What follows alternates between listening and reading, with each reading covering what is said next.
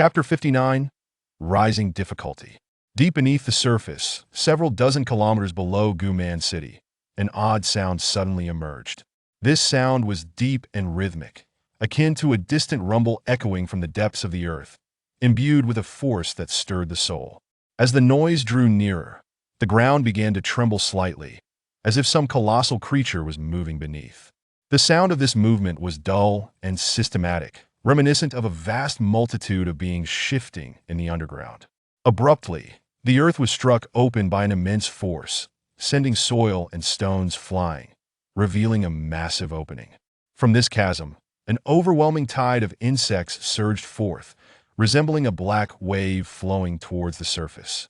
The sheer volume of these insects was staggering. Their bodies displayed various forms, including armored centipedes, stinging insects, spiders, scorpions, mantises, sand crickets, beetles, and more.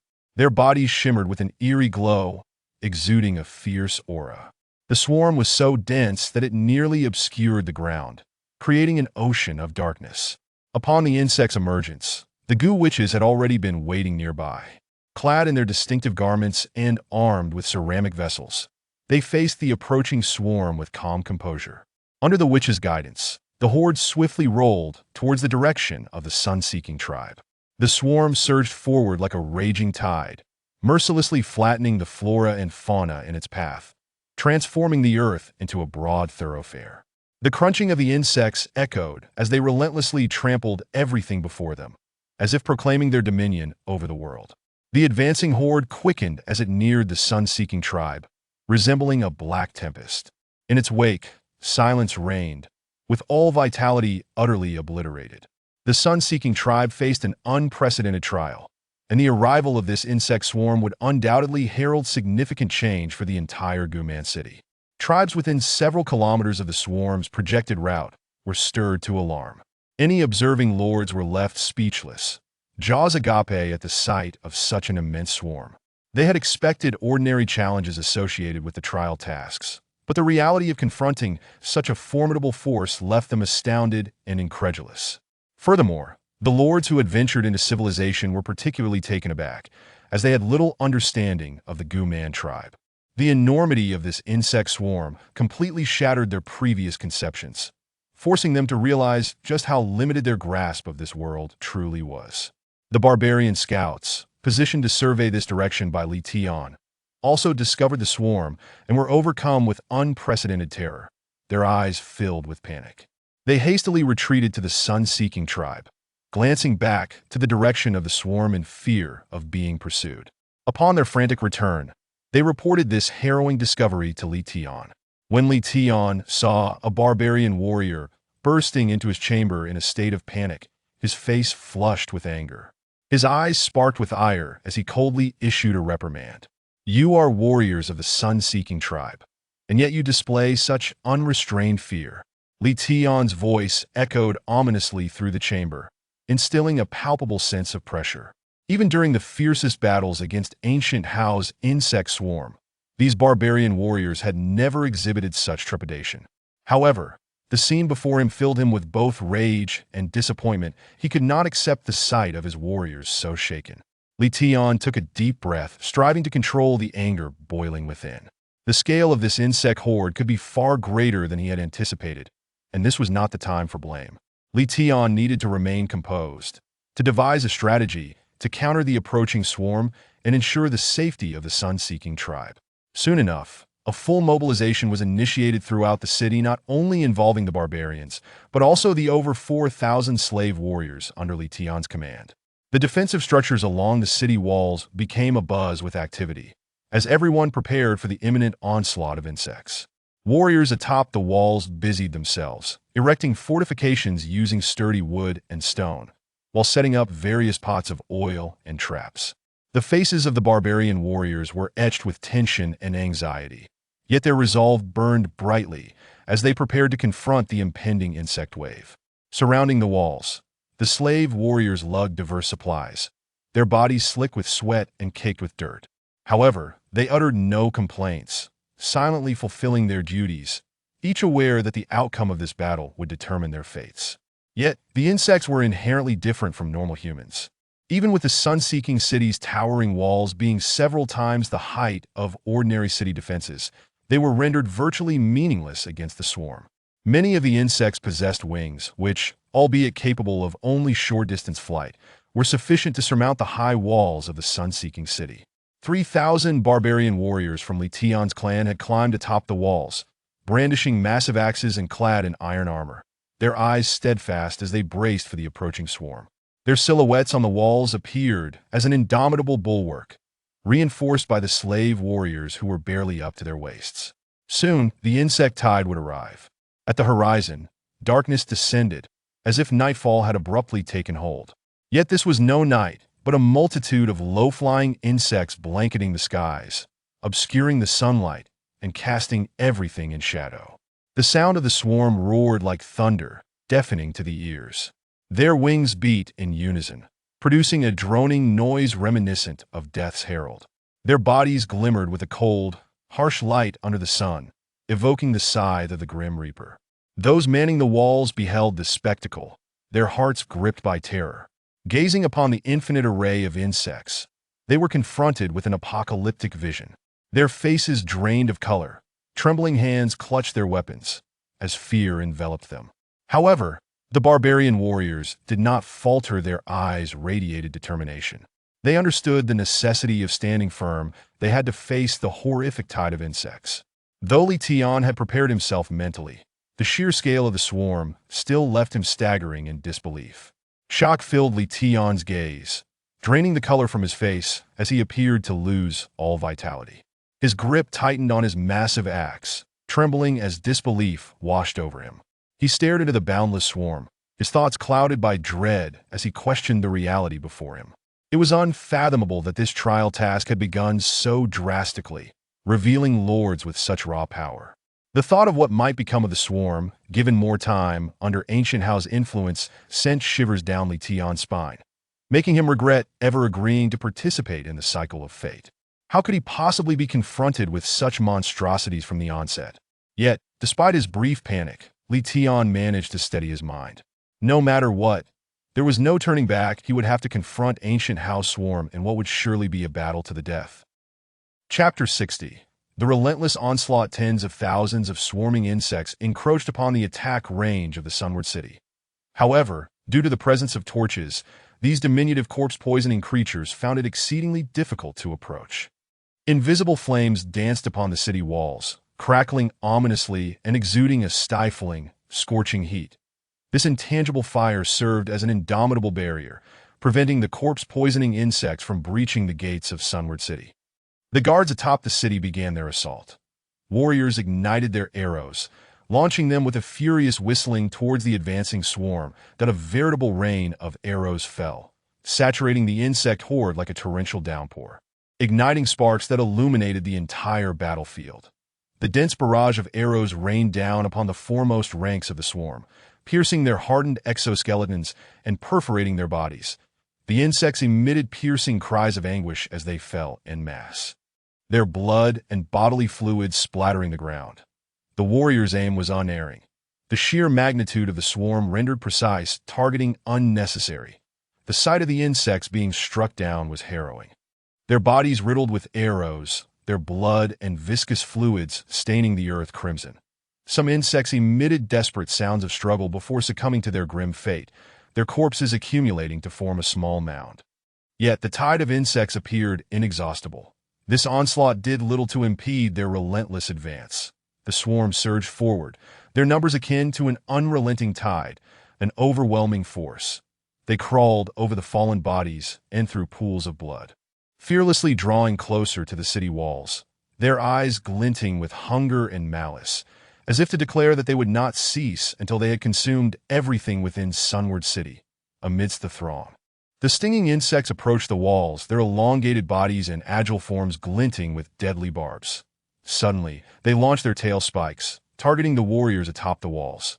The spikes shot forth like lightning, their speed astonishing. The warriors fought valiantly to evade, yet a few were struck down, the tail spikes piercing their bodies, blood gushing forth as they collapsed against the city walls, life extinguished in an instant. With over 2,000 stinging insects within the swarm, Their counterattack formed a dark cloud in the AI, in merely 2 rounds of assault. The tide of insects suppressed the arrow storm, bringing them within a mere 30 meters of the city walls. The insects unfurled their wings, their buzzing creating an ear-piercing din that filled the sky with a heavy, ominous presence. They leaped onto the walls, engaging in a desperate struggle with the barbarian and slave warriors. With claws like blades and fangs akin to steel needles, the insects were fierce and cunning. The slave warriors fought with all their might, wielding their weapons as they grappled with the relentless swarm. Blood and flesh flew as anguished cries resonated throughout the battlefield. The barbarian and slave warriors battled for their lives, their wounds multiplying, yet they showed no signs of retreat, with fierce determination glimmering in their eyes. They vowed to defend Sunward City to the last breath. The insects continued to fall, yet their numbers seemed infinite. The creatures leaped and attacked ceaselessly, striving to breach the warriors' defenses. The warriors poured every ounce of strength into the fray, their bodies drenched in blood as they fought against the tide that, as the swarm ascended the walls, the arrow storm was utterly subdued. Wingless, bone-armored centipedes swiftly scaled the walls, their upper bodies clad in hard, impenetrable exoskeletons, adorned with sharp, bony spikes that resembled lethal weapons. Under the command of the shaman, the bone-armored centipedes charged towards the walls, engaging the barbarians in a fierce struggle on that bloody battlefield. The barbarians wielded their weapons against the centipedes, who savagely tore at them with their mandibles, blood splattering in all directions. This time, Guhao had summoned nearly 20,000 bone-armored centipedes, nearly depleting the food stores within the shaman city to cultivate this horde. The relentless assault of the centipedes surged like a flood, overwhelming the warriors atop the walls with unprecedented pressure. As the multitude of centipedes swarmed the walls, the balance of battle swiftly tilted in favor of the insects. The bone-armored centipedes crawled over the bodies of the barbarians, their sharp jaws gnawing at the flesh beneath the gaps in their armor. The barbarian warriors fought back with all their might, striking fiercely at the invading creatures. Yet, the sheer number of bone-armored centipedes rendered their defenses nearly futile. Blood and flesh splattered, the air filled with anguished screams. The barbarian warriors tore at the centipedes that crawled upon them. Yet the swarm seemed inexhaustible. The onslaught of the insects grew increasingly ferocious, and the warriors' defenses hung by a thread that a tense atmosphere enveloped Sunward City, each individual acutely aware of the encroaching crisis. The warriors fought with every ounce of strength, resolute in their determination to guard the last bastion of Sunward City. Yet, the assault of the bone-armored centipedes remained relentless, and the situation atop the walls grew ever more perilous. Li Tian gripped his battle axe numbly, his gaze cold yet resolute. He swung the axe, rending the bodies of the insects, blood and dismembered limbs flying in all directions. However, the sheer number of the swarm was overwhelming, seemingly never-ending. The centipedes continued to crawl up Li Tian's body, their sharp spines piercing his flesh. He felt the pain, yet he showed no signs of retreat. Gritting his teeth, he continued to wield his axe, striving to slay every insect that dared to approach. The overwhelming numbers of insects instilled a sense of despair within Li Tian. His body was engulfed by the bone-armored centipedes, their venomous spines deeply embedded in his skin. Blood pouring forth, Li Tian trembled, yet his eyes shone with unwavering resolve. The insects tore at him, their claws and fangs sinking into his muscles, bringing excruciating agony. Blood stained Li Tian's armor, yet he remained steadfast. Time seemed to slow, each second stretching into an eternity. Hundreds of stinging insects appeared nearby, their forms closing in swiftly. With elongated, agile bodies and glinting tails, they keenly sensed Li Tian's presence, preparing to launch a lethal attack. Suddenly, the stinging insects unleashed a barrage of tail spikes, thrusting towards Li Tian's armor with ferocity. The spikes fell like a torrential downpour, their speed beyond imagination. The sharp projectiles pierced the air with a shrill whistle. Li Tian's armor was soon riddled with tail spikes, the relentless assault pressing heavily upon him. The spikes penetrated his armor, emitting the sound of tearing metal. Li Tian felt searing pain, yet he gripped his axe tightly, ready to retaliate. Despite the multitude of tail spikes leaving deep marks upon his armor, they failed to breach completely. His armor, remarkably resilient, withstood the majority of the stinging insect's onslaught with swift and precise movements. Li Tian swung his axe, cleaving the incoming tail spikes. Each strike sent the projectiles scattering.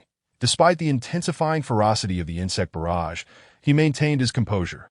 Chapter 61. The weight of numbers. Li Tian and his kin had been locked in combat against the swarm on the city walls for several hours.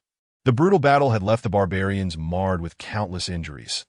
Their skin was lacerated by the stinging insect's barbs, blood pouring forth incessantly. Their armor lay in tatters, some entirely shattered, exposing skin pierced by the relentless assault of the insects. The warriors bore deep, bloody wounds that reeked of iron, sending shivers down the spine.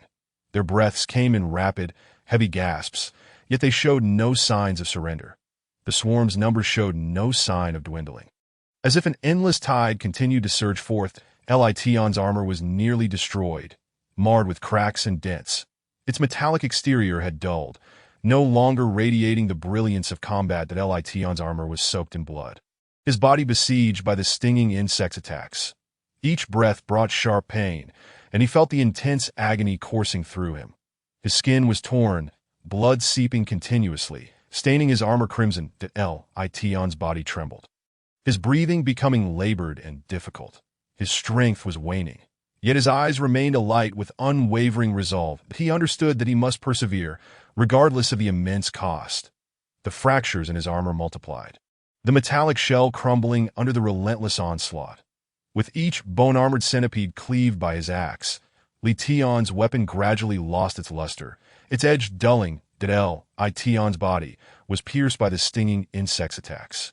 His skin punctured, blood flowing freely. His armor could no longer withstand the relentless assault of the insects, and with one violent impact, it shattered completely. The metal shell splintered, revealing Li Tian's blood-soaked form. His skin was punctured, wounds exuding a strong metallic scent. That Li Tian stood precariously, his body swaying. His breaths grew faint and irregular, and he felt his strength nearing its limit. However, his will remained steadfast. He resolved to fight against the insects until the very last moment. Gu Hao observed quietly from the periphery of the battlefield, seated atop a bone structure, watching as Li Tian was encircled by the swarm. Though he admired Li Tian's tenacity and fighting spirit, he knew that Li Tian must perish. Only with the annihilation of the Sunward tribe could Gu Hao safely harvest all the meteors from the 9th region. The Gu Hao watched silently, noting that even the Bone Emperor had not intervened in this battle. In the face of overwhelming numbers, even Li Tian's formidable strength was rendered futile. That as long as the swarm could breach the defenses, they could easily slay any foe. The slave warriors atop the walls were nearly decimated. Their bodies were torn apart by the swarm, blood splattering across the battlefield. The skin of the slave warriors was rent by the stinging insect's barbs, their muscles savaged by the claws of the relentless creatures. The gory wounds exuded a pungent scent of blood, sending chills down one's spine. The breaths of the slave warriors came in short, labored gasps as they summoned their last vestiges of strength to mount a fierce resistance against the swarming insects. Yet, they found themselves besieged by an endless horde, the overwhelming numbers plunging them into despair. Their garments lay in tatters, some armor completely shattered, revealing bodies ravaged by the relentless onslaught of the bugs. The attacks from the swarm were unceasing, rendering their defenses nearly futile. Amidst the carnage of the battlefield, the figures of the slave warriors appeared insignificantly small. Their flesh was torn asunder by the insects, blood gushing forth incessantly.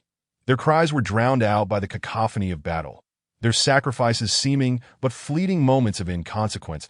Gu Hao observed all of this with an impassive gaze, devoid of any semblance of compassion. This was a battle foretold, where the slave warriors were merely heartless sacrifices. The Gu Hao's demeanor was cold and resolute, determined to see the annihilation of the Sun Chaser tribe through to its conclusion. An hour had passed, and of the more than 3,000 barbarian warriors on the city walls, fewer than 1,000 remained. The surrounding walls had long since fallen, a multitude of insects pouring into the city. In this chaos, the slaves, the elderly, and women and children became the targets of the insect onslaught. The air was thick with the stench of death as the slaves fled helplessly, but there was no escape. The insects emitted piercing shrieks, pursuing them and swiftly bringing them to the ground. The screams of the slaves echoed throughout the city, filled with terror and despair. The elderly, the weak, and the children were not spared either. Mercilessly torn apart by the insect horde, the frail bodies of the aged could not withstand the attacks, their blood staining the streets. Women clutched their children, attempting to shield them, yet the claws of the insects ruthlessly ripped them apart. Li Tian stood upon the city walls, watching helplessly as these horrors unfolded. He summoned all his strength to roar at the sky, unleashing a furious cry. "Gu Hao, you presumptuous human! Your shameless slaughter and destruction will face the retribution of the Alliance of Massacre. You shall pay for your actions." Li Tian's voice resonated across the battlefield, filled with rage and resolve. Though he felt an overwhelming sense of helplessness, he was determined not to yield to Gu Hao's invasion. Gu Hao scoffed, indifferent to Li Tian's words, that he was acutely aware of his own nature, understanding that his actions were merely grounded in the most advantageous decisions of the moment. Generally, Gu Hao did not engage in wanton slaughter. But the circumstances surrounding Guman City and the Sun Chaser City had reached a point of no return. Massacre had become inevitable. Gu Hao even considered himself far superior to those historical rulers who annihilated cities at the slightest hint of resistance. At least during Gu Hao's conquest of most tribes, those who surrendered promptly were spared from slaughter. Gu Hao's gaze shifted back to Li Tian, who was now on the brink of collapse. The relentless attacks of the swarm leaving him in a precarious state. Although Li Tian possessed formidable combat prowess, against the tide of insects, such abilities were rendered nearly ineffective. His body was being torn apart by the claws of the insects. Blood pouring forth continuously, Li Tian struggled to breathe, his face a mask of determination, yet betraying fatigue and helplessness. Though his hands still gripped his weapon tightly, his strength was nearly spent. Gu Hao regarded Li Tian coldly, seeing him merely as a pawn doomed to succumb to fate. The swarm's assault persisted, slowly extinguishing Li Tian's life. His breaths grew fainter, his body swaying perilously. Gu Hao recognized that Li Tian had reached the precipice of death. Finally, Li Tian collapsed, his body, utterly fatigued, had exhausted its final remnants of strength. That he knelt upon the ground, blood gushing from his mouth, pooling beneath him. In that instant, the swarm abruptly ceased their assault.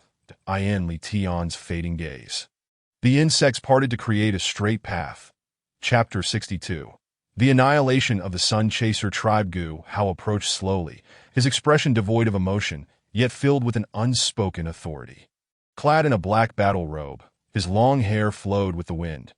Behind him loomed a vast horde of insects, resembling a tide of darkness. Gu Hao's visage was icy and merciless, his eyes radiating an indescribable majesty.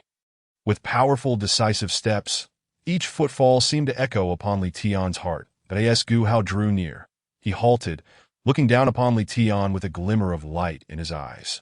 "Li Tian, I wonder just how remarkable your talents truly are." Though Li Tian was on the verge of death, a flicker of confusion crossed his gaze, failing to comprehend Gu Hao's meaning. Summoning his final ounce of strength, he rasped, "Gu Hao, you will never extinguish my will? I shall await you in hell." Gu Hao let out a cold laugh, disdain evident in his gaze. "Indeed, if hell exists, I shall personally visit it with my swarm." Li Tian's body lay prostrate on the ground, his breaths growing weaker, his consciousness fading. His eyes gradually closed, his body lying quietly in the pool of blood. As if in slumber, guarding the glory of the Sun Chaser tribe, Li Tian was dead. Gu Hao received a notification from the system, astonished by the revelation of Li Tian's abilities. Since surpassing the 50 threshold, the majority of lords he had slain yielded a mere 0.2 progress. However, Li Tian's demise had suddenly added 2.1 to his progress. Gu Hao felt his body revitalizing, his strength and capabilities enhanced. Yet, he understood that further advancement would prove increasingly arduous, but he was uncertain whether hunting down the remaining lords in the 9th district would suffice to elevate his talents to the next stage. The death of Li Tian precipitated the collapse of the Sun Chaser tribe. The tide of insects laid waste to this once thriving land, leaving behind desolation and silence. Structures belonging to the Sun Chaser tribe were reduced to ruin. Smoke and debris littered the ground. The air was thick with the stench of blood, the wails and moans reverberating through the wreckage. The inhabitants of the Sun Chaser tribe had become fodder for the swarm. Their bodies sprawled across the streets, devoid of life. The once bustling marketplace had transformed into a desolate wasteland, stalls overturned, goods scattered. The homes of the Sun Chaser tribe lay in ruins, all that they had turned to ash. The swarm rampaged through the debris, a relentless tide of darkness consuming all in its path. The radiance of the Sun Chaser tribe was utterly extinguished, leaving behind only silence and devastation. Gu Hao stood amidst the ruins, his expression cold and unfeeling, that he gazed upon the annihilation of the Sun Chaser tribe, his heart devoid of sorrow or regret. For Gu Hao, this was merely a stop along the path of conquest. With grander ambitions on the horizon, that he surveyed his surroundings, his gaze icy as it swept across the wreckage and corpses that he did not linger, turning to depart. The swarm followed closely behind, leaving only a desolate expanse and the remnants of the Sun Chaser tribe, devoid of life. Naturally, Gu Hao did not waste the blood of the barbarian warriors. Countless blood-sucking mosquitoes feasted upon it, that Gu Hao sensed that the genes within these barbarians might hold tremendous potential. Although he could not immediately study these remarkable genes, he could preserve this blood, using amber for future examination. Just as Gu Hao stepped out of Sun Chaser City, he suddenly sensed a disturbance in the sky. Looking up, he beheld a flock of winged beings gliding towards him. Gu Hao's countenance hardened as he immediately recognized the leader among them. Chi Chun. A twinge of displeasure blossomed within him. It seemed they crossed paths time and again. Did Chi Chun believe that his ability to fly granted him free rein? As Chi Chun beheld the destruction wrought upon Sun Chaser City by the swarm, shock was etched upon his features.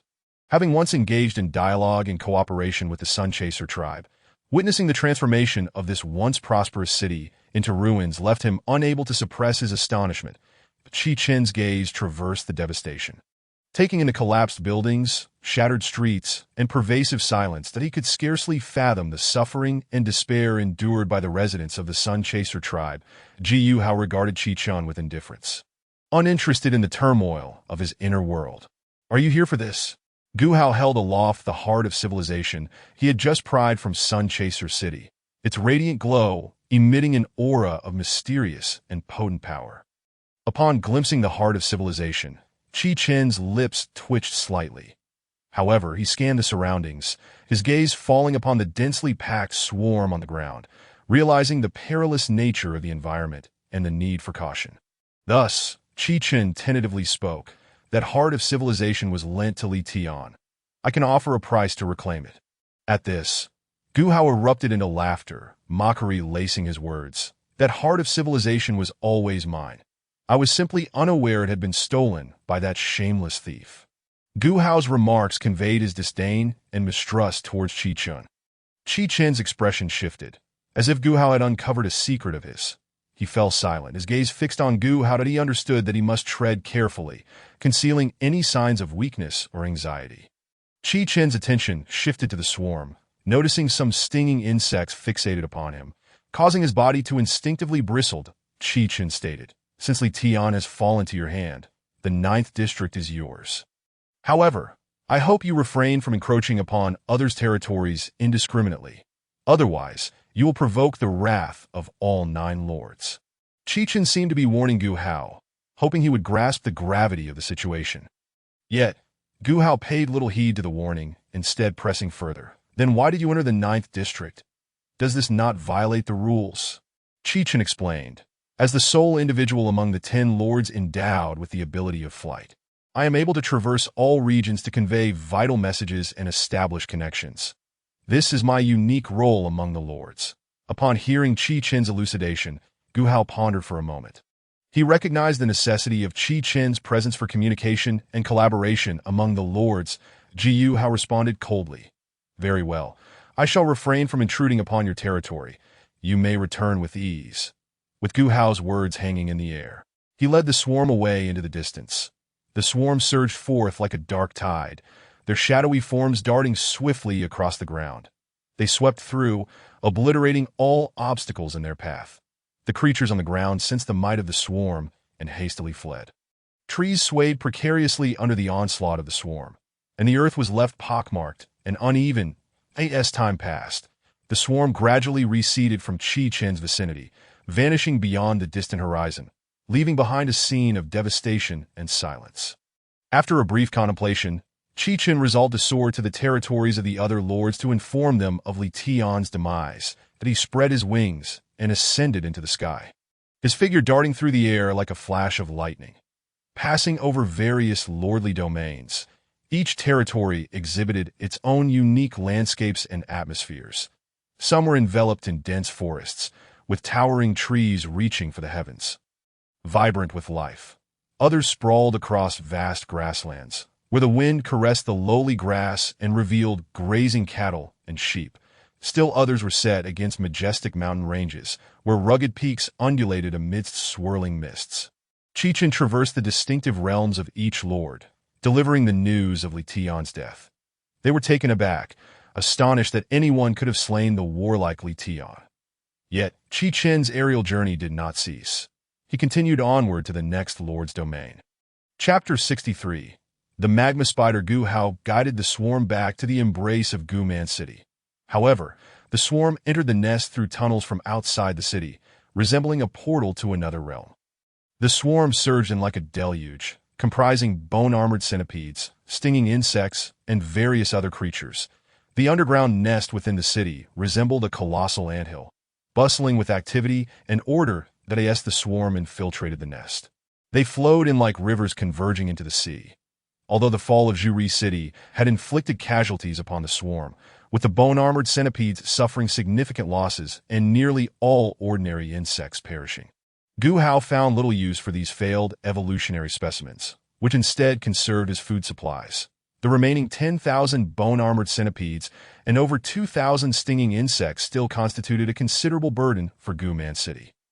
To alleviate this load, Gu Hao dispatched another 10 units of the swarm, allowing them to autonomously hunt outside, easing the burden on Guman City while also aiding him in acquiring meteorites.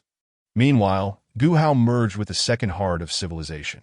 Following this fusion, the radius of his domain expanded from a diameter of 10 kilometers to over 14 kilometers. The increased area corresponded precisely to 100 square kilometers, the equivalent of a single heart of civilization. Gu Hao roughly calculated that if he were to merge all the hearts of civilization, the domain's diameter could reach over 200 kilometers. Such an expanse, he wondered, would be considered vast by the standards of external lords. After merging with the heart of civilization, Gu Hao distinctly sensed an increase in the frequency of insect spawns within his domain. He mused that as he continued to merge more hearts of civilization, the quality of these insects might also enhance. However, this would only become evident when he obtained a greater number of hearts. After delegating post-battle matters to the Gu which overseeing Guman City, he stepped into his cultivation chamber. Within the dimly lit chamber, a massive spider web hung in a corner, resembling a natural work of art. Upon this web lay a cluster of unique strands tightly encasing a heap of spider eggs that in the faint light. These eggs emitted a soft glow, akin to scattered gems. These spider eggs had been completed in their evolution prior to Gu Hao's assault on Juri City. And now they were on the brink of hatching. As time elapsed, the web enveloping the eggs began to tremble slightly, accompanied by the faint sound of cracking.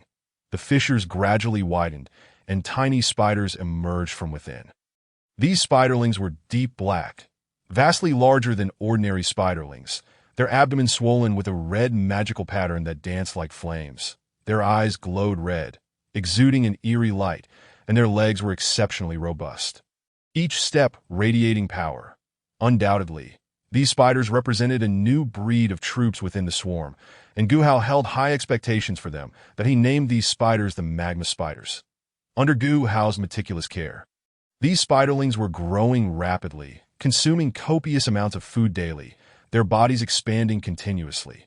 Their exoskeletons hardened, and the musculature of their legs strengthened. Within Gu Hao's cultivation chamber, these spiderlings appeared to engage in a silent competition, each striving to become the strongest among them. After a span of 1.5 months, these spiderlings finally reached maturity. Their bodies now measured approximately 1.5 meters in diameter. Their forms defined like exquisite sculptures. The abdomens of the magma spiders swelled further, the red magical patterns flickering ominously in the dark.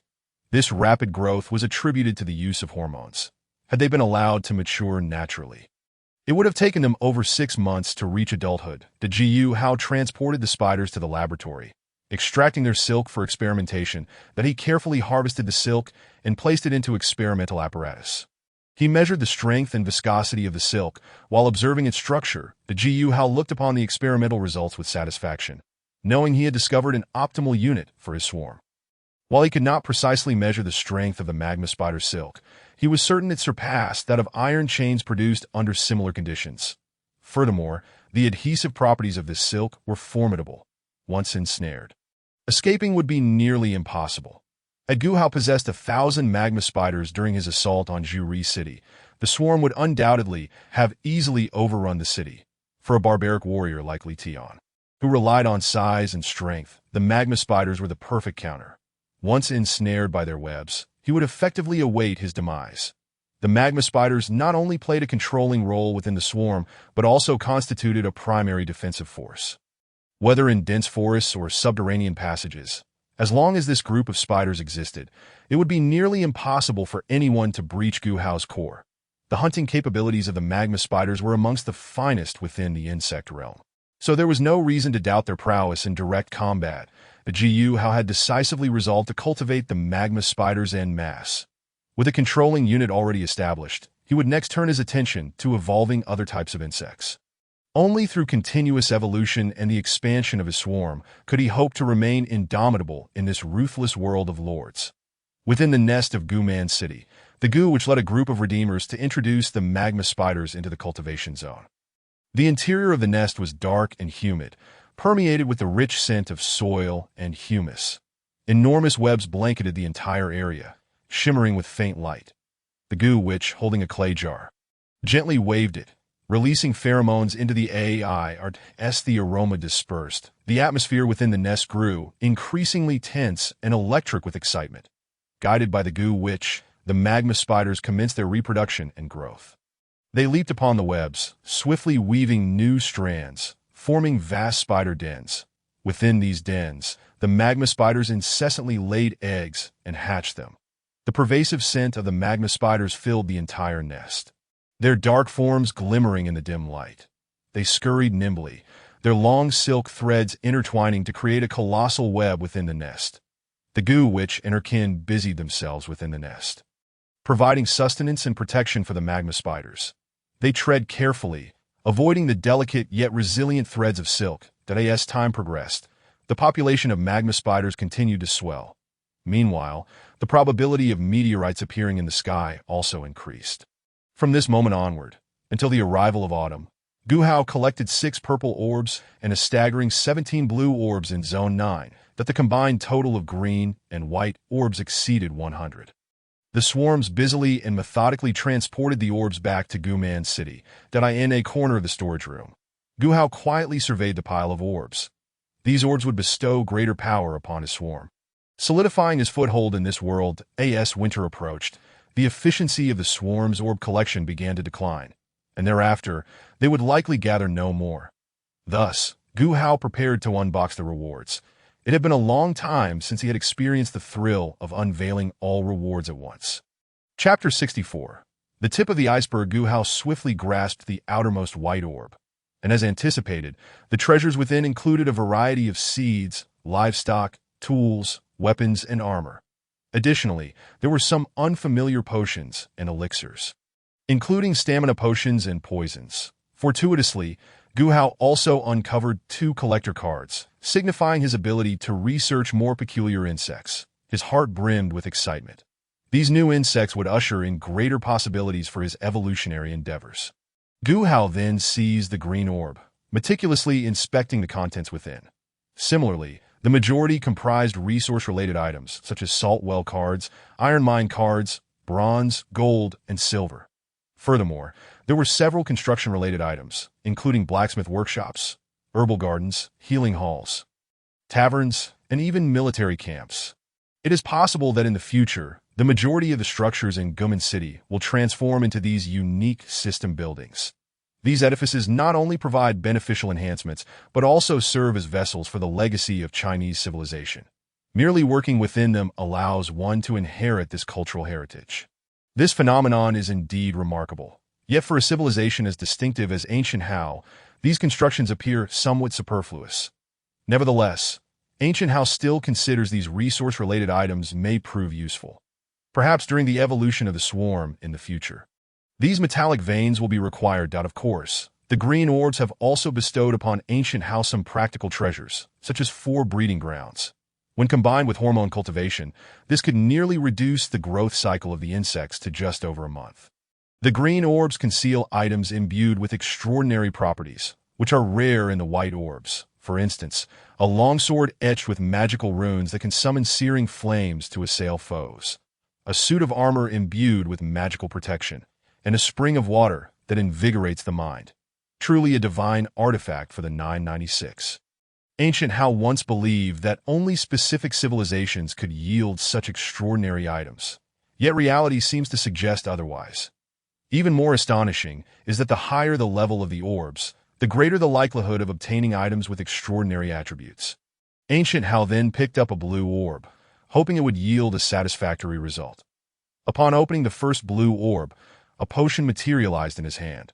Unable to identify it at first glance, Ancient Hao consulted the system to examine its properties. Longevity Gene Solution 1.0. Consuming it can extend one's lifespan by 50 years. Ancient Hao was taken aback to discover that this was a biotechnological item, perfectly aligning with his developmental aspirations. This potion could only prolong life, not grant immortality. Otherwise, its quality would likely surpass that of purple-grade items that the Lord. Ancient Hao was not constrained by lifespan, but his kin, Ku and Wu, had limited lifetimes that he had aged considerably and had recently grown increasingly frail. Thus, this potion was ideally suited for him. Upon grasping the blue orb once more, Ancient Hao was unexpectedly met with a continuous stream of biotechnological items. Chitinous Mucus Pools 3. Humus Pools 5. Longevity Gene Solutions 2. Insect Egg Dormancy Nests 2. Venom Marshes 2. Protein Solidification Nests 2. Observing these items filled Ancient Hao with an uncontrollable joy. These items are undoubtedly crucial for the development of Guman City. The chitinous mucus pool can generate a liquid that enhances the hardness of shells. Simply applying it to the insect's bodies yields immediate results. Remarkably convenient. The humus pool is rich in specialized microorganisms, allowing all plants to be tossed in, converting them into nutrient solutions that carnivorous insects can absorb, significantly improving the efficiency of food acquisition for the swarm. The insect egg dormancy nest allows the swarm to store surplus eggs for dormancy, with a shelf life of several years. When the swarm suffers heavy losses, it can retrieve the eggs and cultivate them into mature insects without delay. The venom marsh provides the insects with heightened toxicity, while the protein solidification nest extracts moisture from the flesh of the meat insects, transforming the protein into dry blocks, making transport exceedingly easy for the swarm. With these items in hand, Ancient Hao felt as if his swarm had leapt from primitive insect tribes into a new era brimming with biotechnological civilization. After exhausting all the low-grade orbs, Ancient Hao's gaze fell upon the remaining 6 orbs, which held the exciting prospects he had long awaited. He gently grasped the first orb, and as the radiance gradually faded, what lay before him was a heart of civilization. Grasping the second orb yielded yet another heart of civilization. Upon discovering that the third orb also contained a heart of civilization, Ancient Hao's brow furrowed slightly. Clearly, the occurrence of the heart of civilization within purple meteorites was quite frequent. Nevertheless, with 3 orbs remaining, Ancient Hao proceeded to grasp the fourth. This time, he received not a heart of civilization, but rather a small, round orb, a fleshy orb. This orb resembled a fresh fruit, its surface smooth and elastic, as if formed by countless tightly knit cells. Its coloration exhibited varying shades of green, symbolizing life itself. Beneath the illumination, the orb's surface shimmered with a faint glow, imparting an aura of mystery. Biological high-energy core usage instructions. Upon implantation within a biological entity, it will generate neural strands connecting all parts, thereby enhancing the entity's physical attributes, abilities, shell reinforcement, muscle enhancement, reaction nerve augmentation, biological energy amplification, regenerative ability enhancement, brain cell fortification. As Ancient Hao surveyed the 30-plus ability enhancements listed, A thrill coursed through him. To described this using items from his previous games. It resembled a hero template. There was no need for further contemplation. This could undoubtedly be utilized to enhance the Bone Sovereign. After nearly 5 years of blood enhancement, the Bone Sovereign's body had approached 6 meters in length, nearly the height of a 2-story building, instilling fear merely through its presence. Had the Bone Sovereign possessed this core earlier, it might have torn Li Tian to shreds during their first encounter. However, it was fortunate that Ancient Hao resolved the Sun Tribe issue. Otherwise, had Li Tian acquired another year or two of meteorites, it might have posed a genuine challenge. This exemplifies the allure of monopolizing meteorites within a region. One cannot help but wonder what the other 9 lords have obtained. Ancient Hao then seized the remaining 2 orbs and used them simultaneously. Point 1 was a heart of civilization, while the other was a unique building. This structure was intriguing. It possessed few abilities, yet was singular in its nature. Monster Ranch. Usage instructions. Upon releasing biological entities into the ranch, a bloody melee will ensue, during which the biological entities will undergo mutations, the direction of which is uncontrollable, with an unknown quantity of entities and duration. Area: 1 kilometer diameter. Ability: evolutionary mutation. This building appears somewhat analogous to Ancient Hao's innate talent. However, its potency remains uncertain. Chapter 65. Civilization Core. After utilizing all the orbs, Ancient Hao felt invigorated, as if reborn. He exited his chamber and promptly organized the resource cards in his possession. Several small metallic veins quietly emerged beneath Gumin City. Deep underground, a powerful energy began to surge, reminiscent of the heartbeat of the Earth's core. As time passed, this energy grew increasingly potent, ultimately forming a network of veins. This vein resembled a colossal dragon, winding through the depths of the earth, its surface glinting with metallic luster. These metals sparkled like stars adorning the dark, subterranean realm. Around this vein, the earth's crust began to exhibit slight changes, as if welcoming this nascent life. The emergence of this vein was akin to a pearl nestled deep within the earth, lying in wait to be discovered. Although Ancient Hao had buried the vein quite deep, it did not hinder excavation. For the swarm, the surface and the underground were indistinguishable, and entombing the veins beneath the earth ensured that if the surface could no longer be defended, the subterranean space would still provide ample resources. After arranging the resources, Ancient Hao also positioned the buildings. Naturally, the Monster Ranch was not placed within the city. He intended to excavate a large underground space for its installation. Similarly, the humus pools and chitinous mucus pools were placed within the underground insect nests. These biological structures were beyond Ancient Hao's current capacity for replication and required careful preservation. Having completed these tasks, the special biological edifices within the insect tide began to operate. With other matters requiring his attention, Ancient Hao did not linger here, but he sought out Ku and administered the gene solution to him. After use, there seemed to be no immediate changes, leading Ancient Hao to speculate that it might take some time to manifest effects. That he then entered a vast chamber, where the Bone Sovereign lay quietly nearby. Upon seeing Ancient Hao enter, the Bone Sovereign slowly approached him, seemingly aware of what was to come. The Bone Sovereign lifted its body, exposing its relatively vulnerable abdomen. Lacking any refined implantation techniques, Ancient Hao resorted to a brute force approach. He drew forth the sword adorned with magical runes, and with its tip, he made an incision in the Bone Sovereign's abdomen. The flesh parted, revealing the internal organs. Carefully, Ancient Hao inserted the biological high-energy core into the Bone Sovereign's body, then gently pressed the flesh back together with his fingers. The Bone Sovereign's body began to tremble, as if acclimating to this new change. Ancient Hao observed the Bone Sovereign, his heart filled with anticipation.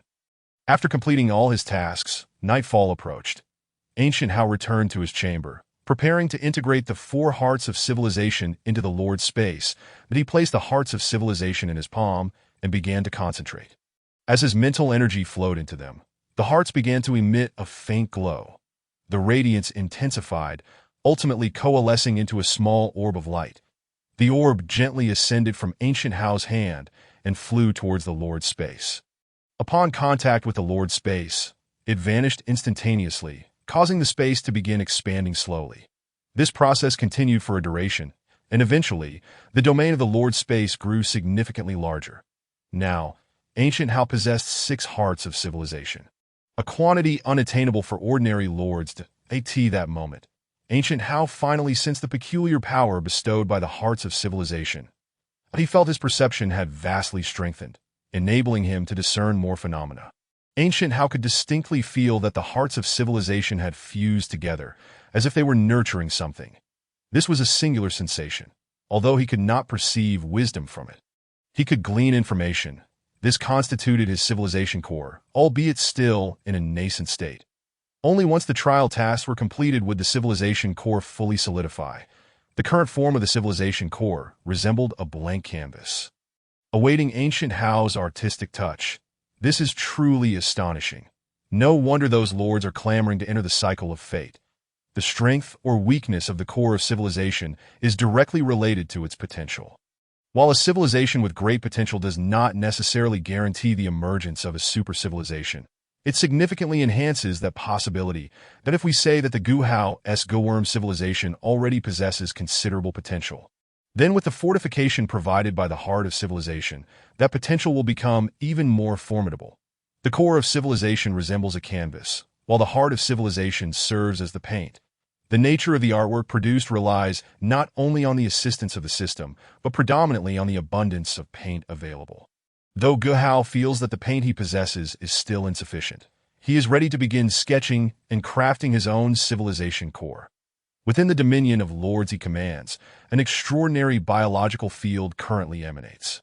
Should Guhao wish, he could utilize the computational power of the system to paint all organisms deemed as subjects of his dominion. Presently, the Guin city houses approximately 10,000 inhabitants, yet only about 4,000 qualify as subjects. A mere handful of atoners have been classified as subjects, while a few of his kin remain unrecognized. Guhao is uncertain of the criteria employed for this classification, but he suspects it may be related to loyalty or a sense of civilizational identity. Essentially, those who joined the Guin tribe early on have been classified as subjects that Guhao's gaze shifts towards the swarm, only to feel a twinge of disappointment. They have only been classified as semi-subjects. The reason for this classification remains unclear to Guhao. Is it due to their adequate loyalty, but insufficient intelligence, or perhaps their lack of societal awareness? Having once been a researcher in biology, Guhao is not well-versed in sociology. Although the swarm is merely classified as semi-subjects, upon closer observation, he unexpectedly discovers a notable exception: the queen ant he has been nurturing with blood for the past 5 years. The evolution of this queen ant has been exceedingly slow, yet it has yielded results.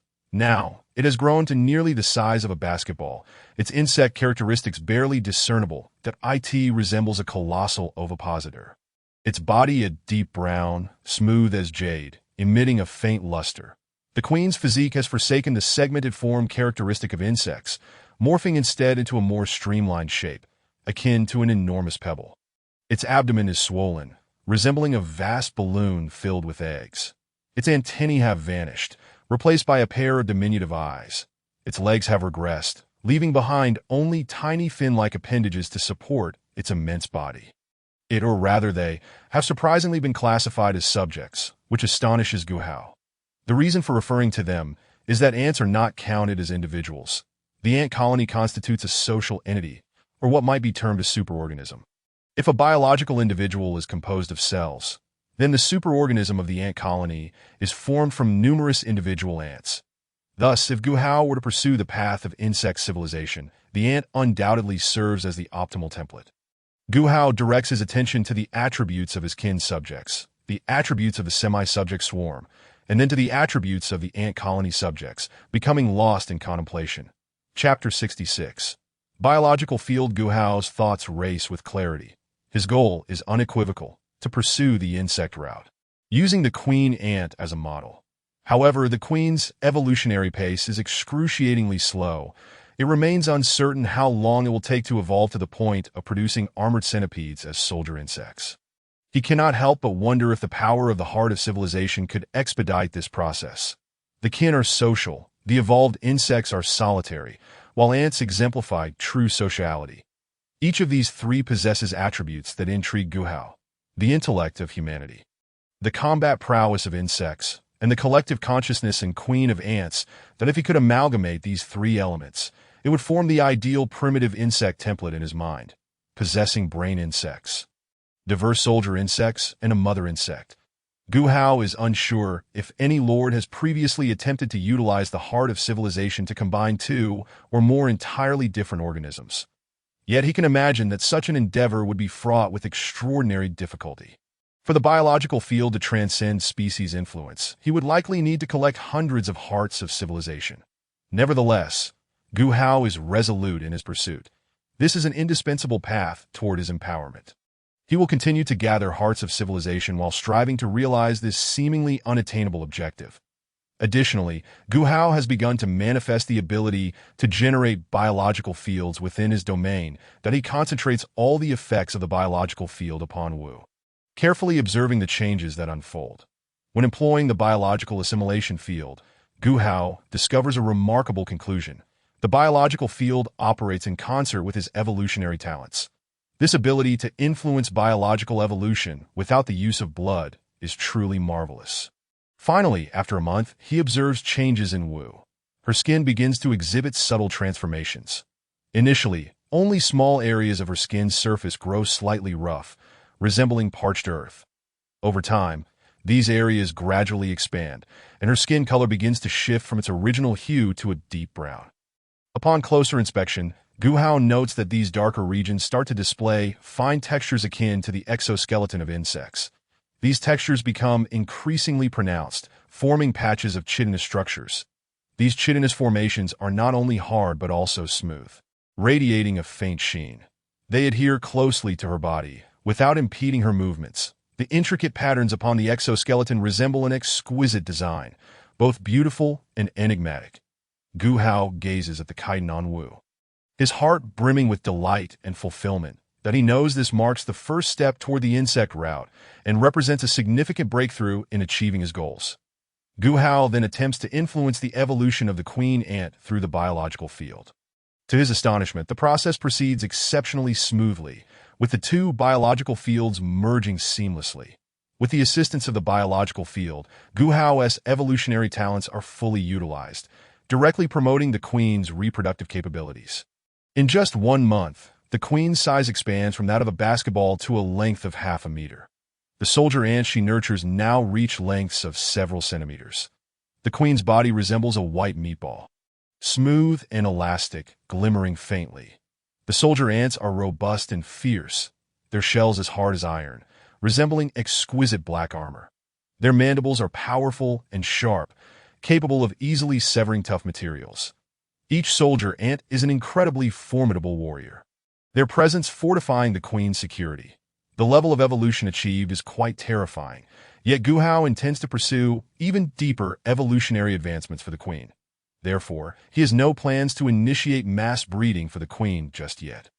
The existing swarm is sufficient to handle various situations, rendering additional numbers unnecessary. Although Gu Hao wishes to employ the biological field to alter the queen's genes, he finds himself unable to proceed. The perception of the biological field allows him to sense the structure of genes, yet the distinction between merely altering them and relying on his talents to evolve them is vast and challenging to implement. Reluctantly, Gu Hao sets aside his aspirations for genetic modification, hoping that with further advancement of his talents, new possibilities may arise. Gu Hao begins to contemplate his next strategy, since Wu can evolve the unique properties of insects. This phenomenon demonstrates that the biological field is influenced by Gu Hao's thoughts when affecting subjects. Although the conditions are somewhat demanding, requiring individuals like Wu to emerge, such exceptions are rare within the entire tribe.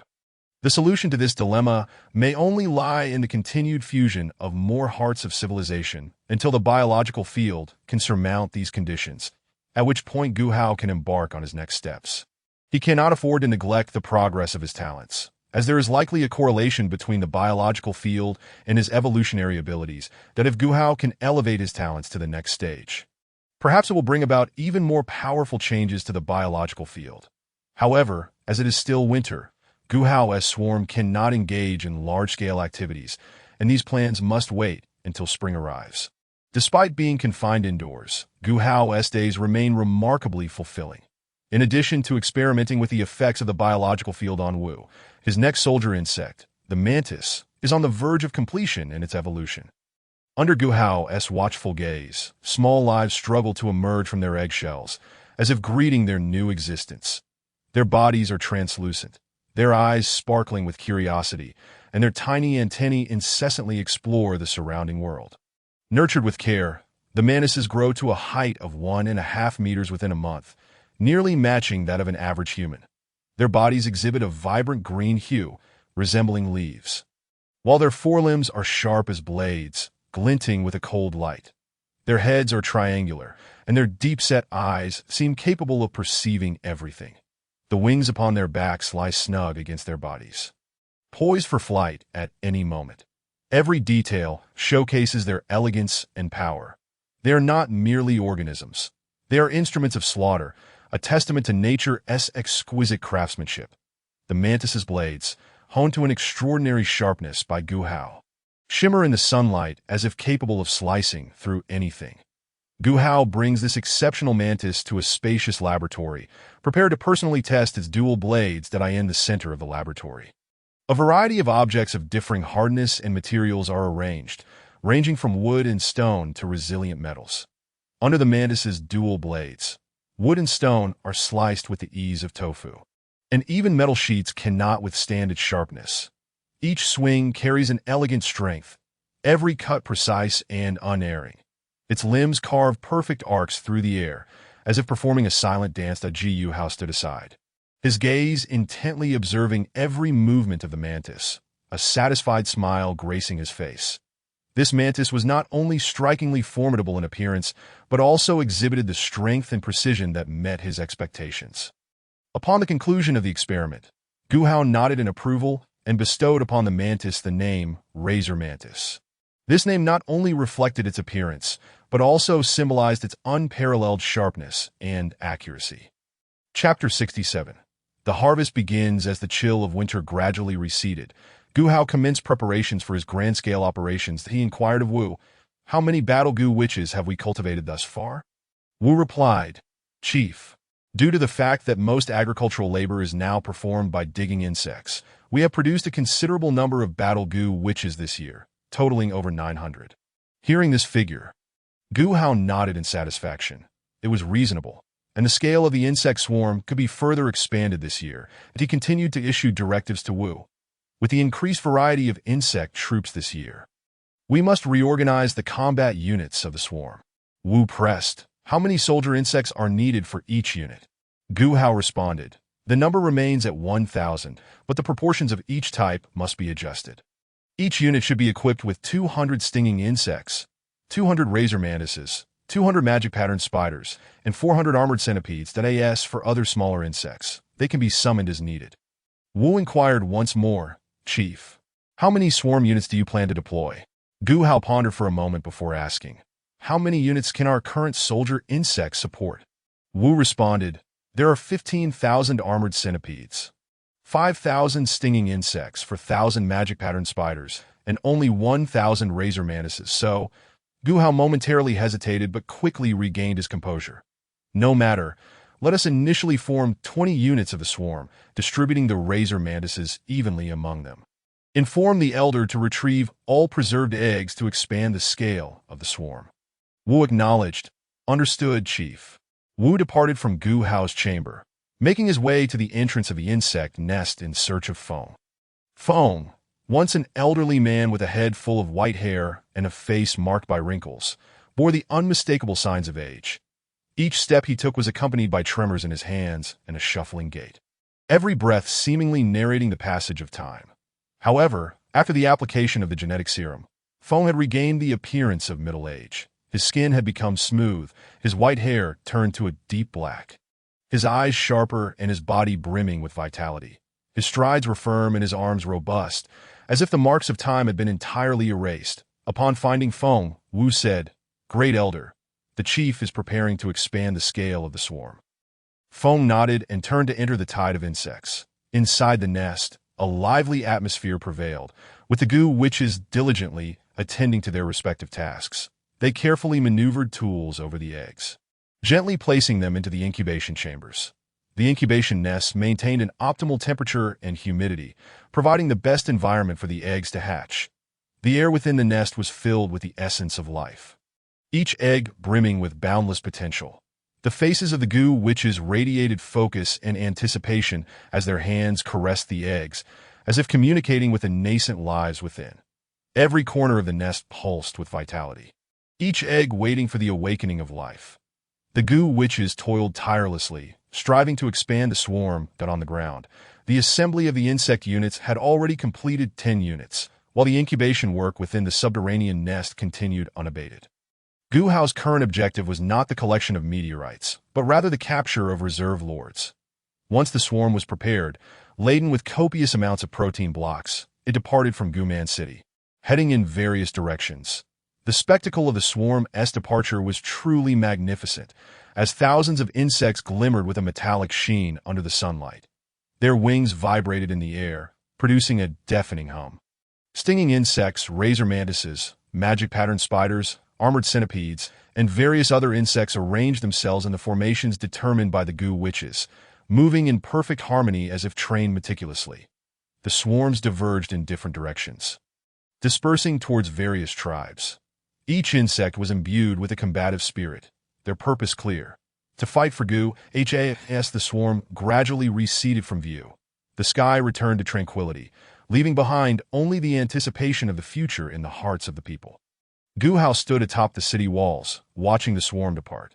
The swarm swiftly commenced its harvest from the tribes near Guman City, most of which comprised approximately 1,000 individuals.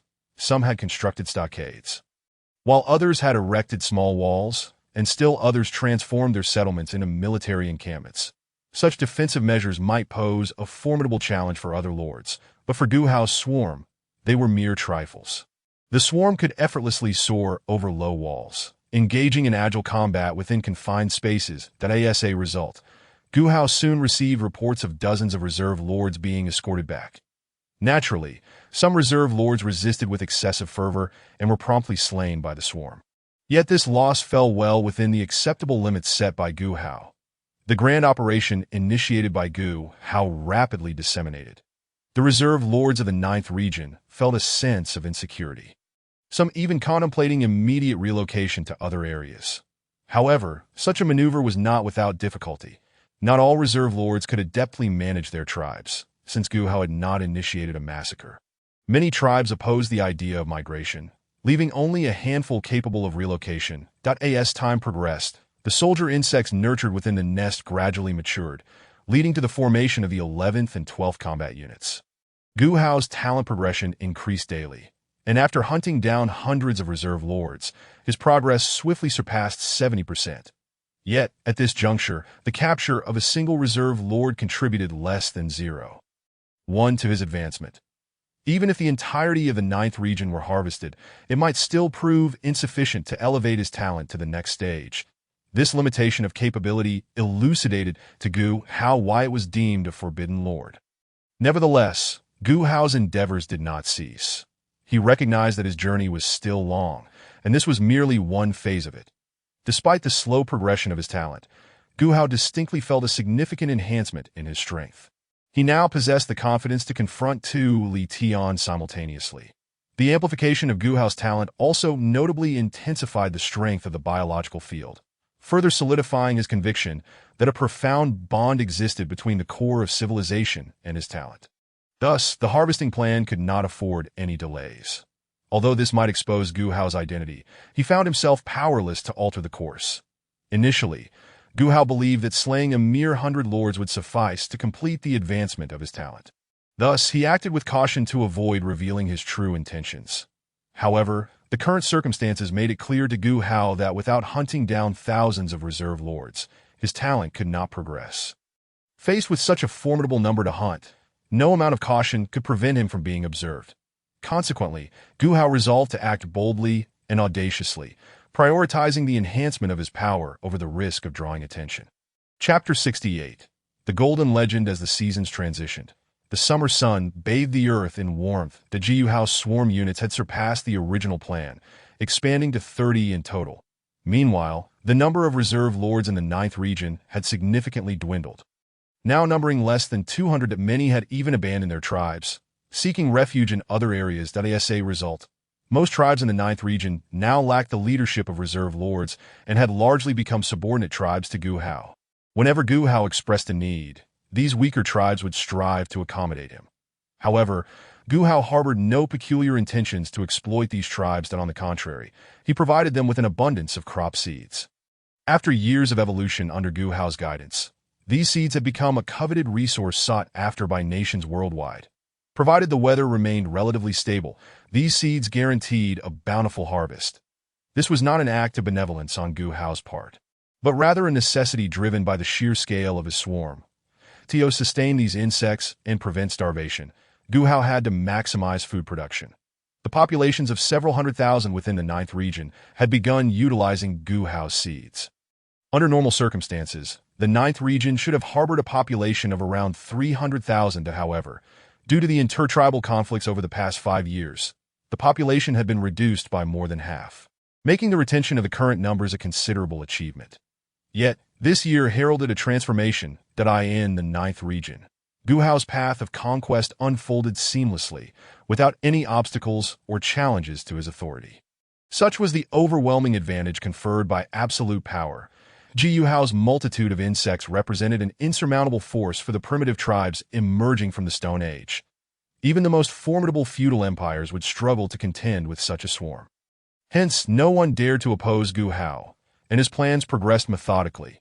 Across the Ninth Region, tens of thousands of digging insects toiled day and night in the fields, after years of breeding and cultivation.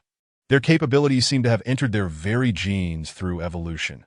The digging insects, once requiring meticulous control by the Gu witches, now comprehended the commands of ordinary farmers, enabling them to work more efficiently. Gu Hao had long since lost count of the land he had cultivated, knowing only that once this year's harvest arrived, the issue of sustenance for the swarm would no longer be a concern. In fact, with another 2 years of expansion, the scale of his swarm could approach 100,000, but this would constitute an army of 100,000 soldier insects wholly disengaged from production. Maintaining such a non-productive army over an extended period would pose immense challenges for any typical feudal dynasty. Most of the training is conducted in the form of garrison soldiers. Moreover, these insect soldiers of Gu Hao are carnivorous behemoths. Without the assistance of evolutionary talents to aid in cultivation, who could possibly sustain such a multitude of creatures? Gu Hao's thoughts drifted back to the games and films he had encountered on Earth, where swarms of insectoid races appeared in terrifying numbers and colossal scales, crushing everything in their path, yet never elucidating the sources of sustenance or energy for these insects. This led Gu Hao to contemplate that, without technologies akin to a Dyson sphere to harness energy, mere plundering could not sustain a queen insect in propagating a swarm capable of inundating an entire planet, much like the xenomorphs. Unless it is established that they can survive without sustenance, even their formidable parasitic abilities would render them mere weeds in the eyes of other interstellar civilizations in the absence of food and energy sources. Thus, Gu Hao returned to his laboratory, resuming his research on evolutionary plants to expand his agricultural endeavors, that he now acutely felt the weight of ignorance regarding the value of basic necessities. Previously, he had merely played insectoid games without contemplating the issues of food and energy sources. After completing the assessment of plant evolution, Gu Hao proceeded to the insect evolution cultivation area. To date, he had yet to utilize the 2 collector cards, as 2 significant projects remained unfinished: the evolution of the dragonfly and the stag beetle. These 2 evolutions proved more challenging than any he had encountered before, as the stag beetle's evolutionary path was unequivocal. It must transform into a heavy armored soldier insect, akin to a tank. Without being several times larger than other insects, how could it be deemed a heavy armored unit? Consequently, it must enlarge, yet achieving a size exceeding 3 meters would require years of development. The challenge with the dragonfly lay in its aggression. Despite its exceptional flying capabilities, it lacked formidable offensive power. Its only significant means of attack was its mandibles. Yet for an aerial unit to engage the enemy with its head was nothing short of absurd. Gu Hao aspired to enable the dragonfly to evolve with tail or limb-based attacks, leading to a sluggish evolutionary progress. Nevertheless, Gu Hao understood that one cannot expect to consume an entire meal in a single bite.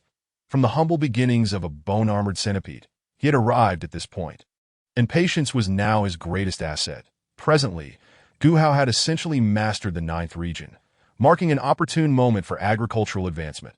After a few more years of cultivation, accompanied by a swarm of several 100,000 insects, he would possess sufficient confidence to address the remaining 9 lords with a declaration of their collective insignificance.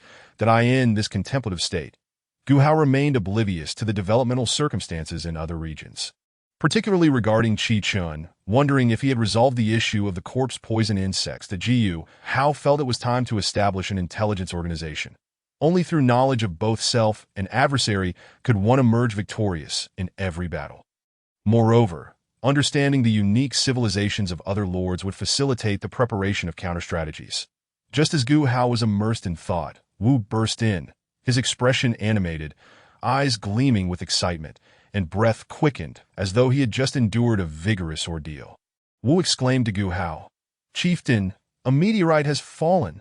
Gu Hao inquired with deliberate calm, "Is it another purple meteorite?" Wu gasped for breath, then incredulously replied, "No, it is a golden meteorite akin to the sun." Upon hearing this news, before Wu could react, Gu Hao had already vanished from sight, rushing out of the room. Outside, Gu Hao looked skyward, where a golden meteorite was plummeting. The meteorite traced a long trajectory through the air, dazzling like a second sun. Its brilliance illuminated the entire sky, rendering it impossible to gaze directly at. Everything around was bathed in its golden radiance, as if one had entered a gilded realm. The size of the meteorite surpassed any he had previously encountered, its presence akin to a colossal golden sun illuminating the entire world. The impact of its descent produced a tremendous roar, reverberating through the air, filling one with awe. Gazing at the meteorite, Gu Hao felt a surge of anticipation and exhilaration. A golden meteorite of such worth was beyond his imagination, although the meteorite's landing site was distant, rendering him unable to estimate the exact distance. The phenomenon did not dissipate post-impact. Even as night fell, the brilliant golden hue continued to shimmer on the horizon, seemingly guiding all towards a destination. Chapter 69. The Unknown Miracle. After the golden meteorite struck the ground, it did not transform into a luminous sphere as other meteorites did. Instead, it morphed into an extraordinarily tall peak. Atop this peak stood an ancient temple, its exterior walls constructed of golden stones, each emitting a faint golden glow reminiscent of fragments of the sun. Surrounding the temple were 4 massive stone pillars, each adorned with mysterious patterns, akin to ancient scripts or symbols. At the center of the temple lay a grand golden altar, upon which rested a golden effigy.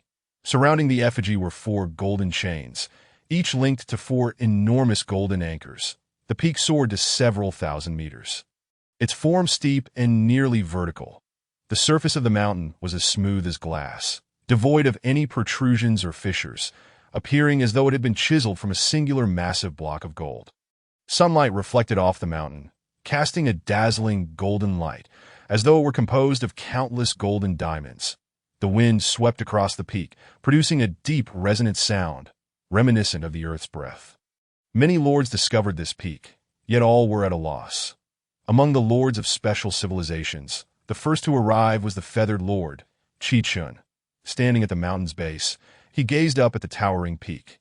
Momentarily bewildered, the Qi Chun murmured, "What kind of miracle is this? How can it be so immense? Even with dozens of my plunder-like cards, multiplied 10-fold or 100-fold, I could not transport this behemoth." Qi Chun took flight, his feathers glimmering in the sunlight, moving with incredible speed, akin to a streak of golden lightning. However, upon reaching the midpoint of the mountain, he suddenly encountered a tremendous pressure. This pressure felt like an invisible wall, instantaneously propelling him hundreds of meters backward. Qi Chun's body tumbled through the air, his feathers disheveled, eyes filled with terror. He struggled to stabilize himself, yet the pressure persisted, as if a colossal hand were relentlessly pushing him. Qi Chun felt his strength rapidly waning, his body growing heavier, as if bound by layers of golden chains that he fought to break free, but to no avail. The pressure continued, threatening to crush him entirely. Reluctantly, Chi-Chun descended to the mountain's base. Simultaneously, he noticed another lord of a special civilization arriving. The lord of the Serpent Clan, Guoran. Guoran was the leader of the Serpent Clan, a legendary ancient group from Chinese folklore. The lower halves of the Serpent Clan members resembled that of snakes, while their upper bodies bore human characteristics. They possessed robust serpentine bodies, covered in scales that shimmered with a deep bronze hue. Their human-like upper bodies bore fierce and intimidating features, eyes reflecting a blend of coldness and wisdom. Male Serpent Clan members were tall and imposing, their muscular forms exuding immense power, each muscle appearing to contain boundless strength. Intricate serpent patterns adorned their arms, glimmering with a greenish light, exuding an aura of intimidation. Guoran's eyes were a deep crimson, akin to two burning flames, radiating a shrewd and piercing light. His attire exuded an ancient essence. Draped in a cloak made of serpent skin, intricately embroidered with serpent motifs, lending an air of solemnity and mystery. Moreover, the Serpent Clan possessed a legacy of taming giant serpents. Following Guoran were a group of enormous pythons, their formidable presence commanding respect. These pythons were over 10 meters long, robust and powerful, their scales shimmering with a profound purple light. Each python possessed a strong physique, with every scale exuding an enigmatic aura. Their eyes resembled two rubies, glinting with a fierce and cold demeanor. There seemed to be a special bond between the Serpent Clan and these pythons, characterized by a tacit understanding and trust. Guoran gently stroked one of the pythons, which emitted a deep and regal hiss, as if responding to his call. However, the number of these pythons was limited, numbering merely around 100, which was considered a normal quantity. Observing Chi-Chun descending, Guoran curiously inquired, "What lies above? What kind of miracle is this? I have never heard of such a thing." Chi-Chun shook his head, replying, "I do not know either.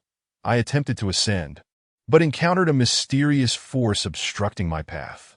However, I possess an empty void crystal. I can use it to inquire with my guild leader about this miracle." Chi-Chun produced the crystal from his possession and began to relay the information he had observed to the outside world. He infused the crystal with information, which emitted a faint glow, transmitting all that he had witnessed. Chi-Chun sent a message. "What is this miracle? Does anyone recognize it? No, it seems to be something beyond our level of comprehension. Let us show this to the boss. He should know." The information traversed the vastness of time and space, arriving in the boundless void, where a resplendent crystal starship hovered around a red giant star. This starship, grand and enigmatic, was adorned with flickering crystal embellishments, each piece radiating powerful energy fluctuations. The shape of the starship resembles a colossal crystal, radiating the purest light in the cosmos. Within the starship, a mysterious voice resounded, exuding an ethereal aura. Subsequently, images of information transmission began to play within the starship that a faint voice emerged. "Is it truly the Zhubi Mountain? Such a phenomenon has appeared in the trial space.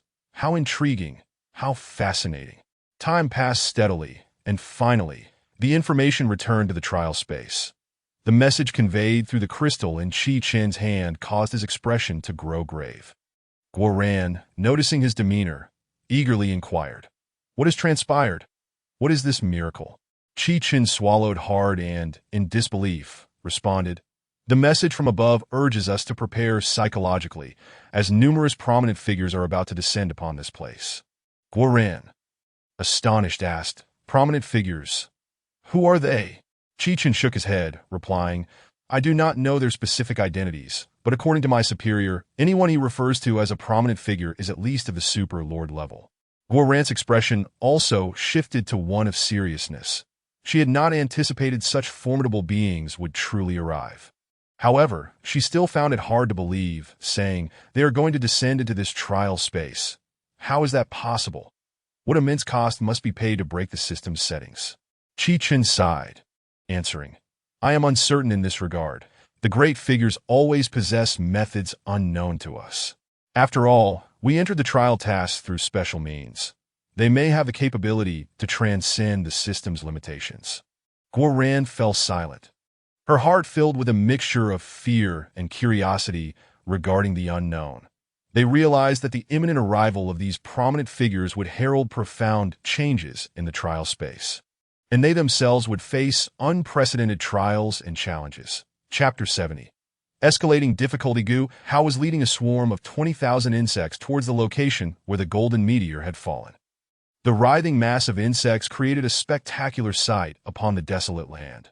Countless stinging insects, razor-clawed mantises, magical patterned spiders, and armored centipedes surged together like a torrent of darkness, rapidly advancing towards their target. Their antennae oscillated, their bodies emitted a faint humming sound, as if proclaiming their existence to the world. Suddenly, Gu Hao received a notification from the system. Reserve Lord Gu Hao, please be advised. The trial space is being interfered with by high-level lords. The trial space is being infused with a vast amount of temporal and spatial essence, and it will be transformed into a normal world within the next 7.3 years, with time accelerating continuously. Gu Hao was taken aback. He had been focused on his journey, and yet the trial space was suddenly under interference. Had he revealed his identity, attracting the pursuit of those figures? Confused, Gu Hao questioned the system. Why is there interference? The system responded. Because a top-tier miracle has descended upon this plane, drawing the attention of numerous lords. Gu Hao gazed towards the horizon, where golden light flickered, and inquired again, "Wasn't that your deployment?" The system paused for a moment before replying. The system lacks the authority to deploy such top-tier miracles, and these miracles typically move autonomously, lingering in a world for an indeterminate duration, possibly a century, or even a millennium. Gu Hao felt a sense of bewilderment. He could not fathom why such a powerful miracle would descend upon this trial space. Attracting the attention of many lords, that he sensed he might be ensnared in an increasingly complex situation, Gu Hao continued to probe. When will those high-level lords enter this plane? The system answered. They have already begun to enter. A portion of the lords will arrive within this year. Gu Hao was startled by the rapidity of this development and immediately pressed further. In what manner will they enter? Will they descend with their own territories? The system replied. The spatial essence of this plane cannot sustain the territories of high-level lords, and due to the fact that this world is a trial task space, it retains powers exceeding lord-level permissions. Thus, when they enter this plane, they will face significant restrictions, likely only able to manifest in forms of lower-level civilizations. Hearing this, Gu Hao felt a slight relief that as long as those high-level lords did not arrive wielding nuclear weapons to obliterate everything upon their arrival. He still had some room to maneuver. Gu Hao then posed a crucial question. Will the fusion of my civilization heart be affected? The system responded. It will not be affected, but the civilization hearts will be fully deployed within 2 years. After completing the trial task, you may choose whether to exit this plane.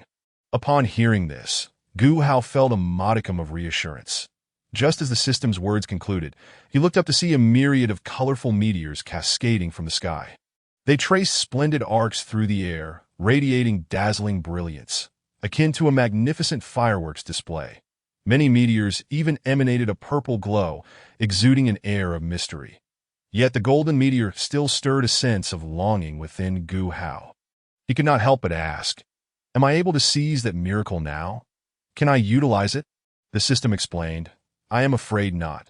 The conditions for utilizing this miracle are exceedingly stringent, requiring a significant number of offerings to activate." Gu Hao pondered for a considerable time before posing one final question to the system. I initially had the opportunity to fuse all the civilization hearts, but this unforeseen turn of events makes it difficult for me to gather them all within such a short time. Who will compensate for this loss?" The system fell silent, and after calculating the probability of Gu Hao completing the trial task, it eventually replied, "Reserve Lord Gu Hao, you indeed have a substantial chance of acquiring all the civilization hearts. To mitigate the impact of the high-level lord's actions on you, you will be provided with the location information of the civilization hearts." Upon finishing this statement, the system's voice abruptly ceased, no longer responding to Gu Hao's calls. "Is that all? No substantial compensation? How stingy." Gu Hao felt a pang of disappointment. Yet he recognized that this was not the time for despondency. He had to make a decision. Should he head to the location of the golden meteor, or immediately commence collecting the civilization hearts? However, Gu Hao also realized that since the system had explicitly stated he could not utilize that spectacle, pursuing it merely for a fleeting glance would be a waste of time. Thus, Gu Hao swiftly altered his course, leading the swarm towards the location where the purple meteor was set to fall. Before long, Gu Hao suddenly sensed something peculiar surging within his consciousness. As he quickened his pace towards the meteor, he discovered he could indeed perceive which meteors contained the civilization hearts. That Gu Hao decided against returning to Guman City and instead continued onward, preparing to collect these civilization hearts. Nevertheless, he penned a letter, placing it upon the back of a 2-meter-long giant dragonfly, instructing it to return to Guman City. This letter was addressed to the leader, requesting that upon receipt, she immediately commenced large-scale cultivation of giant dragonflies. Although the offensive capabilities of such dragonflies were not perfect, they posed no issues for transporting goods.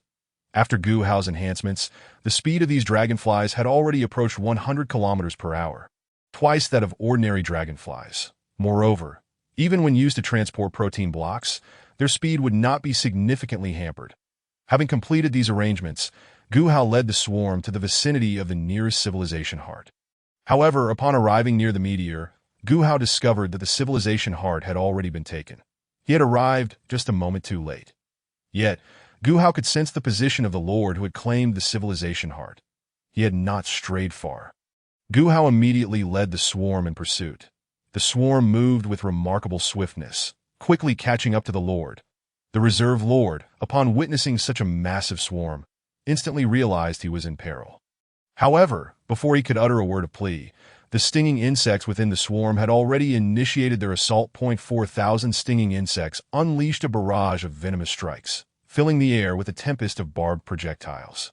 The scene unfolded gruesomely, as 700 to 800 warriors were pierced, their bodies instantly perforated, blood gushing forth. This spectacle was both bloody and brutal, sending shivers down one's spine. After a while, as the attack subsided, the scene gradually quieted, leaving only countless corpses strewn across the ground. Gu Hao coldly observed the aftermath. Fully aware of the harsh realities of war, he felt no compassion. To become a true lord, one must pay the price, even the price of life. That Gu Hao pressed onward, advancing towards the location of the next civilization heart. Chapter 71. Regional conflict. Upon receiving Gu Hao's letter, the leader immediately repurposed all available breeding zones within the insect nest for hatching dragonfly eggs. Within merely 2 months, over 2,000 giant dragonflies had been successfully cultivated. This batch of 2,000 giant dragonflies could transport enough protein blocks to sustain 20,000 insects for 3 days. Furthermore, as long as Gu Hao's activities remained within 1,000 kilometers of Guman City, food could generally be delivered in just over a day. With such logistical support, Gu Hao's actions became bolder. He even ventured into other regions to seize civilization hearts. However, Gu Hao's speed was remarkable. He did not delve too deeply, thus remaining undetected for the time being.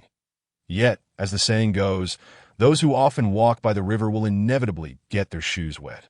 This time, after Gu Hao had successfully claimed a civilization heart, he happened to be spotted by Chi Chun. "That I in the air?" Chi Chun exclaimed furiously.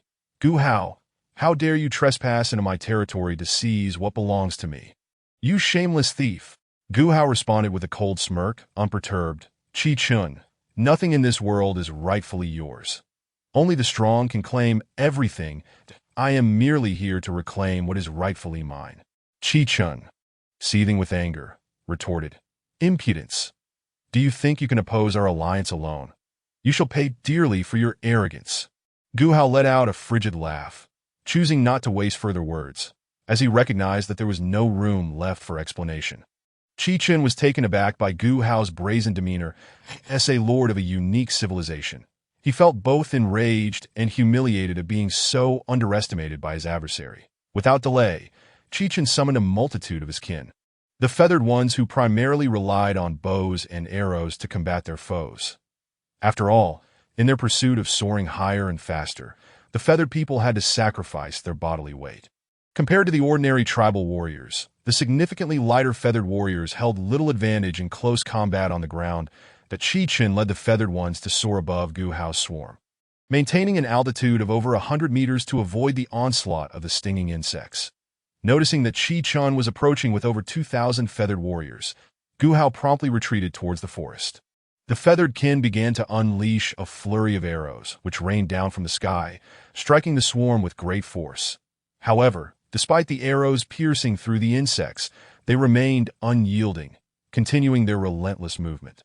A few unfortunate soldier insects were struck in the head, struggling momentarily on the ground before ultimately collapsing, their lives extinguished. The death of these insects infused the battlefield with a palpable scent of blood. Soon, Gu Hao's swarm sought refuge within the forest, where the towering trees provided cover, significantly disrupting the feathered one's assault. Yet, Qi dared not venture too close to the forest, opting instead to attack from the air. Hoping to eliminate more insects, as the arrows continued to fall, the commotion within the forest gradually subsided, leading Qi to believe that his concentrated assault was beginning to take effect. Thus, the rain of arrows persisted. Each one imbued with his wrath and determination, Qi relentlessly targeted the forest, showing no signs of halting, that he was convinced that his kin had inflicted considerable damage upon Gu Hao's swarm. It was only when Qi sensed that the arrows of his kin were depleting that he resolved to retreat from the battlefield and return to his domain. However, just as he began to ascend, preparing to leave, a sudden rustling emanated from the forest that in an instant, enormous dragonflies surged forth from the woods, followed closely by a vast horde of corpse-poison insects. The wings of the giant dragonflies buzzed loudly as they swiftly approached the feathered ones. The corpse-poison insects trailed behind, swarming like a dark cloud, that Qi remained composed, calmly directing his kin, for the corpse-poison insects posed no threat to them. Their sluggish speed would allow the feathered ones to easily evade them. However, the giant dragonflies were incredibly swift. The feathered ones quickly readied their arrows and began their counterattack. Though the dragonfly was among the most evolved flying predators in the insect realm, Gu Hao had yet to develop new attack methods for them, which did not diminish their formidable combat prowess. The dragonflies could detect subtler movements than humans, with a reaction speed far surpassing that of their human counterparts. While human vision operates at around 30 frames per second, dragonflies could achieve an astonishing 300 frames, a tenfold disparity that underscored their superior reflexes. In the open air, the giant dragonflies could easily track the trajectory of the arrows, while evading close-range attacks proved somewhat challenging. In such an expansive space, they could effortlessly dodge the arrows launched by the feathered ones. The giant dragonflies adeptly maneuvered to evade the arrows, showcasing their remarkable flying skills and quick reflexes as they gradually closed in on the feathered warriors.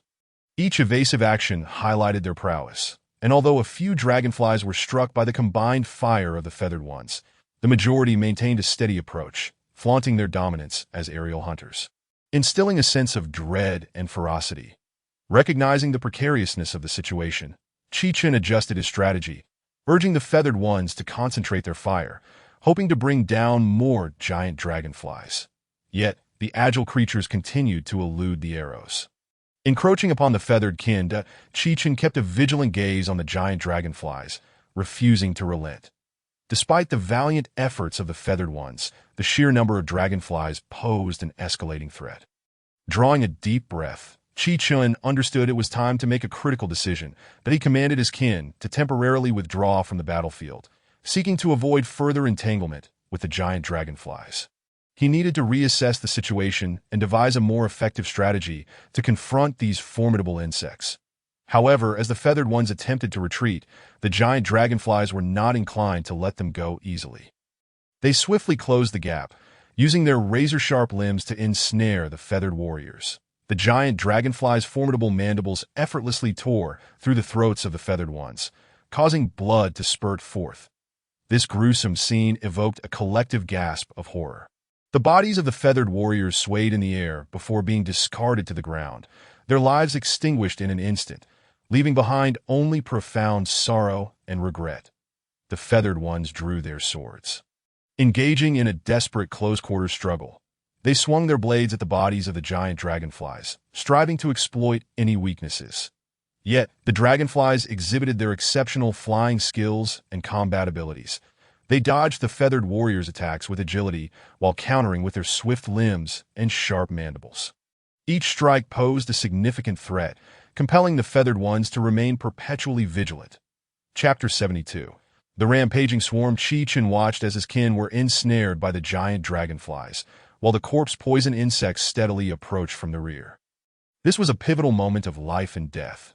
Leaving no room for hesitation, Chechen inhaled deeply before bellowing. "Hear my command. Those feathered ones not yet ensnared, withdraw from the battlefield immediately. We cannot afford to linger here any longer." His voice resonated in the air, each word imbued with resolve and determination. That Chechen observed the expressions of his kin. Filled with fear and confusion, he continued to shout, "I need a portion of the feathered ones to remain behind as a rear guard. We cannot allow the giant dragonflies and corpse-poison insects to pursue us. I understand this is a difficult decision, but we have no other choice that we must protect our kin and our homeland." Chechen's words resonated with a tragic conviction. If they did not act, they would all perish. With one final roar, he declared, "Now, retreat at once." His command echoed in the air as the feathered ones quickly divided into two groups. One to intercept the pursuing dragonflies, while the other swiftly departed the battlefield. The sounds of flesh being torn asunder filled the air, mingling with the scent of blood. The feathered ones fought valiantly, unyielding in the face of adversity, throwing all their strength into battling the giant dragonflies. Yet, the overwhelming numbers of the dragonflies relentlessly approached, launching lethal assaults one by one. The feathered warriors fell, their bodies torn apart by the giant dragonflies, staining the earth with their blood. The battle intensified, the clash of arrows and the dragonfly's flight creating a cacophony of chaos. The feathered ones poured their last reserves of strength into a desperate struggle against the giant dragonflies. This fierce close-quarters combat was steeped in the essence of blood and fire, the brink of life and death causing Chechen's heart to race. However, the sheer number and might of the giant dragonflies ultimately overwhelmed the feathered ones that in the end, they fell, their resistance shattered by the relentless assault of the dragonflies. The battlefield was suffused with the air of death. Bodies strewn across the ground and rivers of blood flowing. The giant dragonflies soared amidst the din of victory, their fierce gazes revealing an unquenchable savagery. This brutal conflict would forever be etched as one of the darkest and most harrowing chapters in the lives of the feathered ones. Those feathered warriors who remained to hold the rear were mercilessly slain by the giant dragonflies, their bodies becoming sustenance for the swarm that in this cruel battle. Not a single rear guard feathered warrior survived. Meanwhile, Gu Hao emerged slowly from the forest. This confrontation had dealt a significant blow to Chechen, and it was likely that the feathered ones would refrain from causing further trouble for the time being. Gu Hao began to lead the swarm in a reckless campaign against the 8th region. The reserve lords of the 8th region, having never encountered the swarm from the 9th, were left in awe of its formidable power. Gu Hao wasted no time engaging in lengthy discussions with any of the reserve lords. The merciless swarm trampled over every tribe that possessed a heart of civilization or lay along Gu Hao's path. Like a deluge, the swarm inundated countless small settlements, obliterating everything that stood in its way. The entire 8th region was left reeling from the swarm's might, with countless lives extinguished under its onslaught. The primary objective of hunting the reserve lords was to expedite Gu Hao's talent progression. After a prolonged period of hunting, his talent progress had reached 80. However, Gu Hao felt this pace was still somewhat sluggish. Prompting him to disperse the swarm to capture the reserve lords, he dispatched 10,000 insects, dividing them into 10 operational units, to commence the decimation of the reserve lords in the 8th region.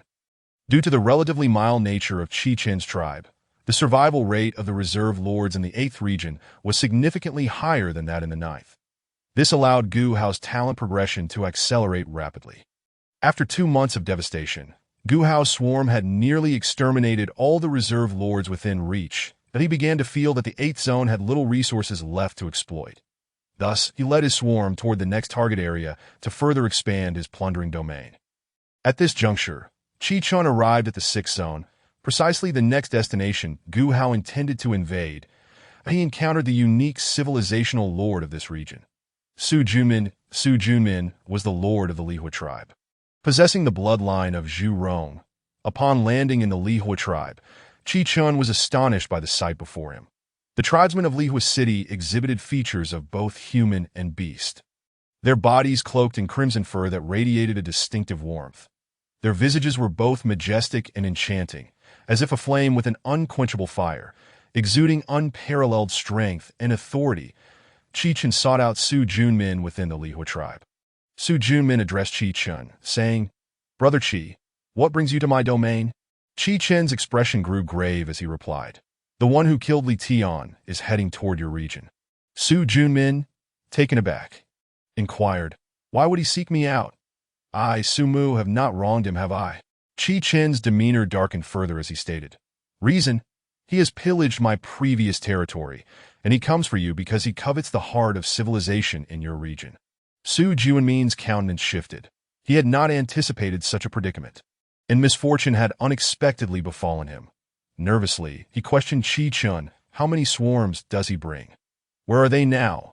Qi Chen sighed, responding, "Gu Hao has brought 20,000 swarms. I fear it will be difficult for you alone to withstand their onslaught." Su Junmin fell into contemplation, uncertain of how to navigate this dire situation. However, at that moment, Qi Chen interjected, "I have contacted Guo Ran. He is equally concerned that the swarm may invade his territory, so he should send troops to assist you." Gratitude washed over Su Junmin's face as he expressed, "I am deeply thankful for your assistance." Brother Qi.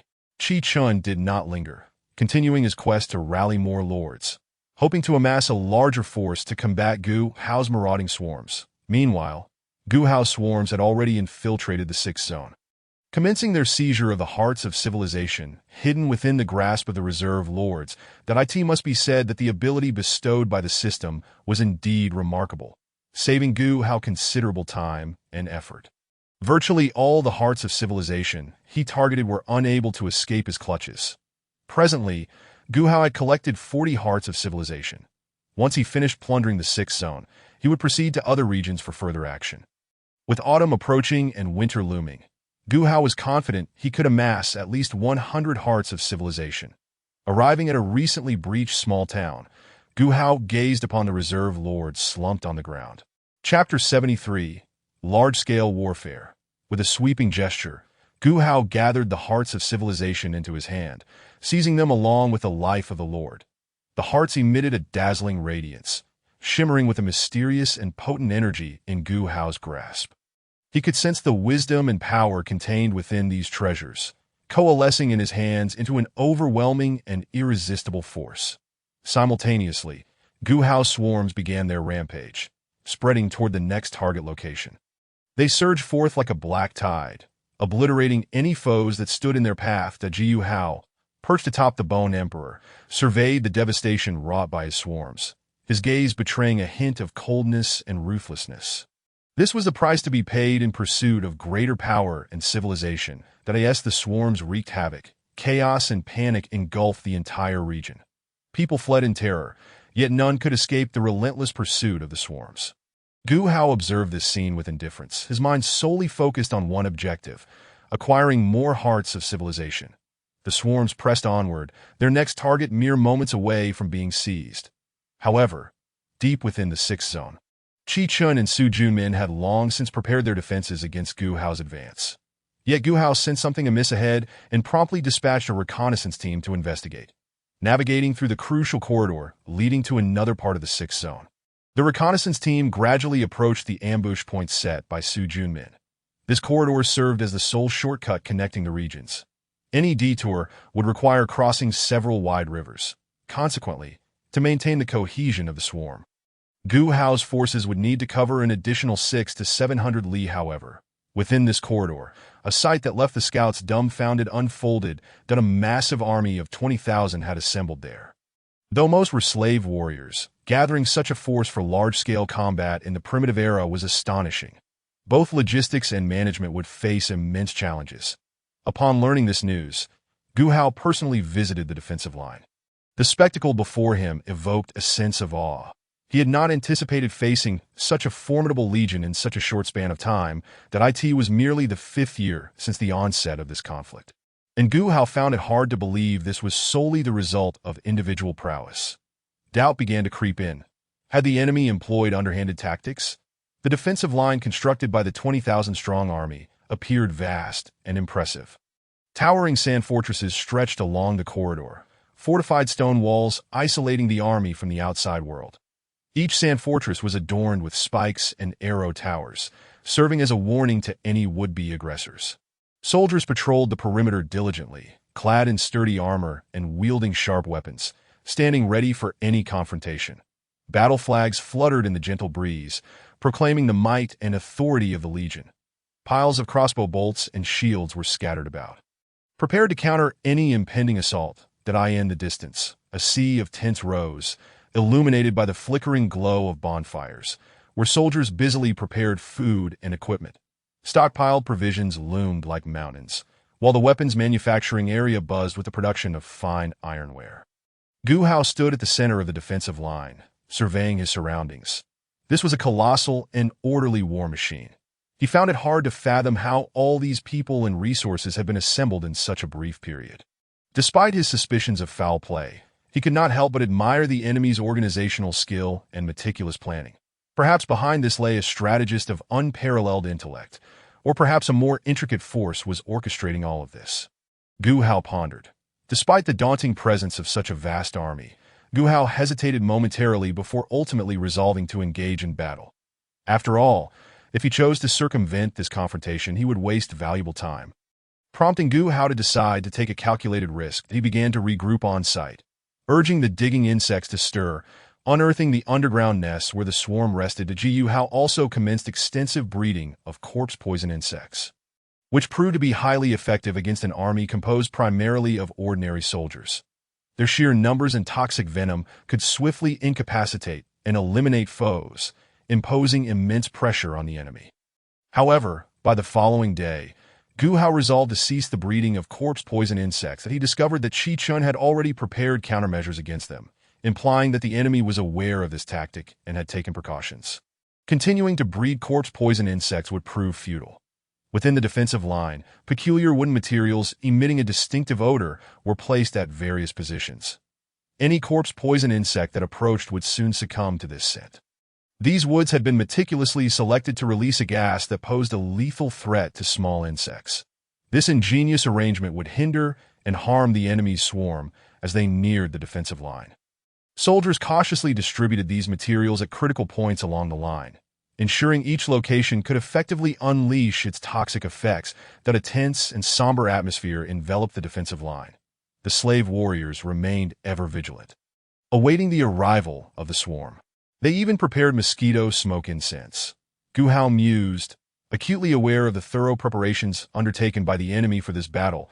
Gu Hao waited silently for several days, hoping for rain to extinguish the primitive mosquito smoke incense employed by the enemy, or for them to exhaust their supply of wood.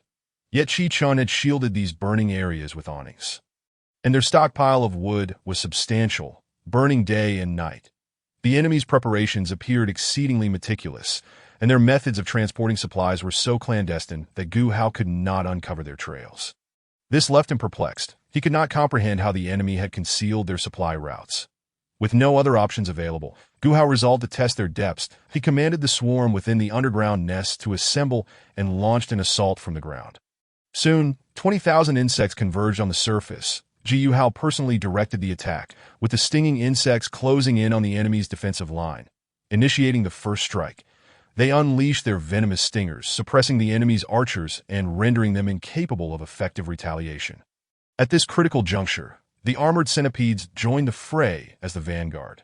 Covered in a sturdy exoskeleton, they could effectively withstand the enemy's arrows.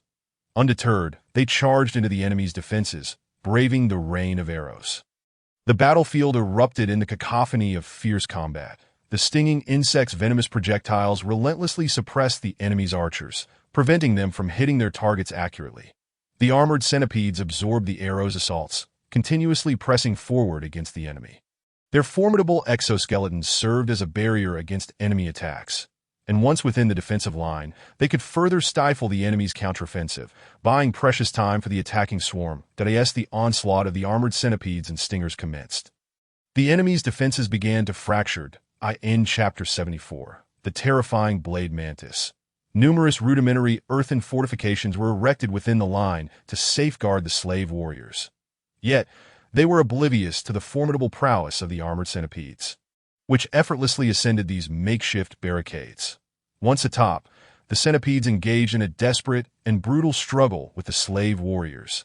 With their massive mandibles, they savagely tore into the bodies of the warriors, filling the air with a suffocating stench of blood. Their robust forms and impenetrable exoskeletons rendered them nearly invincible in combat. Each bite inflicted unbearable agony and death. The slave warriors, gripped by terror, faced these monstrous beings, yet they were powerless against the centipedes' relentless assaults. Their flesh was rent asunder, blood splattering against the walls of the earthen fortifications, creating a crimson tableau. The anguished cries of the slave warriors echoed across the battlefield. Laden with fear and despair, the armored centipedes showed no mercy, continuing their gruesome feast on the flesh of their foes, their colossal mandibles snapping like a pair of razor-sharp pincers, effortlessly severing bones. Their speed of attack was terrifying, each chomp accompanied by the horrific sound of ripping muscle. However, the slave warriors were unwilling to succumb without a fight. They brandished their spears, fiercely thrusting them toward the centipedes' bodies. Their eyes sparkled with unwavering determination, refusing to bow to death. The spears pierced the centipedes' hardened shells, sending ichor gushing forth, drenching the surrounding fortifications. The warriors' assaults brought intense suffering, yet the centipedes pressed on, retaliating with their massive mandibles. Their tail pincers lashed out violently, striking at the nearby foes and causing further casualties. The expressions of the slave warriors twisted into grotesque masks of fury as they relentlessly stabbed at the centipedes. Blood mingled and splattered across the earthen walls, crafting a grim tapestry of carnage. The centipedes bore countless painful wounds upon their bodies, yet they did not waver. Their strength and resolve instilled a chilling dread. With every spear thrust that struck them, they roared, snapping their mandibles in rage and retaliating fiercely. The battle scene was extraordinarily intense, with the slave warriors and armored centipedes locked in a deadly embrace. With no path of retreat, blood flowed freely. Piercing screams filled the air, permeating the atmosphere with the fervor and brutality of combat. Yet, amidst this fierce struggle, the blade mantises suddenly surged into the fray from the rear. They entered the battlefield with lightning speed, their scythe-like limbs dancing, instantly altering the tide of war. The blade mantises, with their exceptionally sharp limbs akin to shining swords, precisely sliced through the bodies of the slave warriors. Vivid crimson blood erupted forth, mingling with chilling screams, swiftly staining the entire battlefield. Surrounded by the blade mantises, the slave warriors found themselves with no escape. The mantises, with their ghastly visages and agile blades, resembled harbingers of death, mercilessly unleashing slaughter upon the slaves. Their limbs struck like a torrential downpour, breaching the defenses of the slave warriors. The incessant sound of cutting echoed, limbs and blood scattered across the ground, painting a terrifyingly gruesome scene. The slave warriors appeared as fragile as paper before the blade mantises, utterly incapable of resistance. They struggled and howled in anguish, but under the onslaught of the mantises' razor-sharp limbs, they were destined to become mere remnants.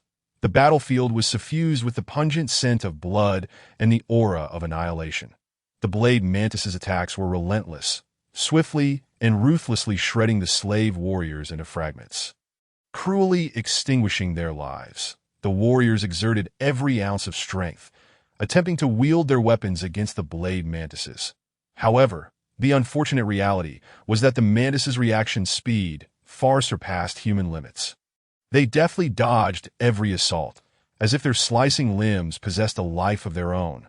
The spears of the slave warriors crossed in the air, but no matter how ferocious the attacks, they could not touch the bodies of the blade mantises. With astounding agility, the mantises maintained a distance from the slave warriors. They moved with grace, swiftly retreating, turning, and evading, seamlessly blending with the air. Within the presence of the blade mantises, the attacks of the slave warriors appeared diminutive and powerless, akin to ants attempting to shake a tree. Fear and despair etched on the faces of the slave warriors. Their gazes brimmed with dread of death, for they realized that against such unparalleled foes as the blade mantises, victory was an impossibility. The mantises' reaction speed and evasion techniques rendered them nearly inscrutable. They skillfully utilized the fluidity of their bodies, weaving through the battlefield, effortlessly dodging the fierce assaults of the slave warriors. Each evasion was executed with a fluidity that was natural and free of hesitation. The bodies of the blade mantises twisted and turned with grace, as if a streak of light flickered across the battlefield. Hope gradually faded from the slave warriors, their attacks becoming increasingly feeble and aimless. The mantises' evasion skills were so exceptional that the warriors felt helpless and despondent, beginning to doubt whether there existed any means to defeat these seemingly invincible adversaries that on the battlefield.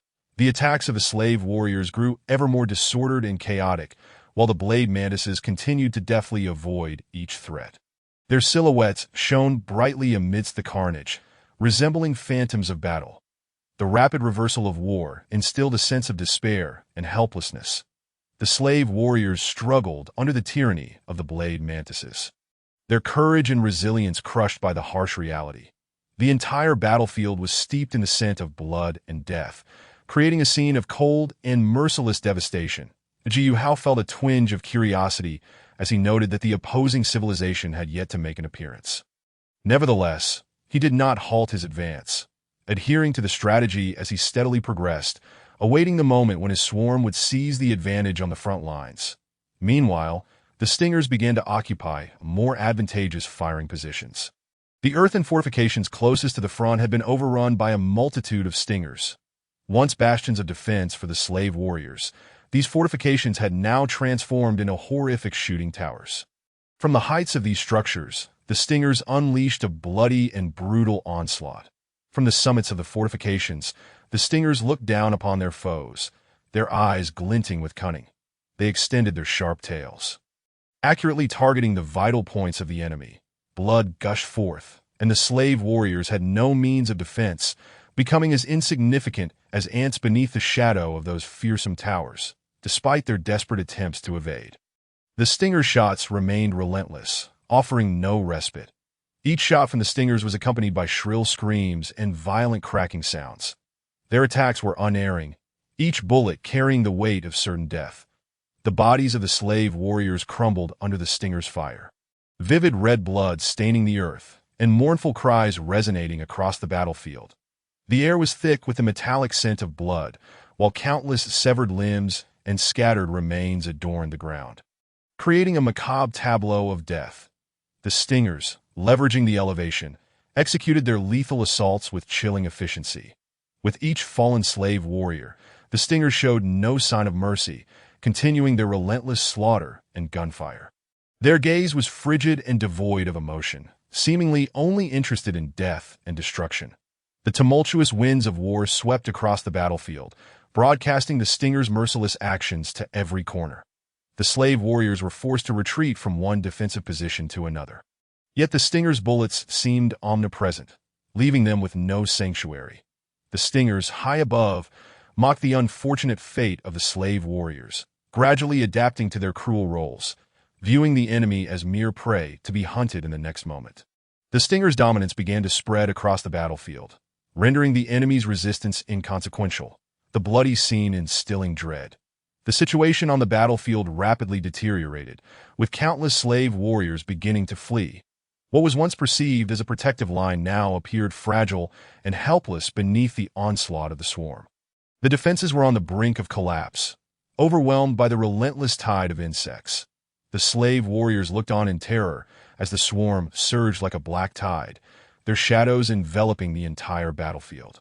The swarm emitted a deep, resonant hum, as if proclaiming their unstoppable power. Fear and despair flickered in the eyes of the slave warriors.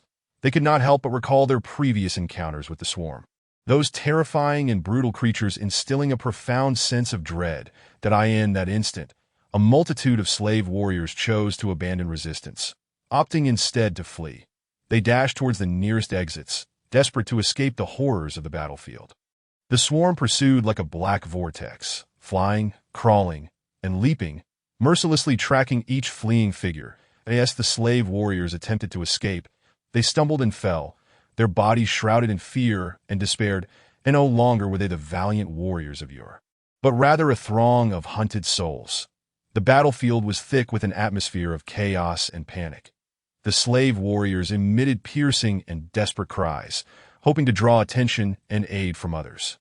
However, most were already ensnared in their own frantic escape, unable to spare a thought for their comrades.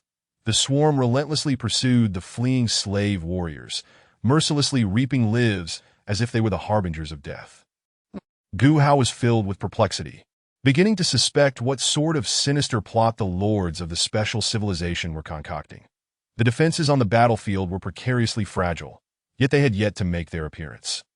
Gu Hao tightly gripped the power of the magical rune spider, a reserve measure he had prepared. Even with the enemy's defenses on the brink of collapse, he remained vigilant, to ensure he would not fall into the enemy's ambush. Gu Hao dispatched a multitude of giant dragonflies and scouts to scour for traces of the foe. He hoped to detect any potential threats in advance. However, neither the giant dragonflies nor the scouts uncovered any sign of the enemy. This only deepened Gu Hao's confusion. Where had the lords of the special civilization vanished to? Standing upon the battlefield, with flames raging and corpses strewn about, he found no sign of hidden enemies. An unprecedented sense of unease and caution enveloped him, and he began to ponder the possible scenarios. Had the enemy retreated, or did they harbor a more insidious plan? Various possibilities flashed through Gu Hao's mind. Yet none yielded a definitive answer, and he resolved to maintain his vigilance, knowing that complacency was not an option. Even in the absence of the enemy, he could not relax his control over the battlefield. Every subtle change could signify an ambush. He once again mobilized the giant centipedes and scouts to enhance the surveillance of the surrounding environment. The Gu Hao was determined to locate the positions of these lords of the special civilization and unravel this mystery. Meanwhile, Su Junmin and Guoran were leading their kin in the opposite direction of the battlefield, both wearing expressions of anger and bewilderment that Su Junmin indignantly remarked to Guoran. "Why didn't you send your giant python to safeguard the defenses? If they had joined the fray, the line would not have crumbled so swiftly." Guoran retorted sharply. "I've already dispatched numerous slave warriors to support you. Do you really expect my giant python to throw itself into danger?" Su Junmin, unwilling to concede, replied, "But we had agreed that you would send the giant python to hold the line while I encircled them from behind, that we surely would have had a chance to vanquish this swarm." Guoran could no longer contain himself, shouting, "Am I to face them head-on? Have you not seen how ferocious those creatures are? Did you notice the giant spider lurking at the edge of the battlefield? If I went, it would merely serve as a meal for those monsters. You are no novice at being a lord. Have you become foolish since ascending to the special civilization? This caliber of swarm is beyond the combined might of the three of us. Tell me, how are we to win? Shall we wager our lives?" After regaining his composure, Su Junmin too felt a sense of confusion. He could not comprehend the formidable strength of these creatures that he lamented. Didn't Chi Chun say these insects were not to be feared? Didn't Ti claim they were merely slightly stronger than Li Tian? Where is the slightness in that? We have been deceived. It has cost us dearly in slave warriors.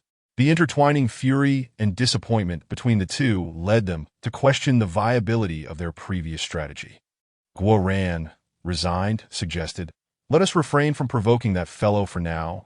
We must devise a way to stabilize the situation. After all, we are seasoned lords. 30 years in the east, 30 years in the west. There will be ample opportunities for revenge." Though they felt deceived and betrayed, their hearts were filled with anger and helplessness at this moment. Chi-Chun was already on his way back to his territory, flying clumsily through the air, drenched in cold sweat. Without a doubt, he bore the brunt of this failure. And the calm demeanor he had maintained as a long-time lord had completely evaporated. Meanwhile, Gu Hao remained blissfully unaware of these developments, continuing to engage in a battle of wits against the air, steadfastly commanding the swarm to secure victory on the battlefield. Following a crushing victory, Gu Hao, still slightly dazed, had yet to fathom the logic behind these events, hastily leading his swarm to plunder the next heart of civilization. Chapter 76. Another haul. Gu Hao's rampage in the 6th region had become unrivaled. Both the speed of collecting civilization hearts and the rate of harvesting the lives of reserve lords were escalating wildly. Unbeknownst to him, his talent progression had reached 90. He believed it would not be long before his abilities advanced to the next stage. However, Gu Hao also recognized that the requirements for the first upgrade had become exceedingly high. It was hard to imagine how daunting the next stage would be if further advancements were necessitated. The swarm of Gu Hao once again flattened a small city established by a lord. After seizing the civilization heart, he suddenly caught sight of a figure of a winged person appearing in the sky. This winged individual was not Qi Chun. They seemed to have come as a messenger or representative. The winged person descended before Gu Hao and respectfully stated, "My lord, please allow my clan leader to speak with you." Gu Hao, standing atop the skull of the Bone Emperor, looked down and replied, "Speak. Why doesn't he come in person? If he does not come himself, how can we negotiate?" The winged person cautiously retrieved a crystal from their bosom, presenting it to Gu Hao. "My lord, this is a one-time communication device. Once used, you will be able to converse with my clan leader." Gu Hao's lips twitched. He hadn't expected Qi Chun to be so cautious, perhaps fearing he would be killed upon arrival. Gu Hao beckoned, and a giant dragonfly flew to the winged person, causing them to tremble in fear. The winged individual shook, their eyes filled with terror and anxiety. The immense form of the dragonfly and its sharp mandibles instilled overwhelming dread within the winged person, who had once witnessed the horrifying scene of a giant dragonfly hunting their kin, leaving them with an abiding fear of such creatures. Nevertheless, the giant dragonfly did not attack the winged person. It took the communication device from their hands and slowly returned to Gu Hao's side. The Jiu Hao extended his arm and gently accepted the communication crystal. Holding it in his palm, he gazed intently at it. As his thoughts stirred, the image within the crystal began to clarify. Qi Chen's figure appeared before Gu Hao. He stood upon a vast plain with an endless range of mountains in the backdrop. He appeared remarkably composed, his gaze revealing a hint of contemplation. Qi Chun smiled faintly and addressed Gu Hao. "Gu Hao, I come to speak on behalf of the lords of the special civilization." Gu Hao impatiently interjected, "Spare me the pleasantries. Get to the point. What do you wish to discuss?" His tone conveyed a touch of impatience and arrogance. That Qi Chen's expression stiffened momentarily, but quickly regained composure as he explained. "Your recent incursions into other regions have violated the regulations among lords. Continuing this way will provoke a collective assault from the lordly coalition." Gu Hao dismissed this with a wave of his hand. "I've been roaming these regions for quite some time. Where are your people?" Observing Qi Chun's expression darkening, he continued to prod. "Not long ago, some lords arranged a grand feast for my swarm, yet none of them showed up. Otherwise, I would have been sure to express my gratitude to them. Oh, Qi brother, was that your orchestration?" Qi Chen's face had grown increasingly grim, yet he struggled to suppress his rising anger. "Can you not remain in your own territory? Why must you wander about aimlessly?" Gu Hao replied nonchalantly, "I lack civilization hearts. What other reason would compel me to exert such effort to come here?" He unabashedly revealed his intentions to Qi Chun. The latter, perplexed, inquired, "How is that possible? How many civilization hearts have you collected?" Gu Hao answered without hesitation, 2 or 3. Perhaps if you are willing to part with some, I might agree to return to the 9th region." 2 or 3. Qi Chun nearly spat blood. After raiding so many locations, he found it implausible that Gu Hao only possessed 2 or 3 civilization hearts. Anger and disappointment swelled within Qi Chun, yet he managed to stifle his emotions. After a moment's hesitation, he considered that their territories were currently preoccupied with numerous meteorite falls daily. The arrival of golden meteorites had complicated matters significantly. They had little inclination to deal with Gu Hao, primarily because it was thankless labor. All factions were rapidly expanding, and no one wished to engage in a protracted struggle against Gu Hao's swarm. Although Qi Chun and his compatriots were unaware of the cost Gu Hao incurred in nurturing the swarm, they were certainly far less than the value of their own kin. Thus, no one was willing to exchange the lives of their people for those of the swarm. After pondering for a moment, the image became somewhat blurred, and Gu Hao sensed Qi Chun was conversing with others. After a while, Qi Chun spoke again. "You've traveled so far solely for civilization hearts, correct? We can provide you with civilization hearts, provided you agree to sign a contract." Gu Hao responded with indifference. "With you? You can't even defeat me. How many civilization hearts can you offer?" Qi Chun, weary of the debate, stated directly, 15 civilization hearts. That is the maximum we can offer." Gu Hao already possessed 72 civilization hearts, plus the 6 he had initially, totaling 78. Even with Qi Chen's 10 added, it still fell short of 100, and naturally, he would not consent to such a paltry sum. That Gu Hao shook his head and said to Qi Chen, "That's far too few. You must provide me with at least 100 hearts of civilization." Qi Chen was nearly driven to the brink of outrage. Feeling that Gu Hao was making an exorbitant demand, he replied, 100 is out of the question. We currently lack such a quantity. The utmost we can offer is 20, and no more. A hint of embarrassment crept into Gu Hao's demeanor as he conceded, "Very well. 20 it is. I reluctantly accept." He then continued, "Who are the individuals involved? Have the regions and timelines been established, and will you be using low-tier contracts? I happen to have 2 contract papers on hand. Let me know if this is how they are to be utilized." With that, Gu Hao produced a sheet of contract paper. Qi Chen momentarily found himself at a loss, his mind still processing the unexpected turn of events. However, Gu Hao urged him, "Quickly tell me, is it the 6th, 7th, and 8th districts? I have already filled in the details. I will not enter your territories again this year, and you shall not undertake military actions against me. How does that sound?" Qi Chen couldn't shake the feeling that Gu Hao's actions were astonishingly adept, as if he had engaged in such negotiations countless times before. Yet, Gu Hao had indeed anticipated this. After the previous battle, he had traced the scent to locate the 3 individuals' regions, fully aware that they were behind the scheme. Now, as he prepared to depart from this area, there was an opportunity to acquire additional hearts of civilization. Why not seize it? Chapter 77. The next victim's Qi Chen's image remained still, as he was currently in communication with Su Junmin and Guo Ran. He relayed Gu Hao's conditions to the two, and soon the trio fell into deep contemplation. Guo Ran was the first to speak. "If we only sign for our 3 territories, this fellow may very well wreak havoc elsewhere.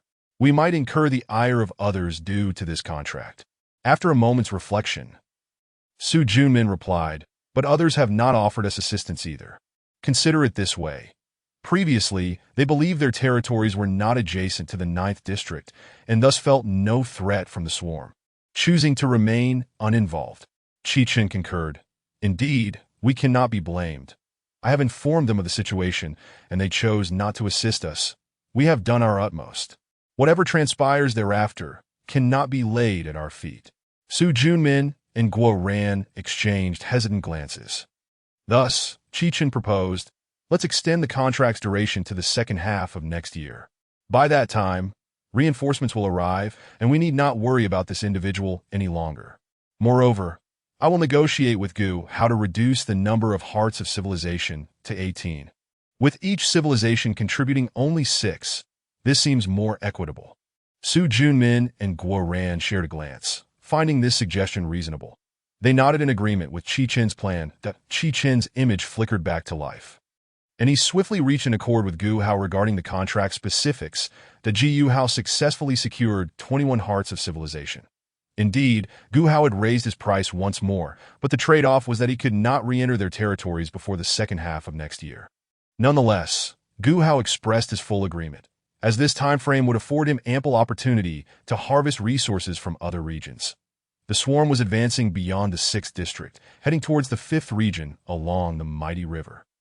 This area was already the heart of the trial space, rich in resources and likely populated by numerous lords. That Gu Hao traversed through a series of mountainous forests and finally arrived in the 5th region. Before him lay an expansive plain, seemingly endless. That an idea struck him to relocate his Guman city from the forested mountains. That at the center of the plain flowed a wide and tumultuous river, its waters exuding a vibrant vitality. Along both banks of the river lay lush farmlands and dense forests. The Gu Hao sensed an abundance of scattered hearts of civilization in this region, and he led the swarm into a new wave of devastation.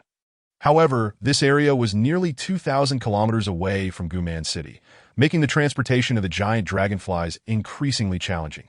Thus, this could very well be the last region Gu Hao pillaged this year. Upon entering this territory, Gu Hao faced fierce resistance. Numerous tribes united to fend off the swarm's encroachment. Yet, even an adequately prepared army of 20,000 could not withstand the swarm's onslaught, let alone their disorganized forces.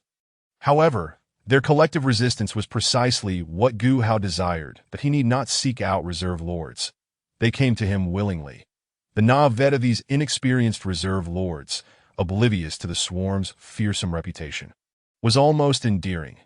Each day, they unwittingly provided the swarm with abundant sustenance that in the wake of the swarm's rampage, only bones and ruins remained. The remnants of shattered buildings and crumbled stones littered the desolate landscape, a testament to past splendor now reduced to dust. The streets were thick with the stench of decay, and the wind carried a chilling draft. Amid this bleak panorama lay countless skeletal remains, those who had once resisted the swarm, now mere victims of its ferocity. Among the bones were fragments of broken weapons and armor, which seemed pitifully inadequate against the swarm. At long last, the lords realized the terror of the swarm. Their mindset underwent a dramatic shift. No longer dismissive, they now trembled in fear beneath the swarm's shadow. Regardless of their transformation, the reality of their plight under the swarm's relentless assault could not be altered. Gu Hao sensed that the unique lords of civilization in this region had become aware of his presence, yet he remained oblivious to their true feelings. However, it seemed that they were not preparing for confrontation, which made Gu Hao increasingly vigilant. These cunning lords would not engage in a battle without a solid guarantee of victory. The Gu Hao heightened his caution towards these lords, for should they ever choose to strike, it would undoubtedly be with the utmost confidence in their ability to overcome him. For now, he merely leveraged his initial advantage to suppress them. If his dominance waned and they caught up, he might not even have the opportunity for negotiation. The Gu Hao harbored intentions of eliminating them entirely. But for the moment, his priority was to bolster his own strength. To squander his advancement in dealing with these individuals would be a significant loss. 91, 92, 93, 98. The progress of Gu Hao's talent finally approached completion.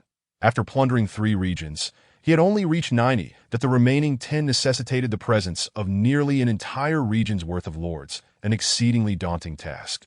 After this year, it was likely that the lords of these regions would soon realize that a multitude of innocent reserve lords had met their demise under Gu Hao's onslaught for the hearts of civilization. Such a large-scale loss of reserve lords would inevitably raise suspicions regarding Gu Hao's ulterior motives. Yet, there was no alternative. Gu Hao could not massacre thousands of reserve lords without drawing attention. Even in primitive times, this would hold true at most by next year. Gu Hao, in his role as a forbidden lord, would likely no longer be able to remain concealed. However, he no longer cared for such matters. To hesitate is to invite disaster, he thought. Sooner or later, the truth would be unveiled. Rather than passively awaiting exposure, it was far better to rise rapidly with the swiftness of lightning. After eliminating the last reserve lord, Gu Hao's talent finally reached 100. In that instant of completion, he felt an intense warmth enveloping his body, as if undergoing a profound transformation at the genetic level. The swarm, without a hint of hesitation, immediately began its return journey. They understood that Gu Hao was about to enter a new phase, one requiring time to adapt and a secure environment. The Gu Hao felt as though he had merged with the swarm. He could sense the presence and movements of every creature within it. His body began to transform, unique patterns and markings appearing upon his skin. These markings seemed to represent a genetic code, activating within him and altering his anatomical structure, that he felt an increase in both strength and acuity. Every muscle brimming with power. With the genetic transformation came an enhancement of Gu Hao's perceptive abilities, that he could sense greater distances and discern finer details. His thoughts became sharper and clearer, enabling him to make swift decisions. Gu Hao realized that he had entered a new phase of talent, one that was more powerful and mature. Chapter 78. Talent Advancement. A month later, the swarm finally returned to Guman City, and Gu Hao swiftly began preparations for the advancement of his talent to energy. Indeed, the changes he experienced over the past month were merely manifestations of reaching 100 progress. He had not yet truly begun the advancement process. This was due to the immense energy required for advancement, which could not be provided in the wilderness. To ensure he had sufficient energy, Gu Hao initiated a large-scale hibernation among his soldier insects, reducing food consumption. Simultaneously, the excavating insects were dispatched in droves, leaving no plant unturned within a 100-mile radius of the forest. All of these resources would be converted into sustenance for the meat insects. Transforming into high-quality protein, Gu Hao descended into the innermost chamber of the hive, a place where he was utterly alone, that he found himself in a vast and empty cavern. The walls of the cave were as smooth as glass, shimmering with a faint green light. Countless crystalline objects hung from the ceiling, glinting with a kaleidoscope of colors in the dim light that a subtle fishy odor lingered in the air, seemingly emanating from the swarm. Standing in the center of the cave, Gu Hao absorbed the tranquility and mystery around him, and he began by merging all the hearts of civilization before settling down in silence. Taking a deep breath, the mysterious energy within him began to surge. Gu Hao closed his eyes, every muscle in his body tensing, bracing himself for the impending transformation. Suddenly, a faint and rhythmic humming echoed within the cavern. Gu Hao opened his eyes to behold countless tiny fissures appearing on the walls of the cave. From these crevices emanated rich waves of energy. These energy currents coalesced around Gu Hao, forming a colossal and resplendent vortex of energy. At the heart of the vortex floated a crystal that shimmered with a golden radiance. The Gu Hao recognized this as the nascent manifestation of the core of civilization. Extending his palm, he gently touched the surface of the crystal, and instantly, a powerful surge of energy flooded into his being. The Gu Hao felt the energy within him begin to surge violently, as if every vein in his body had been ignited. His form gradually became translucent, as if merging with the core of civilization itself. That in this mysterious and vast nest, Gu Hao embarked upon his path of advancement. Meanwhile, a multitude of protein blocks were being transported into the nest by the Bone Sovereign. The city of Guman had already acquired dozens of protein solidification nests for processing meat. All solidification nests tirelessly produced high-energy proteins, which were then delivered by the Bone Sovereign to this moment. The Bone Sovereign stood as Gu Hao's guardian, transporting proteins while ensuring his safety. As the protein blocks encircled Gu Hao, his body began to undergo a transformation. Biological threads emerged from Gu Hao, spreading throughout the entire nest. These threads, akin to supple yet powerful tentacles, enveloped the walls, floor, and ceiling of the nest. The threads emitted a faint bioluminescence, flickering softly in the darkness. They moved about as if alive, gently undulating within the nest. Each time they encountered a protein block, they swiftly ensconced it, absorbing its nutrients through minute pores. The biological threads continually absorbed energy from the protein blocks, gradually becoming more robust and elastic. They intertwined, forming a complex network that tightly connected the entire nest. Within this nest, shrouded by biological threads, Gu Hao felt a potent surge of energy. His body began to meld with the threads, as if he had become part of the nest itself. Closing his eyes, he focused intently on the transformations occurring around him, that he sensed the threads incessantly drawing nutrients from the protein blocks, transmuting them into the energy required by his body. This transmutation unfolded like a wondrous and enigmatic ritual, silently performed within the nest. As time elapsed, delicate and intricate patterns began to manifest on Gu Hao's body. They glimmered like mysterious runes, shimmering faintly on his surface. These patterns intertwined with the biological threads, forming an eerie tapestry. Gu Hao could feel the boundless energy contained within the threads, providing him with a continuous source of strength. Gradually, the threads enveloped Gu Hao, forming a colossal cocoon. The exterior of the cocoon was smooth and sturdy, radiating a subtle glow. It resembled a massive gemstone, quietly resting at the center of the nest. The threads that spread throughout the nest continually supplied this cocoon with an unending flow of energy. These threads acted as lifelines, connecting Gu Hao intimately with the protein blocks within this cocoon. Gu Hao experienced an unparalleled sense of safety and tranquility, inevitably succumbing to slumber. His body was entirely ensconced in the threads, as if cradled in a warm and comfortable protective layer, with his eyes closed. He concentrated on the changes in the world around him. At this moment, the spatial domain of the core of civilization expanded wildly, now measuring 20 kilometers in diameter, and it continued to grow. The spatial domain exuded a formidable and mysterious energy fluctuation, enveloping everything in its vicinity. Timeline. Gu Hao was unaware of how long this metamorphosis lasted, while the external world had already entered winter. Blanketed in snow, The frigid air permeated outside the nest, starkly contrasting with the warmth within the cocoon. The core of civilization had integrated with over 100 cores of civilization, and the diameter of the spatial domain had long surpassed 100 kilometers. Meanwhile, the core of civilization continued to emit a glow from within the cocoon, seemingly merging with Gu Hao at a slow pace. Inside the cocoon, Gu Hao had dissolved into an indistinct liquid.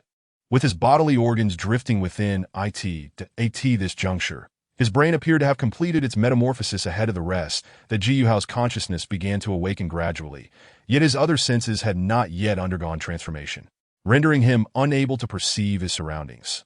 However, this did not trouble Gu Hao, for his consciousness had fused with the core of civilization. Through the core, Gu Hao could instantly observe any corner of the spatial domain. This observation was not visual, but clearer than sight itself. Ji Hao began to survey the city of Gum. It had already entered winter, yet the inhabitants remained industrious, transporting copious protein blocks into the nest. Gu Hao caught sight of Wu and suddenly realized that he felt differently towards her than before, that Wu was one of his closest subjects, the other being the Ant Queen. That Ji Hao's consciousness surged towards Wu's body. He beheld spirals of genes slowly rotating within her. These gene spirals resembled tiny, exquisite artworks. Emitting a faint glow, Ji Hao immersed himself in this wondrous scene, feeling the inexhaustible information and life force contained within the gene spirals. These spirals were the foundation of Wu's being, determining her traits and potential. As his consciousness delved deeper, Gu Hao discovered he could observe even smaller, more intricate details. He saw countless delicate connections interwoven between the gene spirals, forming a complex network that tightly linked the entire genetic world. In this spatial genetic realm, Gu Hao perceived the mysteries of life force. Chapter 79. The Genetic Regulation Network. Ji Hao could attempt to probe others, discovering that he could clearly see the genes within any being classified as a subject or half-subject. Moreover, he found that he could distinguish the different functions of these genes with clarity. Though these genes were exceedingly chaotic, they seemed to have been pre-labeled. A mere sweep of Gu Hao's consciousness revealed the functions of these genes, such as respiration, cell division, blood cell generation, brain cell development, and more. In this spatial genetic realm, Gu Hao experienced boundless wonders, that he could see each gene fragment, traversing and observing them. These fragments resembled tiny, intricate puzzle pieces floating in space, emitting a subtle and mysterious glow, as if whispering the secrets of life. Each gene fragment possessed a unique shape and structure, akin to countless puzzles awaiting resolution. Ji Hao focused intently on each fragment, clearly discerning the functions they harbored. Some fragments governed the operation of the respiratory system, while others were responsible for cell division and regeneration, and some related to blood cell generation and brain cell development. These gene fragments intertwined, connecting to form a complex network. They depended on one another, interacting to collectively constitute a complete and intricate life system. Ji Hao was immersed in this genetic world, sensing the mysteries of life force. He could perceive the information and energy carried by each gene fragment, exploring the wonders of life within this microscopic realm. As his consciousness deepened, Gu Hao grew increasingly familiar with the gene fragments. What was this ability? Gu Hao finally realized, hastily checking his innate talent in advancement. Not merely a talent. Yet this power felt too familiar. It was undeniably an ability derived from his innate talent. At that moment, Gu Hao glimpsed his ability information within the core of civilization. Civilization talent. 1. Genetic Regulation Network. 2. Condensing. The Genetic Regulation Network lacked a detailed introduction, yet Gu Hao comprehended its capabilities. Relying on the Genetic Regulation Network, Gu Hao could adjust the genes of his subjects, with the immense computational power for genetic regulation being borne by the core of civilization. This ability appeared to have developed from his innate talent, as it was a fundamental aspect of his bloodline talent, difficult to evade Gu Hao's perception. Upon realizing he could manipulate genes, Gu Hao recognized that an opportunity had arisen. The first step for the insect race was about to be taken, and his civilization would truly transcend the confines of human civilization. Ji Hao located the Ant Queen's position and began integrating her genes into the genetic regulation network of the core of civilization. This process required meticulous and cautious extraction of various gene fragment information from the Ant Queen's body, a vast and intricate genetic regulation network. This grid was composed of countless small squares, each representing a specific gene fragment. Gu Hao focused intently on searching for the primary gene fragments related to the evolution and special abilities of the insect race within the ant queen's body. He extracted information on gene fragments such as pheromone perception, enhanced exoskeleton, complete metamorphosis, and mandibles, among others. Each gene fragment had a unique name and function. Gu Hao's consciousness was focused and resolute as he meticulously extracted these gene fragments into the genetic regulation network of the core of civilization. This process required precise and detailed operation to ensure the proper utilization of each gene fragment. As Gu Hao operated, the squares within the genetic regulation network began to emit a faint glow. Whenever a gene fragment successfully merged, the corresponding square in the grid would illuminate. The entire regulation network gradually brightened, resembling a starry sky shimmering with countless points of light. Gu Hao's heart brimmed with excitement and anticipation. He understood that the genes of this ant queen would serve as the foundation for the edifice of the insect race. The foremost endeavor of Gu Hao was to address the long-standing issue of the ant queen's size. He commenced searching for genes related to size, hoping to enhance the ant queen's physique and resolve the challenges of oxygen absorption. Numerous genes influence body shape, among which one of the most significant factors is oxygen intake. Gu Hao recognized that in order to enhance the queen ant's size, it was imperative to augment her oxygen absorption capacity. To tackle this issue, he drew inspiration from the genes of the bone emperor, who possessed a more advanced respiratory mechanism among insects. This became the template from which Gu Hao extracted genetic material that he isolated the segment of the bone emperor's respiratory gene, preparing to integrate it into the queen ant's genetic structure, while simultaneously discarding the genes that originally governed her respiratory function. Moreover, Gu Hao resolved to remove most of the queen ant's exoskeleton and carapace, considering them mere encumbrances to her growth. After a series of meticulous adjustments, he succeeded in causing the queen ant's size to surge dramatically once more. However, this process was fraught with challenges. For instance, the queen nearly suffered from insufficient protection for her internal organs due to her increased size, nearly leading to catastrophic consequences. This realization underscored to Gu Hao that enlarging her form was no trivial endeavor, requiring meticulous regulation and protective mechanisms. Fortunately, Gu Hao remained vigilant over the queen, preventing any unforeseen mishaps. He diligently refined the genetic segments of the queen ant, encountering numerous difficulties despite his prior extensive research. Thankfully, with the assistance of the Civilization Corps, he was able to venture into this realm of life. Gu Hao began his quest for a balance within the queen's genes, excising unnecessary genetic material, such as those related to pheromone production and the control of worker ants, even going so far as to eliminate her wings. He also simplified the queen's digestive system, providing her with a specially formulated biological nutrient solution, thus eliminating the need for her to process complex foods. After a series of operations, he transformed the queen into a substantial mass of flesh, devoid of eyes, no longer resembling an insect in any discernible way. While this appearance may lack aesthetic appeal, even bordering on the grotesque, it epitomizes the dichotomy between the grandeur of nature and Gu Hao's methodology. Nonetheless, Gu Hao remained unsatisfied, determined to continue refining the queen's genetics. The queen's body continued to expand, now approaching the size of a rhinoceros. At this juncture, referring to her as a queen ant seemed inappropriate. She should be designated as a mother bug. Gu Hao recognized that this was merely the inception of a grand evolutionary process, that he was resolute in his efforts to empower the mother bug and enhance her adaptability to the environment. He believed that through his endeavors, the insect race would usher in a true evolution and flourishing. The genetic adjustments persisted, with each modification consuming substantial amounts of protein. Fortunately, most of the insect colony had entered a state of dormancy during the winter, allowing for minimal energy expenditure without the need for shamans to rouse them. The surplus energy derived from the thousands of dormant insects fueled Gu Hao's advancement in genetic regulation. Chapter 80. The birth of the mother bug after yet another genetic adjustment. The mother bug transitioned into a pupal stage, commencing her metamorphosis. Under Gu Hao's direction, she became a machine designed for the reproduction of various worker and soldier insects. She required no command over the colony, no movement, and possessed no understanding of the complex physiological processes involved. After eliminating unnecessary genes, Gu Hao enhanced the reproductive genes, allowing the mother bug's ovaries to develop substantially, now measuring 5 meters in size.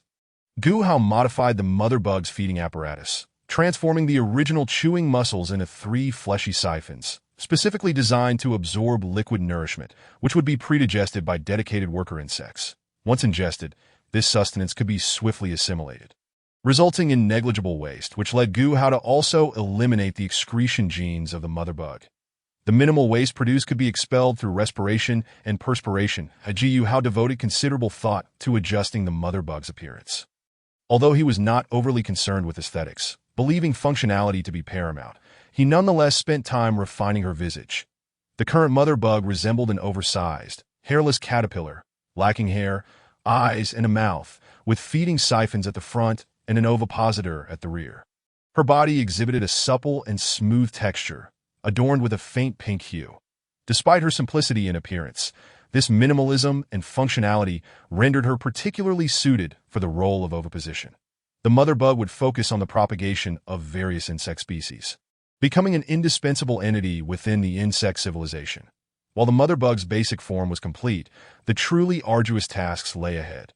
Although the mother bug was finished, Gu Hao had yet to commence work on the genes of the soldier and worker insects.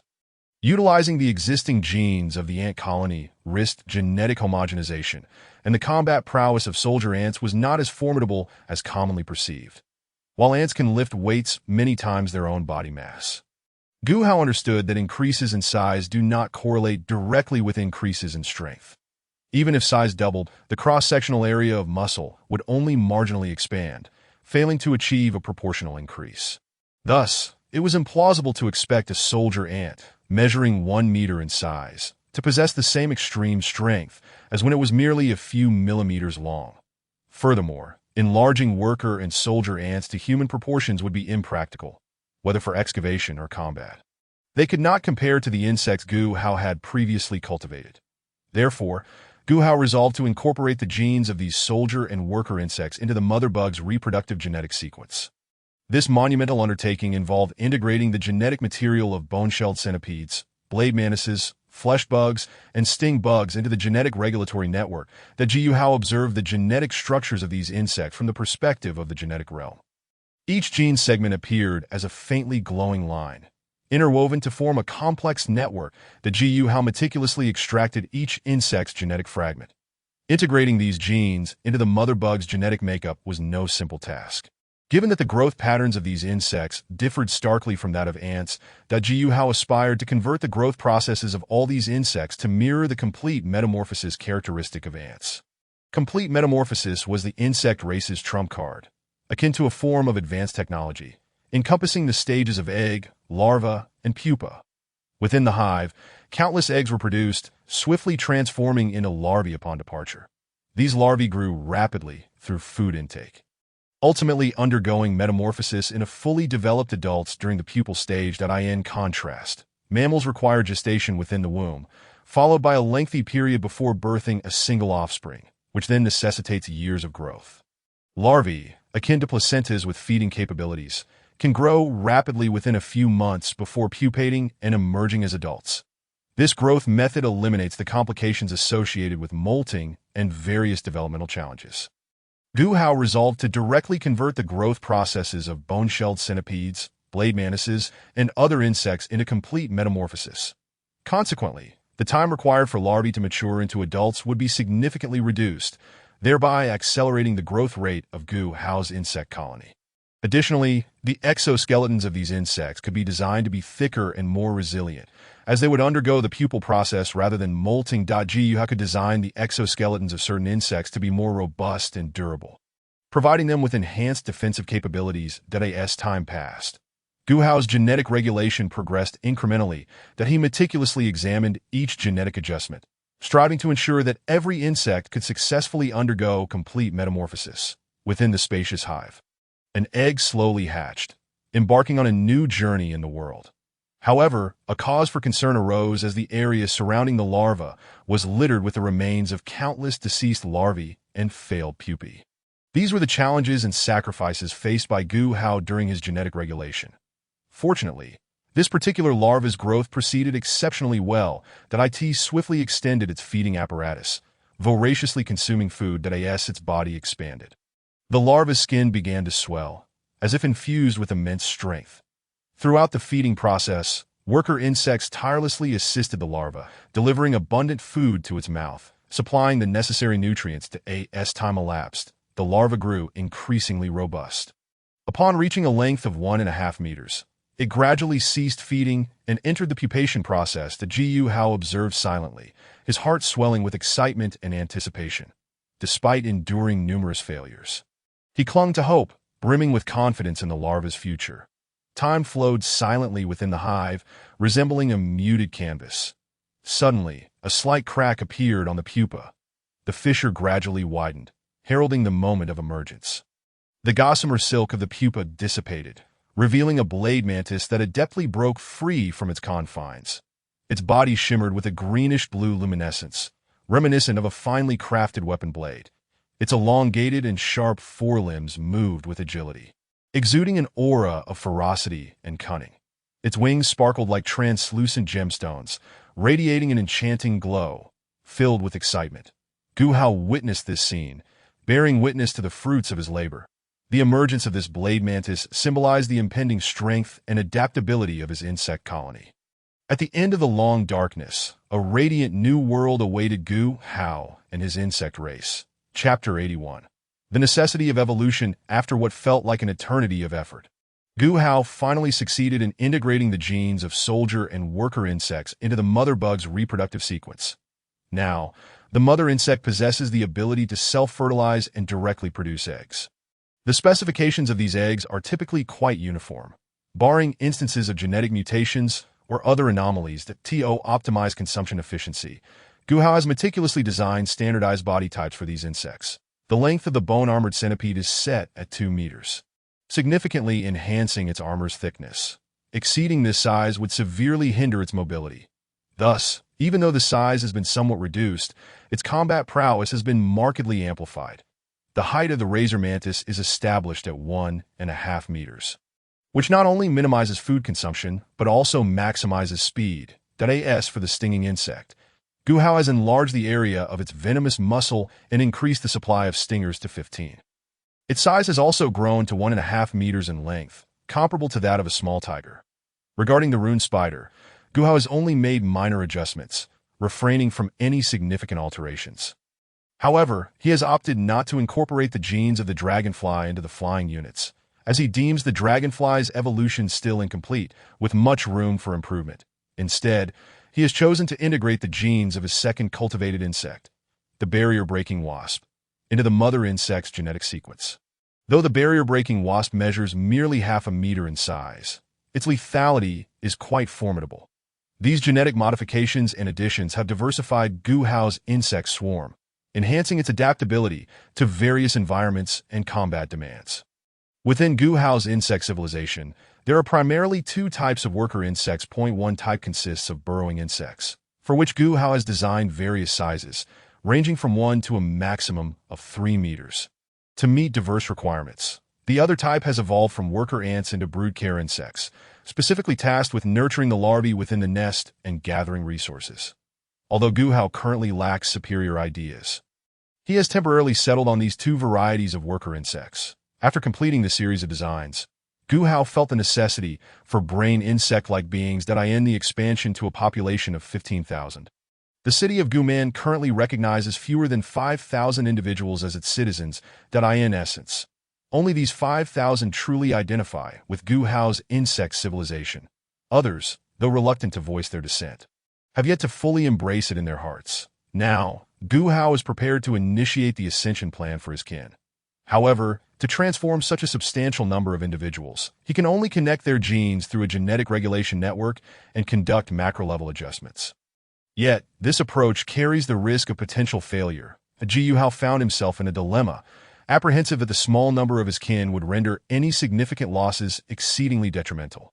Nevertheless, he soon conceived a novel strategy. He plans to divide his kin into 2 distinct evolutionary paths. The first direction aims for the ultimate evolution of the brain, albeit at the cost of mobility and physical agility. This evolved brain would specialize in the biological sciences of the insect civilization. Serving as the core of strategic command, the second evolutionary direction emphasizes a nimble brain and specialized limbs, functioning as commanders of individual combat units within the swarm. These beings will possess considerable intelligence and exhibit formidable physicality. Through this differentiated evolutionary strategy, Guhao aspires to cultivate higher-level capabilities within his limited population, thereby adapting to future challenges and demands that he is confident that these two systems will represent the evolutionary vanguard of the insect civilization in realms of intelligence and warfare. However, Guhao has not immediately integrated these templates into the mother insect's genetic sequence, as he does not possess fully matured brain insect or blade gene templates at hand. Moreover, he senses that the benefits derived from the fusion of numerous civilizations' essences have begun to wane. His auxiliary calculations for gene adjustments have diminished significantly, and he realizes that he may soon revert to relying solely on his abilities for genetic modifications. Thus, he can only gradually adjust the genes of his kin and temporarily categorize them as the next step in the insect civilization's development. During this process of refinement and adjustment, Guhao felt the need for a brief respite. He had been immersed in the realm of genetics for quite some time, neglecting to pay attention to the state of Guman City. Refocusing his consciousness on his own body, he discovered that while he had already completed his advancement, he still retained the form of a pupa, that moment. Guhao felt somewhat bewildered. However, he quickly comprehended that this transformation was a result of his innate ability, the necessity of evolution. As his body began to undergo gradual changes, the silk of the pupal shell started to contract, and he slowly morphed into a human form. This was because Guhao was no longer merely human. More accurately, he could now alter his form at will, akin to A from the game prototype. Extending his right hand, he watched as it rapidly transformed before his eyes. A blade, a hammer, a sickle. Guhao's right hand began to dissolve into countless strands, resembling liquid metal with its surface shimmering with a soft glow. Initially, the tip of his right hand split into several parts, which then converged freely, as if sculpted by an invisible force, the razor-sharp edges of a blade. The massive head of a hammer, and the gracefully curved sickle all morphed freely in accordance with Guhao's thoughts. Then he transformed it into a colossal claw, the sharp tips gleaming like gold. Radiating a chilling light, as if etched with the very shape of death, the Guhao appeared to be engaging in a novel game, effortlessly controlling the form of his hand. With a mere flick of his finger, his hand morphed into a slender chain, the end of which culminated in a nail, thrusting skyward. Moments later, his hand transformed again into a shield, adorned with a metallic halo, bright and robust. His right hand, emanating a faint metallic sheen, seemed to possess a consciousness of its own, capable of morphing according to Guhao's desires. Man, beast, weapon, everything seemed to exist solely within Guhao's intent. This phenomenon appeared to shatter conventional understandings of the physical form, as well as the established definitions of biological shapes within the natural world. Thus, Guhao's hand, under his control, engaged in an endless series of transformations, seemingly exploring ever more possibilities. Eventually, having played enough, Guhao fashioned a simple garment for himself and began to make his way toward the exit of the insect nest. The bone monarch trembled with excitement at Guhao's presence, yet it remained quietly in his wake, not daring to intrude. Upon emerging from the ground, Guhao observed the seasonal change. The winter had passed, and it appeared that summer was approaching. The steadfast Wu, stationed here, beheld Guhao's appearance with eyes aglow with excitement. He immediately rushed forward to address Guhao, saying, "Leader, you have finally awakened." Guhao nodded slightly, stabilizing his voice to inquire, "How long has it been since I commenced my advancement?" Wu swiftly responded, "It has been 1.5 years, leader." Guhao was taken aback for a moment. His expression abruptly froze, revealing a semblance of disbelief. His brow twitched slightly, and a flicker of astonishment danced in his eyes, as if he were striving to digest this unexpected revelation. Guhao recalled that he had initially estimated his advancement would consume merely a winter's duration. Yet now, it was already the summer of the second year. Chapter 82. The Dance of Demons in a mountain range thousands of miles from Guman City. A primitive tribe lies hidden. This tribe resides within a dense forest, surrounded by towering peaks, small wooden huts, and rudimentary fences dot the open grounds at the mountain's base. With wisps of smoke rising, revealing the tranquil lives of the tribal inhabitants. Within the tribe, some individuals are crafting wooden tools with rugged craftsmanship. Others are preparing dinner, while a few youngsters are honing their skills. Children run about excitedly, chasing butterflies and small creatures, their laughter echoing through the valley. Suddenly, a brilliant meteor streaks across the night sky, destined to fall upon this humble tribe. The meteorite, imbued with destructive power, tears through the night, plummeting toward the ground that a tremendous impact resonates, followed by tremors that cause the tribe's wooden huts to collapse and the fences to be utterly destroyed, leaving chaos in their wake. Amidst this turmoil, one man rises first. He gazes in astonishment at the remnants of the fallen meteorite, sensing something extraordinary within. Cautiously, he approaches, stepping over wood shavings and debris. Within the rubble, he discovers a strange object suspended in midair. This object resembles a cube, composed of countless wooden blocks and gears, emanating a mysterious aura. After a moment's hesitation, he extends his finger to gently touch the wooden cube. Immediately, the peculiar wooden cube begins to rotate autonomously, the wooden blocks shifting positions and the gears clicking rhythmically. The man watches in amazement as this wondrous scene unfolds before him, his curiosity intensifying. The wooden cube appears to possess a semblance of life, independently transforming into various shapes and patterns. The blocks intertwine and shift, while the gears continually turn, creating intricate structures that stack upon one another. Captivated by this spectacle, the man attempts to fathom the cube's secrets, yet remains engulfed in confusion that he is unsure of the origins of this strange object and what it ultimately signifies. Once more, the man reaches out to touch the cube before him. However, in that instant, the cube's exterior suddenly morphs, revealing a complex gear structure that resembles the gaping maw of a colossal mechanism, abruptly clamping down on the man's hand. A surge of excruciating pain rapidly courses through his body, and he collapses to the ground, utterly defenseless. His consciousness begins to fade, leaving him only able to feel the cube's relentless encroachment upon his arm and body. The wooden blocks of the cube sequentially replace the man's tissues and bones, while the gears substitute his blood vessels and nerves. Gradually, the man's skin loses its hue, transforming into the wooden texture of the cube, with veins coursing within. Helpless to resist, he can only witness his body being supplanted by these mechanisms, and he felt his physical form completely transformed. The power of the cube coursed through him, merging seamlessly with his very essence. The mechanisms of the cube began to rotate, emitting a jarring sound, and as the rhythm shifted, the man's breathing synchronized with it. An endless surge of energy flooded his being, instilling within him an unprecedented sense of strength and an insatiable hunger for power. Gradually, the man's eyes dulled, losing their luster, while his skin crystallized into a wooden exterior, emanating a primal aura. He became one with the wooden cube, intertwined in its existence. Losing consciousness, the man was engulfed in the world of the mechanized wooden blocks, unable to discern the boundary between himself and the cube. Slowly, his form vanished, leaving behind a sculpture entirely composed of mechanisms. No longer a corporeal being, in the more southerly primal forest, dense trees intertwined, forming a lush emerald sea. Sunlight managed to pierce through the thick foliage only in scattered beams, bestowing an air of mystery upon the forest. This was the habitat of wild beasts, a chaotic yet untamed paradise. Enormous elephants leisurely traversed the vast woods, their broad trunks gently brushing against trees as they quietly plucked fresh fruits that a mighty tiger leapt across a river, showcasing unparalleled strength and speed. Various beasts and creatures thrived in this untouched land. Suddenly, a shower of extraordinary meteors fell in the uninhabited region, emanating an awe-inspiring, strange aura. These meteors shimmered with a mystical glow, releasing powerful energy waves.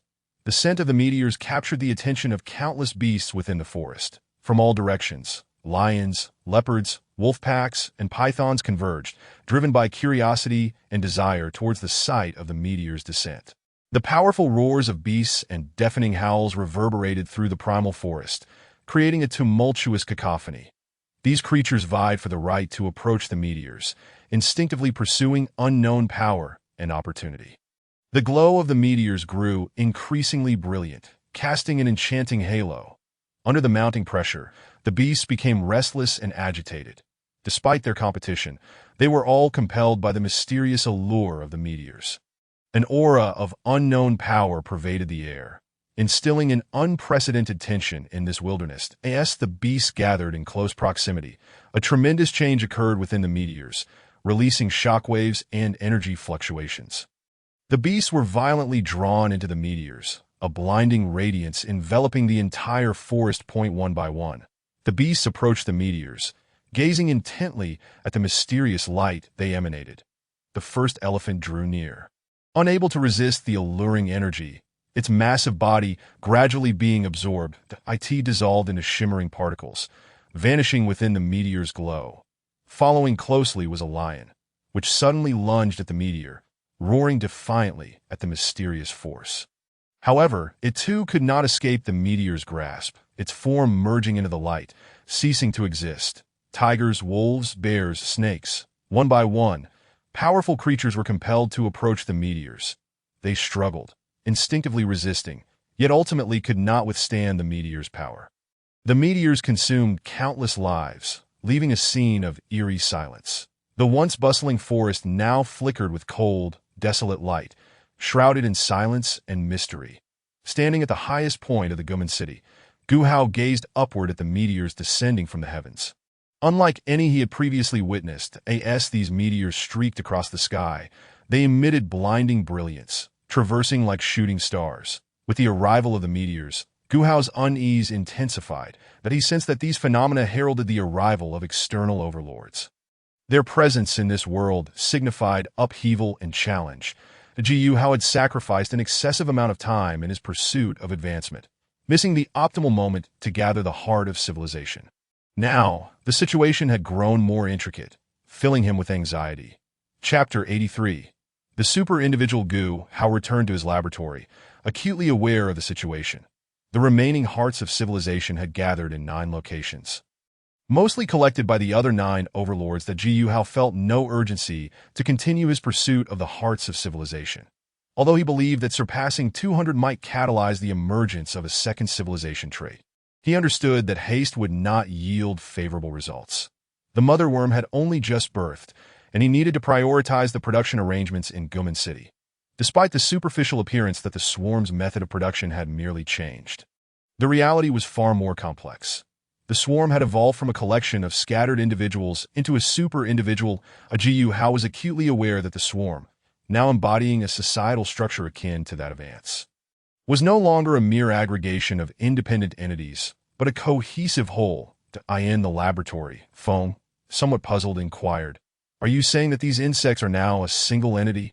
Although Gu Hao had imparted considerable biological knowledge to Feng, the concept he presented was evidently too advanced for Feng to fully grasp. That Gu Hao nodded, explaining, "Indeed, they, or rather we, are now a singular entity." Gu Hao continued, "We are all individuals. This distinction is quite simple. I previously mentioned that our bodies are composed of countless tiny life forms. Correct?" Feng nodded, responding, "Yes, it took me quite a while to understand." Gu Hao smiled, stating, "If a single cell requires 1 unit of food energy in its lifetime, then 10,000 cells would require 10,000 units. Yes. Feng nodded again, but Gu Hao added, "However, when these 10,000 cells constitute our human body, the total food consumption over their lifetimes transforms into 3/4 of their weight, approximately 1,000 units. This is what we call an individual. Every individual adheres to this principle, including super-individuals." Feng was taken aback, doubting whether Gu Hao had made a miscalculation.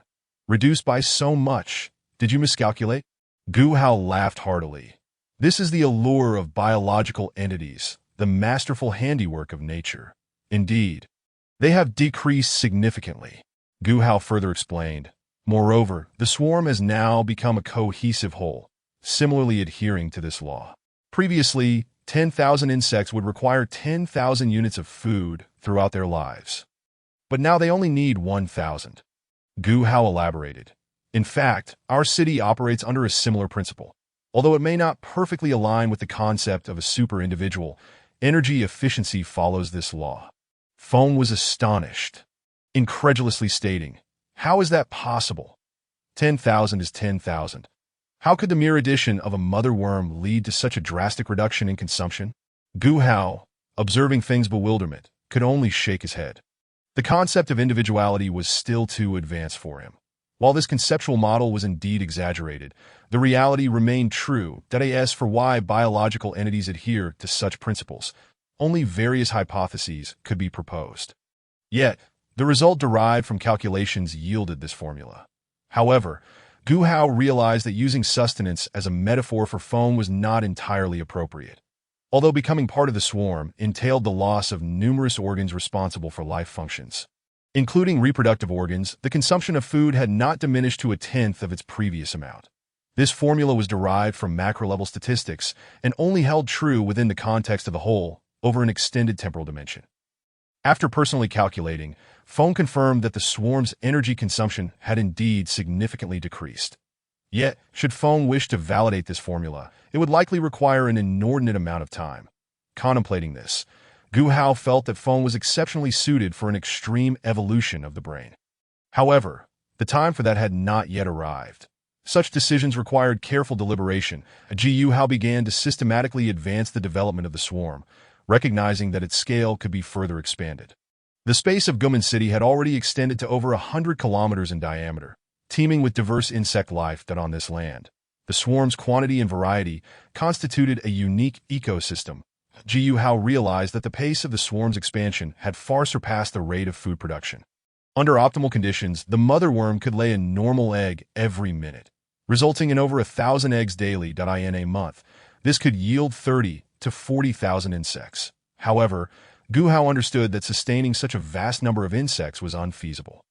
He knew that if he were to rapidly amass hundreds of thousands of insects within a short time, they would inevitably resort to a predatory mode.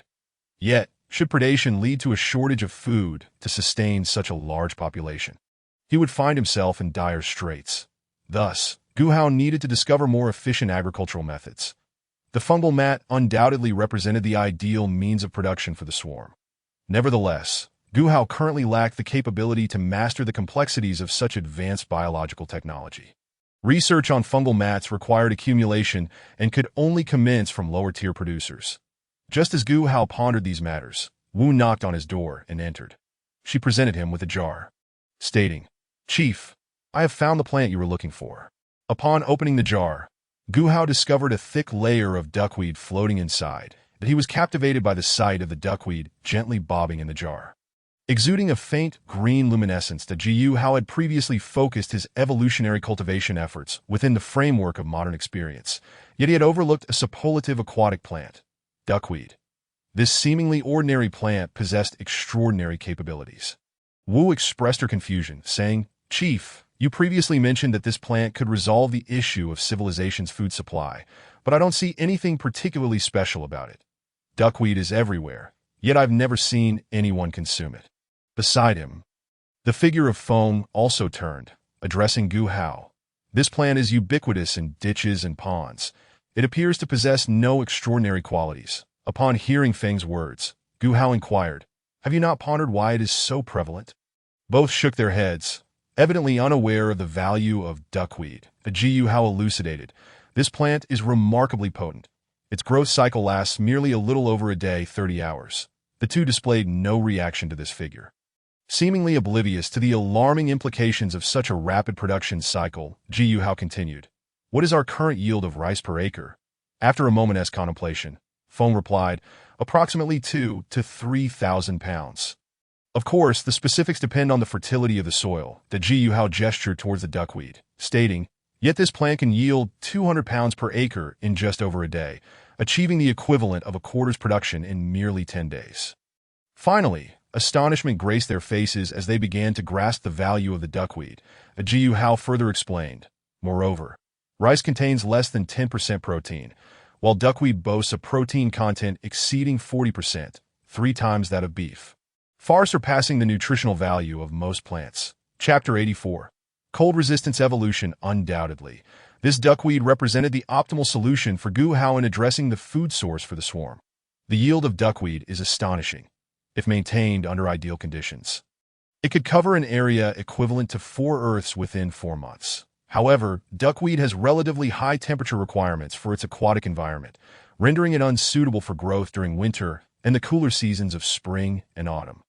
Gu Hao resolved to utilize his newly acquired innate ability to evolve the cold resistance genes of the duckweed, that he extended a finger, which transformed into dozens of filaments, slowly intertwining with the duckweed.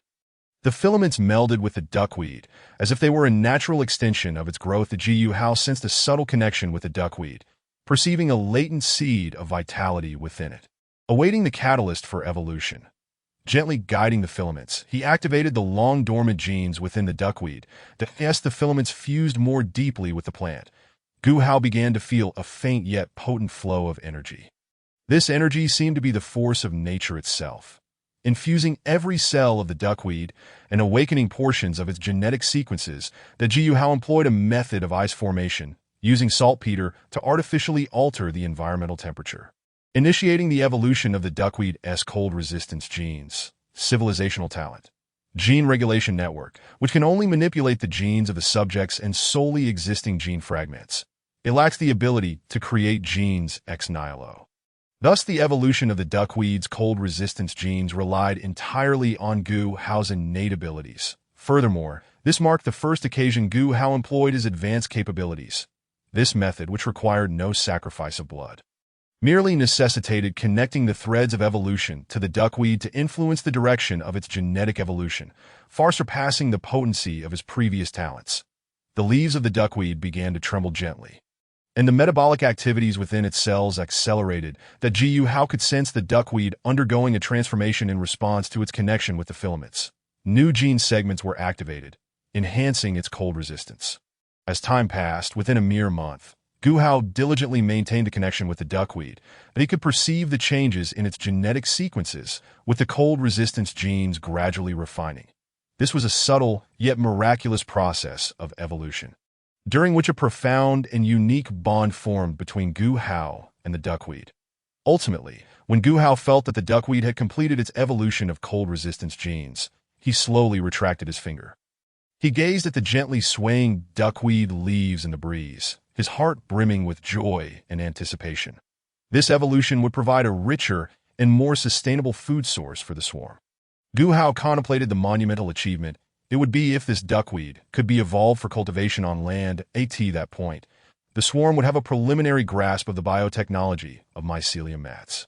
Presently, due to Gu Hao's enhancements, this duckweed had already met the initial conditions for application. However, its growth demanded substantial water resources, particularly a stable pond environment. The turbulence of rivers would scatter the duckweed, causing it to lose its original habitat. Consequently, Gu Hao commanded the excavating worms to commence their work, significantly transforming the farmland adjacent to the riverbanks. These excavating worms operated with mechanical efficiency, gradually reshaping the flat fields into ponds 1 or 2 meters deep. Each pond resembled a vast bowl, awaiting to be filled with water. Considering the stability of water flow, these ponds were not interconnected, but rather distributed independently throughout the farmland. Nonetheless, the sheer number of ponds was astonishing.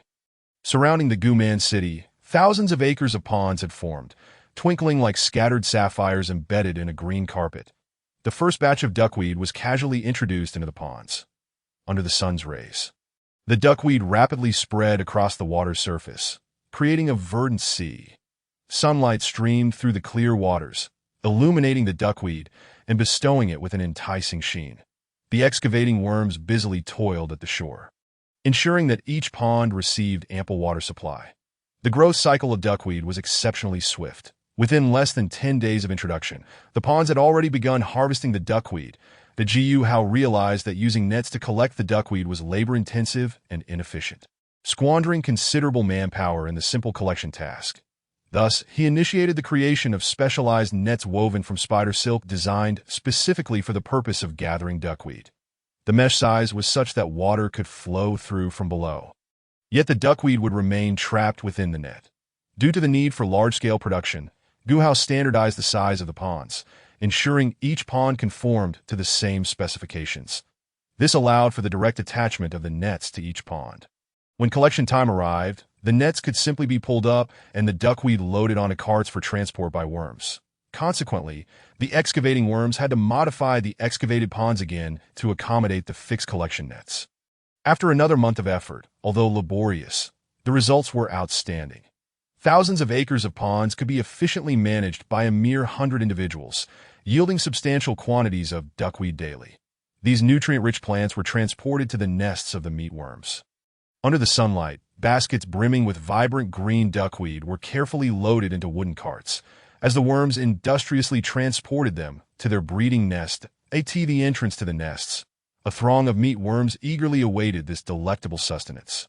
Upon the duckweed being poured into the nests, the meatworms surged toward it, transforming these protein-rich plants into various amino acids and organic compounds that could be absorbed by carnivorous insects. Sunlight streamed through the entrance of the nests, casting shadows of the industrious meatworms as they feasted, juxtaposed against the verdant backdrop of duckweed. With an abundance of organic matter now available, Guhow's motherworm began to exert its influence every moment.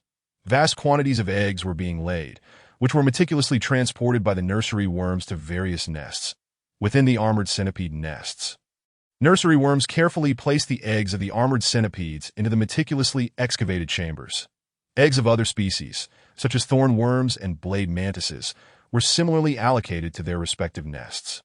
This arrangement facilitated the shaman's inspection of the egg's developmental progress, as distinguishing between the various types of eggs with the naked eye proved challenging. The nursery worms busily traversed among the nests, ensuring that the nutritional needs of the different soldier insect species were met. They accurately calibrated the proportions and timing of the nutrients required for each type of soldier insect. This approach not only catered to the growth and development needs of the soldier insects, but also maximized the overall strength of the swarm. Within this unique and complex ecosystem, the nursery worms played a pivotal role. They served as indispensable assistants to the insect nests, making significant contributions to the stability of the entire Guman city's nesting system. Chapter 85. Unexpected invasion at a pond near the borders of Guman City. The clansmen were diligently gathering the duckweed that blanketed the entire surface, clad in simple, yet durable work garments woven from spider silk. They wielded wooden scrapers, focused on collecting the duckweed leaf by leaf that a tall clansman called out a reminder. Leave some seeds on the surface. Don't scrape it all away, or it will take 3 days to cover the pond again. Another nodded in agreement, responding, Brother G is right. We shouldn't scrape it all. Let us leave some in the water. Following the guidance, the group began methodically collecting the duckweed. They utilized the excavating worms to pull at the 4 corners of the collection net. Lifting it from the water, the net rose. The duckweed was gently dislodged from the surface. The clansmen quickly reacted, grasping their wooden scrapers to carefully scrape the duckweed off the net. They worked with practiced precision, efficiently collecting the duckweed into baskets. The clansmen were highly skilled.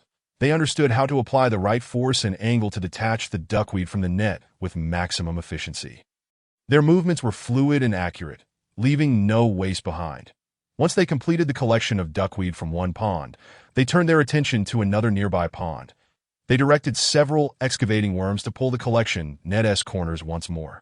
Lifting it from the water again, they picked up their wooden scrapers to begin collecting the duckweed.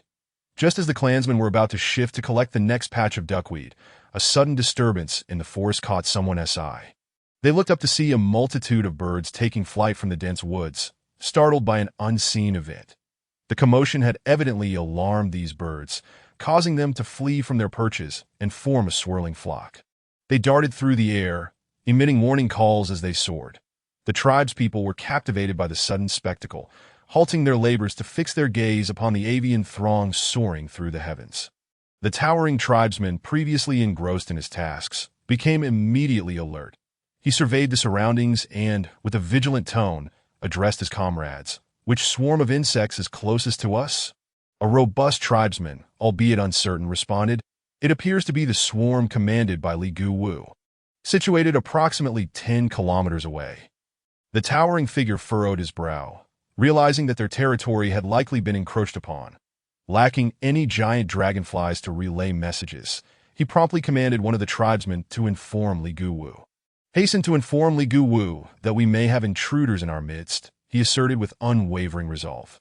The tribesman immediately took his leave, swiftly departing to alert the nearby swarms. Meanwhile, the towering figure resolved to personally investigate the forest. With utmost caution, he entered the woodland, where sunlight filtered through the leaves, casting dappled shadows that enveloped the forest in a mysterious and tranquil ambience. That he moved with stealth, each step meticulously avoiding branches and undergrowth to prevent any sound. His keen eyes scrutinized every detail, ears attuned to the faintest rustle of the forest. That as he advanced, vigilance remained his constant companion. Noticing some trampled ground, his alertness heightened, for he understood that the intruders could be lurking nearby, crouching to examine the imprints. He realized that only through meticulous observation and acute perception could he trace the invader's path. Suddenly, he halted, finding himself atop a hill where a relatively open mountain path lay beneath him. Gazing ahead, he was met with a breathtaking sight. Thousands of warriors marched in orderly ranks, resembling a colossal dragon as they advanced with measured grace. Clad in armor and wielding sharp blades, they exuded an air of majesty and solemnity. Sunlight glinted off their forms, casting a metallic sheen that enveloped the entire valley in a foreboding aura. Initially, the towering figure thought his eyes deceived him, rubbing them to confirm the reality before him. Astonishingly, these warriors bore no heads. Their necks were eerily vacant, as if their skulls had been severed. Yet this did not diminish their ferocity. Among them, one warrior stood out, towering and muscular, his physique as unyielding as iron. Bare-chested, his torso bore the likeness of a face, marred by numerous scars and wounds from blades. His powerful arms were a testament to immense strength, each muscle seemingly brimming with boundless energy. That if Gu Hao were present, he might recognize that many of these injuries could only have been inflicted by bullets. This leading warrior wielded a massive axe, its blade stained with blood and remnants of enemies. Each swing of the axe seemed to summon a tempest and a terrifying roar.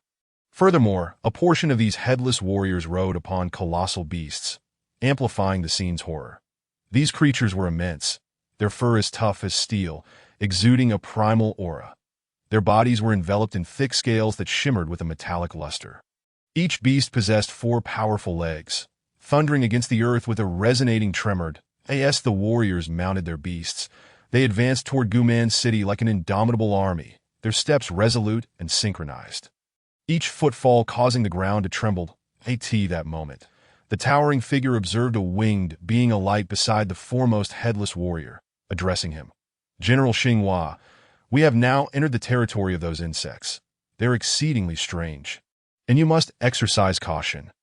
Xinghua dismissively waved his hand, saying, "Merely an untested lowly lord. Countless bronze and silver lords have perished beneath my axe. Why should I fear a lord who is not even bronze?" He continued with frustration, "I cannot fathom how His Majesty's brother could fall here, for he possesses the Qua, Fu, original body of a warrior. My purpose in entering this minor realm is to eradicate this fool who knows not his own mortality." The winged being, still apprehensive, cautioned, "But General, these insects appear to be rather extraordinary. We truly cannot afford to be careless." Xinghua's gaze hardened, instilling fear in the winged being, rendering them mute. That he then pressed onward with his forces toward Guman City. The towering figure, meanwhile, began to cautiously descend the hill, wishing to avoid detection by the headless warriors. Once safely down, he raced towards the insect swarm, eager to relay the enemy's status to his kin. The headless warriors were evidently peculiar. Without assembling sufficient strength, they would likely fare poorly against them. Thus, the towering figure felt a surge of urgency, his feet pounding swiftly against the ground upon exiting the forest's edge.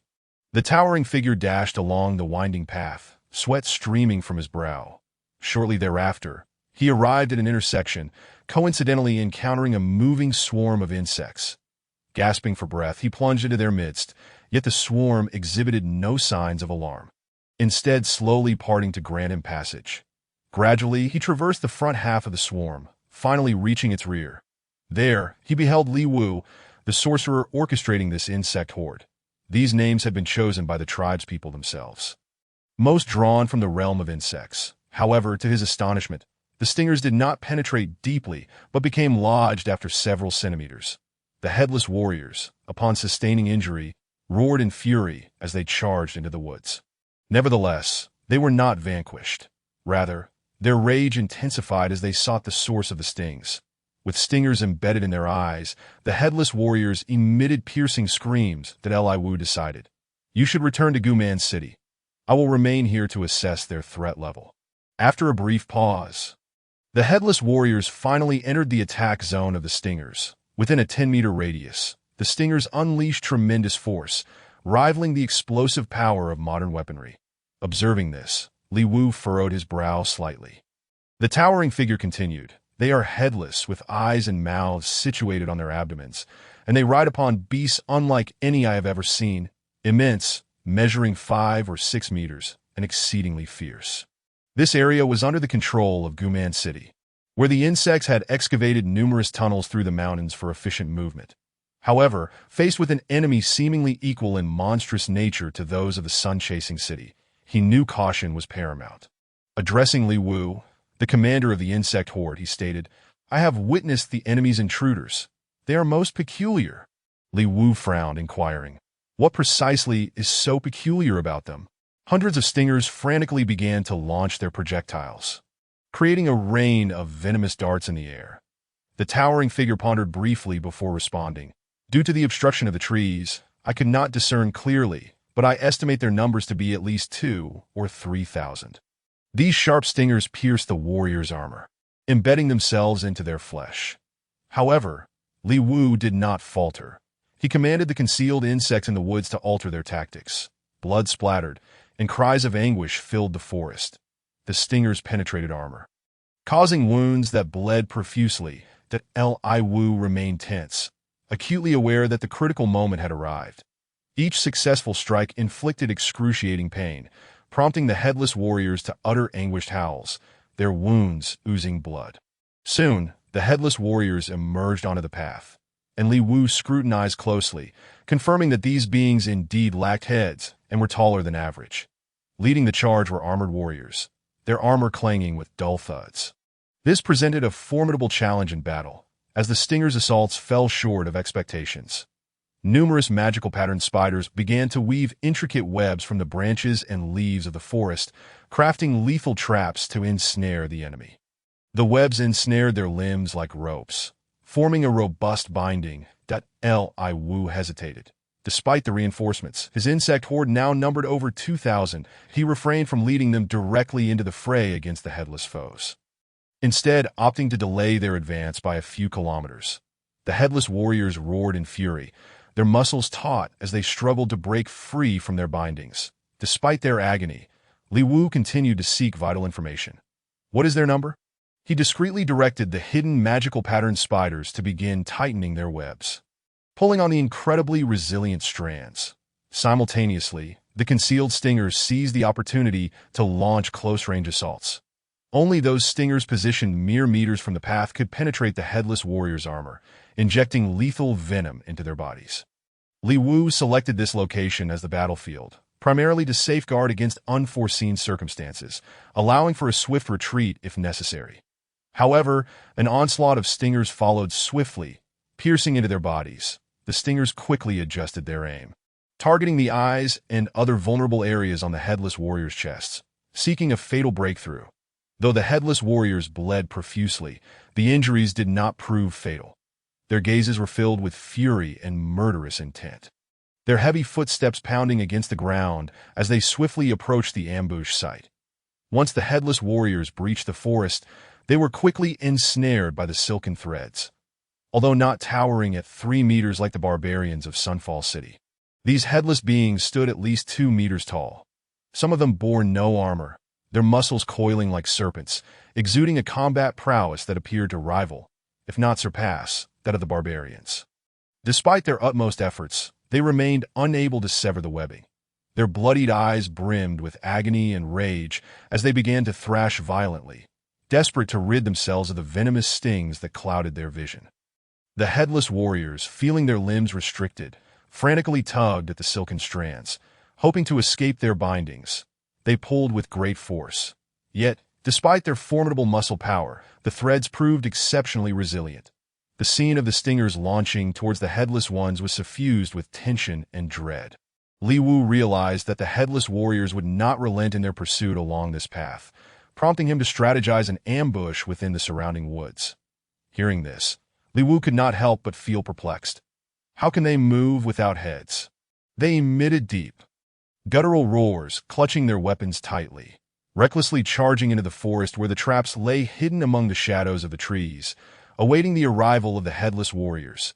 Each stinger that struck the headless beings' bodies resonated with a clanging sound, echoing as they hit their armor.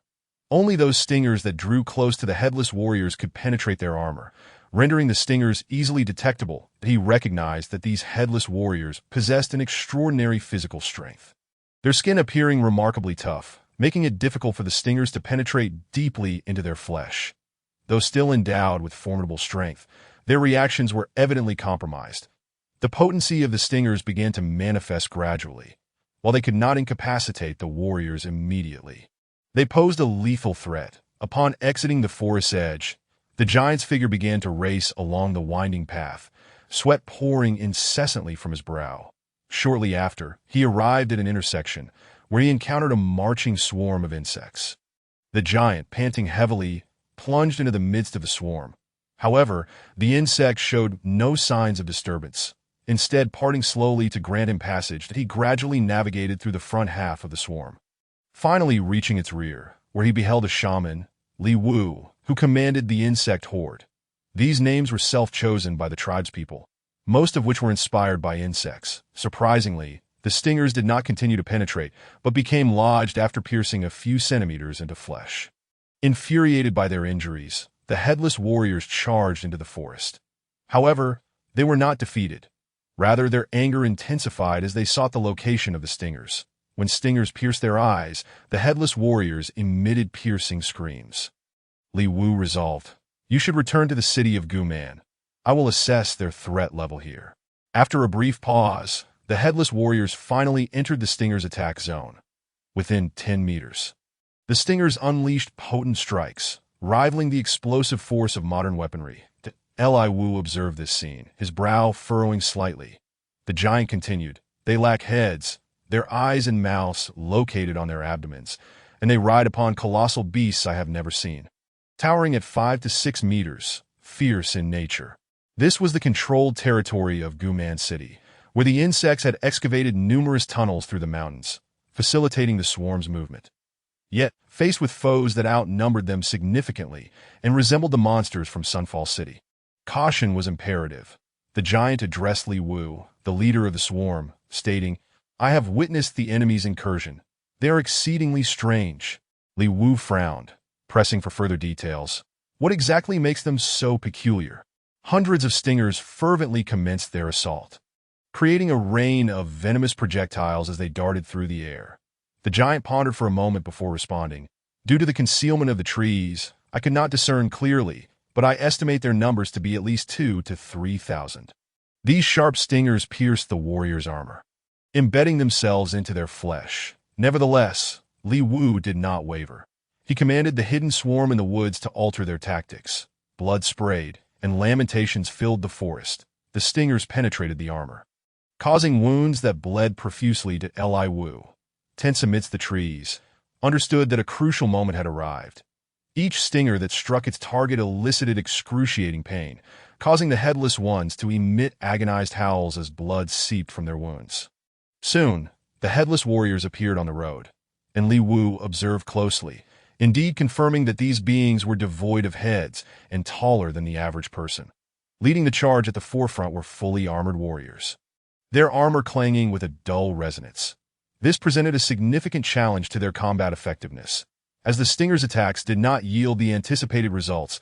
That a multitude of magical pattern spiders began to weave intricate webs using the branches and leaves of the forest, crafting lethal traps that awaited the enemy's approach.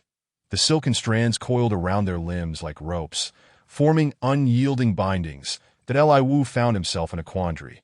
Despite the expansion of his forces, which now numbered over 2,000, he refrained from leading the swarm directly against the headless foes, instead opting to delay their advance by several kilometers. They roared in fury, their facial muscles taut, exerting all their might to free themselves from their bindings. The headless warriors experienced intense pain, their bodies convulsing violently, their movements becoming sluggish. Nevertheless, Li Wu continued to inquire about other critical information. What is their number? He discreetly directed the magical pattern spiders hidden in the woods to begin constricting the silken threads, tugging at the incredibly resilient webs. Simultaneously, the hidden stingers in the woods seized the opportunity to launch close-range attacks. Only those stingers positioned within dozens of meters of the road could penetrate the armor of the headless beings. Injecting their lethal venom into their bodies, Li Wu selected this location as the battlefield, primarily to take precautions, allowing for a swift retreat if necessary. However, an onslaught of stingers followed in rapid succession, piercing into their bodies. The stingers quickly adjusted their angles, concentrating their fire on the eyes and other vulnerable areas on the chests of the headless warriors, seeking a fatal breach. Although the headless warriors bled profusely from their wounds, the damage was not lethal. Their gazes remained filled with fury and murderous intent, their heavy footsteps echoing as they rapidly approached the ambush point. The headless warriors, upon entering the forest, were swiftly entangled by the webs. Despite not reaching the height of 3 meters like the barbarians of Sunfall City, these headless beings stood at least 2 meters tall. Some bore no armor, their muscles coiled, appearing to possess a combat capability that rivaled, if not exceeded, that of the barbarians. Even with their utmost exertion, they could not sever the webs. Their bloodied eyes were filled with pain and rage as they began to thrash violently, desperate to rid themselves of the venomous stings clouding their vision. The headless warriors felt their limbs restricted, and they commenced a frantic struggle against the silken threads, yearning to break free. They pulled with great force. Yet, despite their considerable strength, the webs proved to be extraordinarily resilient. The scene of stingers launching toward the headless beings was steeped in tension and dread. Li Wu realized that the headless warriors would not relent in their pursuit along this path, prompting him to strategize an ambush within the surrounding woods. Hearing this, Li Wu could not help but feel perplexed. How can they move without heads? They emitted deep, guttural roars, clutching their weapons tightly, recklessly charging into the forest where the traps lay hidden among the shadows of the trees. Awaiting the arrival of the headless warriors, each stinger that struck the headless beings' bodies resonated with a clanging sound, echoing as they hit their armor. Only those stingers that drew close to the headless warriors could penetrate their armor, rendering the stingers easily detectable. He recognized that these headless warriors possessed an extraordinary physical strength, their skin appearing remarkably tough, making it difficult for the stingers to penetrate deeply into their flesh. Though still endowed with formidable strength, their reactions were evidently compromised. The potency of the stingers began to manifest gradually. While they could not incapacitate the warriors immediately, they posed a lethal threat. Chapter 87. Know thyself and thy enemy. The headless warriors boasted formidable defenses and tremendous strength, akin to humanoid beasts. Yet, the strength of the spider silk was not something ordinary creatures could escape. Even the most commonplace silk possessed a tensile strength several times that of steel of equivalent thickness. Not to mention these headless warriors. Even if a tank were ensnared, it could only drag the ground along, unable to sever the threads. Thus, while the headless warrior's strength was formidable, they were powerless against the tenacious bindings of the spider silk. However, as more headless warriors surged forward, numerous soldiers swiftly became ensnared in the web traps laid by the magical pattern spiders. The number of magical pattern spiders was limited, and the coverage of the web traps was not extensive. Soon, a large contingent of headless warriors broke through the web's constraints. The blade mantis, with its agility and ferocious attack style, flashed through the air, wielding its sharp blades to directly assault the vital points of its adversaries. Although the blade mantis attacked with lightning speed, it was not an armor-piercing unit.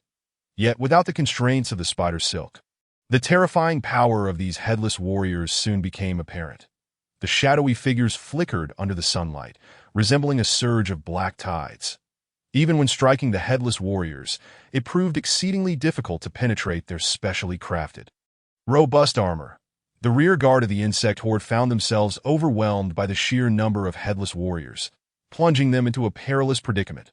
With blades raised, they danced through the air with the grace and precision of lethal performers, swiftly dispatching the insects. The insect ranks suffered devastating losses under the relentless assault of the countless headless warriors. Following orders, the assembly commenced their pursuit of Li Wu and the insect swarm. The insect's retreat afforded a fleeting moment of tranquility that as the armored centipedes and blade mantises obstructed their path, the swarm turned to flee the battlefield. The remaining insects withdrew rapidly like a tide receding. Akin to an ocean undulating in darkness, the armored centipedes within the swarm could not withstand the onslaught. Their bodies rent asunder. Possessing astonishing strength, any armored centipede struck by their blades would be instantly pierced. He addressed the crowd. "Continue the pursuit. We must not allow them a moment's respite." Only the blade mantises, with their agile forms and swift reflexes, could barely contend with these formidable warriors after multiple strikes. Cracks and gaps would appear in the armor, exposing fragments of the warriors' bodies. The mantises fixated upon these vulnerable points, seeking any opportunity to deliver a fatal blow. They swiftly dodged and counterattacked, their blades slicing through the air as their figures weaved amidst the chaos. Xinhua arrived swiftly on the battlefield, his countenance grim. Realizing that the main force of the insect horde had long since retreated, a twinge of disappointment rising within him. The blade mantises, capitalizing on their agility and sharp assaults, persistently sought to breach the defenses of the headless warriors. Their weapons carved fierce arcs through the air. The once imposing armor was pierced and shredded, blood gushing forth, rendering their appearance a disheveled mess. Each swing was a lethal strike, flesh and blood splattering, the air filled with piercing shrieks and roars that Li Wu, sensing the tide of battle shifting unfavorably, immediately recognized the necessity of retreat. They emitted low, guttural growls, engaging in close-quarters combat with the headless warriors that surpassed the strength of the specialized armor with the blade mantis's razor-sharp edges. More effort was required from Gu Hao. The sturdy armor of these headless warriors began to show signs of wear amid the prolonged conflict. Blades pierced the exoskeleton, tearing through the bone armor, leaving a gruesome mess that as the assaults of the blade mantises grew increasingly ferocious, the presence of the headless warriors began to wane. Their physical responses were extraordinary, nearly on par with the blade mantises. The battlefield resonated with the harsh sounds of slaughter, the killing intent of the headless warriors palpable as their targets fell one after another. The mandibles of the armored centipedes snapped like immense pincers, crashing down upon the iron armor, producing a heavy, shattering sound. These warriors donned even more finely crafted armor, nearly devoid of any seams. The blade mantises moved with the swiftness of the wind, their attack speed almost impossible to perceive. Each strike was unerring, and the headless warriors began to feel the weight of their terrifying might. Their double blades flashed through the air, accurately targeting the weak points. Suddenly, a fierce slash would come, followed by a precise thrust. Each attack was imbued with sharp and rapid force. Mangled bodies rolled across the battlefield, unable to withstand the overwhelming force of slaughter. The powerful mandibles of the armored centipedes could crush sturdy armor in a single bite, inflicting severe damage. The clash of steel blades against claws rang out, a shrill testament to the tearing of flesh. The blades cut through the air, accompanied by a sharp whistling sound. Yet, amidst the stalemate on the front lines, a sudden surge of warriors poured in from behind the headless warriors. The insect horde writhed rapidly across the undulating terrain, extending toward the distant woods. Utilizing deft movements and overwhelming numbers, they swiftly eradicated large swathes of insects, mowing down their foes as if cutting grass. Nevertheless, the mandibles of the armored centipedes possessed formidable biting power, capable of damaging these robust armors. With their tough exoskeletons and nimble physiques, armored centipedes wielded terrifying lethality with their massive mandibles and tail stingers. The emergence of gaps and cracks rendered their once impenetrable shells vulnerable. They precisely sliced through the damaged armor, their attacks focused, orderly, and devoid of waste. The insect horde found themselves unable to withstand the suppression brought forth by these warriors. When engaging with the blade mantises, they could swiftly evade attacks and retaliate with blinding speed. Their eyes were entirely shielded, leaving only a net-like visual aperture to maintain a clear field of vision. The battlefield reeked of death, the ground littered with the corpses of insects. Surprisingly, the reflexes of the headless warriors managed to keep pace with the blade mantises. headless warriors began to charge recklessly through the insect ranks, roaring in fury as they swung their weapons. They engaged in fierce combat with the armored centipedes and blade mantises among the swarm. The insect horde swiftly divided into two factions, with around 400 to 500 armored centipedes and blade mantises forming a rear guard. The sharp claws and stingers aimed at the vulnerabilities of the headless warriors, seeking opportunities to pierce their sturdy armor. This moment, it was the blade mantises' time to shine. The final struggle was merely a brief thrash. As the insect horde was utterly annihilated by the headless warriors, the echoes of battle gradually faded, leaving behind a ground strewn with insect carcasses. The iron armor formed a honeycomb-like unevenness, nearly losing its protective function. Neither the armored centipedes nor the blade mantises could withstand the overwhelming numbers of these warriors. The warriors swiftly sprang into action, their coordination flawless, and their techniques superb. The headless warriors swung their weapons with explosive force. Their might unparalleled. One by one, the centipedes fell beneath the onslaught of the headless warriors, their exoskeletons shattering, blood spilling forth. Xinghua led the troops swiftly through the woods, searching for traces of the insect horde. However, he discovered that the main force of the insects had quietly vanished into the vast, boundless forest. The defensive capabilities of the headless warriors were high, and their strength was immensely formidable, akin to humanoid beasts. Yet, the strength of spider silk was not something ordinary creatures could easily escape. Even ordinary silk possesses a tensile strength several times that of steel of equivalent thickness. Not to mention these headless warriors.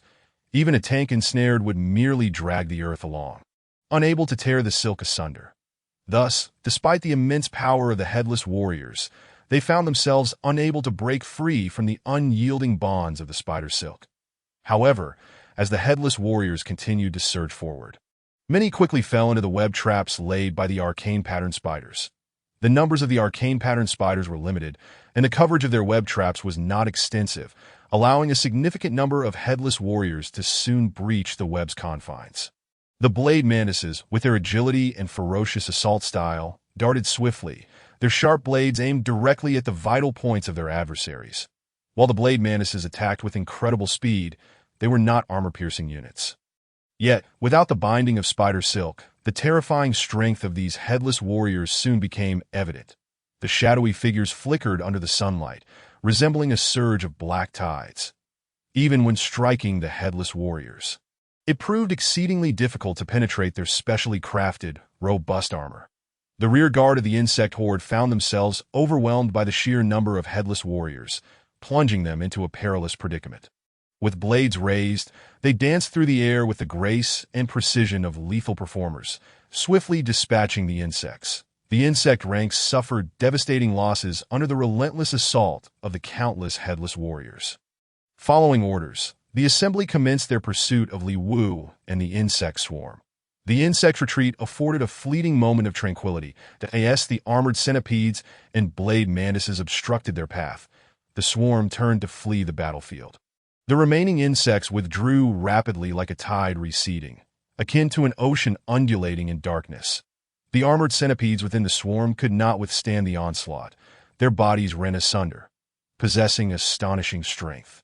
Any armored centipede struck by their blades would be instantly pierced. He addressed the crowd. Continue the pursuit.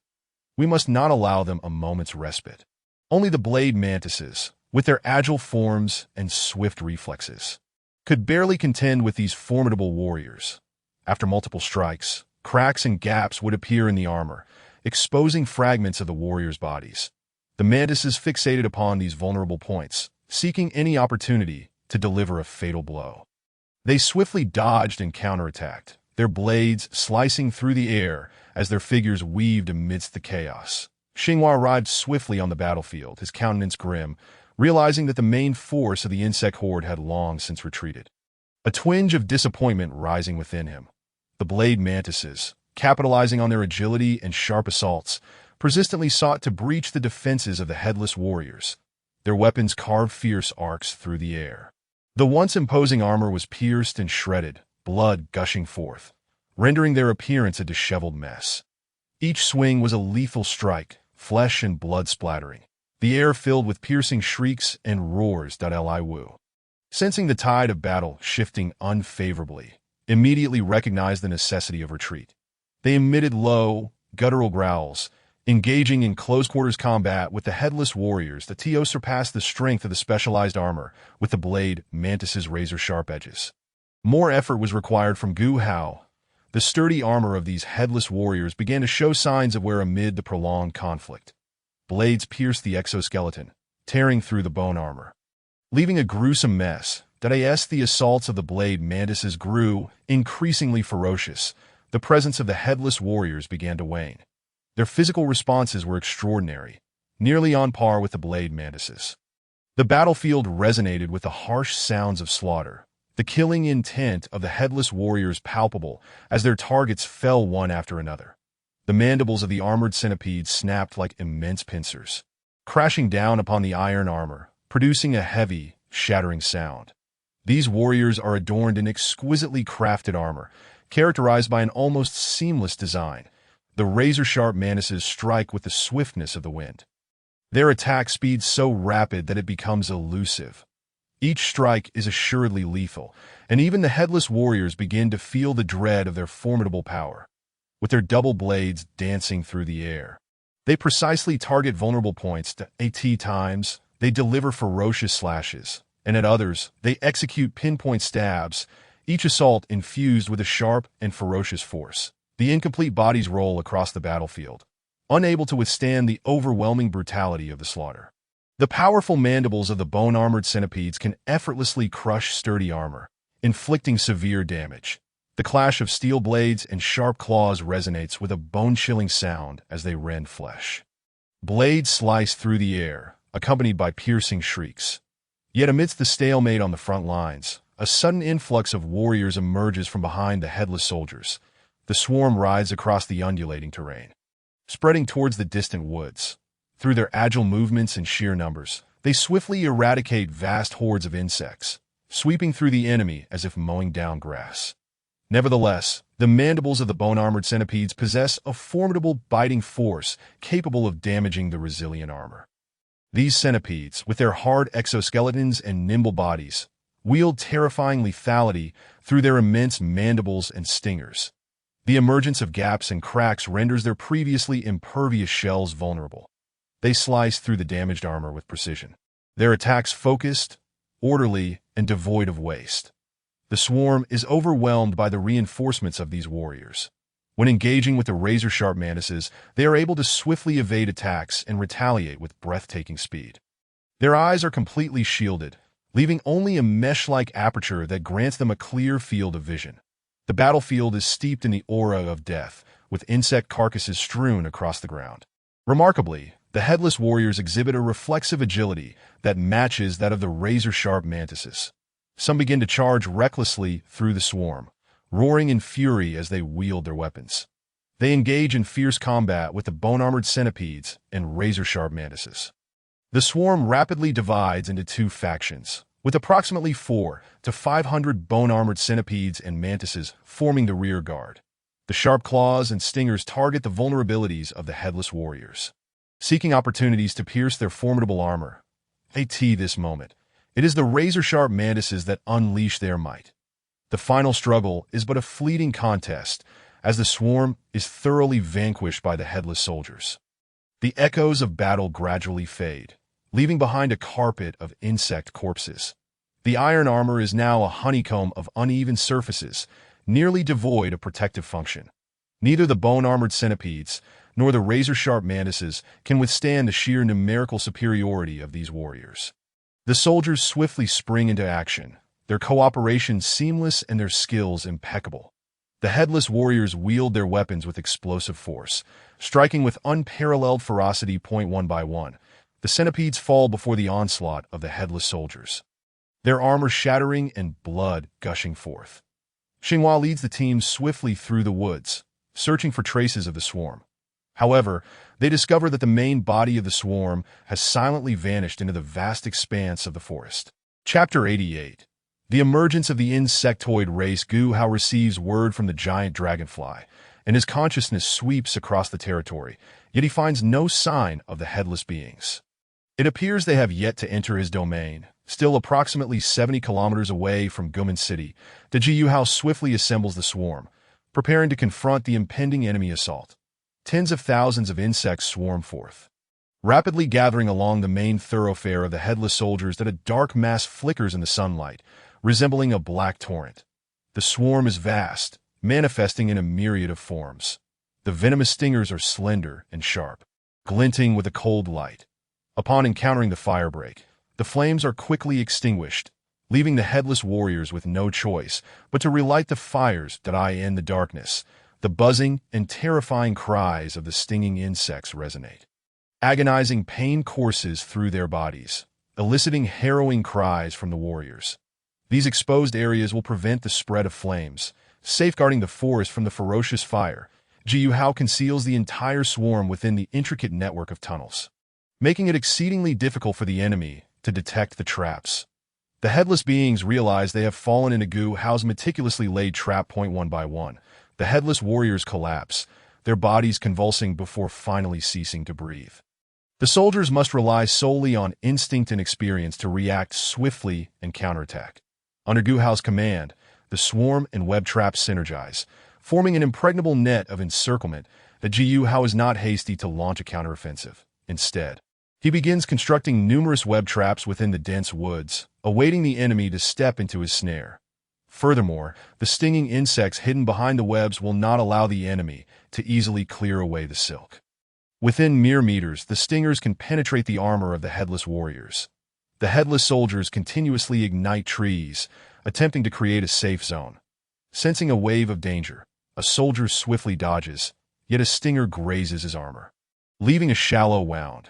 They unleash a barrage of arrows upon the stinging insects in the woods, striving to suppress their attacks. The insects consume the trees at an astonishing speed, stripping bark and branches clean, creating wide swathes of exposed ground. They must confront the assault of the stinging insects while clearing the webs, yet failing to do so renders them immobile. Flames erupt on the battlefield, licking at the trees and webs. The fallen bodies bleed profusely, staining the surrounding earth crimson. Each strand of silk is as resilient as steel, ensnaring the warrior's arms and legs, plunging them into peril. Such power is not easily wielded by any ordinary civilization.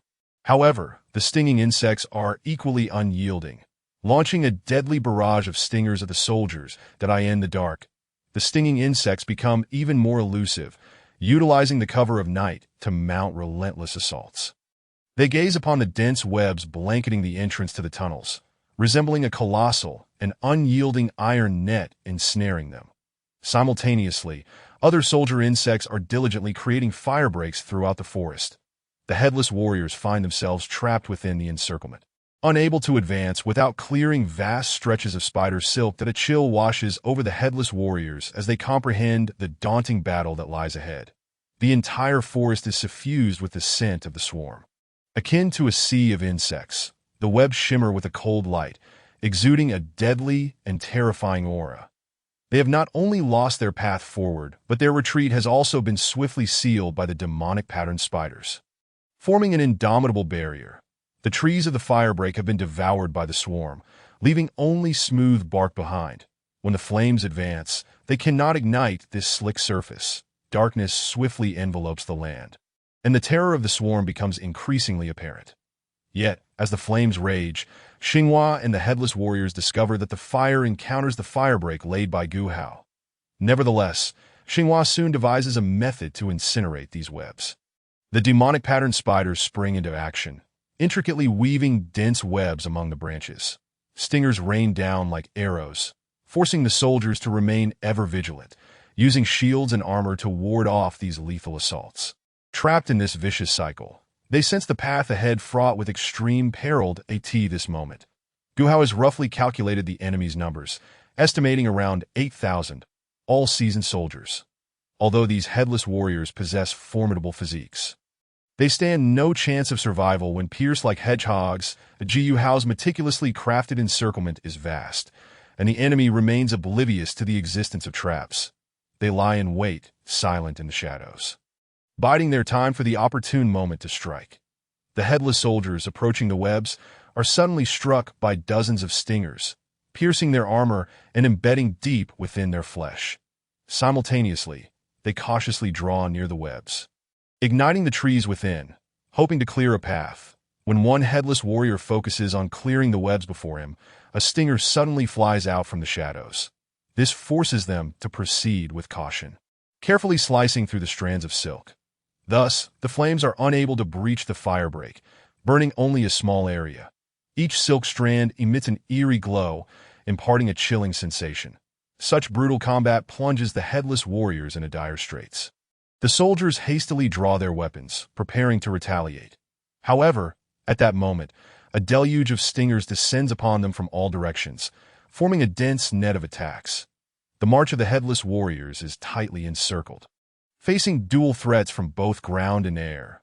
Consequently, they swiftly order the headless soldiers to ignite the trees and webs. They rapidly traverse through the webs, launching lethal assaults against the soldiers. The webs ensnare the weapons and armor of the headless warriors, rendering their movements sluggish and labored. The two sides continuously tug at one another on this battlefield. Nevertheless, Gu Hao remains unfazed. His insect civilization is far from ordinary, and those who underestimate him will surely pay a heavy price. This design allows the firebreak to effectively impede the advance of flames. The giant dragonflies soar through the air, while the bone-armored centipedes and razor-sharp mantises traverse the ground, and the demonic-patterned spiders dangle from the trees, poised to create web traps. The headless army soon finds itself ensnared within Gu Hao's encirclement. The scene of the rear being sealed off unsettles the headless warriors, as the vanguard reconnaissance team of the headless army discovered that the path ahead was ensnared by a web of spider silk. The entire legion found itself ensconced within a swarm of insects that Xing realized that the warnings of the feathered beings were indeed justified. These creatures were astonishingly bizarre. He could scarcely believe that such formidable strength could be wielded by a lord who had yet to complete their trials.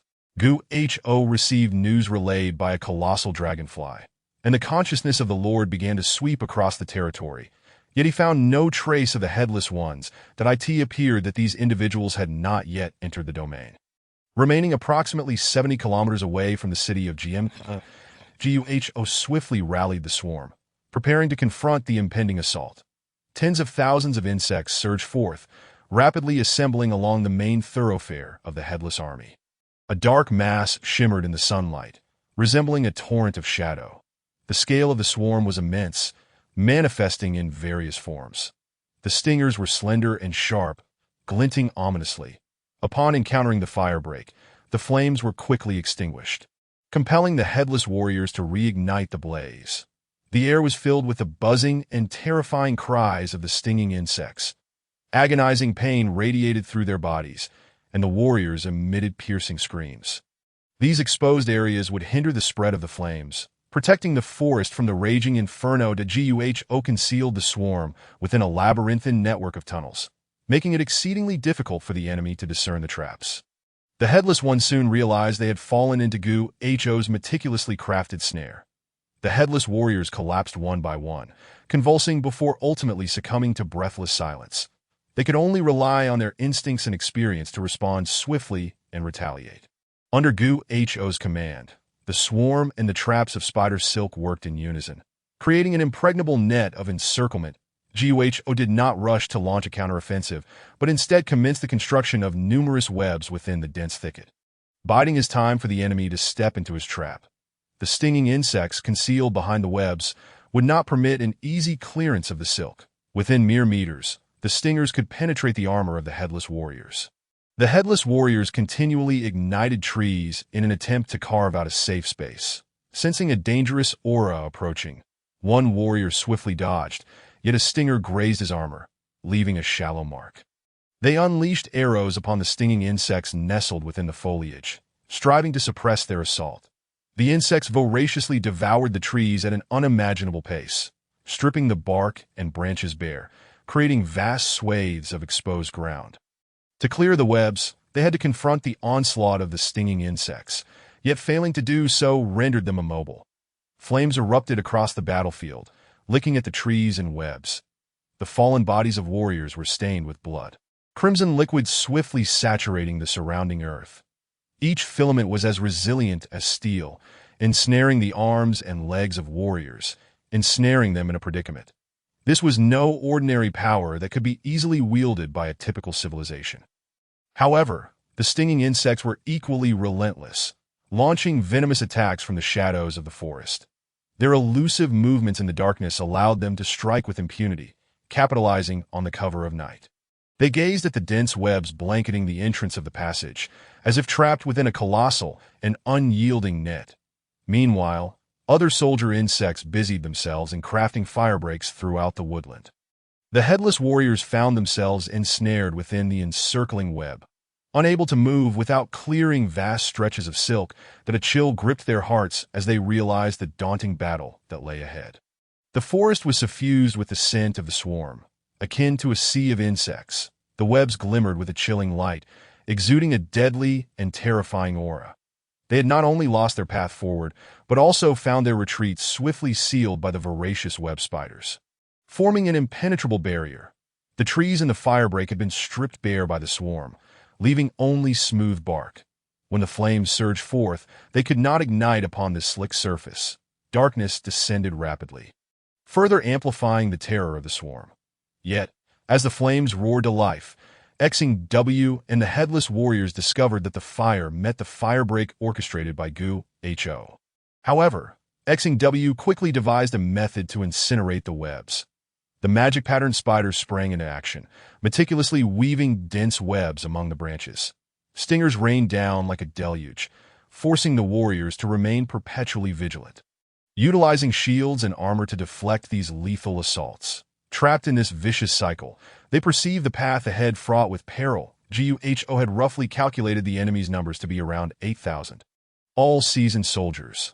Though these headless warriors possessed formidable physiques, being transformed into pincushions would leave them with no chance of survival. The encirclement meticulously laid by Gu-Ho was extensive, and the enemy remained oblivious to the existence of the traps. They lurked silently in the shadows, awaiting the opportune moment to strike. Those headless warriors who ventured too close to the webs were instantly pierced by dozens of stingers, penetrating their armor and embedding deeply within their flesh. Simultaneously, they cautiously approached the webs, igniting the trees within, hoping to carve out a passage. One headless warrior focused intently on clearing the webs before him. A stinger suddenly soared forth from the darkness. This compelled them to advance while simultaneously clearing, delicately cutting the threads of the webs. Consequently, the flames were unable to cross the firebreak, burning only a small area. Each strand of silk emitted an eerie glow, instilling a sense of dread. This brutal combat ensnared the headless warriors in dire straits. The warriors hastily drew their weapons, preparing to retaliate. However, in that fleeting moment, more stingers surged from all directions, forming a dense web of attack. The march of the headless army had been meticulously encircled, facing dual threats from both ground and sky. Thus, he swiftly commanded the headless ones to set fire to the trees and webs. They swiftly traversed the webs, launching lethal assaults upon the warriors. The webs resembled a vast trap, entangling the weapons and armor of the headless warriors, rendering their movements sluggish and cumbersome. Both sides continued to grapple on this battlefield. However, Gu-Ho remained unfazed. His insect civilization was anything but ordinary, and those who underestimated him would pay a grievous price. This design ensured that the firebreak effectively obstructed the flames. Giant dragonflies soared overhead. Bone-armored centipedes and razor-sharp mantises traversed the ground, while magic-patterned spiders dangled from the trees, poised to set their silk traps. The headless army soon found themselves ensnared within Gu-Ho's web of encirclement. The blocked rear caused unease among the headless troops. The vanguard reconnaissance team of the headless army discovered that the path ahead was already ensnared by webs. The entire legion found itself enveloped by a swarm of insects. Xing recognized that the warnings from the feathered beings were undeniably accurate. Indeed, these insects were remarkably strange. He could scarcely believe that such prowess could emanate from a lord who had yet to complete their trials. Chapter 89. The 1,000-mile swarm attack under the shroud of night.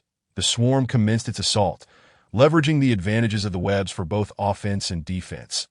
They relentlessly harassed and attacked the headless warriors throughout the night. The swarm surged forth from every corner, like demons of darkness, emitting piercing and horrifying buzzing sounds. Stingers rained down, leaving the headless warriors covered in wounds. Moreover, whenever the mounted warriors charged, the swarm would swiftly retreat, rendering the beast riders ineffective. The Guho did not hasten to launch a full-scale assault. Instead, he chose to gradually deplete the life force of the headless warriors. "Run! Get out of here! The swarm is coming!" Among them, the muscular genes were particularly striking, showcasing extraordinary characteristics and oddities. The feathered beings screamed helplessly as they were struck by the onslaught of the barrier-breaking bees, their blood instantly staining the sky. However, Guho was still not fully adept at controlling his innate abilities, currently relegating them to mere genetic observation tools. They gazed in terror at the endless swarm in the sky, their hearts brimming with despair and fear. Their bodies lay strewn across the city, bloodied and mangled, feathers swirling amidst the deathly atmosphere. Some warriors plummeted, their wings shattered, helplessly descending to the ground. They raced back to the feathered city at full speed. Yet the swarm relentlessly pursued them, and as they saw the swarm closing in, escape was ultimately futile. Kusichen's voice reverberated throughout the city, imbued with determination and resolve. He rubbed his eyes, astonished at the thick, dense clouds, that he stared incredulously at this spectacle. However, upon his second glance, his complexion turned pale. His body shimmered with an ethereal blue light, imparting an aura of mystery and majesty. Perhaps this was also a consequence of Guho's insufficient computational capacity. Kusichen beheld the endless black swarm soaring in the sky, akin to a shadow of death. His expression was blank, struggling to comprehend the scene before him. Accompanying this spectacle were over 5,000 giant dragonflies, their massive bodies and broad wings conspicuous.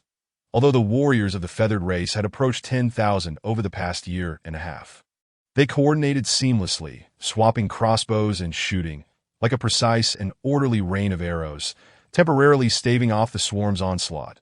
Kusichen observed this scene. His heart swelled with rage and helplessness.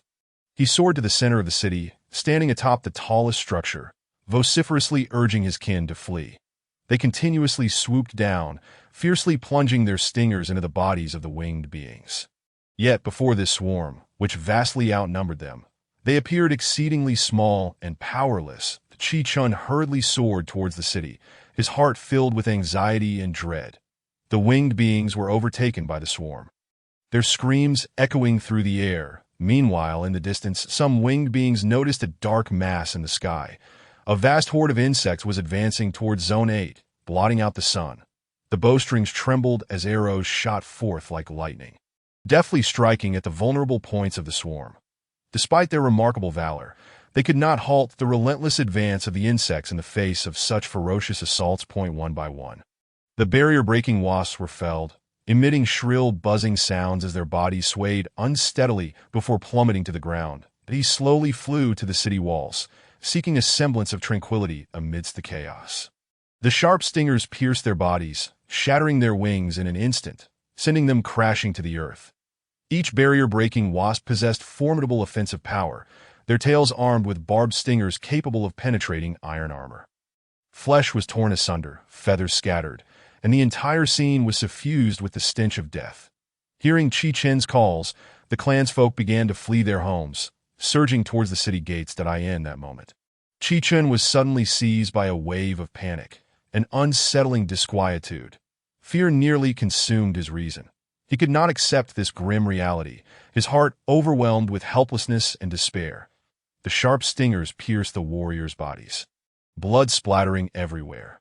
The onslaught of the barrier-breaking wasps intensified as they viciously darted among the winged warriors. That moment, he looked up to see the sun on the horizon obscured by some ominous force. However, the number of winged warriors was simply too few. The swarm traversed the vast mountains, heading directly for the position of the winged beings, who were now in a state of panic upon discovering the horde. How is this possible? Wasn't someone sent to deal with Guho? The entire swarm was densely packed, darkening the sky, resembling a rolling cloud of blackness. They tore through the bodies of the winged warriors with their massive, sharp mandibles, slaughtering them mid-air. Numerous warriors of the winged race seized their weapons and flew out, resolutely confronting the swarm's attack. The winged warriors raised their bows high, bracing to face the aerial onslaught of the barrier-breaking wasps. Chaos reigned in the sky, as the swarm blanketed the heavens like a dark cloud, devouring the winged beings one by one. That the genetic makeup of these headless warriors was vastly different from that of humans, presenting a tremendous temptation for Gu Hao. The sun rose gently, casting a kaleidoscope of light through the gaps in the swarm, illuminating the scene with an eerie glow. Thousands upon thousands of barrier-breaking wasps buzzed through the air, their massive forms radiating a frenzied aura. Alas, it was already too late. The swarm had swiftly approached the city, the barrier-breaking wasps weaving through the skies. Countless insects attacked them day and night, granting them no respite. The Jiu Hao had even obtained the corpses of dozens of headless warriors for analysis. Yet, Qi Chen's cries instilled a glimmer of hope within them, and they ran with all their might. Desperately fleeing this city on the brink of annihilation, the Jiu Hao had also recognized the warriors' formidable resilience. They valiantly resisted the swarm's attacks, displaying unparalleled combat prowess, even if it was merely to afford them a fleeting chance at survival. The winged beings with shattered wings fell under the relentless assault of the swarm, their lives brutally snatched away. That a scene of carnage unfolded within the city, as the lives of the winged beings were ruthlessly extinguished. They aimed steadily and accurately, calmly releasing their arrows. The Qi Chun stood at the heart of the city, watching his kin depart, his heart heavy with an inescapable sense of futility. After the swarm consumed everything, it continued its relentless advance towards the city of the winged beings. Showing no sign of pausing, the Jiu Hao lifted his gaze towards the distance, calculating the time. He should soon be able to harness this newfound ability. Giant dragonflies joined the fray, soaring high and diving down from the sky. Fear and helplessness enveloped them, the number and ferocity of the enemies far exceeding their imagination. The wings emitted a piercing buzz, akin to a barrage of arrows slicing through the air. Although his computational prowess was insufficient to manipulate the genes, his advanced talents still bestowed other abilities. They sought to use their own bodies to buy their kin more time to escape. Lacking the support of a genetic control network, Gu Hao could only rely on his innate abilities to analyze these genetic fragments. That he transformed his hands into countless threads, absorbing the cells from these bodies. Blood and flesh flew as screams echoed throughout the battlefield. The air was thick with the stench of death, as the warriors of the winged race fell one after another to the swarm's stinging assaults. Under the cover of night, the swarm began to mobilize, utilizing the advantages of their webs to attack and retreat at will. They relentlessly harassed and assaulted the headless warriors in the darkness. The swarm emerged from every corner, like demons of the night, emitting a chilling and terrifying buzzing sound. Poisonous stingers rained down upon the headless warriors, leaving them bloodied and battered. Moreover, whenever the beast-riding warriors launched an offensive, the swarm would swiftly retreat, preventing these riders from exerting their full potential. The Jiu Hao chose not to hastily launch a full-scale assault. Instead, he opted to gradually wear down the living strength of these headless warriors. "Run! Get out of here! The swarm is coming!" Among them, the muscle genes were particularly striking, exhibiting extraordinary characteristics and peculiarities. The winged beings screamed helplessly as they were struck by the barrier-breaking wasps, their blood instantly staining the sky crimson. However, Gu Hao was still unfamiliar with the mastery of his gifted abilities and could only use them as tools for genetic observation. They gazed up at the endless swarm in terror, their hearts filled with despair and fear. Their bodies lay scattered throughout the city, bloodied and mangled, feathers drifting in the air as the entire city reeked of death. Some warriors fell, their wings shattered, helplessly plummeting to the ground.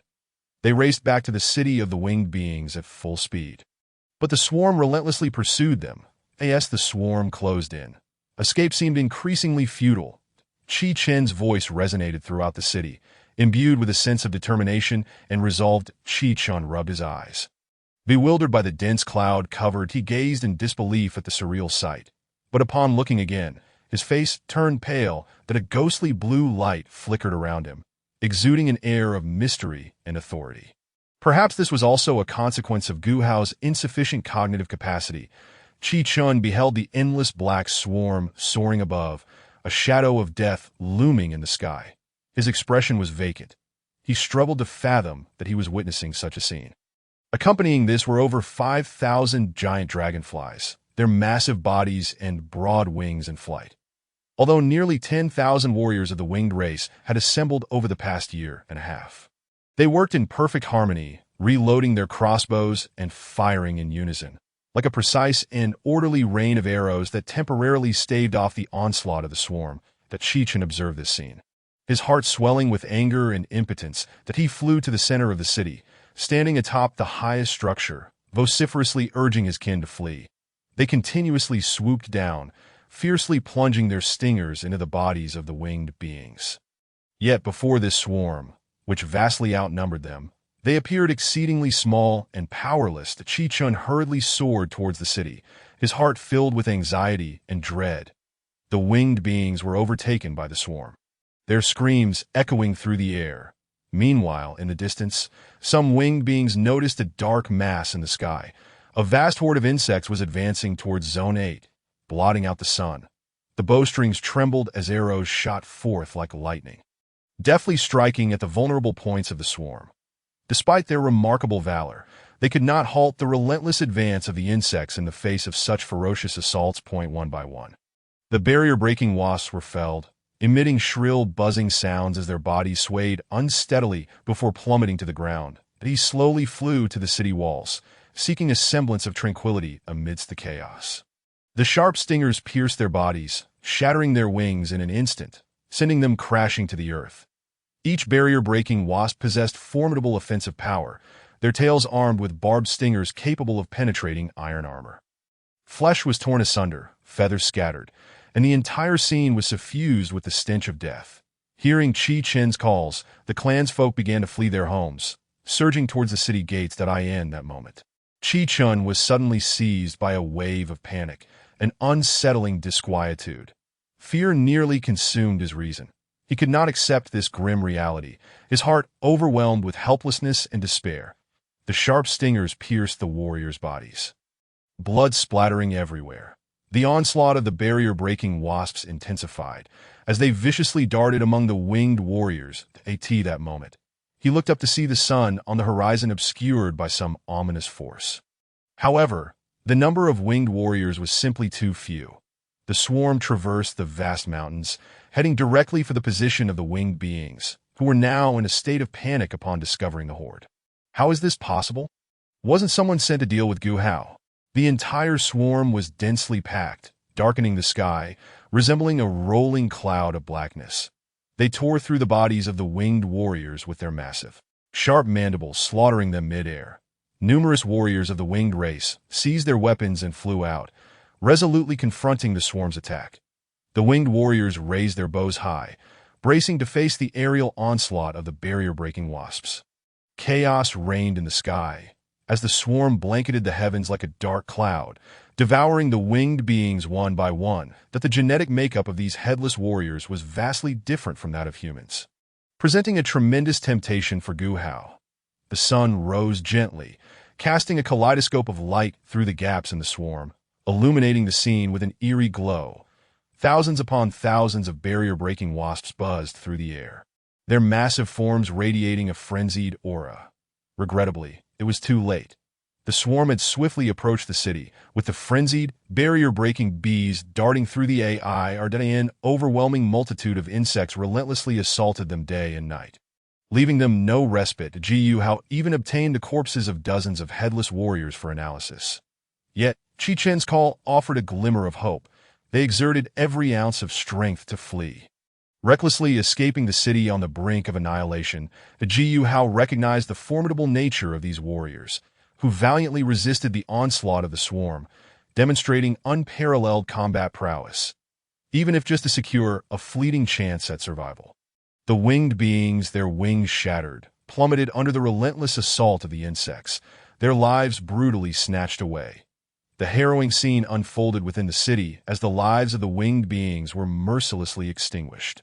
They aimed steadily and accurately, calmly releasing their arrows. Chun stood at the heart of the city, watching his kin depart, his heart heavy with despair.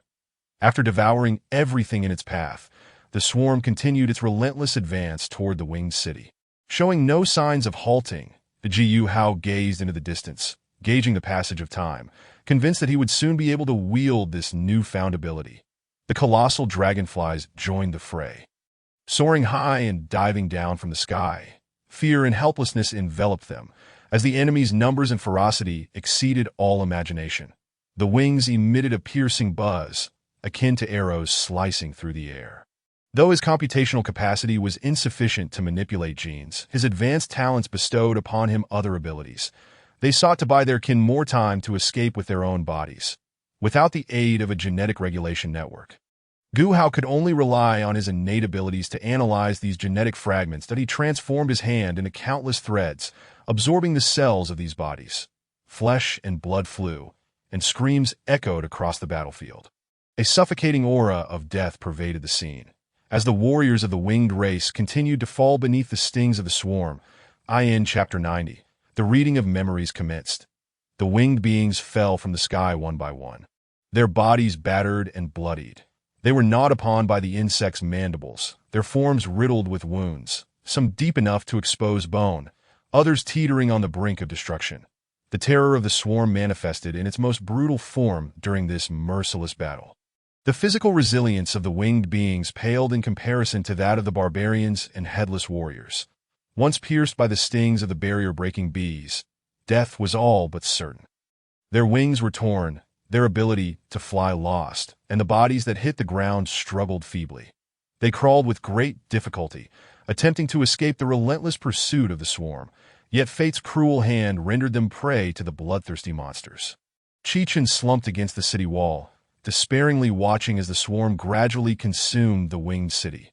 They struggled helplessly, but their strength had waned. Venom slowly eroded their bodies, siphoning away their last vestiges of life. Let the giant dragonfly take him back. The chieftain requires him alive. Gu Hao felt a surge of memories, akin to fleeting images flashing through his mind. Brain cells typically perish within 5 to 10 minutes after bodily death, and he could at most delay the process by 1 or 2 minutes. This place felt like a treasure trove of memories, harboring Qi Chen's cherished recollections and vital information. Yet Gu Hao remained unperturbed. He continued to inquire, "Brother Qi, I am quite curious. How did you manage to bypass my insect reconnaissance and deliver supplies to the front lines last time? Brother Qi, you always spoke to me from above. I have long wished for an opportunity to converse face to face." This memory proved useless, as he had accessed the wrong location. Tens of thousands of winged beings were on the verge of becoming corpses, their bodies torn apart by the swarm's assault. Gu Hao, do not take pride in your triumph.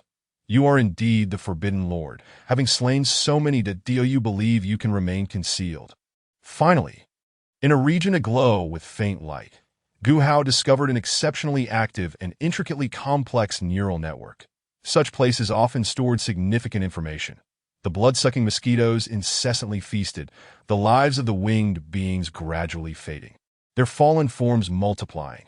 The giant dragonflies soared, and Qi Chun, swept by the wind, gazed blankly at the winged city receding in the distance. The dragonflies traversed the vast aerial expanse, revealing the 9th region before Qi Chen's eyes, Gu Hao's dominion. Once the blood-sucking mosquitoes had consumed sufficient blood, they returned to another vessel held by the shaman. Clad in garments woven from spider silk, they wielded peculiar vessels. Let them come. We shall see whose fist is stronger. It matters not. Your brain will reveal it to me. His body was torn apart by the swarm, and Qi Chen bore witness to it all, paralyzed and unmoved. His expression one of desolation, the Jiu Hao immediately focused his attention, racing against time to extract memories. This was hardly sufficient for the vast expanse of one's memories. His eyes brimmed with helplessness and anguish as he watched his comrades fall one by one. His heart shattered. Although the swarm could not yet decipher the genetic information within the blood, he believed there would be methods in the future. This blood would become a precious resource for the swarm. The sun had risen above the horizon, its golden rays illuminating the ruins of the winged city. Then Qi Chen erupted into laughter. Your identity has already been leaked. The great lords have just entered this world and have yet to establish themselves. Their territories are temporarily inaccessible, but they will suffice to deal with you. Strangely enough, the swarm did not harm Chi-Chun. He became the sole survivor. He felt powerless and enraged, knowing that no effort could reverse this catastrophic disaster. The blood-sucking mosquitoes buzzed, swiftly darting toward the fallen winged beings. Mercilessly draining their blood, Ji Hao immersed himself in the process of extraction, feeling as though he had entered a grand library, each brain cell a book chronicling Chi-Chen's experiences and memories. Gu Hao had developed a habit of collecting blood from all living beings. The last fragment of civilization's heart cannot be utilized. After some time, those great lords will surely come to hunt you down. As death approaches, you still wish to gather the heart of civilization. Everything unfolded with such rapidity that it felt as if time had frozen in that moment. Noticing Chi-Chen's apparent reluctance to speak, Gu Hao smiled and said, "In this desolate morning, the swarm continued to voraciously devour the ravaged city. The shaman's gaze was cold and tranquil, their faces betraying an extraordinary composure, as the last warrior of the winged race fell from the sky.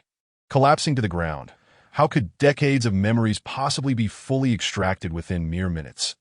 Gu Hao circled Chi-Chun a few times. Seeing that Chi-Chun remained unresponsive, he extended a hand, stating, "There lay a viscous resin. Should the blood-sucking mosquitoes alight upon it, they would be ensnared within amber." Several giant dragonflies approached, their claws grasping Chi-Chen's limbs, lifting him into the air. Time was of the essence for Gu Hao. The vessel in his hand opened, and a swarm of blood-sucking mosquitoes surged forth, swirling in the air to form a dense black mist.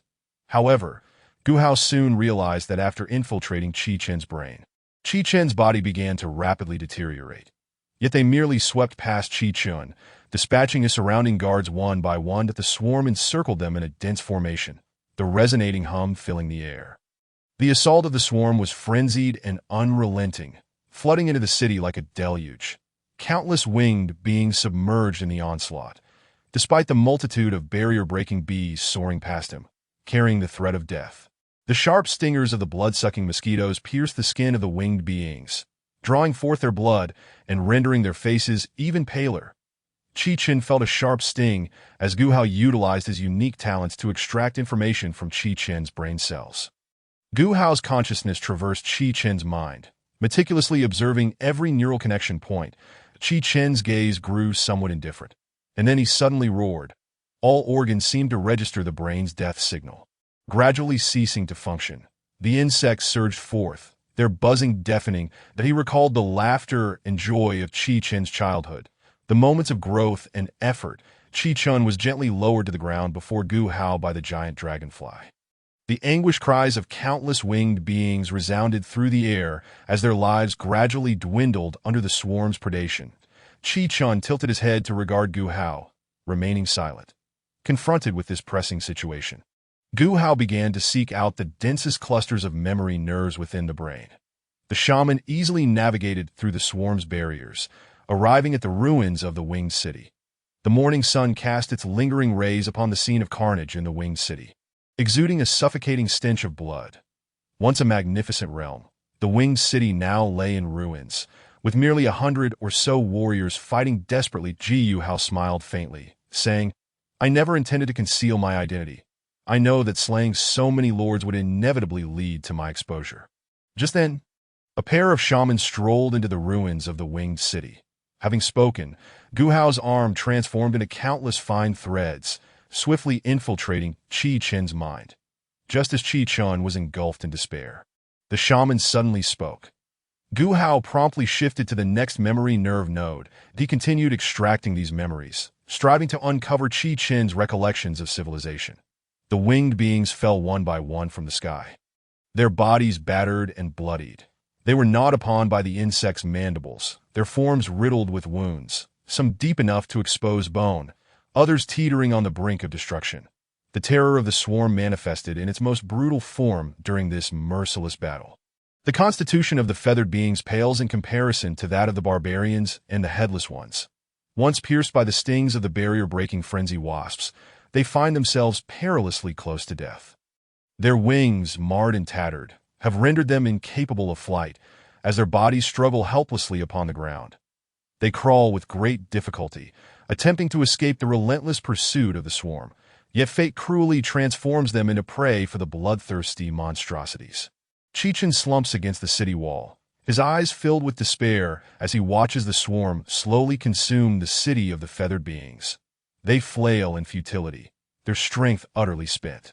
Venom steadily erodes their forms, siphoning away their last vestiges of life. Let the giant dragonfly carry him back. The chieftain requires him alive, he recalls, feeling the surge of memories like a series of vivid tableaus flashing in his mind. Brain cells typically succumb within 5 to 10 minutes post-mortem, and he can only extend this time frame by a minute or two at most. This place seems to be a repository of memories, harboring Qi Chen's precious recollections and vital information. Yet, Ancient Hao remains unperturbed, continuing to inquire. Brother Qi, I am most curious. How did you manage to circumvent my swarm's reconnaissance to deliver supplies to the front lines last time? Brother Qi, you always spoke to me from above. I have longed for the opportunity to converse with you face to face. This memory bears no utility, as it has been misread. Tens of thousands of feathered beings are on the brink of becoming corpses, their bodies torn asunder by the swarm's assault. Gu Hao, do not revel in your triumph. You are the Forbidden Lord, and you have slain so many. Did you think you could remain concealed? At last, in a dimly lit area, Gu Hao discovers an unusually active and intricately complex neural network. Such places often harbor critical information. The blood-sucking mosquitoes incessantly drain life from the feathered beings, and the number of fallen bodies grows ever larger. The giant dragonfly soars, its wings caressing Qi Chen's form as he gazes vacantly at the receding city of the feathered beings. The dragonfly traverses the vast expanse of the skies, and the ninth region gradually comes into view, Gu Hao's territory. Once the blood-sucking mosquitoes have consumed sufficient blood, they return to another vessel in the hands of the shaman. They are clad in garments woven from spider silk, wielding peculiar instruments. Let them come. We shall see whose fists are mightier. It matters not. Your brain shall reveal it to me. As the swarm rends his body apart, Qi Chun witnesses the carnage, his demeanor vacant and motionless. A visage of desolation, Ji Yuhao swiftly redirects his focus, striving to extract memories in a race against time. This proves woefully insufficient for the vast reservoir of a person's memories. His eyes brim with helplessness and anguish as he watches his comrades fall one by one, his heart shattered. Though the swarm is presently unable to decipher the genetic information within the blood, he believes that future methods will emerge, rendering this blood a valuable resource for the swarm. The sun has risen above the horizon, casting golden rays upon the ruins of the feathered city. Then, Qi Chen bursts into laughter. Your identity has already been disclosed. The great lords have only just entered this realm, and they have yet to establish themselves. Their territories remain inaccessible, but it suffices to deal with you. Strangely, the swarm does not harm Qi Chen. He becomes the sole survivor, and he feels impotent and enraged, for no effort can reverse this catastrophe.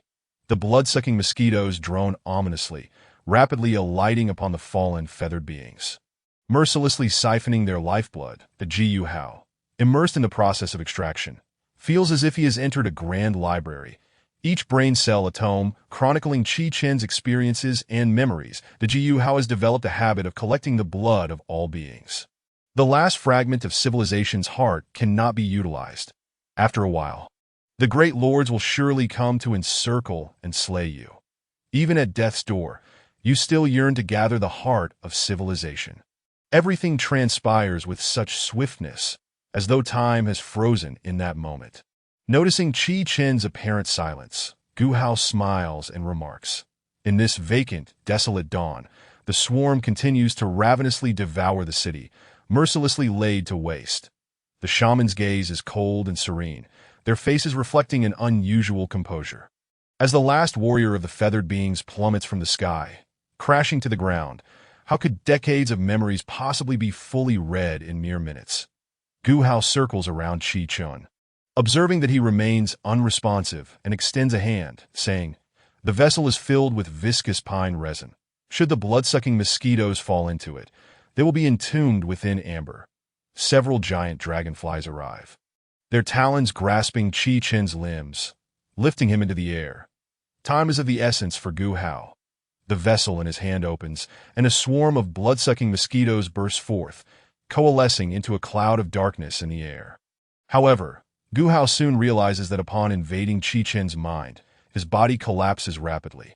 Yet they merely sweep past Qi Chen, systematically slaying his guards. The swarm encircles them in a dense formation, their buzzing echoing through the air. The onslaught of the swarm is frenzied and merciless, surging into the city like a deluge, drowning countless feathered beings within their grasp, though numerous barrier-breaking frenzy wasps zip past him, carrying the threat of death. The sharp stingers of the blood-sucking mosquitoes pierce the skin of the feathered beings, draining their blood and rendering their faces even paler. Qi Chen feels a sharp sting as Gu Hao employs his special abilities to extract information from the cells of Qi Chen's brain. Gu Hao's consciousness traverses through Qi Chen's mind, meticulously observing each neural junction. Qi Chen's gaze appears somewhat detached, but suddenly he erupts in a furious roar. All organs seem to perceive the death signals emanating from the brain. Gradually ceasing function, the insects swarm forth, their buzzing a deafening cacophony that he glimpses the laughter and joy of Qi Chen's childhood. Witnessing his growth and struggles, Qi Chen is gently lowered to the ground before Gu Hao by the giant dragonfly. The anguished cries of countless feathered beings resonate through the heavens, their lives steadily consumed by the swarm. Qi Chen tilts his head to regard Gu Hao, remaining silent, confronted with this urgent predicament. Gu Hao begins to seek the densest clusters of memory neurons within the brain. The shamans effortlessly navigate through the barriers of the swarm, arriving at the ruins of the feathered city. The lingering rays of the morning sun illuminate the scene of carnage, exuding a suffocating stench of blood. The once magnificent city of feathered beings now stands in ruins, with only a scant 100 warriors desperately resisting. Gu Hao smiles faintly, remarking, "I never intended to conceal my identity. I am well aware that slaying so many lords would inevitably lead to my exposure." At that moment, a pair of shamans leisurely enter the ruins of the feathered city. With that, Gu Hao's arm transforms into countless fine threads, swiftly penetrating Qi Chen's mind. Just as Qi Chen wallows in despair, the shamans suddenly speak. Gu Hao rapidly transitions to the next neural memory node. He continues to extract memories, endeavoring to unearth Qi Chen's recollections of civilization. Chapter 91. The tip of the iceberg. Gu Hao ultimately manages to procure some crucial memories just before Qi Chen's brain cells succumb entirely. He slowly withdraws his hand from the top of Qi Chen's head. Without support, Qi Chen's body begins to sway, his eyes losing focus, the color draining from his face until he resembles a withering plant, gently toppling over. The surrounding air seems to solidify, with only the sound of his fall reverberating in the empty chamber, dust swirling in the wake of his descent. Qi Chen's brain has perished, though some organs still exhibit faint signs of life. Death is imminent. The Gu Hao pays little heed to Qi Chen's fate, instead beginning to organize the memories he has just extracted. Their once formidable presence gradually dissipates, replaced by a semblance of fatigue and unease. Now he can only muster every ounce of strength in the hope of achieving a glimmer of victory. These armored centipedes, clad in iron-like exoskeletons, are adorned with sharp spines. The riders of the otherworldly beasts exhibit signs of fatigue, and their mounts seem to sense their owner's weariness, their movements no longer as agile as before. Strangely, the Silver Lord should not possess the capability to enter this realm. Furthermore, within the civilization of Li Xing, which employs physical enhancement, there exist formidable combat units capable of recklessly charging through a battlefield rife with artillery fire. The ground beneath their feet detonates with a thunderous roar, scattering debris and exposing a gaping chasm of darkness. That entity must be the primary reason for their entry into this realm, of greater significance than the extermination of Gu Hao, the Forbidden Lord. Despite their continued efforts to persevere, fatigue begins to hinder their combat effectiveness. The swarm surges forth, conjuring a tempest of wind and a terrifying drone. Nevertheless, Gu Hao discerns that the Silver Lord is not entirely devoid of options for entry. Li Xing must have employed some rare high-tier artifacts to gain access to the trial realm. The Lord of the Headless Ones is a Silver Lord named Li Xing. If his stronghold remains a latent threat, tranquility will be unattainable. They hear the words of Xinghua, feeling the resolve and conviction therein. The riders of the otherworldly beasts also begin to sense the weight of exhaustion. Xinghua stands before the warriors, his gaze unwavering as he addresses them with a firm and motivational tone. Civilizations capable of producing such strategic-level weapons or units are regarded as lords in the Golden Stage. Gu Hao begins to summon the swarm, tens of thousands of insects converging upon this location. Though they are not perfectly aligned, they still resemble a terrifying army. They must strike decisively while the enemy is weak. Therefore, before taking any action, Gu Hao must first eliminate the legion within his territory. Once discovered, these forbidden lords would be swiftly crushed by advanced civilizations. Such words ignited the fighting spirit deep within the hearts of the headless warriors. The razor-sharp mantis possesses arms as keen as blades and formidable jaws, agile and fierce, capable of swiftly breaching the defenses of their foes. In addition to this information, Gu Hao had also gleaned tidings concerning several advanced lords. The Golden Lords not only signify the zenith of the Industrial Revolution, but also wield strategic weapons, such as nuclear bombs, that Gu Hao perceived that he might exploit the moment when the high-ranking lords vie for dominance in the core region to gather the heart of civilization, and then observe the unfolding events at his leisure. They measure several meters in length, imposing and powerful. These artifacts may have been acquired from the high-ranking lords. Gu Hao was genuinely curious about the cost that Li Xing incurred to send a legion to its demise. Presently, the majority of high-ranking lords were congregated around the Unzao mountain, seemingly contending for something of great significance. However, due to restrictions on entering this world, Li Xing could only dispatch a relatively small legion. Qi Chen's memories informed Gu Hao that only those lords of at least the Golden Stage or above, particularly the more formidable among them, possessed such capabilities. This trial world was still in its nascent stage. Constrained by the rules of the trial, countless bone-armored centipedes, razor-sharp mantises, and magic-patterned spiders surged forth like a black tide crashing upon the warriors. Xinghua felt an unsettling anxiety arise within him. He realized he could no longer regret his decision to delve into the insect nest. The buzzing of the swarm filled the entire space, instilling a sense of oppression and terror. Gu Hao was also aware that ordinary technological lords undergo several developmental stages: the Cold Weapon Era, the First Industrial Revolution, and the Second Industrial Revolution. Just as the headless warriors were poised to respond to Xinghua's command, the onslaught of the swarm commenced. They surged from every corner, densely packed like a black cloud, obscuring the brightness of the sky. Indeed, this was primarily due to the fact that over the past millennium, although numerous forbidden lords have emerged, only a scant few posed a genuine threat to these high-ranking lords. This situation presented an opportunity for Gu Hao. He recognized that the time had come to launch a decisive assault. However, Li Xing was not so weak either. His civilization still commanded an impressive army of over 1 million, making him a standout among the Silver Lords. At this moment, the Headless Legion began to exhibit signs of fatigue after enduring several days of relentless attacks and harassment from the swarm. This weariness became increasingly evident on the battlefield as the assaults of the Headless Warriors grew sluggish, their movements no longer as nimble as before. Brothers, we are the clan of Xing Tian. Though faced with unprecedented challenges, we must not falter. This is our moment to fight for our dignity. The bodies of the Headless Warriors gradually grew weary, and their spirits began to wane.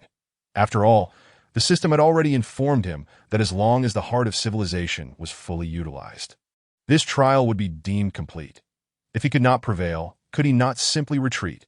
However, should Gu Hao decide to take action, it would necessitate swift, precise, and ruthless measures. The high-ranking lords could not fully transport their territories here, for a civilization reliant on technology. Entering this realm was akin to self-mutilation. The lords of these 3 eras were referred to as Bronze Lords, Silver Lords, and Golden Lords, respectively. At this juncture, the barrier-breaking swarm had already returned to the 9th region. They had established a profound connection with the alien beasts, becoming mutually dependent. Nevertheless, Li Xing's maneuvers also provided Gu Hao with a clearer understanding of his own strength. The silhouettes of thousands of stinging insects slowly emerged from behind the webs. However, as time progressed and the continuous combat drained their energy, the alien beast knights began to feel the toll of exhaustion and mental fatigue. Should those adversaries take notice, they might very well launch a preemptive strike against him. The warriors huddled closely together, their gazes shimmering with unwavering determination. Thus, these high-ranking lords, upon entering the trial world, busied themselves with seizing crucial resources, neglecting Gu Hao, who was quietly cultivating on the periphery. Even a typical technological golden civilization would hesitate to enter such an elevated realm lightly. From Qi Chen's memories, Gu Hao learned about the background of the Headless Ones, that Li Xing was a Silver Lord, and Gu Hao's insect soldiers had already attained the strength to contend against silver armies, indicating that Gu Hao could wreak havoc upon lower civilizations. This, in turn, led to the impression that Gu Hao's legion was not particularly formidable. Otherwise, he could not have become a powerhouse among the Silver Lords. The Headless Ones braced themselves for the onslaught of the swarm, wielding their weapons and unleashing thunderous battle cries. The ground erupted beneath their feet, sending dirt and stones flying, as the Headless Warriors engaged in fierce combat with the swarm. Gu Hao finally managed to extract some crucial memories just before Qi Chen's brain cells ceased to function entirely, that he slowly withdrew his hand from the top of Qi Chen's head. With the loss of support, Qi Chen's body began to sway, his eyes losing focus, and the color drained from his face, ultimately collapsing like a withered plant. The surrounding air seemed to freeze, with only the sound of his fall echoing in the empty room. The dust disturbed and rising with his descent, Qi Chen's brain had succumbed to death. Although some organs still exhibited faint signs of life, the end was near to Gu Hao paid little heed to Qi Chen's fate. Instead, beginning to organize the memories he had just acquired, their once formidable and fierce postures gradually faded, replaced by fatigue and unease. Now, he could only exert every ounce of strength to grasp a glimmer of hope for victory. These bone-armored centipedes were clad in armor as hard as iron, their bodies bristling with sharp spines. The alien beast knights also appeared somewhat unsteady in their control. Their creatures seemed to sense their fatigue, their movements no longer as agile as before. Strangely, the Silver Lords, by conventional means, should not possess the ability to enter this world. Moreover, within Li Xing's civilization, which focused on physical enhancement, there were still some exceptionally powerful combat units capable of charging through the chaotic battlefield amidst flying projectiles. The ground beneath them erupted with a resounding blast, sending earth and stones flying, exposing a gaping maw of darkness. That entity was likely the primary reason for their entry into this world, perhaps even more critical than the eradication of Gu Hao, the Forbidden Lord. Despite their continued efforts to persist, the sensation of fatigue was beginning to impact their combat effectiveness. The swarm surged forward, bringing with it a powerful wind and a terrifying buzzing sound. However, Gu Hao discerned that the Silver Lords were not without means of entry. Li Xing must have utilized some rare high-tier artifacts to secure passage into the trial world. The Lord of the Headless Ones was a Silver Lord named Li Xing. If his stronghold were to remain a potential threat, tranquility would be unattainable. They heard Xinghua's words, feeling the resolve and faith behind them. The alien beast knights also began to sense the weight of exhaustion. Xinghua stood before the warriors, his gaze firmly fixed upon them, and with a resolute and encouraging voice, he declared, "Civilizations capable of producing such strategic-level weapons or units are regarded as Golden Stage Lords." Gu Hao commenced the assembly of the swarm, as tens of thousands of insects began to converge upon this location. Though their formation was disorganized, they still resembled a terrifying army that it was imperative to strike a fatal blow while the enemy was vulnerable. Thus, before taking action, Gu Hao must first deal with the legion within the territory. Should they be discovered, these forbidden lords would be crushed in an instant by advanced civilizations. Such words stirred the inner resolve of the Headless Warriors. The razor-sharp mantis wielded arms as sharp as blades and formidable jaws, agile and fierce, capable of swiftly breaching enemy defenses. In addition to this information, Gu Hao had also gathered tidings concerning several high-ranking lords. The Golden Lords not only signify the zenith of the Industrial Revolution, but also wield strategic weapons, such as nuclear bombs, that Gu Hao perceived that he might exploit the moment when the high-ranking lords vie for dominance in the core region to gather the heart of civilization, and then observe the unfolding events at his leisure. They measure several meters in length, imposing and powerful. These artifacts may have been acquired from the high-ranking lords, Gu Hao was genuinely curious about the cost that Li Xing incurred to send a legion to its demise. Presently, the majority of high-ranking lords were congregated around the Unzao mountain, seemingly contending for something of great significance. However, due to restrictions on entering this world, Li Xing could only dispatch a relatively small legion. Qi Chen's memories informed Gu Hao that only those lords of at least the golden stage or above, particularly the more formidable among them, possessed such capabilities. This trial world was still in its nascent stage. Constrained by the rules of the trial, countless bone-armored centipedes, razor-sharp mantises, and magic-patterned spiders surged forth like a black tide crashing upon the warriors. Xinghua felt an unsettling anxiety arise within him.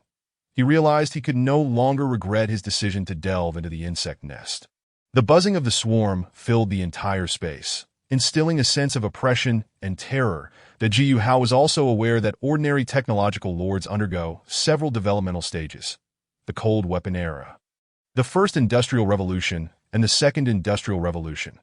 Just as the headless warriors were poised to respond to Xinghua's command, the onslaught of the swarm commenced. They surged from every corner, densely packed like a black cloud, obscuring the brightness of the sky. Indeed, this was primarily due to the fact that over the past millennium, although numerous forbidden lords have emerged, only a scant few posed a genuine threat to these high-ranking lords. This situation presented an opportunity for Gu Hao. He recognized that the time had come to launch a decisive assault. However, Li Xing was not so weak either. His civilization still commanded an impressive army of over 1 million, making him a standout among the silver lords that at this moment. The Headless Legion began to exhibit signs of fatigue after enduring several days of relentless attacks and harassment from the swarm. The sense of exhaustion became increasingly pronounced on the battlefield as the Headless Warriors' assaults grew languid, their movements no longer as agile as before. Brothers, we are the Xingtian clan. Though we face unprecedented challenges, we cannot falter. This is the moment we fight for our dignity. The bodies of the Headless Warriors gradually succumbed to fatigue, their spirits beginning to wane. After all, the system had already informed him that once the heart of civilization was fully utilized, this trial would be deemed complete. If he could not prevail, could he not simply flee? However, should Gu Hao decide to take action, it must be swift, precise, and ruthless. The high-ranking lords could not fully transport their territories here. And for a civilization relying on technology, to enter this realm would be akin to severing its own limbs. The lords of these 3 epochs were referred to as the Bronze Lord, Silver Lord, and Gold Lord, respectively. That at this juncture, the barrier-breaking swarm had returned to the 9th region. They had established a profound bond with the alien beasts, interdependent upon one another. Yet, Li Xing's maneuvers had also provided Gu Hao with a clear understanding of his own strength. The silhouettes of thousands of stinging insects slowly emerged from behind the web. However, as time elapsed and the strain of continuous combat set in, the Beast Knights began to feel the debilitating effects of exhaustion, both physically and mentally, that if those individuals took note of them, they might very well initiate an attack prematurely. The warriors huddled closely together, their gazes radiating unwavering determination.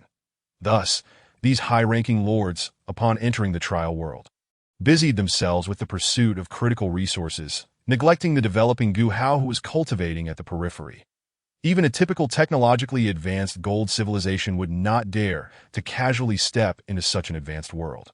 From Qi Chen's memories, Gu Hao gleaned insights into the background of the headless beings that Li Xing was the Silver Lord, and Gu Hao's insect soldiers had already attained the capability to contend with the Silver Army, proving that Gu Hao could now wreak havoc upon lower-tier civilizations. Consequently, this impression of Gu Hao's legion felt somewhat lacking in strength. Otherwise, it would be inconceivable for him to be regarded as a formidable presence among the Silver Lords. The headless beings braced themselves against the onslaught of the swarm, wielding their weapons with ferocity and unleashing thunderous battle cries.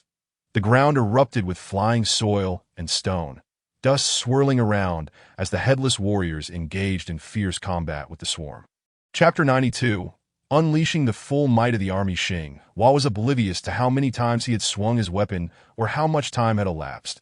Amidst the chaos of the battlefield, the swarm charged relentlessly, resembling a dark torrent. The sounds of buzzing and the tactile sensation of crawling filled the air, imposing a profound sense of oppression upon Xinghua, standing resolute on the battlefield. His great blade had carved a gash. Blood flowing freely from the wound, he continued to swing his weapon, tearing through the various insects. The sharp claws of the mantis were severed one by one, while the hard exoskeleton of the armored centipede was cleaved apart. Although Gu Hao yearned for a thrilling battle of wits, his current strength did not permit such indulgence. Ultimately, the quantity of the heart of civilization reached 176. As the excavation progressed, clear spring water continuously flowed into the pond, filling the space diligently carved out by the digging insects. This endeavor seemed to carry minimal risk. The nurturing larvae continued to care for them until they pupated. Ensuring their healthy growth, that Wu soon received orders to lead 50,000 insects toward the 7th region. The cannon-bearing armored insects could expel near 200-degree high-temperature acid. The Jiyu Hao turned away from the battlefield, his eyes reflecting a sense of resignation and disappointment. Their armor was severely damaged, and their wounds multiplied, but he believed that without the interference of high-ranking lords, he could easily crush civilizations of similar standing. The battle had raged for several hours, and the headless warriors were beginning to feel utterly drained. They were exhausted, their armor in tatters. However, Gu Hao primarily regarded them as transporters for supplies, tasked with airlifting food for the 50,000 insects. This rapid mobilization of troops would surely instill fear in all adversaries.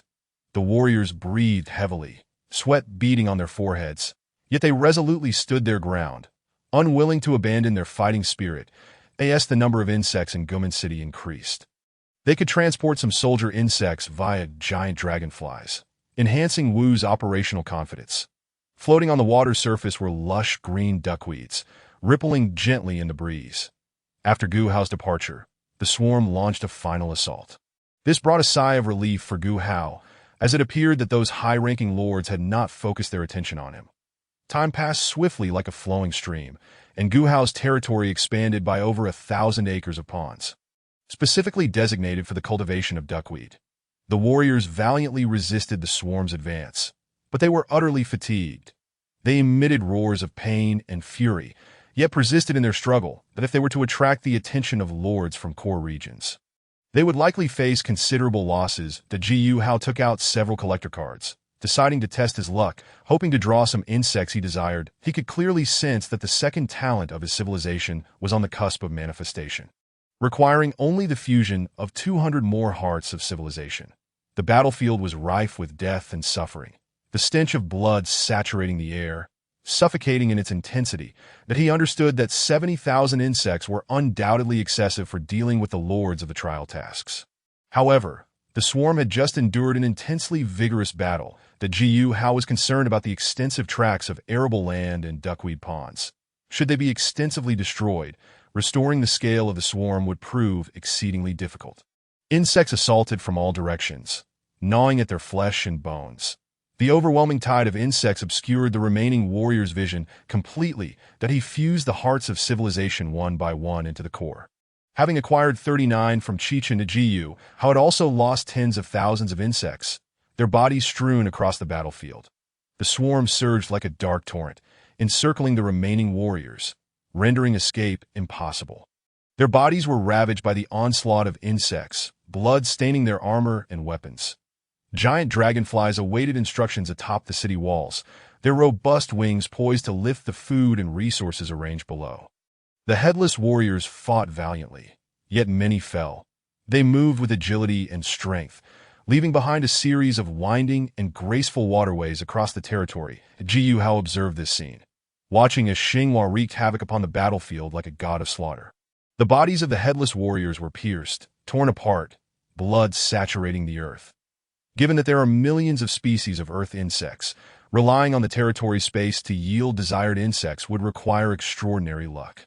Various small fish and insects appeared in the waters, forming a vibrant and dynamic ecosystem. Jiyu Hao was also greatly intrigued by his civilization, as the inhabitants of Fire City possessed the ability to release high-temperature energy, leading him to believe that these secrets must be concealed within their cells. Surrounding aquatic plants provided ample nutrients and shelter for the duckweed. Moreover, Gu Hao now boasted over 10,000 giant dragonflies. He deftly dodged the attacks of the magical pattern spiders, severing them in half with his great blade. Countless black silhouettes danced in the air, emitting buzzing sounds and terrifying cries. Now, it was merely a matter of when Wu would return with the remaining hearts of civilization. Despite the warriors exerting every ounce of strength, they could no longer withstand the relentless force bearing down upon them. Even within a year, the production rate of the swarm would likely double again.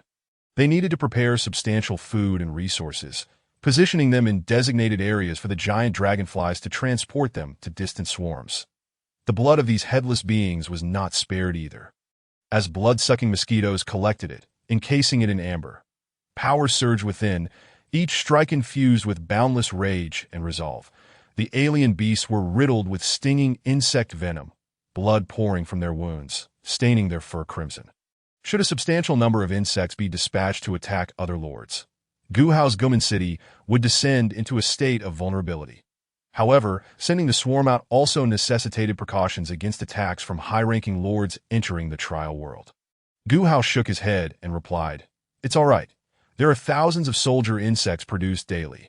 Once you venture out, it won't be long before my insect numbers surpass the batch you take with you." These towering behemoths, standing 5 or 6 meters tall, were swarmed by various insects, relentlessly swinging their massive limbs to crush the swarm. The digging insects toiled diligently, excavating the soil shovelful by shovelful, outlining the contours of the ponds. The ground was littered with the bodies of insects and headless warriors, intertwined in a terrifying and brutal tableau.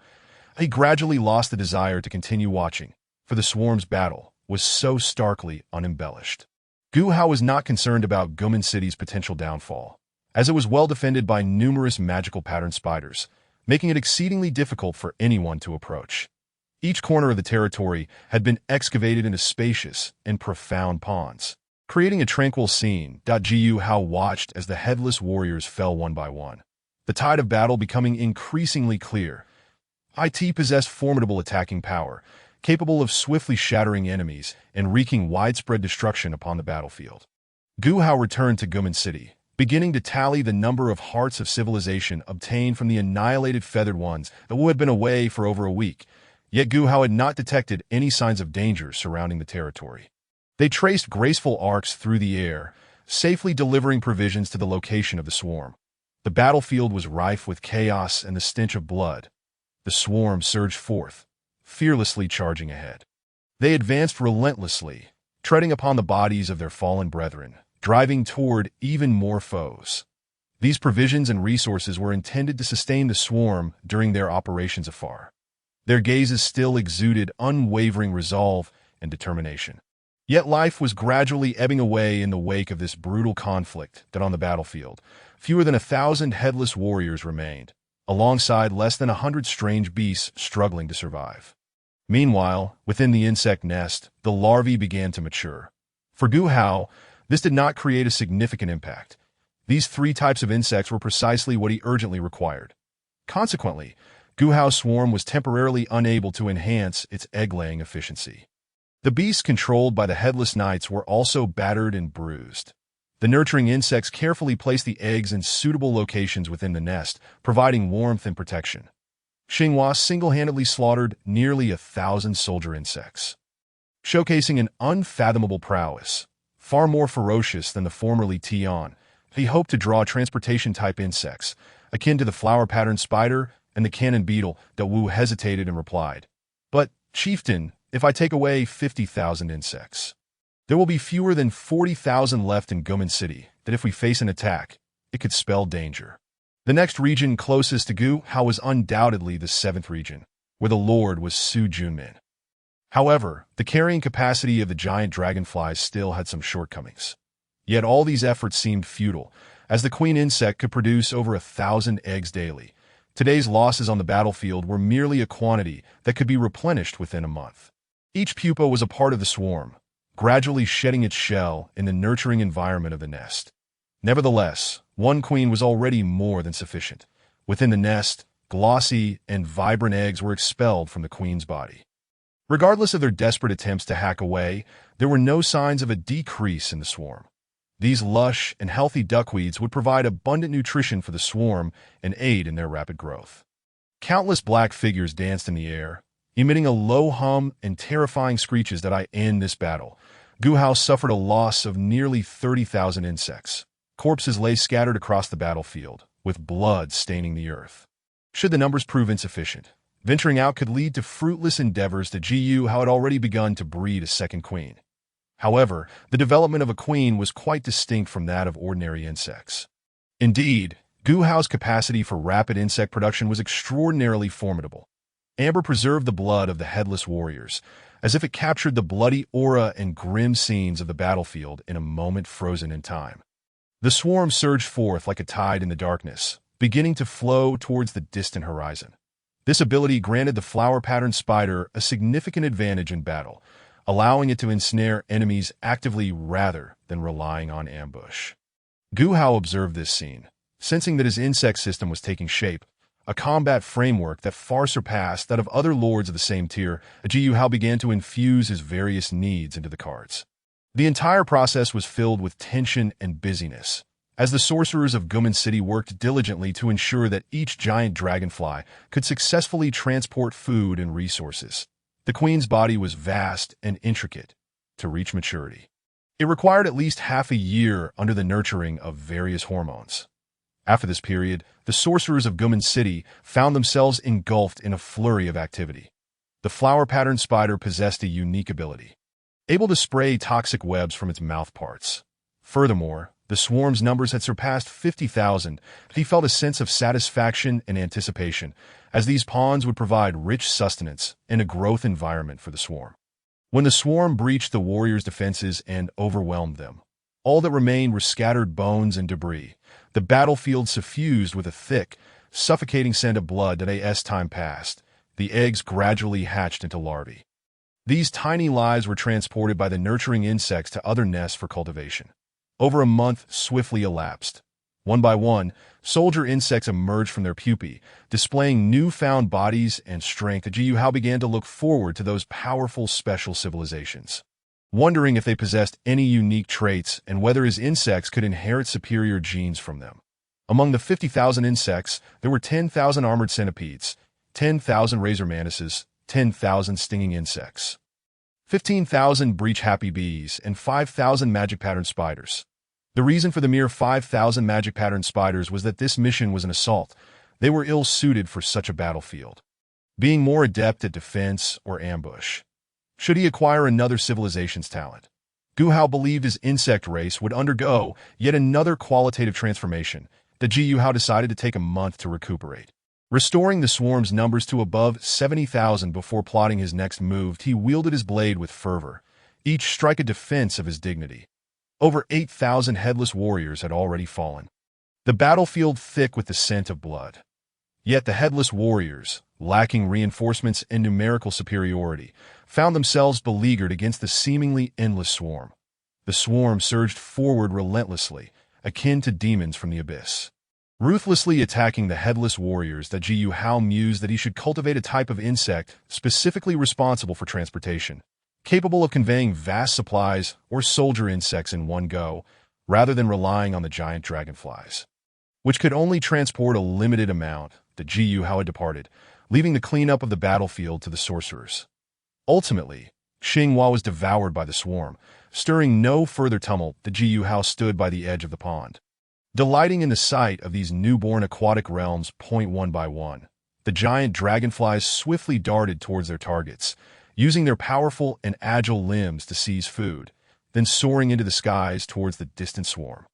Xinghua felt the weight of the warrior sacrifices, his eyes flashing with anger. Gu Hao sensed that the swarm's numbers were nearly sufficient, and thus summoned Wu, instructing him, "Now, lead 50,000 insects to the 7th region and collect all the hearts of civilization there." As long as the territory did not suffer significant blows, he could generate insects continuously. Fortunately, a month would suffice to recover these losses. They awaited nourishment and water from the nurturing insects within the nest. Wu's swarm streamed forth from the insect nest, gathering within the territory to form a grand and spectacular tide of darkness. Regardless of the variety, each could significantly enhance the combat prowess of Gu Hao's swarm. Gu Hao anticipated drawing these required insects, knowing that their acquisition would bestow greater strategic advantages upon his swarm. Xinghua was unaware of how many times he had swung his weapon, nor the passage of time. Amidst the chaos of the battlefield, the swarm surged forth in relentless waves, akin to a dark torrent. The buzzing of the swarm and their crawling sensations filled the entire space, creating an overwhelming sense of oppression for Xinghua. Standing on the battlefield, his great blade had cleaved a gash. Blood oozing from the wound, he tirelessly swung his weapon, tearing through various insects. The razor mantis's sharp claws were severed one by one, and the armored centipede's tough shells were split apart. Although Gu Hao longed to engage in a thrilling war of wits with his adversaries, his strength would not permit it. Ultimately, the number of civilization hearts reached 176, as the excavation work continued. Clear spring water surged continuously into the pond, filling the space diligently carved out by the digging insects. This operation should pose minimal risk. The nurturing insects continued to care for them until they metamorphosed. Ensuring their healthy growth, Dao Wu promptly set off with 50,000 insects towards the 7th region. The cannon beetle, on the other hand, was capable of spraying near 200 degrees of high-temperature acid. Gu Hao turned away from the battlefield, his gaze reflecting resignation and disappointment. Their armor had been severely damaged, and their wounds multiplied. Were it not for the interference of high-tier lords, Gu Hao believed he could effortlessly crush civilizations of the same level. The battle had persisted for several hours, and the headless warriors began to feel utterly exhausted. The headless warriors were now worn out, their armor in tatters. Nevertheless, Gu Hao primarily regarded them as transporters of supplies. Tasked with aerially transporting food for the 50,000 insects, such a rapid rate of insect production would likely instill fear in any adversary. The warriors breathed heavily, sweat beading on their foreheads. Yet they steadfastly held their ground on the battlefield, unwilling to relinquish their resolve to fight. Even as the swarm of Guman City grew, they could use the giant dragonflies to transport some soldier insects. Ensuring Wu's actions were more assured, lush green duckweed floated on the water's surface, rippling as the breeze swept across. Once Gu Hao departed, the swarm launched its final assault. This brought a sigh of relief from Gu Hao. It seemed those high-tier lords were not paying attention to him. Time flowed swiftly, and Gu Hao's territory expanded by over 1,000 acres of ponds, designated specifically for the production of duckweed. The warriors struggled valiantly against the swarm's onslaught, yet they were utterly drained. They emitted roars of pain and fury, yet continued to fight that if targeted by lords from some core regions, they would likely face substantial losses. The Gu Hao retrieved several collector cards from his possession. Deciding to test his luck, hoping to draw some of the insects he required, the Gu Hao could distinctly sense that the second talent of his civilization was on the verge of birth, needing only to merge 200 more civilization hearts to realize it. The battlefield was suffused with death and suffering, the stench of blood thick in the air, rendering it suffocating. But he understood that 70,000 insects would surely be excessive for dealing with the lords of the trial tasks. However, the swarm had just endured an intensely exhausting battle. The Gu Hao was concerned about the vast tracts of arable land and duckweed ponds. Should they suffer extensive destruction, recovering the swarm's scale would prove exceedingly difficult. Insects surged from all directions, gnawing at their muscles and bones. The overwhelming tide of insects completely obscured the remaining warrior's line of sight, but he meticulously merged the hearts of civilization into the core of his domain. Acquiring 39 from Chichun, Ancient Hao endured the loss of tens of thousands of his swarm, their lifeless bodies scattered across the battlefield. The swarm surged like a torrent of darkness, encircling the remaining warriors with an impenetrable force. Their bodies were ravaged by the relentless onslaught of the swarm, leaving them shattered and bloodied, their armor and weapons stained crimson. Enormous dragonflies perched upon the city walls, awaiting orders. They unfurled their robust wings, ready to seize the provisions and resources arranged below. The headless warriors fought valiantly, yet many succumbed. With agile and powerful movements, they carved elegant, serpentine paths through their territory. Ancient Hao observed this scene, witnessing Xinghua wreak havoc upon the battlefield like a god of death. The bodies of the headless warriors were pierced and torn apart, blood soaking the earth beneath them. With millions of species of earthworms, relying on the territory's space to spawn desired insects would require extraordinary luck. Various small fish and insects emerged in the waters, forming a vibrant, pulsating ecosystem. Ancient Hao held a profound interest in his civilization, for the tribesmen of Lihua City possessed the ability to release high-temperature energy, leading him to believe that these secrets were hidden within their very cells. Surrounding aquatic plants flourished, providing ample nutrients and shelter for the duckweed. Presently, Ancient Hao boasted over 10,000 giant dragonflies. He nimbly evaded the attacks of the rune spiders, wielding his great blade to cleave them in twain. Countless black silhouettes danced in the air, emitting a cacophony of buzzing and terrifying shrieks. Now, he awaited the moment when Wu would return with the remaining hearts of civilization. Despite the warriors' utmost efforts, they found themselves unable to withstand this relentless tide of power that I end merely a year. The swarm's reproductive rate would double once more. They needed to prepare vast supplies of food and resources, strategically placing them in designated areas for the giant dragonflies to transport to distant swarms. The blood of these headless beings was not spared either. Blood-sucking mosquitoes harvested it, encasing it in amber. Power surged within him, each strike fueled by boundless fury and determination. The monstrous beasts were covered in the venomous stings of the spiny insects, blood gushing from their wounds, staining their fur that if large swathes of the swarm were dispatched to attack other lords, Ancient Hao's Gumen City would be left vulnerable. Yet venturing forth with the swarm also necessitated caution against the assaults of high-ranking lords entering the trial world. Ancient Hao shook his head and remarked, "Fear not, for each day yields thousands of soldier insects. Once you depart, it won't be long before my swarm surpasses the numbers you take with you." These colossal beasts, towering at 5 or 6 meters, were infested with various insects, relentlessly crushing the swarm beneath their immense and powerful limbs. The excavating insects toiled diligently, shoveling the soil to carve out the contours of ponds. The ground was littered with the bodies of insects and headless warriors, entwined in a grotesque and brutal tableau that he gradually lost the desire to gaze further, for the swarm's battle was starkly unembellished. Ancient Hao was not concerned about the fall of Gumen City, as the formidable defense of the rune spiders made it nearly impossible for anyone to approach. Every corner of the territory had been excavated into spacious and profound ponds, creating a tranquil scene. Ancient Hao watched as the headless warriors fell one by one, the tide of battle becoming increasingly evident. They possessed formidable attack power, capable of swiftly overwhelming foes and wreaking havoc across the battlefield.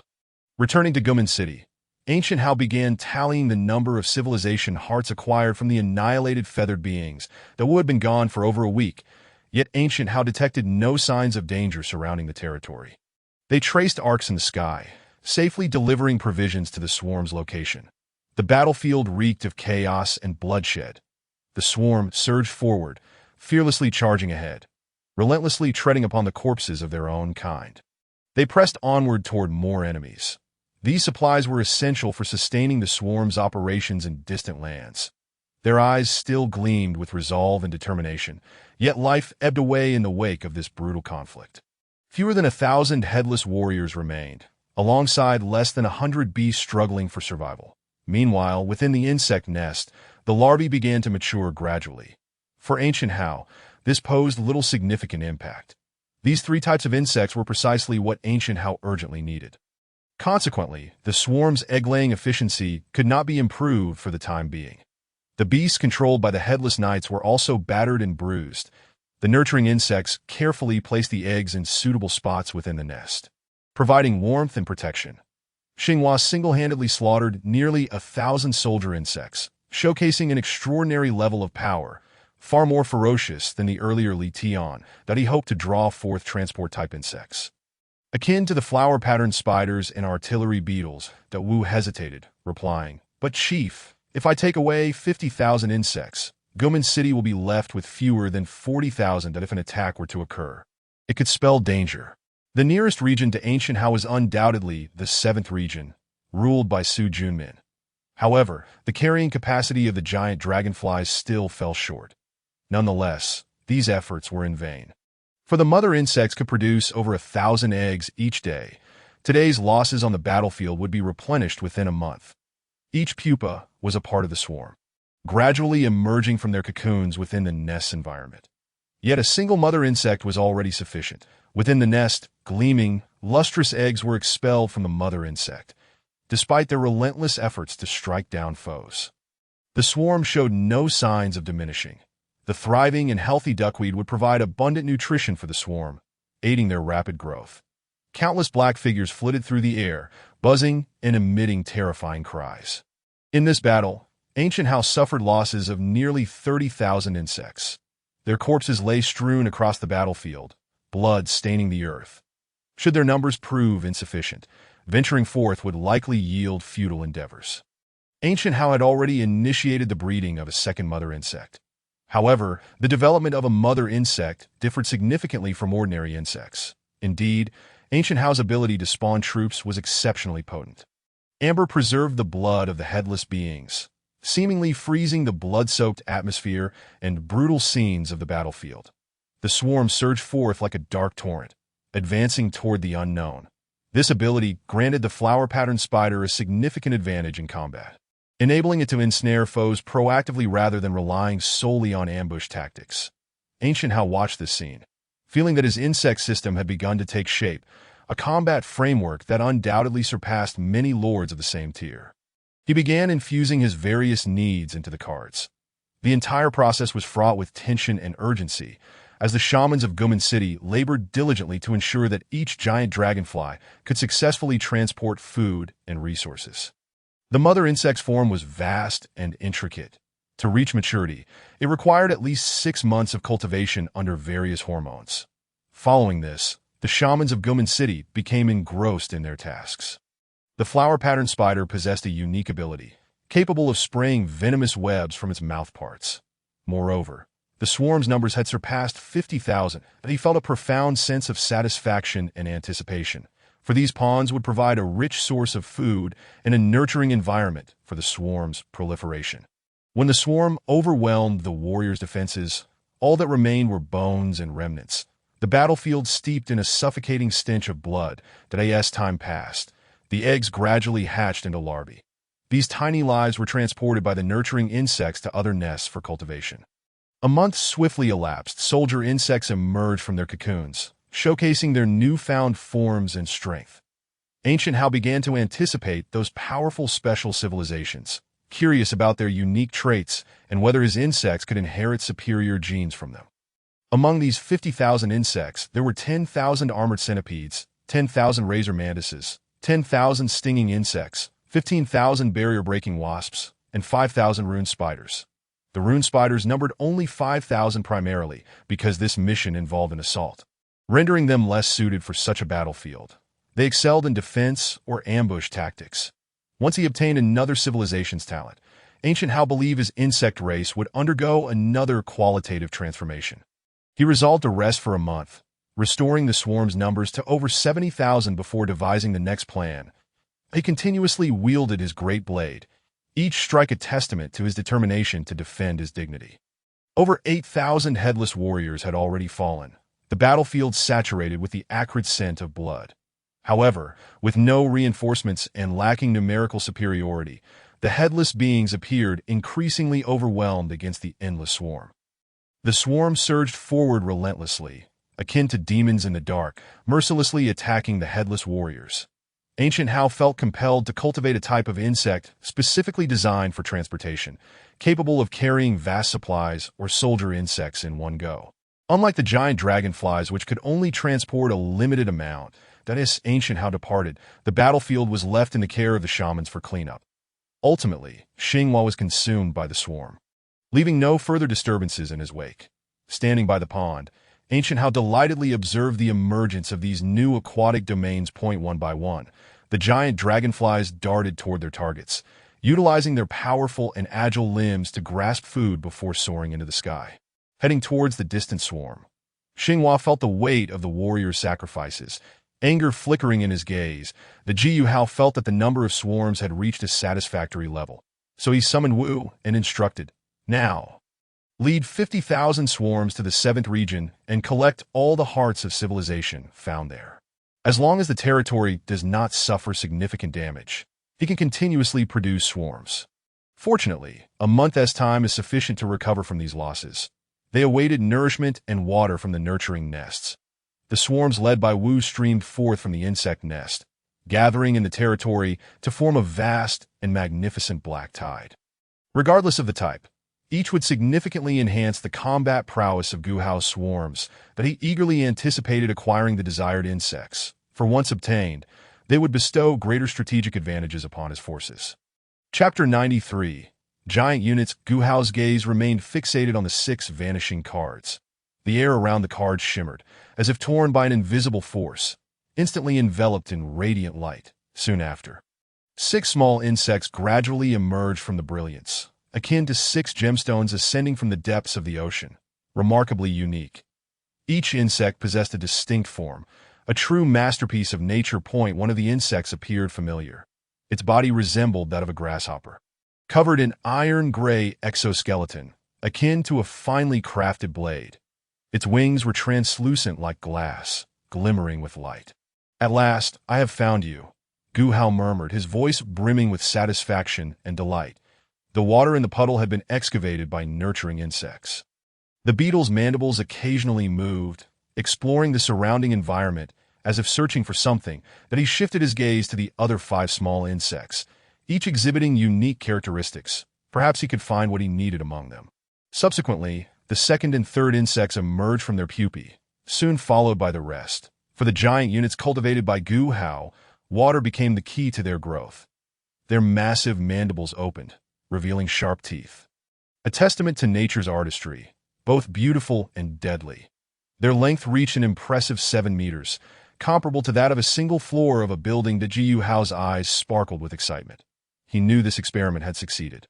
He quietly observed, sensing that these giant units were on the verge of emerging from their cocoons. They had evolved from a template of the scarab beetle, boasting even sharper and more powerful mandibles than the original. Water, a seemingly simple element, plays a crucial role in biology. Their exoskeletons displayed a deep blue hue, adorned with golden patterns. Moreover, Gu Hao had tested the strength and stickiness of spider silk, finding it significantly enhanced compared to before. One spider remained uncertain, whether it was the pattern spider Gu Hao sought.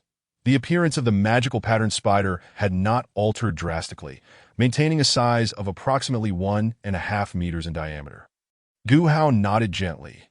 This time, his experiment with the magical pattern spider yielded significant results. The birth of these giant units was the culmination of Gu Hao's immense effort. They periodically coated the surface of the pupae with a liquid, as if preparing the soon-to-emerge beings for their final transition. The walls of the nest were not merely composed of simple earth. Its body was black, yet appeared somewhat translucent under sunlight, as if sculpted from obsidian. The only notable difference was that their mouth parts had transformed into a specialized structure capable of ejecting spider silk. Additionally, water provided a stable temperature environment for the giant units, filled with anticipation and curiosity. He also harbored concerns about the viability of his method of cultivating insect eggs in water and whether it would yield any adverse consequences. Gu Hao placed them in the water for nurturing, which was one of the reasons for the presence of puddles in the nest. Moreover, this did not account for their long, massive mandibles. If included, their size would surpass 10 meters. In another isolated experimental area, a skeletal centipede struggled. Extreme caution was required during both the larval and pupation stages. Otherwise, their bodies would be overwhelmed by their own massive weight. He desired an insect capable of large-scale transport, rather than this highly agile grasshopper. In water, the effective weight of the giant units would be greatly reduced, meaning their bodies would not suffer excessive pressure, thus averting the risk of being crushed. Behind the giant beetles trailed Gu Hao, inspired by the enormous sizes of marine creatures. Upon entering the nest, the first sight that greeted his eyes was the walls of the nest. As the size of the insects doubled, the difficulty of growth increased geometrically. This endeavor was relatively smaller than previous tasks. Excitement sparkled in his eyes. This was precisely the spider he had been searching for. This phenomenon explains why many marine creatures, such as whales, can grow to such massive sizes. The buoyancy of the ocean provides an ideal growth environment. The genes of the magical pattern spider previously produced by the mother insect had been abandoned by Gu Hao. Now, this particular magical pattern spider was exactly what his swarm required. Taking a deep breath, Gu Hao began to scrutinize these small insects, eager to locate his desired target. that a strand of spider silk shot directly toward Gu Hao's finger, instantly ensnaring it tightly. These beetles had consumed nearly half a year of Gu Hao's cultivation efforts. Their bodies resembled those of scarab beetles, covered in a hard, smooth exoskeleton. However, the stickiness of the spider silk was remarkably potent, each filament akin to the most resilient steel wire, firmly pinning the skeletal centipede to the ground. The light, while not blinding, was sufficiently bright to illuminate every corner of the nest. The patterns appeared as mysterious runes, evoking a sense of enigma. They crawled out of the burrow like scarab beetles. Sunlight shone upon their exoskeletons, reflecting a dazzling metallic sheen. Their 8 legs pressed tightly against the ground, each toe sharp as a knife, glimmering with a cold light. The more Gu Hao observed, the more he marveled at the terror of these giant beetles. He could scarcely fathom anything capable of breaching such armor. After days of effort, Gu Hao successfully completed the task. There were a total of 5 giant units, a modest number. Such a versatile entity, capable of both offense and defense, met the needs of the swarm. The previous types could only be considered surplus. They were composed of a special organic substance produced by an evolved firefly, emanating a faint blue glow that illuminated the entire nest. Suddenly, a brilliant white light shot from the mouthparts of the magical pattern spider, followed by a massive web. Their bodies appeared even more magnificent under sunlight, every detail magnified, leaving one in awe of nature's craftsmanship. Consequently, the growth of these beetles was quite troublesome. Their enormous size, unlike the mother insect, was not purely flesh. They required robust fibers for support. The spider's 8 eyes fixed intently on Gu Hao, the vigilance and tension almost palpable in their glimmering gaze. Furthermore, the aquatic environment mitigated external disturbances and harm. The silk was clearly observed flying a full 30 meters before securely attaching itself to a distant wooden post that in the center of the nest. Several pupae, resembling small houses, stood out remarkably. These specialized mouthparts could eject resilient and viscous spider silk. This was precisely why he chose to cultivate these giant units in water. Only in such an environment could they grow safely and stably. The giant beetles began to crawl out from the nest, their hard exoskeletons scraping against the rocky walls of the passage, producing a dull, rasping sound. Tiny cracks appeared on their exoskeletons, gradually expanding to reveal the life within, soon to emerge from its cocoon. Only the buoyancy of water could ensure their safe development. Gu Hao stood aside, closely observing this scene, his eyes reflecting a sense of satisfaction. Buoyancy is the upward force exerted by a fluid or gas on an object immersed within it, counteracting the object's weight. Their bodies were tightly wrapped in a thick layer of spider silk, as if ensnared by an invisible net. In water, the giant units were less susceptible to external impacts or attacks, providing them with a relatively safe space for growth. After arranging the production plan, the mother insect had already commenced the creation of this new type of magical pattern spider. Gu Hao began to connect the genetic control network using the civilization core, extracting the genes of the magical pattern spider from within the mother insect and integrating the genes for the pattern spider's silk ejection. At this moment, the formidable strength of the skeletal centipede appeared utterly helpless, its antennae thrashing wildly in an attempt to escape this predicament. Their bodies remained as black as ink, adorned with delicate patterns, yet their mouthparts had become more refined and agile. Perhaps only heavy artillery from the age of firearms could breach such defenses. As time passed, the giant pupae began to tremble. However, this spider had already provided Gu Hao with immense surprises. It was precisely by harnessing the properties of water that an ideal growth environment was created for the swarm's giant units. Gu Hao conducted an experiment on the range of the magical pattern spider. Standing in an open area, his gaze fixed intently on the special spider before him. In these puddles lived several small aquatic creatures. Around the pupae, some small nurturing insects busily went about their tasks. Ancient Hao ventured into another lair, where the passage was remarkably vast, measuring several dozen meters in width, evidently designed for the movement of colossal beings. Suddenly, a massive opening came into view. Capable of sustained flight for over 10 hours, it could be said to be the most enduring insect in terms of aerial stamina. Ancient Hao first hatched several magic pattern spiders for experimentation, keen to observe the results. When the magic pattern spiders emerged from their cocoons, They exhibited appearances akin to their predecessors. Almost immediately upon the emergence of the female, cultivation commenced, highlighting the formidable challenge of nurturing such enormous creatures. Unexpectedly, a white web shot forth from its mouth with astonishing speed, leaving little time for reaction. Its head bore two enormous, razor-sharp mandibles that glinted ominously. As of now, Ancient Hao had yet to discover a solution to this dilemma. Subsequently, he continued to examine other insects, touching them one by one, yet found no remarkable abilities. With the arrival of this spider, the strength of the magic pattern spider would see a tremendous enhancement, akin to upgrading from a bird gun to a cannon. Even formidable creatures like the armored centipede would find it impossible to escape from this web. They swam freely in the water, infusing the lair with a hint of vitality. This was their exit, leading to the outside world, as the gigantic beetles quickened their pace, seemingly drawn by the allure of the fresh air beyond. Ancient Hao gazed in astonishment at a small grasshopper before him. Under his command, the magic pattern spider began to gather its internal strength, and soon, its mandibles began to quiver, but he felt a twinge of disappointment, realizing that the probability of drawing collector cards was rather low. It was evident that the web possessed not only exceptional stickiness but also remarkable strength. Their compound eyes flickered with a ghostly blue light in the dim illumination, evoking a sense of mystery and dread.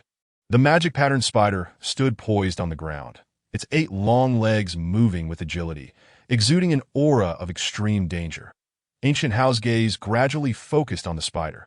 The body of the magic pattern spider was adorned with deep blue and black patterns. Resembling a work of art, its 8 legs deftly maneuvering across the ground as if searching for the optimal angle for a strike. Diverting his attention from this peculiar grasshopper, Ancient Hao surveyed the remaining insects.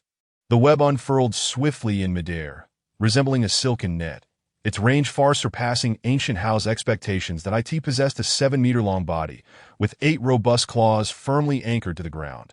Ancient Hao watched this scene with trepidation. And at last, following a slight tremor, the first giant insect pupa broke free from its cocoon. Its enormous form appeared somewhat cramped in the narrow passage, yet this did not impede its forward momentum. A faint smile graced Ancient Hao's lips. He remained unperturbed, gently shaking his finger to free himself from the web. However, the outcome seemed to diverge from his expectations. Each step was heavy and powerful. As if the earth trembled beneath their colossal size, Ancient Hao's fingers inched closer. The spider's body tensed visibly, like a bomb on the verge of detonation. With their movement, the moss and small creatures clinging to the rocky walls were crushed beneath their immense bodies, leaving clear traces in their wake. Yet, Ancient Hao quickly regained his composure, acknowledging that the grasshopper indeed possessed formidable flying capabilities. Nevertheless, he calmed himself, aware that each insect held its unique abilities and functions. Their toes bore sharp claws, leaving deep imprints on the hard rock with every landing. Standing at the entrance of the lair, Ancient Hao gazed deeply into the scene before him to his surprise. He spotted a grasshopper inside, which seemed somewhat distant from his needs. The shaman held a band designed by Ancient Hao, preparing to measure the results of this experiment. However, the shells of these gigantic units were exceedingly thick, weighing several times that of the female insect. The buoyancy of the water effectively supported the immense weight of the giant units. The water's high heat capacity implied it could absorb and release substantial amounts of heat without causing significant temperature fluctuations. The ground of the lair was uneven, presenting a natural undulation, with numerous small puddles nestled within these rises. This stable temperature environment facilitated the growth and development of the giant units, as their bodies did not expend excessive energy, regulating their body temperature. Ancient Hao felt compelled to bestow a more imposing name upon these soldier insects: Giant Scythe. Their massive mandibles aptly suited this title. Once ensnared, even 10 of the strongest would be rendered asunder. Ancient Hao's gaze fixated on the 6 vanished cards, where the air shimmered slightly, as if torn by some invisible force, enveloped in radiant brilliance. Soon, 6 small insects gradually materialized from the light, akin to 6 gems rising from the depths of the sea. Extraordinarily unique, each small insect bore a distinctive form. Masterpieces of nature. One of the small insects appeared familiar. Its body resembled that of a grasshopper, cloaked in iron-gray exoskeleton, akin to a finely crafted dagger. Its wings were translucent like glass, shimmering with brilliance. "At last, I've found you," Ancient How whispered, his voice infused with satisfaction and delight. The water in the puddle was formed by the excavation of nurturing insects. The beetle's mandibles occasionally swung, exploring the environment ahead, as if searching for something, but he shifted his gaze to the other 5 small insects, each possessing unique characteristics. Perhaps he could find the one he sought among them. Shortly thereafter, the second and third insects also emerged from their cocoons, soon followed by the rest. For the giant units cultivated by Ancient How, water became the key to their growth. Their enormous mandibles opened, revealing sharp teeth, reminiscent of nature's finest creations, both beautiful and deadly. Their size reached an impressive 7 meters in length, roughly comparable to that of a floor in a building. Ancient How's eyes sparkled with excitement, for he knew this experiment was a resounding success. Quietly observing from the side, he could sense the impending emergence of these giant units from their cocoons. They had evolved from the template of the scarab beetle, possessing colossal mandibles that were even sharper and more powerful than the original. Water, this seemingly simple element, played a crucial role in biology. Their shells exhibited a deep blue hue, adorned with golden patterns. Furthermore, Ancient How had tested the strength and stickiness of the spider's web, discovering it to be significantly superior to before. 1 spider remained, and he pondered whether it was the flower-pattern spider he required. The appearance of the magic-pattern spider had not undergone significant alteration. Its size remained around 1.5 meters in diameter.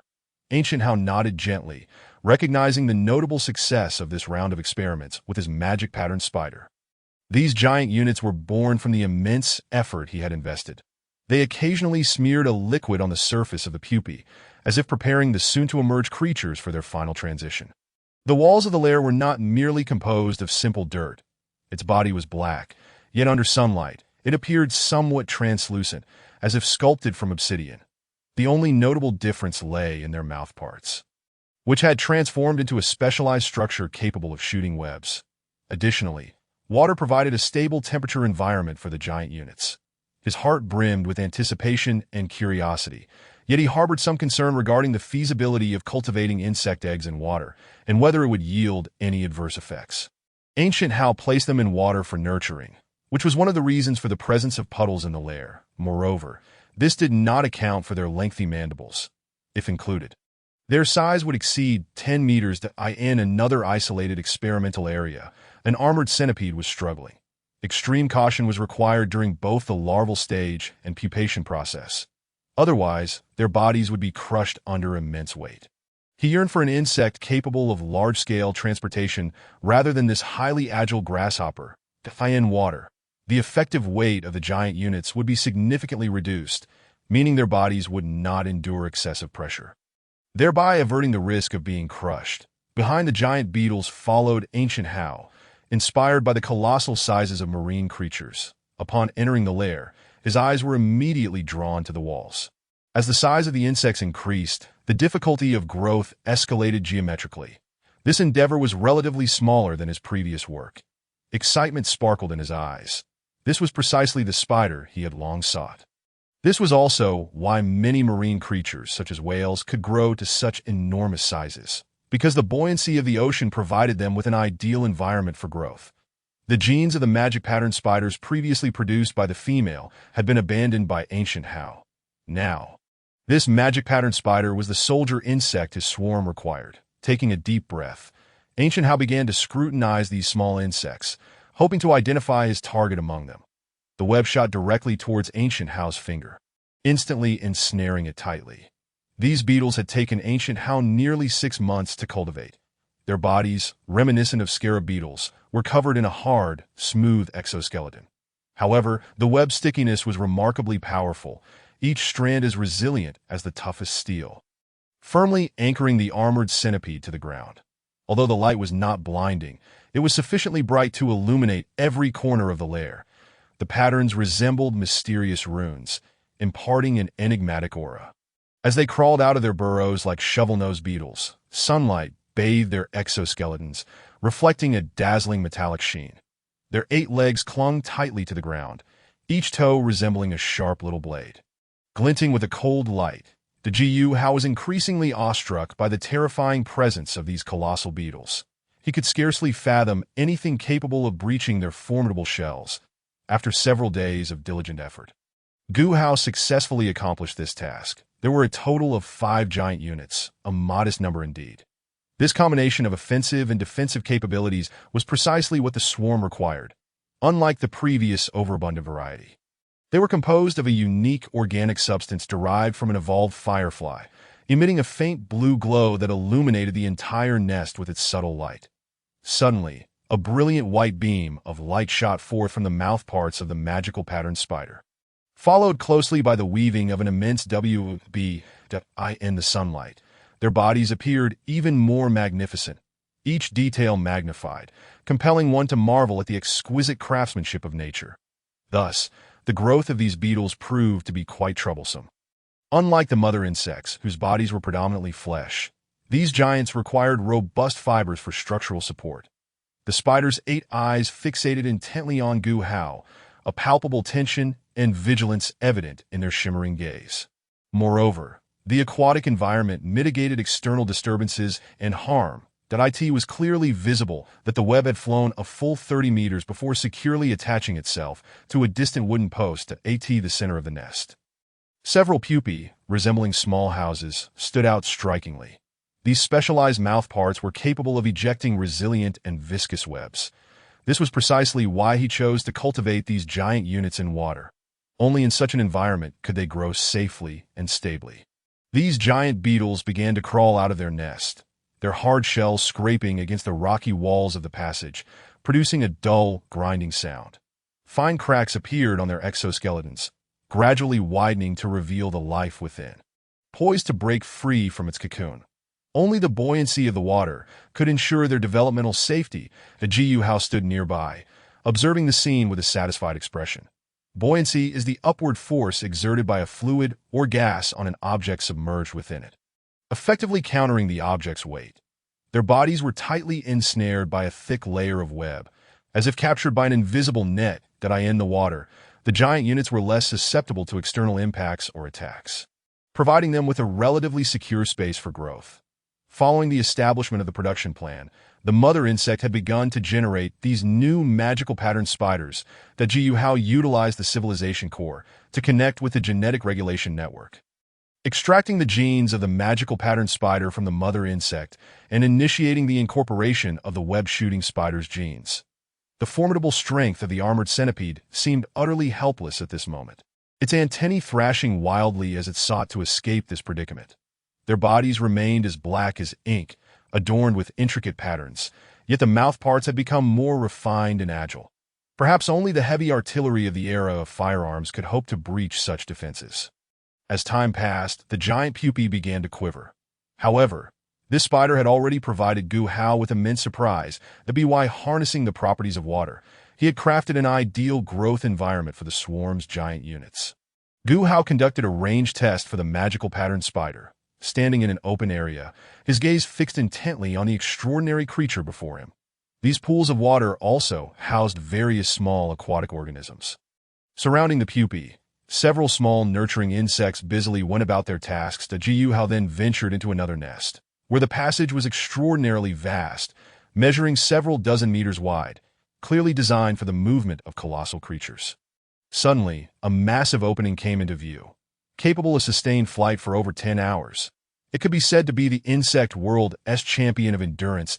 The Gu Hao first hatched a few magical pattern spiders for experimentation, keenly observing the results. When the magical pattern spider emerged from its cocoon, it exhibited a semblance to its predecessors. Almost immediately upon the appearance of the mother insect, nurturing commenced, underscoring the great difficulty in rearing such colossal creatures. Suddenly, it expelled a strand of white web, its speed so swift that one could hardly react in time. Its head bore 2 enormous, sharp mandibles, glinting ominously to present. Gu Hao had yet to uncover a solution to this issue. Next, Gu Hao continued to observe other insects, touching them one by one, yet discovering no extraordinary abilities. With the introduction of this spider, the strength of the magical pattern spider would experience a tremendous enhancement, akin to upgrading from a bird gun to artillery. Even a powerful creature like the armored centipede could not hope to escape this web. They swam freely in the water, infusing the nest with a touch of vitality. This was their exit, leading to the outside world, as the giant beetles quickened their pace. Seemingly drawn by the fresh air beyond, Jiu Hao gazed at the small grasshopper before him, a wave of astonishment washing over him. Under his command, the magical pattern spider began to gather its internal power, its mandibles gradually quivering. He felt a twinge of disappointment. It seemed the probability of drawing collector cards was indeed quite low. It was evident that the web possessed not only remarkable stickiness, but also astonishing strength. Their compound eyes flickered with a dim blue light in the murky illumination, imparting an aura of mystery and dread. The magical pattern spider stood poised on the ground, its 8 long legs moving with agility, exuding an intense air of danger. Jiu Hao's gaze gradually focused on this spider, adorned with deep blue and black patterns. The body of the magical pattern spider resembled a work of art, its 8 legs deftly maneuvering across the ground. Seemingly in search of the optimal shooting angle, the Jiu Hao shifted his attention from this peculiar grasshopper to the remaining insects. The web rapidly unfurled in the air, resembling a silken net, its range far exceeding Gu Hao's expectations. With a 7-meter-long body and 8 robust legs firmly planted on the ground, Gu Hao watched this scene with bated breath. Finally, following a slight tremor, the first giant pupa broke free from its cocoon. Its enormous body appeared somewhat constrained within the narrow passage, yet this did not hinder its progress. The Jiu Hao smiled faintly. He was not alarmed, but instead gently shook his finger, freeing himself from the web. However, this outcome seemed to deviate somewhat from his expectations.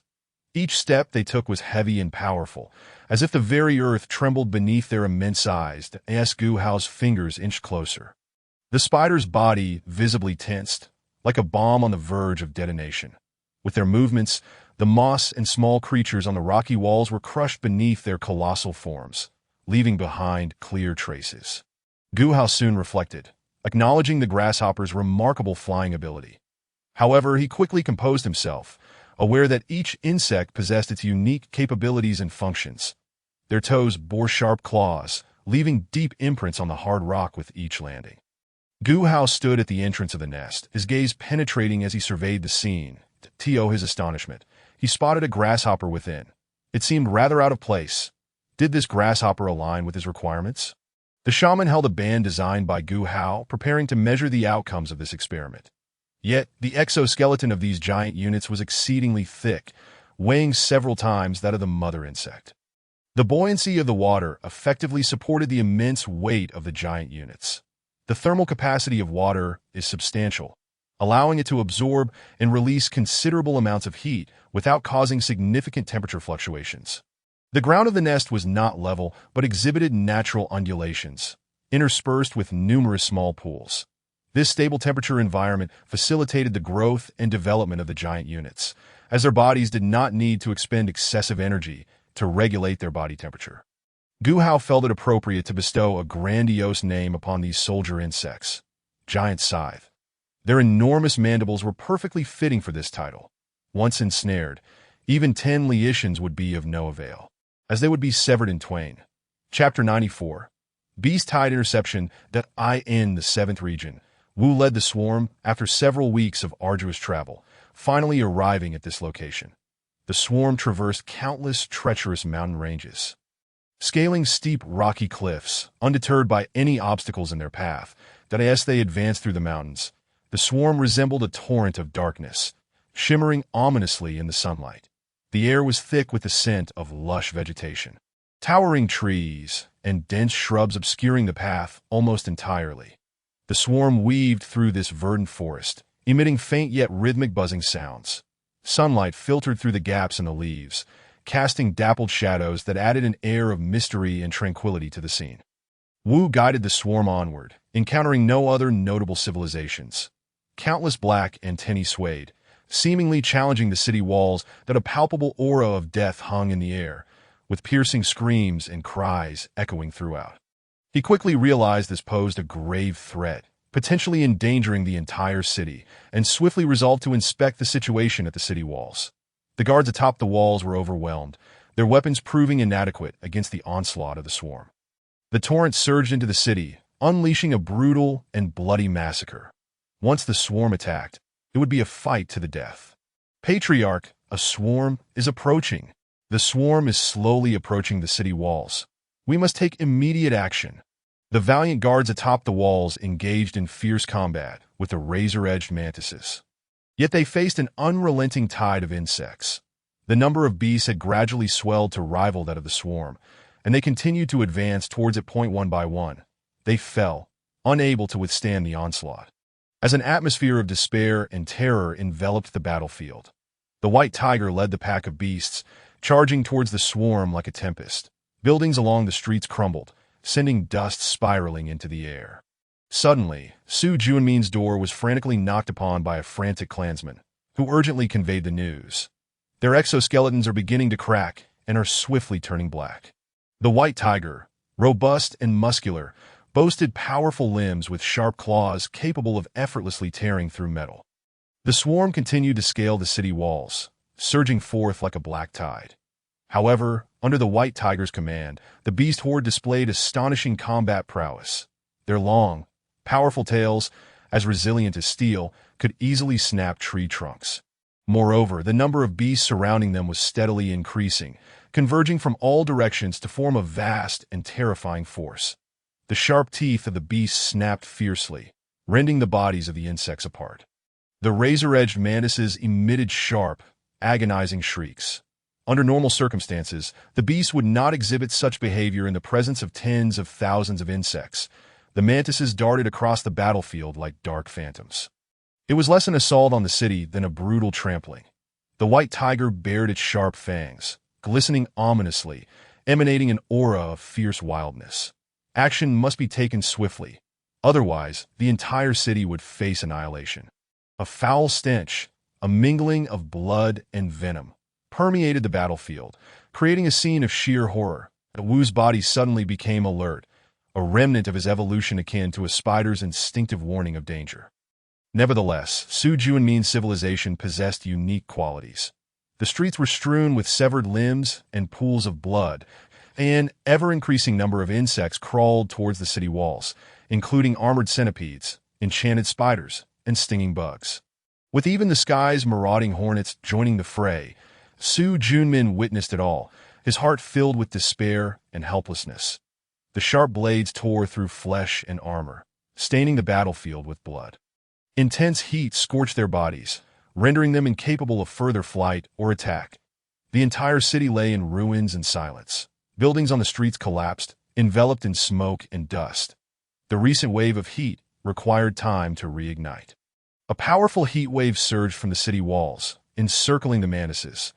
This assault was more ferocious than the previous attack on Chichun.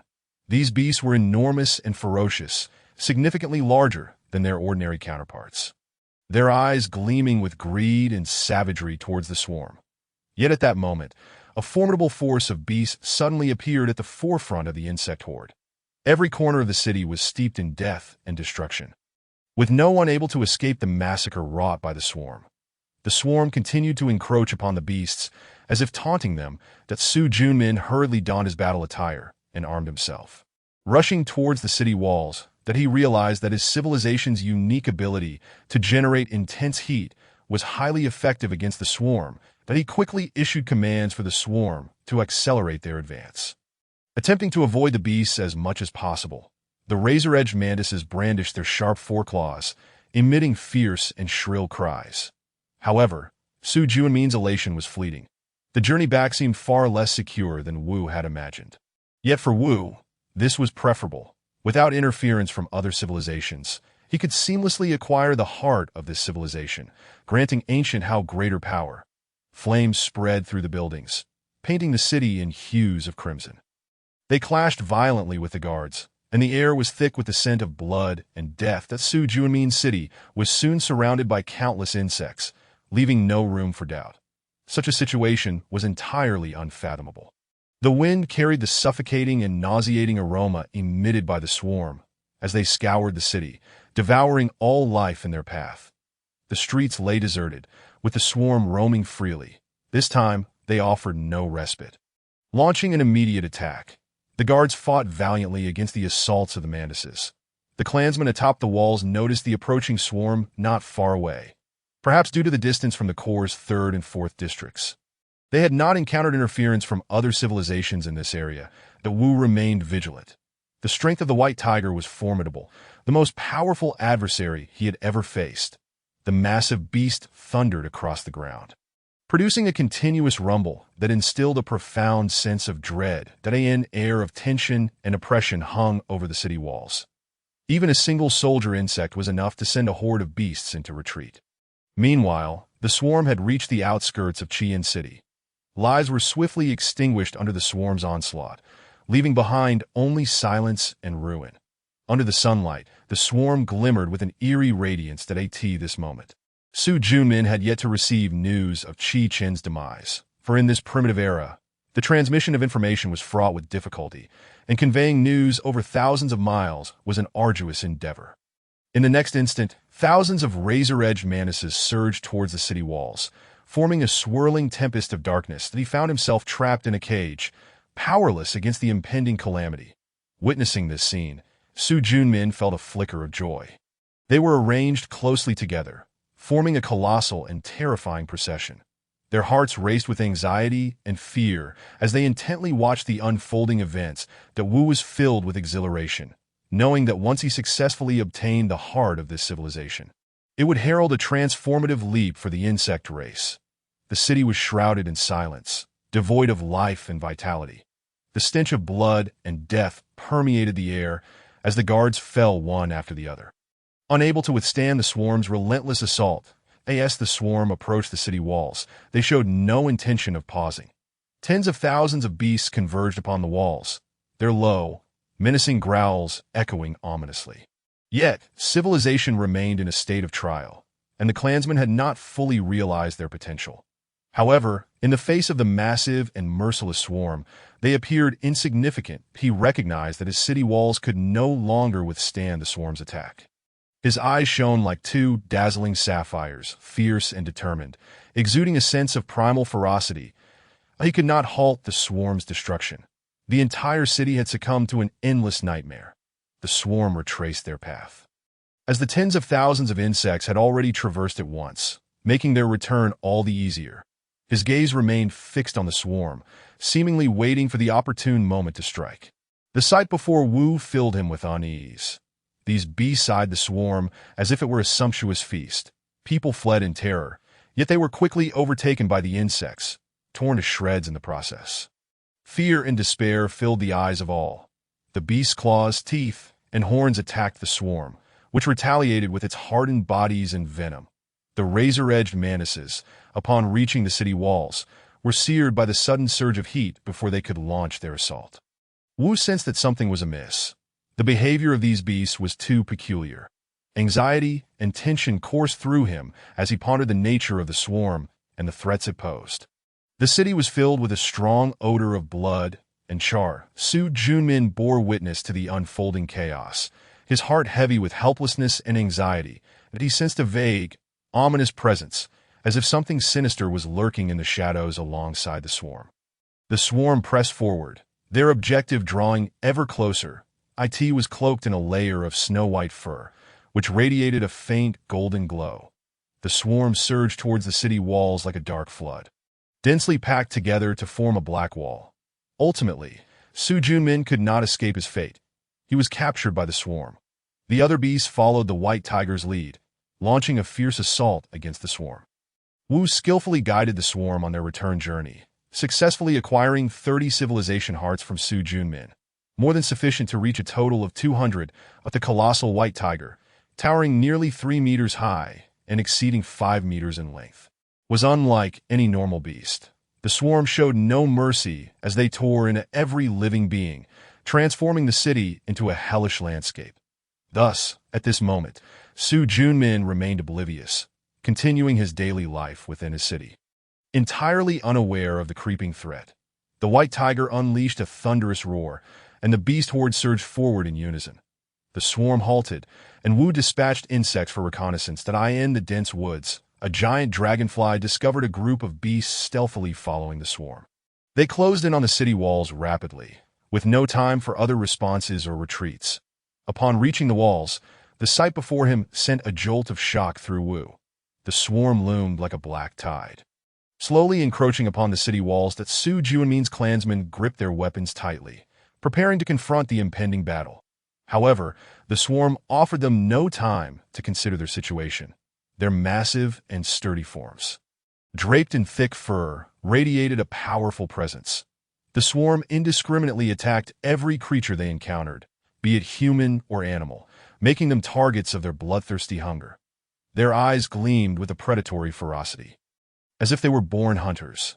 Each bite produced a cacophony that reverberated across the battlefield, shaking the very ground. They deftly evaded the guards' attacks, countering with lightning speed. Everyone silently awaited the approach of the swarm, their hearts brimming with uncertainty and dread. That Wu realized he and the swarm were ensnared in a siege. This ability granted them an advantage in combat, for at least in this moment, the razor-sharp mantis posed no grave threat to the city walls. The swarm advanced like a tide of darkness, slowly encroaching upon the fortifications. They brandished their weapons, roaring and shouting, engaging in a desperate struggle against the insects. Flesh and blood were strewn about, the cacophony of battle deafening. The defenders seemed devoid of sensation, fearlessly launching themselves at the swarm, continually charging and tearing at it. The soldiers exerted every ounce of their strength, yet they could not stem the tide of the horde. Su Junmin was struck with profound shock upon hearing this news. Blood was drawn by the blood-sucking mosquitoes, and the air was thick with a pungent metallic scent. The sharp claws of the mantis swiftly cleaved the earth, like a blade, shattering the oncoming swarm. That he recognized that the walls could no longer withstand the onslaught. In that moment, the beasts and the swarm became entwined, creating a thunderous uproar. The white tiger no longer hesitated, lunging at the swarm with a deafening roar. The razor mantis unfurled its wings, soaring towards the parapet, poised to strike. However, the swarm was equally swift, and Wu felt he could shake them off. Roar! The primary force at that time was the barrier-breaking wasp. Yet this onslaught comprised 50,000 insects, a staggering 5 to 6 times the number of defenders. Su Junmin beheld this scene, his heart heavy with impotence and anxiety. The soldiers valiantly resisted the swarm's assault. They swung their weapons, issuing roars and shouts, engaging in fierce combat with the insects. The white tiger's might was undiminished. Its form was akin to a moving fortress, crashing through the swarm's defenses, leading the beasts forward, slaughtering one insect after another. Each creature in the horde was far more formidable than an ordinary beast. The sharp, piercing cries reverberated in the air, instilling fear. The capabilities of Su Juanmin's civilization were indeed formidable. The strength of the beasts was astonishing. They darted through the fray, leaping effortlessly over the bodies of the swarm, launching relentless attacks. Their claws were like sharp knives, slicing through the exoskeletons of the insects. In the 7th region, Wu led the swarm after arduous weeks of travel, finally arriving at this place. The swarm traversed countless perilous mountains, scaling steep cliffs, undeterred by any obstacles as they surged forward. In this mountainous terrain, the swarm advanced like a black torrent, glimmering with a dangerous sheen under the sun. The air was thick with the scent of lush vegetation. Towering trees and dense shrubs obscured the path almost entirely. The swarm wove through the dense forest, emitting faint yet rhythmic buzzing sounds. Sunlight filtered through the gaps in the leaves, casting a kaleidoscope of light and shadows, imbuing the entire scene with a sense of mystery and tranquility. Wu led the swarm onward, encountering no other special civilizations. Countless black antennae waved, as if challenging the city walls. The streets were suffused with the scent of death, sharp screams and wails echoing in the air. He immediately realized this posed a serious threat, one that could bring immense danger to the entire city, prompting him to swiftly head to the walls to assess the situation. The defenders atop the walls were powerless against the swarm's assault, their weapons rendered insignificant before the oncoming tide. The swarm surged into the city, unleashing a brutal and bloody massacre. Should the swarm attack, it would result in a fight to the death. Chieftain, a swarm approaches. They are slowly nearing the city walls. We must take action immediately. The defenders fought bravely against the razor mantis, yet they faced an unending horde. The number of beasts had gradually swelled to match that of the swarm, and they were closing in point one by one. They fell, unable to withstand the swarm's onslaught, and the battlefield was steeped in despair and terror. The white tiger led the beasts in a furious charge against the swarm. Like a tempest unleashed, buildings crumbled in the streets, dust swirling. Suddenly, Su Juanmin's door was pounded upon frantically as a distressed tribesman urgently relayed the news. Their shells were beginning to crack and rapidly darken. The white tiger, powerful and muscular, boasted stout limbs and sharp claws capable of easily tearing through metal. The swarm relentlessly climbed the walls, surging into the city like a tide of darkness. Yet under the command of the white tiger, the beasts displayed astonishing combat prowess. Their long, powerful tails, as tough as steel, could easily snap tree trunks. Moreover, the number of beasts surrounding them was increasing. They converged from all directions, forming a vast and terrifying force. The sharp teeth of their gaping jaws snapped shut, rending the bodies of the insects. The razor mantis emitted a shrill and agonizing cry. Under normal circumstances, beasts would not exhibit such demeanor in the face of tens of thousands of insects. The razor mantis darted across the battlefield, resembling a shadowy specter. Rather than a siege, it felt more like a stampede. The white tiger revealed its sharp fangs, glinting coldly, exuding an intense aura imbued with wild power. He knew he must act swiftly, or the entire city would face annihilation. The battlefield was suffused with a noxious stench of mingled blood and venom, creating a scene of sheer peril and horror. Wu's senses suddenly heightened, a danger alert akin to a spider's instinct following his evolution. However, Su Juanmin's civilization possessed unique strengths. The streets were littered with dismembered limbs and bloodied remnants, and an ever-increasing number of insects crawled toward the walls, including bone-armored centipedes, demon-patterned spiders, thorn insects, and even the barrier-breaking wasps from the sky joining the fray. Su Juanmin witnessed all this, his heart heavy with despair and impotence. The sharp blades tore through flesh and armor, staining the battlefield crimson. Intense heat scorched their bodies, rendering them incapable of continuing to fly or attack. The entire city had become a desolate wasteland. Buildings in the streets collapsed, dust filling the air. The recent heat wave would take time to reignite, that a powerful surge of heat emanated from the walls, enveloping the razor mantis within. This assault was even more ferocious than the attack on Chi-Chun. These beasts were large and fierce, significantly exceeding the size of ordinary wildlife, their eyes reflecting greed and ferocity toward the swarm. Just then, the vanguard of the swarm also revealed an enormous number of beasts. Every corner of the city was shrouded in death and destruction, with no one escaping the swarm's slaughter. The swarm continued to encroach upon the beasts. As if taunting them, Su Juanmin hurriedly donned his battle attire, armed himself, and rushed toward the walls. That he recognized that his civilization's unique heat abilities were significantly effective against the swarm, that he quickly issued orders for the swarm to accelerate their advance while evading these beasts as much as possible. The razor mantis waved its sharp forelimbs, emitting a fierce and piercing cry. However, Su Juanmin's elation was fleeting. The return journey seemed far less secure than Wu had anticipated. Yet for Wu, this was acceptable, devoid of interference from other civilizations. He could successfully seize the heart of this civilization, securing further power for Guho. Flames spread through the buildings, painting the entire city in hues of red. They engaged in fierce combat with the defenders. The walls reeking of blood and death, the Su Juanmin city was soon surrounded by countless insects, leaving no room for doubt. Such a scenario was utterly implausible. The wind carried the suffocating and nauseating scent of the swarm. As they traversed the city, devouring all life in their path, the streets lay deserted, with only the swarm freely roaming. This time, they left no respite for the city walls, immediately launching their assault. The defenders fought valiantly against the razor mantis's attacks. The tribesmen atop the walls noticed the approaching swarm from a distance. Perhaps due to the core third and fourth zones being relatively far away, no other civilizations had intervened in this region.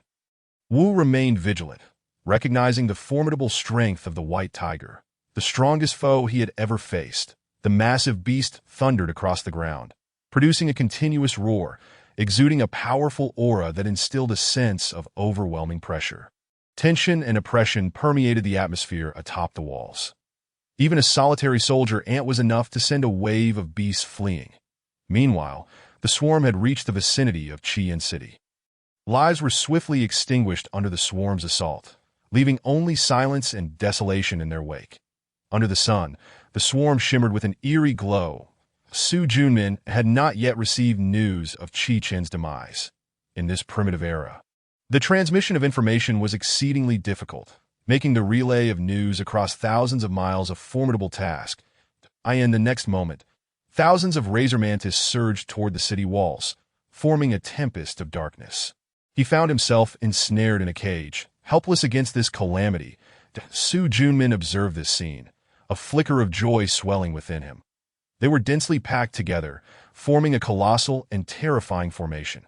They anxiously watched this unfolding drama, their hearts heavy with unease and fear. Dawu was filled with exhilaration, aware that should he successfully obtain the heart of this civilization, it would herald a new transformation for the insect race. The city was steeped in silence, devoid of life and vitality. The air was thick with the scent of blood and death, as defenders fell one after another, powerless against the swarm's advance. Upon nearing the city walls, the swarm showed no signs of hesitation. Tens of thousands of beasts converged upon the fortifications, emitting low, threatening growls. However, civilization currently finds itself amidst a trial, as its people have yet to fully realize their potential. In the face of the vast and merciless swarm, they appear inconsequential, that he recognizes that his walls can no longer withstand the onslaught of the insects. His eyes, resembling two brilliant sapphires, shine fiercely, exuding an aura of ferocity. He cannot halt the swarm's devastation. The entire city has succumbed to an endless terror. The swarm retraces its steps, for tens of thousands have traversed this path before, making their return effortless. His gaze remains fixed upon the swarm, seemingly biding its time for an opportunity to strike. The scene before him fills Wu with unease. These beasts eye the swarm as if it were a sumptuous feast. People flee in panic, yet they are swiftly overtaken by the swarm, torn to shreds in the process. Fear and despair permeate every gaze. The claws, teeth, and horns of the beasts assault the swarm, which retaliates with its hardened bodies and venom. The mantis, poised to attack after soaring over the wall, is scorched by a sudden surge of heat before it can launch its assault. But Wu senses something amiss. The behavior of these beasts is peculiar. His heart brims with tension and anxiety, uncertain of the nature of the swarm and the threat it poses. The air is thick with a pungent odor of blood and char. Su Junmin witnesses all of this. Filled with a sense of powerlessness and dread, he perceives a faint yet ominous presence, as if something is lurking in the shadows alongside the swarm. The swarm presses onward, drawing ever closer to its objective. It is cloaked in a layer of pristine white fur, which glimmers with a subtle golden light. The swarm surges towards the walls like a black tide, densely packed together, forming a dark barrier. Ultimately, Su Junmin too falls victim, captured by the swarm. Other beasts follow the white tiger's lead, launching a fierce assault against the swarm. Dawu successfully guides the swarm back, acquiring 30 hearts of civilization from Su Junmin, more than sufficient to achieve a total of 200. But the gargantuan white tiger, standing nearly 3 meters tall and exceeding 5 meters in length, is a specimen beyond the norm for wild beasts. The swarm ruthlessly rends all creatures, transforming the city into a hellish landscape. Meanwhile, Su Junmin remains oblivious, continuing his daily life in the city, unaware that a threat is stealthily approaching. The white tiger lets out a thunderous roar, prompting the beast horde to charge alongside it. The swarm halts, and Wu dispatches scouts, discovering that a group of beasts has stealthily followed the swarm into the dense woods. They rapidly approach the walls, leaving no time for alternative responses or retreats. Upon reaching the walls, the sight that greets him sends a tremor through his heart. The swarm advances like a black tide, slowly encroaching upon the fortifications. Su Junmin's kin grip their weapons tightly, preparing for the imminent battle. Yet the swarm offers them no time for consideration. Their massive, robust bodies, shrouded in thick fur, emanate an overwhelming presence. The swarm indiscriminately assaults all living beings in its path, whether human or animal, rendering them as mere targets for its bloodthirsty fury. Their gazes are filled with ferocity and primal instinct, as if they are born hunters. Each bite produces a cacophony of sound, reverberating across the battlefield. They adeptly evade the defenders' attacks, retaliating with lightning speed. Each individual silently awaits the swarm's advance, hearts laden with uncertainty and dread that Wu realizes that he and the swarm have become encircled. This ability grants them an advantage in battle. At least for now, the mantis cannot pose a significant threat to the walls. The swarm steadily approaches the fortifications, wielding their weapons and unleashing roars and battle cries as they engage in a desperate struggle against the swarm. Blood and flesh are scattered, the sounds of combat deafening. They seem impervious to pain, fearlessly charging at the swarm, repeatedly attacking and biting. The defenders exert every ounce of strength, yet they cannot halt the swarm's advance. Su Junmin is taken aback upon receiving the news, his heart filled with shock. Blood is siphoned by the blood-sucking mosquitoes, and the air is heavy with the stench of gore. Their razor-sharp claws slice through the ground like knives, obliterating the approaching swarm. That he realizes that his walls can no longer withstand the swarm's assaults. That in a moment, the beasts and the swarm become entangled, producing earth-shattering sounds. The white tiger no longer hesitates, lunging at the swarm with a deafening roar. The mantis immediately unfurls its wings, soaring toward the battlements, prepared to strike. However, the swarm's speed is no less formidable, and Wu believes he can shake them off. Roar! The primary force at that moment consists of the barrier-breaking frenzy. In this time, there are 50,000 insects, a number 5 or 6 times that of the defenders. Su Junmin observes it all, filled with a sense of helplessness and anxiety. The defenders valiantly resist the swarm's onslaught, wielding their weapons, roaring and shouting as they engage in fierce combat. The white tiger's might remains unyielding, its form a moving fortress, shattering the swarm's defenses as it leads the beasts forward, slaying insect after insect. Every creature within the beast horde possesses strength far surpassing that of ordinary beasts. The piercing and mournful cries echo in the air, instilling fear in all. The capabilities possessed by Su Junmin civilization are indeed formidable. The beasts exhibit astonishing physical prowess, darting through the fray with ease, leaping over the bodies of the swarm, launching continuous assaults. Their claws are akin to sharp blades, cleaving through the swarm's carapaces. Chapter 95. The speaking beast Wu remains unperturbed, his gaze calm and resolute. Although the beast tide surges violently, he quickly formulates a response that he commands the melee troops to fortify the perimeter against the beast's charge, while the stinging insects, shielded by the swarm, take aim at the encroaching beasts. The aerial battle intensifies, with barrier-breaking frenzy guarding against the falcons in the sky that eye in the air. The clash between the barrier-breaking frenzy and the falcons resembles a strategic aerial duel. The barrier-breaking frenzy darts through the heavens, their wings glinting coldly as they attempt to pierce the falcons' bodies. That in that moment, they embody true ferocity, brimming with primal instinct and a desire to kill. They function like merciless machines, devoid of emotion or sensation of pain. The white tiger experiences a moment of dizziness, but quickly regains composure, launching another round of attacks. Even when their bodies are torn asunder, they remain undaunted, using their formidable mandibles to continue biting at the beasts. The insects in the sky resemble a dark cloud, densely blotting out the sky. He swiftly adjusts the swarm's formation, initiating an assault amidst the encirclement of the beast tide.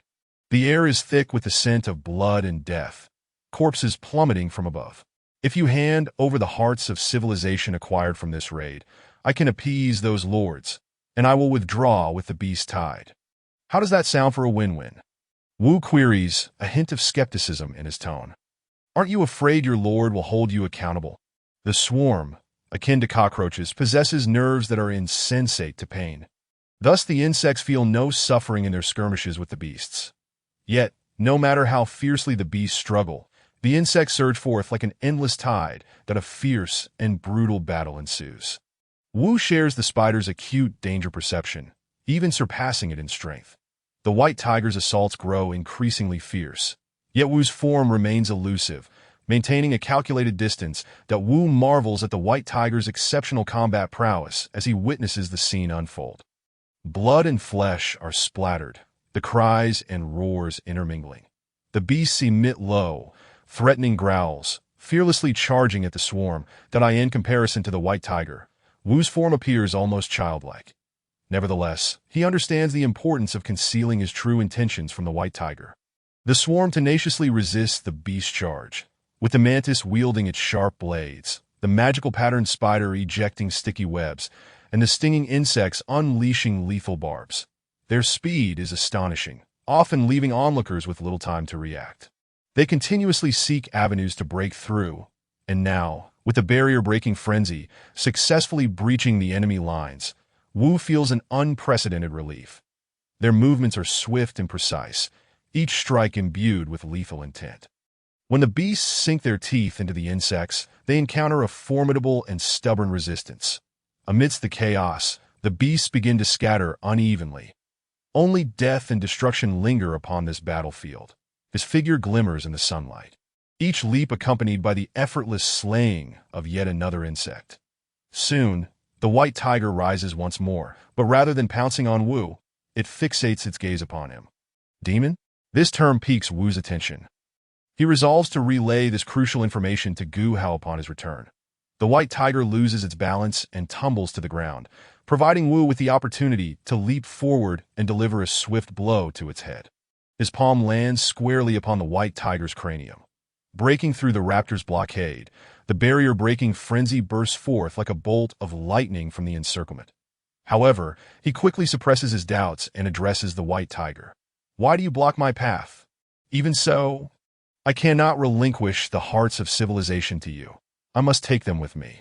Following several rounds of intense confrontation, the distance between Wu and the white tiger diminishes, their bodies nearly brushing against one another. Simultaneously, the white tiger begins to rally more beasts to encircle, striving to impede the swarm's breakthrough. Wu breathes a sigh of relief, knowing that the swarm can finally unleash its full potential and engage in a genuine battle with the beasts. A multitude of beasts surged wildly against the defensive line established by the swarm of insects. At last, in a sudden pounce, Wu instantly discerned the flaw in the white tiger's stance. They resembled demons emerging from the abyss of hell, driven solely by an insatiable thirst for attack and slaughter. Their gaze was as razor-sharp as that of an eagle, seemingly capable of piercing through everything, instilling a sense of trepidation in those who dared to meet their eyes. After uttering these words, the white tiger turned away, appearing disinterested in continuing the hunt for these insects.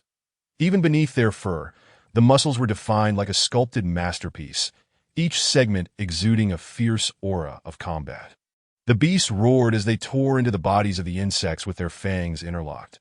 Unbeknownst to them, Wu concealed the essence of civilization within the frenzied swarm of bees.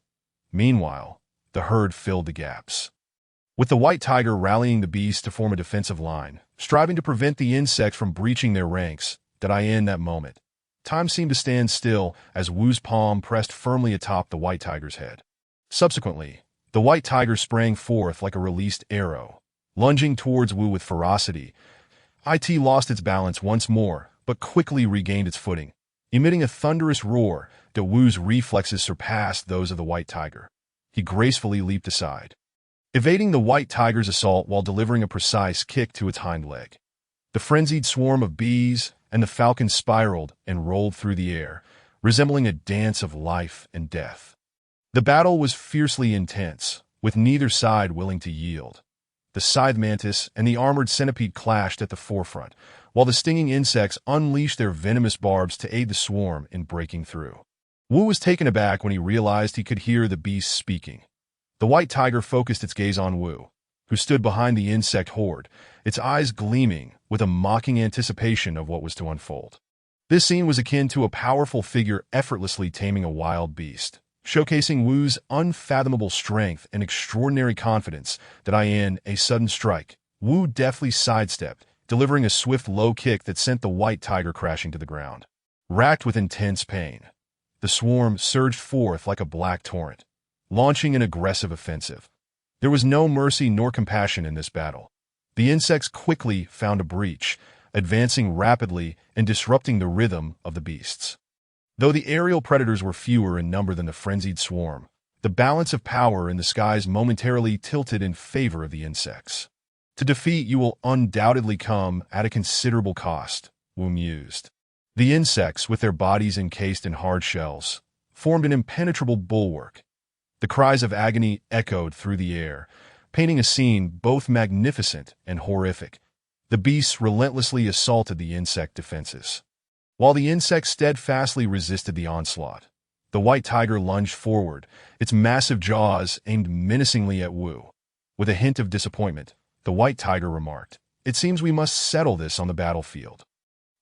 Wu slowly drew the blade from his waist, feeling perplexed as to why the white tiger refrained from attacking him. These soldier insects lacked the pain receptors typical of ordinary creatures. The white tiger took 2 steps forward, continuing its discourse with Wu. "These are merely unawakened beasts. Their deaths mean little. They hardly qualify as demons." Yet Wu remained remarkably composed the very moment the white tiger was about to strike. Wu gently raised a hand, but he swiftly evaded the white tiger's attack, landing a precise kick to its abdomen. As the white tiger charged again, Wu's form flickered, transforming into a mere shadow, evading once more with lightning speed. Wu's gaze remained fixed on the approaching white tiger, his body already in a heightened state of alert before its assault, his eyes sharp as blades, continuously monitoring the white tiger's every movement. The insects pierced the flesh of the beast with their sharp mandibles, blood gushing forth and staining the earth around them. That a deadly struggle unfolded between the insects and the beasts, each bite accompanied by the fading of blood and life. Then, a shocking scene unfolded. That Wu observed the insects in the air, realizing that breaking through from above was a promising strategy. With a gentle push, the once ferocious white tiger seemed suspended in midair by an unseen force. Then, under Wu's control, was hurled several meters away. That Wu did not falter. He remained vigilant, prepared for the next wave of attack. The white tiger mistakenly believed Wu had acquiesced to its suggestion, only to hear Wu declare, "On the battlefield." The figures of the insects and beasts intertwine, creating a scene both brutal and grand. Wu's gaze remained deep and serene, showing no sign of disturbance despite the white tiger's ferocious onslaught, but he merely relied on his agility to gain a fleeting advantage. Suddenly, the white tiger spoke again, addressing Wu. "Human, you are quite peculiar. How can such a diminutive form harbor such formidable power? And those insects you command are equally strange." Wu's eyes reflected determination and decisiveness as he continually sought the white tiger's vulnerabilities. Previously, he had worried about potential reinforcements for the beasts, which had prevented him from fully exerting himself. That Wu led the swarm to breach the defensive line established by the beasts. The exoskeleton embedded beneath his flesh glimmered faintly, and the hairs on his body stood on end like spider silk, as if warning of an impending threat. The battlefield was thick with the stench of blood, dust mingling with crimson, covered in insect blood. Wu's gaze remained resolute, as if all this were merely a game to him. The insects collaborated closely, weaving through the tide of beasts. Utilizing their sharp mandibles and venomous stingers, they swiftly retaliated and dismantled their foes. The white tiger continued, "However, you are indeed a formidable adversary. Many lords have underestimated your strength." Blood and flesh flew as screams and roars intermingled. The swarm surged forth with blinding speed, penetrating the disordered tide of beasts. Their claws, akin to blades, claimed the lives of numerous insects with each strike. Yet the tide of beasts did not wane. Rather, it intensified. The beasts struck at the insects with powerful claws, attempting to repel them. Wu swiftly extended his hand, forcefully sending 2 demonic patterned spiders flying before him, tracing a perfect arc in the air as they crashed into the swarm, inciting chaos. That Wu's expression darkened, although the chieftain had warned him long ago. He had not anticipated the assault would come so swiftly. Seizing the moment, Wu commanded the swarm to launch a fierce onslaught in a singular direction. That a fierce and brutal contest ensued. The swarm, leveraging its numerical superiority and collaborative prowess, continually navigated the battlefield. Attacking and retreating, he witnessed the white tiger engaging in a fierce battle in the air with the swarm, each leap accompanied by the screams of insects and clouds of blood. The soldier insects had long been stripped of their pain perception by Gu Hao.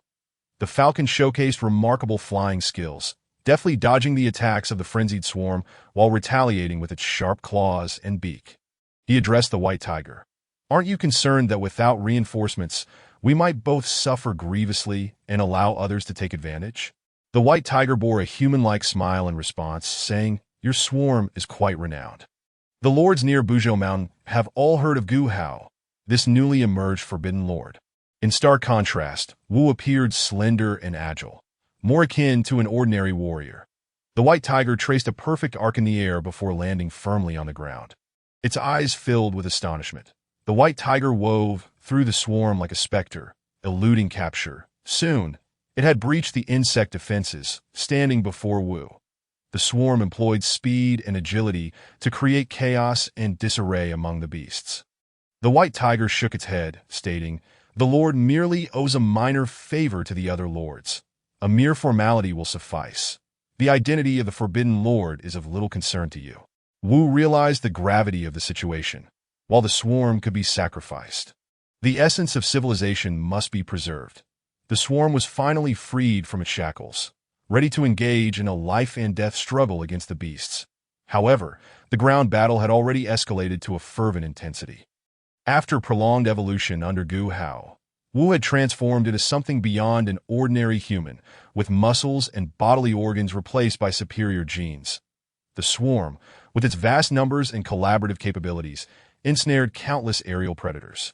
This frenzied swarm of bees concealed itself within the dense mass of insects, forming an impenetrable defense. The battlefield was thick with the acrid scent of blood, the earth stained crimson. Countless aerial predators sought to obstruct the swarm's advance, but were swiftly brought down. Their bodies twisted in the air, evading the onslaught of insects while counterattacking, annihilating those dares to impede their path. The aerial combat was exceptionally fierce, each clash accompanied by the sharp sounds of tearing flesh and the whoosh of air. The white tiger, unwilling to concede, swiftly turned and lunged once more at Wu.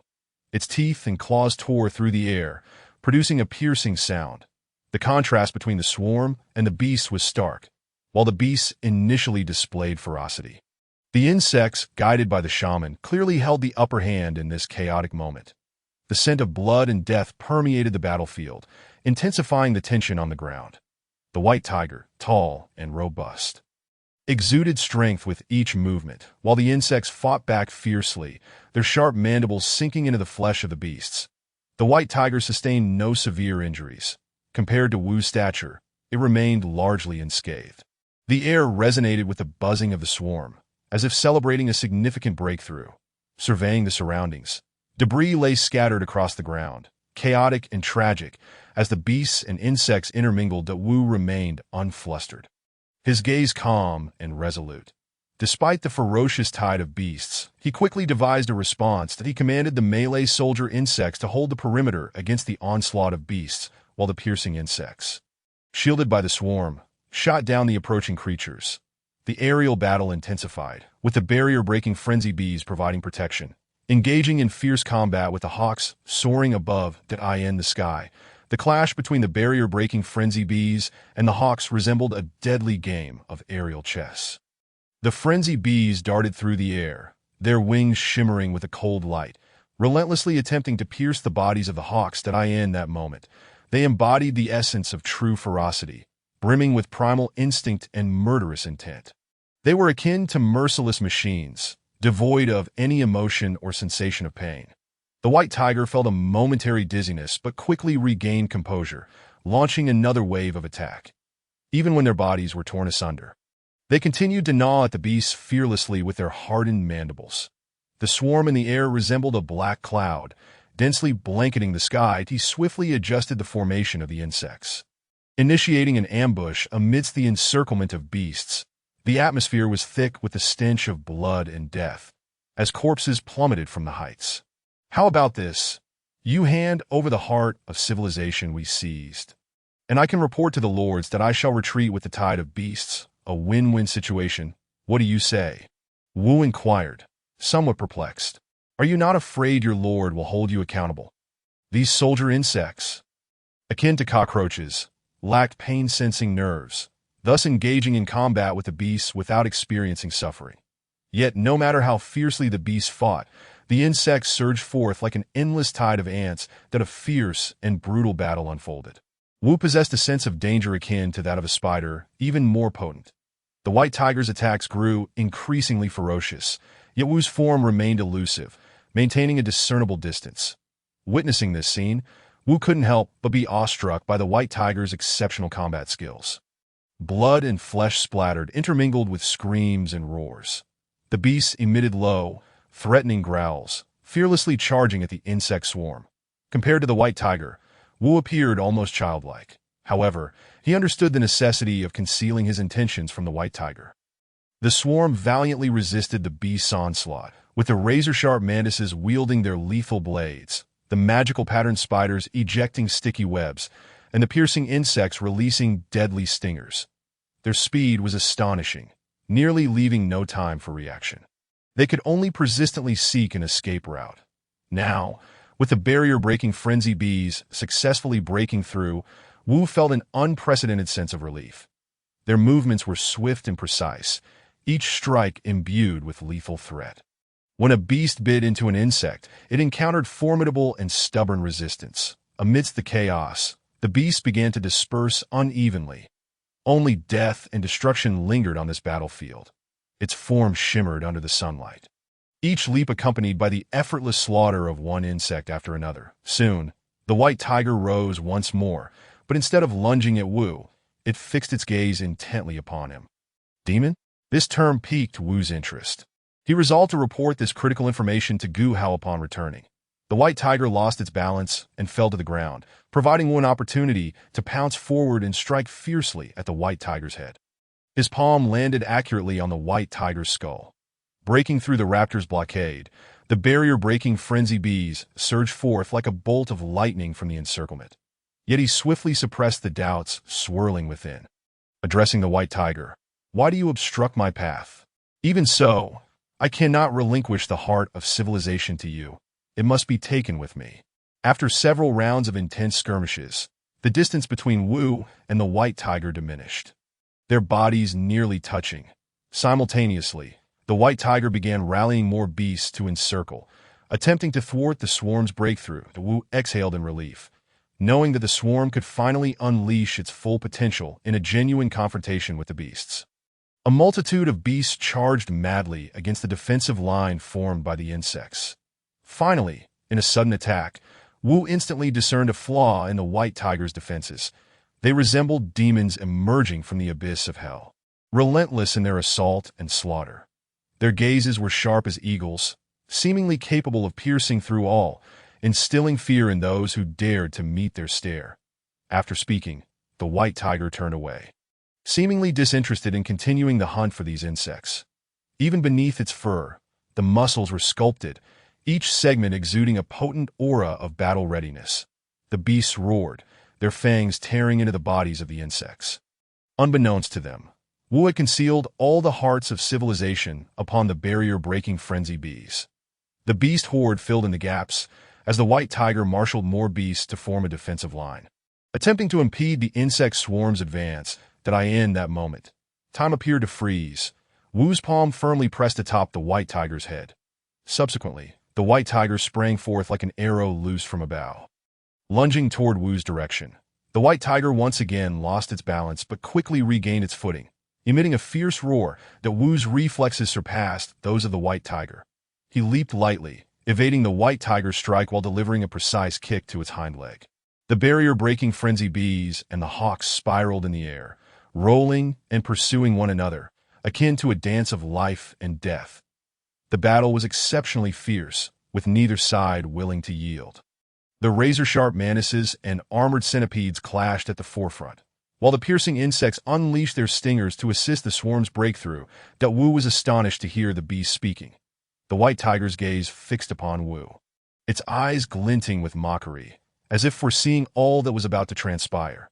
This scene resembled a powerful figure effortlessly taming a wild beast, showcasing Wu's unfathomable strength and extraordinary confidence. During another assault, Wu swiftly dodged, then executed a rapid low kick that toppled the white tiger's leg. The white tiger felt a sudden jolt of excruciating pain, its body quaking violently before collapsing to the ground. The swarm surged forth like a black torrent, launching an assault. This battle was devoid of compassion or mercy. The insects swiftly identified a breach, moving rapidly to disrupt the rhythm of the beast horde. The number of raptors in the air paled in comparison to the barrier-breaking frenzy bees, temporarily tilting the aerial battle in favor of the insects. To capture, you will undoubtedly require a considerable price. The insects' bodies were covered with hard exoskeletons, serving as an impenetrable line of defense. The air reverberated with anguish cries, crafting a spectacular, yet horrifying tableau. The beasts relentlessly battered against the insect defenses, while the swarm tenaciously resisted their attacks. The white tiger lunged forward, its gaping maw aimed at Wu. The white tiger, somewhat disillusioned, remarked, "It seems we shall have to settle this on the battlefield, haha." Wu slowly drew the blade from his waist. Feeling a sense of perplexity, unsure why the white tiger refrained from attacking him. These soldier insects did not possess pain-sensing nerves like ordinary creatures. The white tiger took 2 steps forward, continuing to address Wu. "These are merely beasts yet to awaken their intellect. Their deaths hold little significance. They are hardly demons." Nevertheless, Wu remained remarkably composed. Just as the white tiger was about to sink its teeth into him, Wu gently raised a hand. He swiftly evaded the white tiger's assault, then landed a precise kick to its abdomen. When the white tiger lunged again, Wu's form flickered, becoming a fleeting shadow, deftly dodging the attack. Wu maintained a heightened sense of alertness, his gaze sharp as a blade, continuously monitoring the white tiger's every movement. The insects pierced through the flesh of the beasts with their sharp mandibles, blood gushing forth, staining the earth around them. A mortal struggle unfolded between the insects and the beasts, with each bite accompanied by the loss of blood and life. Then, a shocking scene transpired. He observed the insect swarm gaining dominance in the air. Realizing that a breakthrough from above was indeed a viable strategy, Wu gently pushed, and the once ferocious white tiger seemed suspended in midair by an unseen force. Before being flung several meters away under Wu's control, Wu did not flinch. He remained vigilant, prepared for the next wave of assault. The white tiger mistakenly believed Wu had acquiesced to its proposal, but was caught off guard when Wu directly stated, "On the battlefield." The figures of insects and beasts intertwined, creating a scene both tragic and magnificent. Wu's gaze remained deep and tranquil. Entirely unaffected by the white tiger's ferocious strikes, Wu merely leveraged his agility to gain a fleeting advantage. Suddenly, the white tiger spoke. It addressed Wu. "Human, you are quite peculiar. How can such a diminutive form harbor such formidable power? And these insects you command are equally strange." Wu's eyes radiated determination and decisiveness as he continuously searched for the white tiger's weaknesses. Previously, he had been concerned that reinforcements would arrive for the beast horde. Thus, hesitating to unleash his full potential, Wu led the swarm in breaching the defenses formed by the beasts. The exoskeleton embedded beneath his flesh shimmered faintly, while sweat stood on end like the hairs of a spider, as if warning of impending danger. The air was thick with the scent of blood, dust, and gore intertwined. Covered in insect blood, his gaze remained resolute. As though all of this were merely a game to him, they collaborated seamlessly, weaving through the beast tide.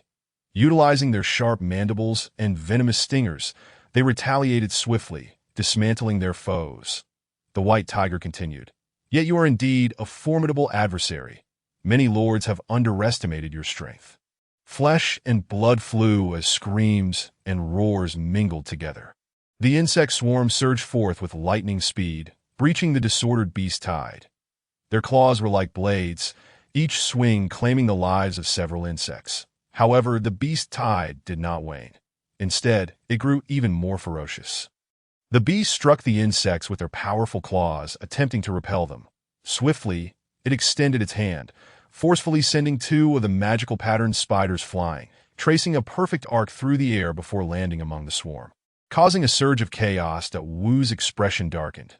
Despite the chieftain's prior warnings, he had not anticipated the assault would come so swiftly. Seizing the moment, Wu commanded the swarm to launch a fierce assault in a singular direction. A fierce and brutal contest ensued between both sides.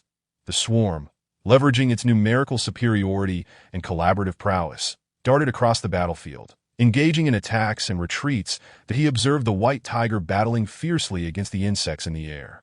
Each leap accompanied by the shrieks of the swarm and a mist of blood. The pain perception of the soldier insects had long been removed by Gu Hao. The hawks exhibited remarkable flying skills, skillfully evading the onslaught of the barrier-breaking wasps while retaliating with their sharp talons and beaks. That he addressed the white tiger, saying, "Isn't it unwise to risk mutual destruction with the other lords absent, allowing other predators to seize the opportunity?" The white tiger flashed a human-like smile and replied, "Your swarm is quite renowned. The lords around Mount Buzhou have heard of Gu Hao, this newly emerged taboo lord." In stark contrast stood Wu, whose slender and agile form resembled that of an ordinary warrior. The white tiger traced a flawless arc in the air before landing firmly on the ground, its eyes filled with astonishment.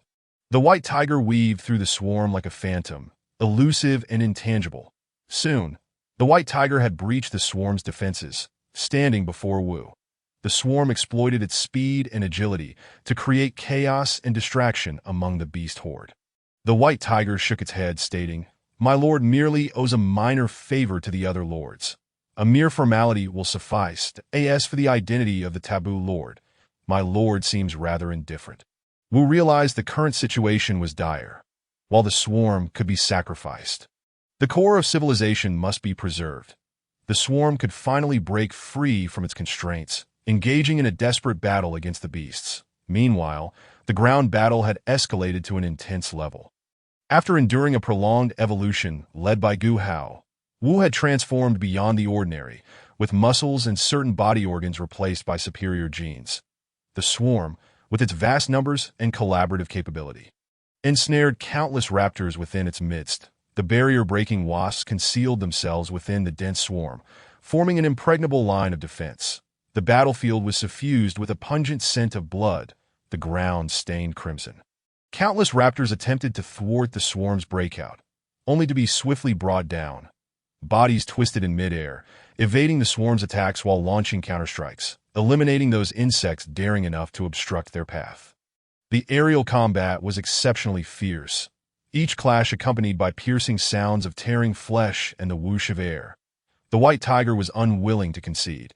It quickly pivoted and lunged at Wu once more, its teeth and claws slicing through the air with a sharp sound.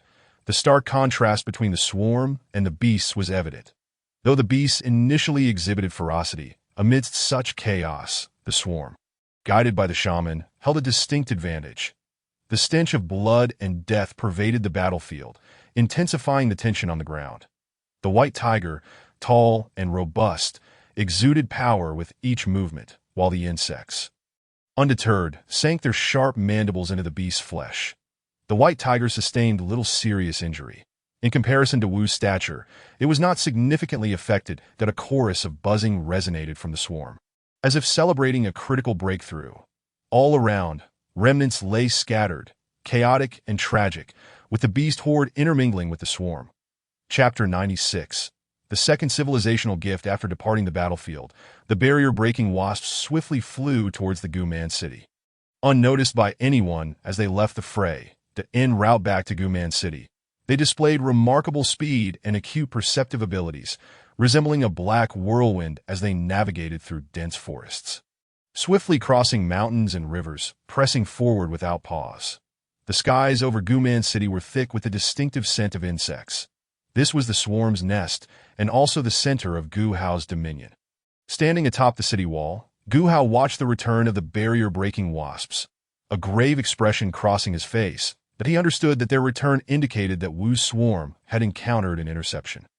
Thus, their physical forms exhibited little noticeable change. That a leaf immediately emanated a faint glow and transformed in his hand into a beam of light, permeating his body. This was the second ability produced by the core of civilization, adaptive evolution. His body gradually began to transform. His eyes sharpened, allowing him to discern minute details from afar. His mind became more agile, capable of tackling complex issues, and his strength increased, enabling him to effortlessly lift heavy objects. Some of his fingers became sticky, facilitating climbing and grasping. Their limbs elongated, flexible spider-like legs danced in the air, granting them enhanced mobility. They became exceedingly sharp, capable of slicing through metal with ease. To support Wu. Gu Hao nearly mobilized all the giants from Guman City, deploying over 6,000 giant dragonflies to transport vast quantities of the swarm to the battlefield. This tree of evolution could connect to the genetic network of the insect race, enabling genes to undergo adaptive evolution, the fastest method for transformation in battle. During weeks of conflict, Wu's genes resonated rapidly with various combat genes of the insects. That Gu Hao removed the core of civilization from the barrier-breaking wasp's body and, without hesitation, began the gradual integration. At this moment, Wu's once gentle skin had completely transformed into a hardened exoskeleton. The genes of various insects that Gu Hao had cultivated but had not integrated into the mother insect's gene pool surged forth, including those of scorpions, cockroaches, and beetles. Though their bodies only exhibited partial traits of insect transformation at present, it would not be long before they morphed into a species entirely distinct from humanity. However, this civilizational gift had two pathways for evolution that Gu Hao observed the leaves, noting that they branched into numerous different paths, each representing a specific ability. Every leaf on the genetic tree represented a unique gene, embodying different capabilities and characteristics. This was the price they paid to protect the core of civilization. That it was almost unbelievable how, within just a few days, human genes had blended to such a high degree with those of the insects. Although the tree appeared vast to Gu Hao, it was still merely a sapling within the core of civilization. He was no longer an ordinary human, but a warrior of the insect race, a killing machine fighting for their cause. The radiance of the core of civilization grew ever brighter, exuding a sacred and solemn aura. Among these kin, the least transformed were the knowledge-based shamans, who required no combat and bore little burden. The barrier-breaking wasps flew into the city, their bodies caked with dirt and blood. Exhausted as they settled near the nest of the swarm, at least hundreds of insect genes surged into the mix, including those of humanity. This tree stood tall and robust, flourishing with life, radiating a vigorous aura. They pressed closely against Wu's cheeks, forming a natural armor that provided him with formidable defense. The insect genes within the genetic regulatory network began to compete and collaborate. This wolf stood approximately 2 meters tall, its body cloaked in thick fur, eyes gleaming with ferocious killing intent. The cells within their bodies began to undergo frenzied division, under the influence of the tree of evolution. They had long since become unrecognizable. This battle had persisted for days, the battlefield shifting over 100 kilometers. To put it plainly, they had yet to be integrated into the genetic regulatory network of the insect race. The light emanating from their eyes instilled an overwhelming sense of murderous intent. The other method was passive evolution, where the body passively responded to environmental demands, resonating with the tree of evolution. Wu's body also underwent transformation. The outlines of his muscles became more pronounced beneath the hardened, armored layer, brimming with strength and power. In a valley 1,000 miles away, the swarm was engaged in fierce combat with the beast horde. Wu swiftly descended beside the wolf, his clawed fingers tearing open its throat, blood gushing forth. And on the various branches of the tree's crown, the genes of these insects fused with those of the tree of evolution, creating new forms and characteristics. Gu Hao found this tree to be extraordinarily remarkable. It could induce mutations in genes under varying conditions to adapt to diverse environments. Gu Hao approached, carefully observing the state of the wasps. The first civilizational gift of the core could regulate existing genes, while the second could generate new ones. However, in reality, it could connect with every being within the swarm. Had Wu not encountered a formidable foe, he likely would not have risked allowing the barrier-breaking wasps to escape. The eyes of his kin also transformed, beginning to shimmer with a sharp, insect-like brilliance. That a pair of enormous limbs sprouted from his back, resembling massive bone wings, broad and robust, as sharp as blades. Gu Hao crouched down, gently stroking one of the barrier-breaking wasp's antennae, a glimmer of intrigue crossing his gaze. Yet after the genes integrated into the tree of evolution, the desire for combat had already become deeply ingrained in their genetic makeup. Gu Hao could not help but marvel as the genes of his kin underwent astonishing mutations at an incredible pace. They were evolving into true members of the insect race. A unique expanse of green has emerged atop the canopy, where human intellect intertwines with the adaptability of the insectoid race within this verdant oasis. This genetic regulatory network has evolved into a vast and intricate ecosystem. Gu Hao continues to caress the leaves of the tree of genes, each leaf bestowing upon him new abilities and characteristics. Under the influence of the evolutionary tree, human genes too have undergone transformation, acquiring the strength and adaptability of insects while retaining their own wisdom and creativity that IT has only just begun to sprout, untouched by Gu Hao's integration of the insectoid's evolutionary genetic sequences. They possess the autonomy to connect with the evolutionary tree through their thoughts, selecting a path for their own evolution. This represents a synergistic capability, perfectly complementing the insectoid race. The genes of humans and insects are interwoven, forming a peculiar yet powerful symbiotic relationship. The growth and evolution of the evolutionary tree persist, ushering in unprecedented possibilities and futures for the insectoid race.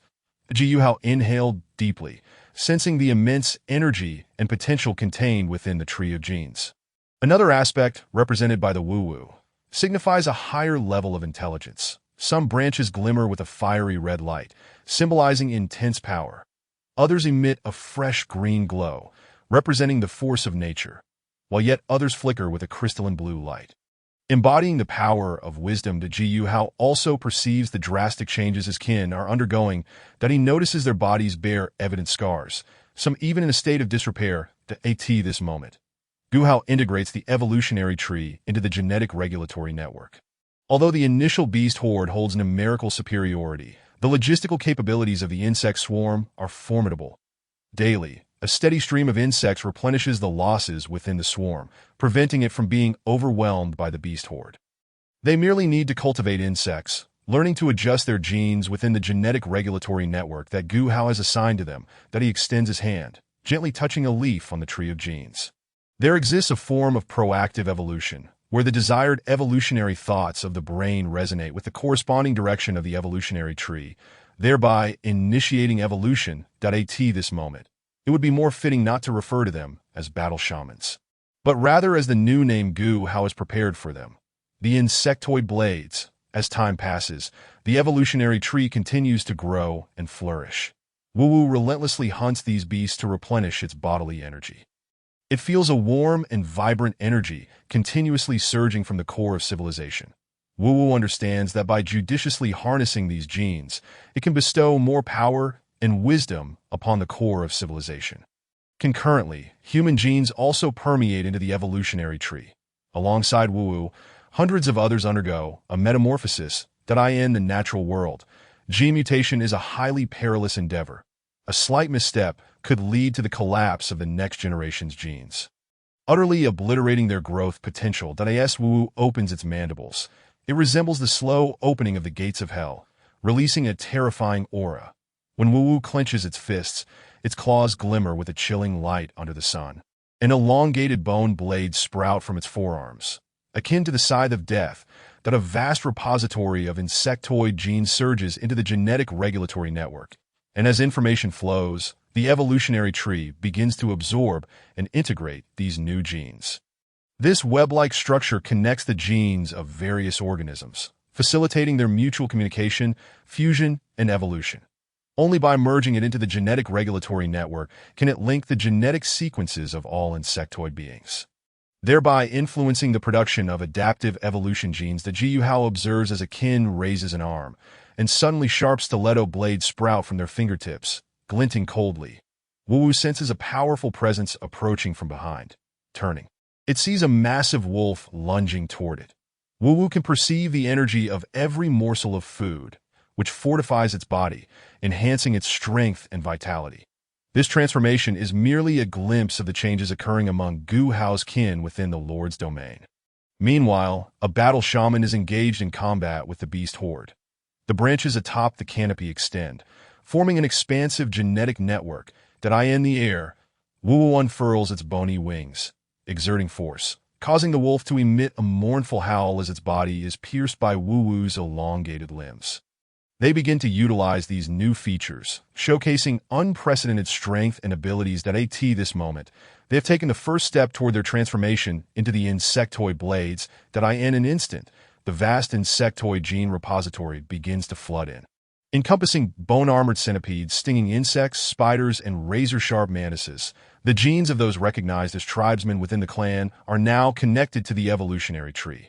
This is a gene, the evolutionary tree, symbolizing the diversity and prosperity of insectoid genes. Wu-Wu gazes ahead, and its eyes undergo a transformation. Their gastric juices begin to secrete in large quantities, necessitating the consumption of vast amounts of food almost constantly to compensate for their energy expenditures. Without hesitation, it extends its mandibles and rends the wolf's flesh apart, blood and gore splattering, silencing the wolf's screams in an instant. Within Gu Hao's perception, he observes a colossal tree gradually emerging within the core of civilization. As Gu Hao continually acquires abilities from the tree of genes, a faint glow begins to radiate from within his body. The once gentle pupils have completely vanished, replaced by a pair of blazing red eyes, shimmering with a chilling light that reveals a terrifying intent to kill. The branches of the evolutionary tree rapidly grow, extending into a dense canopy. The wolf's body is reduced to a mangled mess. As Wu-Wu transforms it into mere flesh and sinew, Wu-Wu shows no fear, leaping powerfully into the air. Its mouth no longer resembles that of a human. Instead, it is transformed into a pair of massive chewing mandibles. This change has rendered Wu-Wu no longer human in appearance, but rather a being imbued with insectoid characteristics. Its body has undergone a metamorphosis, becoming stronger and more terrifying. They lack the ability to actively choose their evolutionary direction.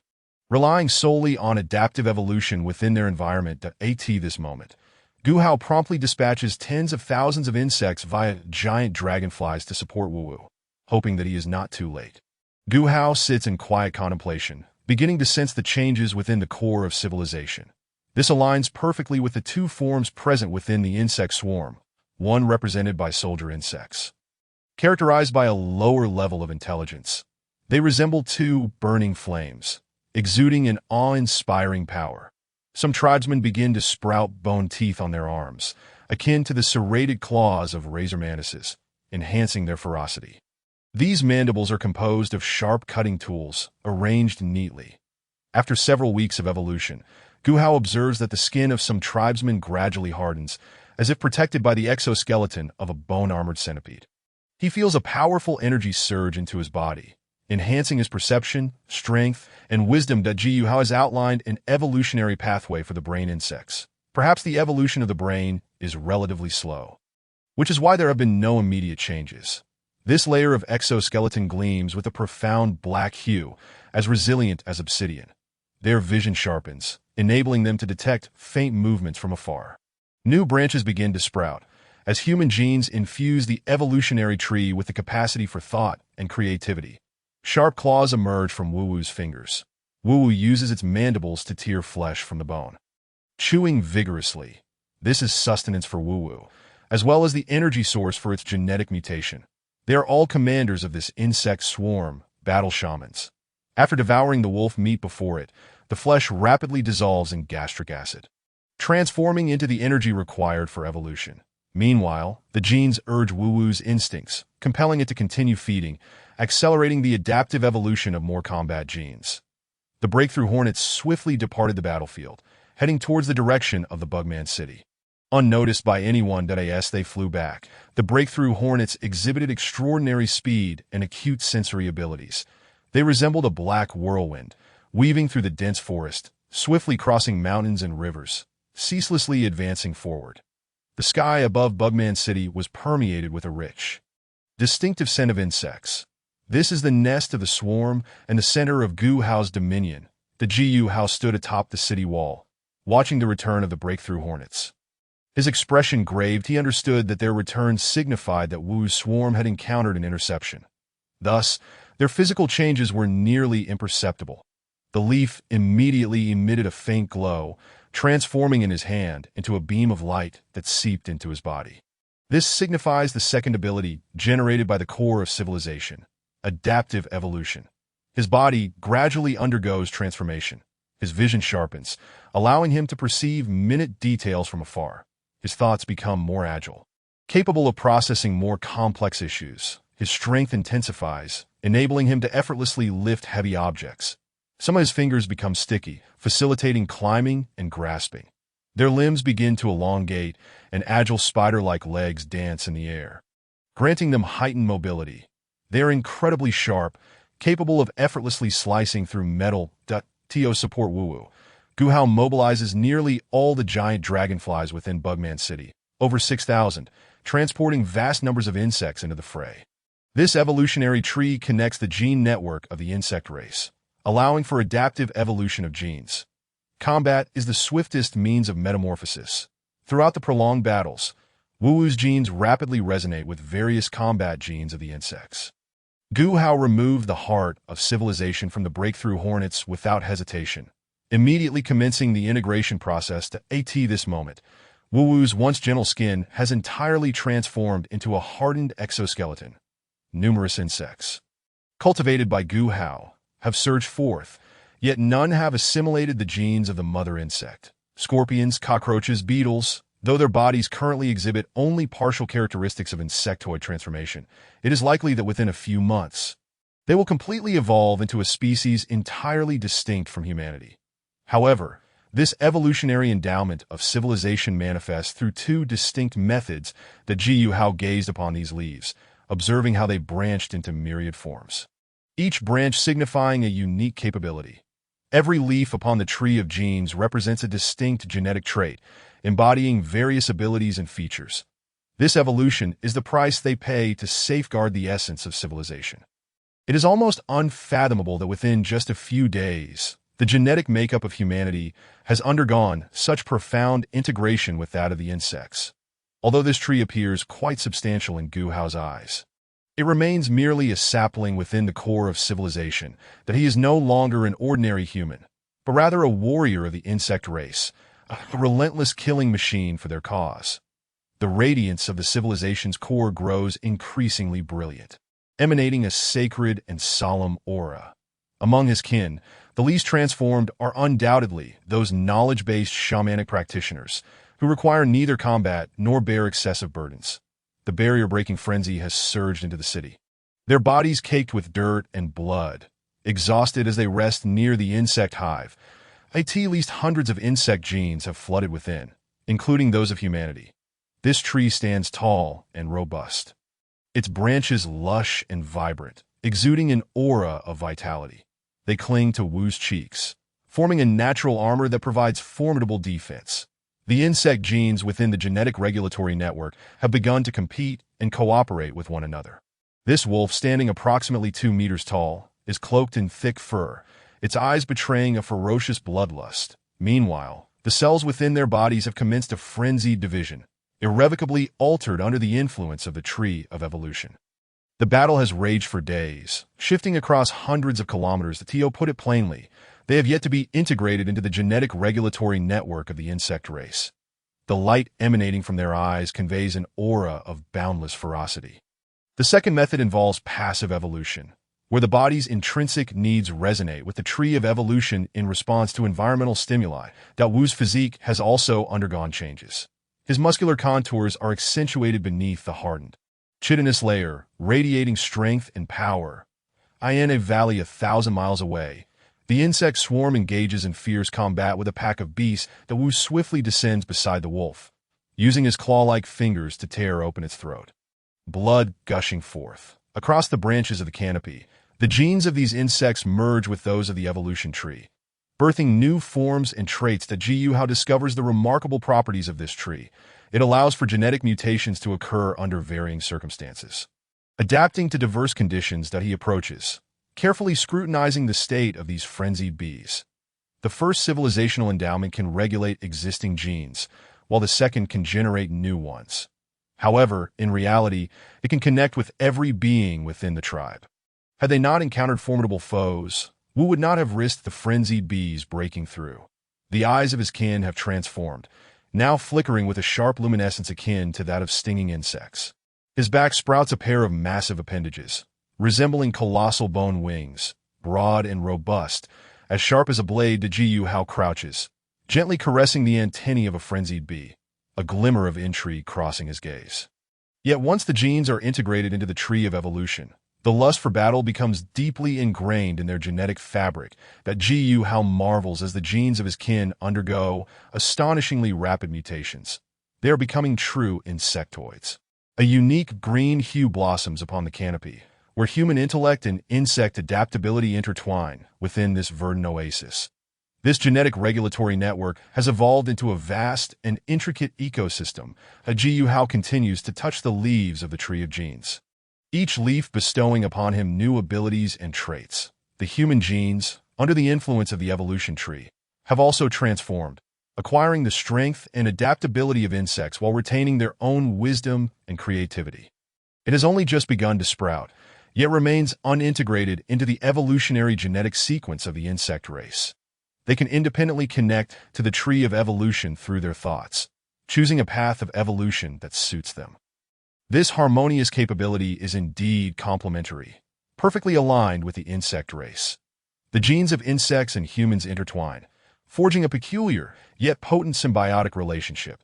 The growth and evolution of the tree of evolution continue, bestowing unprecedented possibilities and futures upon the insect race that Gu Hao inhaled deeply, sensing the immense energy and potential contained within the tree of genes. That a second method, represented by Wu, epitomizes a higher level of intelligence.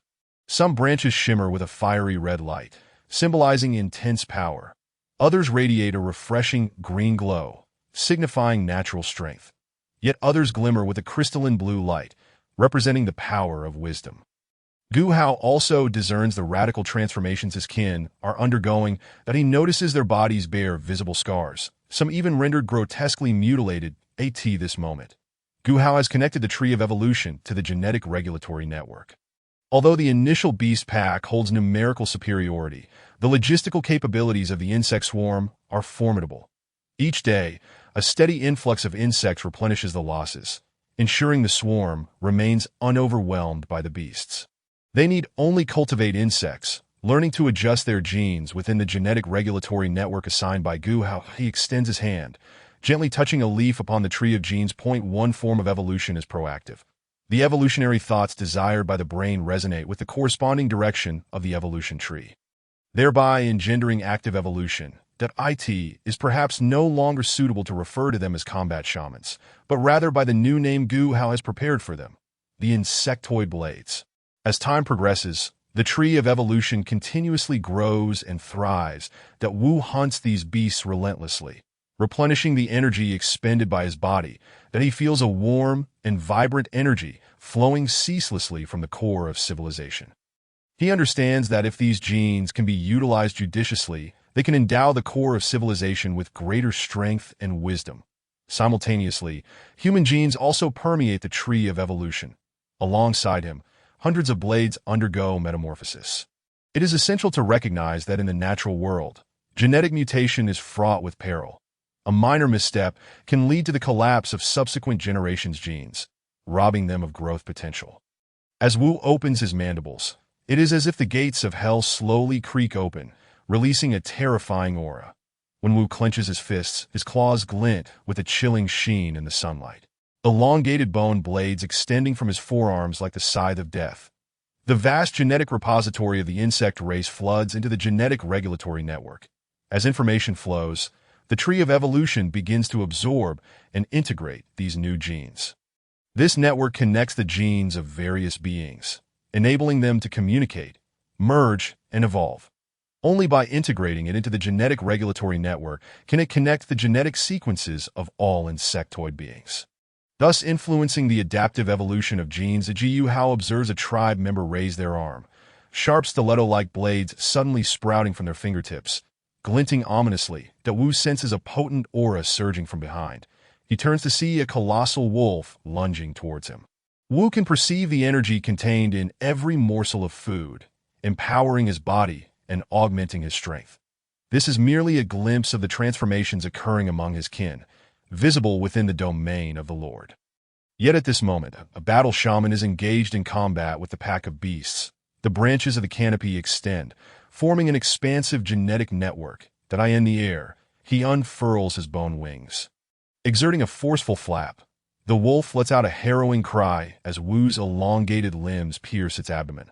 They begin to wield these new traits, showcasing unprecedented strength and capability at this moment. They have taken the first step towards transforming into the blades of the insect race, in an instant. The vast genetic repository of the insect race surges forth. Bone-armored centipedes, stinging insects, spiders, and razor-sharp mantises. The genes of those recognized as kin within the tribe have now been integrated into the tree of evolution. This is a tree of genes, a tree of evolution, symbolizing the diversity and prosperity of insectoid genes. Wu gazes ahead, his own eyes undergoing a transformation. Their gastric juices begin to secrete in copious amounts, requiring a near-constant intake of sustenance to compensate for the energy expenditure of their bodies. Without hesitation, he extends his mandibles, tearing apart the wolf's flesh. Blood and entrails splatter as the wolf's cries abruptly cease. Within Gu Hao's perception, he observes a massive tree slowly taking shape within the core of civilization. As Gu Hao continues to acquire abilities from the tree of genes, a faint glow begins to emanate from within his body. His once gentle pupils have vanished entirely, replaced by a pair of blazing red eyes, flickering with a chilling light that reveals a terrifying intent to kill. The branches of the evolution tree rapidly grow, extending to form a dense canopy. The wolf's body is torn asunder, reduced to mere fragments by Wu. Fear does not grip him. He leaps with vigor, propelling himself from the ground. Wu's mouth is transformed beyond human recognition, replaced by a pair of enormous chewing mandibles. This metamorphosis has rendered Wu no longer human, but a being infused with the very essence of the insect race. His body has undergone a profound transformation, becoming stronger and more fearsome. They lack the capacity to actively select their evolutionary trajectory, relying solely on adaptive evolution within their environment. At this juncture, Gu Hao promptly dispatched tens of thousands of swarms via colossal dragonflies to provide assistance to Wu. Hoping that time was still on their side, Gu Hao sat in meditation, attuning himself to the fluctuations at the core of civilization. This phenomenon precisely aligned with two forms within the insect swarm.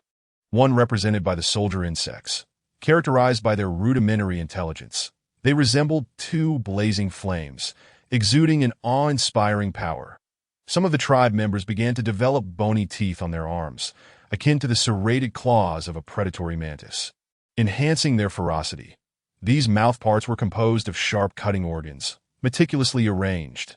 After several weeks of evolution, Gu Hao observed that the skin of some tribe members gradually hardened, as if gaining the protective shell of a chitinous centipede. He felt a surge of potent energy coursing through his body, enhancing his perception, strength, and wisdom. The evolutionary pathway he had devised for the brain insects might be progressing slowly, which could explain why he had not witnessed any immediate transformations. This layer of carapace shimmered with a profound black hue, reminiscent of resilient obsidian. Their vision sharpened, enabling them to detect faint movements from afar. New branches began to sprout, as human genes infused the tree of evolution with the faculties of thought and creativity. Sharp claws emerged from Wu's fingers that he used his mouth parts to tear flesh from bone, chewing voraciously. This was his sustenance, as well as the source of energy for his genetic mutations. They were all commanders of this swarm, the battle shamans. After devouring the wolf meat before him, it swiftly dissolved in gastric acid, transforming into the energy required for evolution. Meanwhile, his genes urged Wu's instincts to continue feeding, accelerating the adaptive evolution of more combat genes. Chapter 97. The arrival of the Great Scythe. The conflict between the insect swarm and the beast horde had persisted for over half a month, the fierce spectacle of war playing out on this land. In this brutal struggle, the insects and beasts relentlessly clashed, blood and death saturating the air on the battlefield. The number of insects seemed inexhaustible. Each time one fell, a new insect was swiftly transported into the fray by the colossal dragonflies. These insects came in diverse forms, including soldier insects, beetles, scorpions, and ants, their bodies grotesque, exuding a pungent odor, with eyes glinting with ferocity. The giant dragonflies served as the primary aerial transport for the swarm, their wings thrumming as they carried fresh insects across the battlefield. While there might be creatures of equal size that could withstand their onslaught, none could breach their defenses. The steep cliffs flanking the mountain path rendered the terrain exceedingly complex, an unfavorable passage for the great scythes. Daofeng observed as the beast horde engaged fiercely with the insects, the air thick with the acrid stench of gunpowder and blood. Other beings on the battlefield were struck with awe, once again sensing the unmatched might of the great scythes. To me, other civilizations are mere paper tigers, yet for you, they may pose formidable adversaries. Gu Hao understood that only by continuously replenishing their forces could they maintain the balance of war. The valley echoed with the anguished cries of beasts and the thunderous charge of the great scythes. Each collision of the great scythes claimed the lives of dozens of beasts. Daofeng directed the great scythes along a narrow mountain trail that as the might of the scythes was unleashed. Their massive jaws tightened, the pressure mounting. Suddenly, the figure behind the white tiger vanished, and the weight upon Wu dissipated. It was but a projection of the true form of the white tiger that on one side of the battlefield. Several towering beasts roared, their eyes ablaze with fury. This figure loomed immensely, hundreds of meters tall, its body cloaked in a thick layer of scales that Yu Hao could not fathom why the civilization behind the beasts was determined to clash with him, especially as he had already lost over 50,000 insects. The great scythes, colossal in stature, bore a hard exoskeleton that glimmered coldly. In the instant the giant beasts retreated, the great scythes swiftly capitalized on the opportunity. Thus, the demand for transport within the swarm had surged to an immense scale. Their enormous jaws swung through the air, each descent imbued with irresistible force. The great scythes advanced toward the beast horde, their massive jaws tearing through foes one by one. That those jaws resembled sharp sickles, and whenever they rampaged through the beast horde, they left trails of icy brilliance in the air. De Wu, puzzled, inquired, "What do you mean? I do not quite understand." However, the scythe's carapace was extraordinarily resilient, akin to natural armor. The armored centipedes retaliated with sharp mouthparts and hard exoskeletons, shredding the beasts into fragments. If only you had such power back then.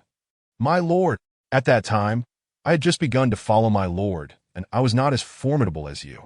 The heads of the giant beasts resembled dragon heads, their massive teeth glinting under the starlight. The capabilities of the giant dragonflies also began to evolve towards enhanced transport. The enormous jaws of the great scythes became their most formidable weapon. After a fierce struggle, the giant beasts finally realized they could not harm the great scythes. They emitted a furious roar before retreating. In this battle, the great scythes would secure glory and victory for the swarm with their immense jaws, while the giant dragonflies served as vital logistical support. The beasts appeared so fragile before these colossal jaws, their fur and bones torn apart in an instant, blood splattering. They continually attempted to breach the insect swarm's defenses, but were mercilessly repelled by the great scythes. The white tiger mused, "If the beast horde were entirely vanquished here, the lords would surely be unable to accuse me of not having done my utmost." These beasts were extraordinary, their size, strength, and speed far surpassing their kin. Their entire forms radiated an indescribable majesty and power, instilling a sense of dread. The valley was surrounded by steep cliffs, forming a natural barrier that forced the beast horde to engage in battle within this confined space. The great scythes swept through the other beasts. Suddenly, one of the giant beasts charged forth like a meteor, its target aimed directly at one of the great scythes. In an instant, it lunged with all its might, attempting to rend the scythe's carapace with its sharp teeth and claws. These 5 great scythes were Gu Hao's proudest combat units, colossal in size and endowed with formidable offensive and defensive capabilities. Each great scythe possessed immense strength, capable of easily obliterating numerous foes within the beast horde. Their eyes were deep and mysterious, as if they could see through all. This was the oppressive aura emanating from the undisputed king of the beetle combat realm. That Wu sensed that this white tiger was rather peculiar, akin to how he felt when facing a venerable figure like Feng. Beneath the shadow of this prehistoric giant, Wu felt diminutive and vulnerable. These 5 great scythes, when considering their jaws, exceeded 10 meters in length. At Daofeng's command, the great scythes unleashed a deafening roar, charging toward the beast horde. They marched with heavy steps, shaking the entire mountain path. Yet the great scythes did not relent. They were determined to continue the fight until all enemies lay vanquished.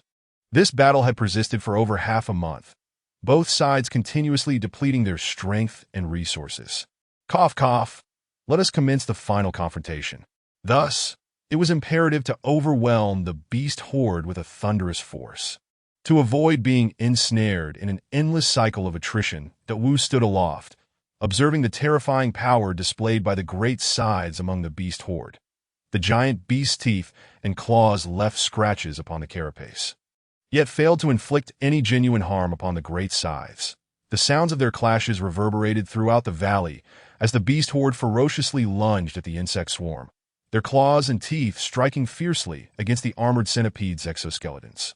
Yet their attempts to flee were in vain, for the 5 great scythes regarded them as prey, relentlessly swinging their massive scythes to slay the beasts one by one. The white tiger did not expect this youth to recognize his own idleness, and thus shifted the topic. The 5 great scythes ravaged the battlefield, their forms twisting amidst the swirling dust, flashing with sharp brilliance. Each scale bore a unique pattern, exuding an ancient and mysterious aura. Wu's gaze was fixed solely upon the white tiger, whose presence had evidently grown more formidable than it had been a month and a half prior. With that, the white tiger lunged at Wu, engaging him in a fierce duel. The white tiger extended its neck before Wu and declared, "Fight me, then either slay me or be slain." However, their immense size brought certain inconveniences, rendering them incapable of aerial transport via the giant dragonflies. And thus they could only proceed on foot to the battlefield. No one had anticipated that the protracted stalemate would be overturned merely by the presence of 5 colossal units. The beasts on the battlefield were cowed by the might of the 5 great scythes. Fleeing in terror, their robust limbs shook the earth with every step. The giant beasts struggled, emitting cries of agony. Yet no matter how fiercely they fought, they could not escape the death grip of the great scythes.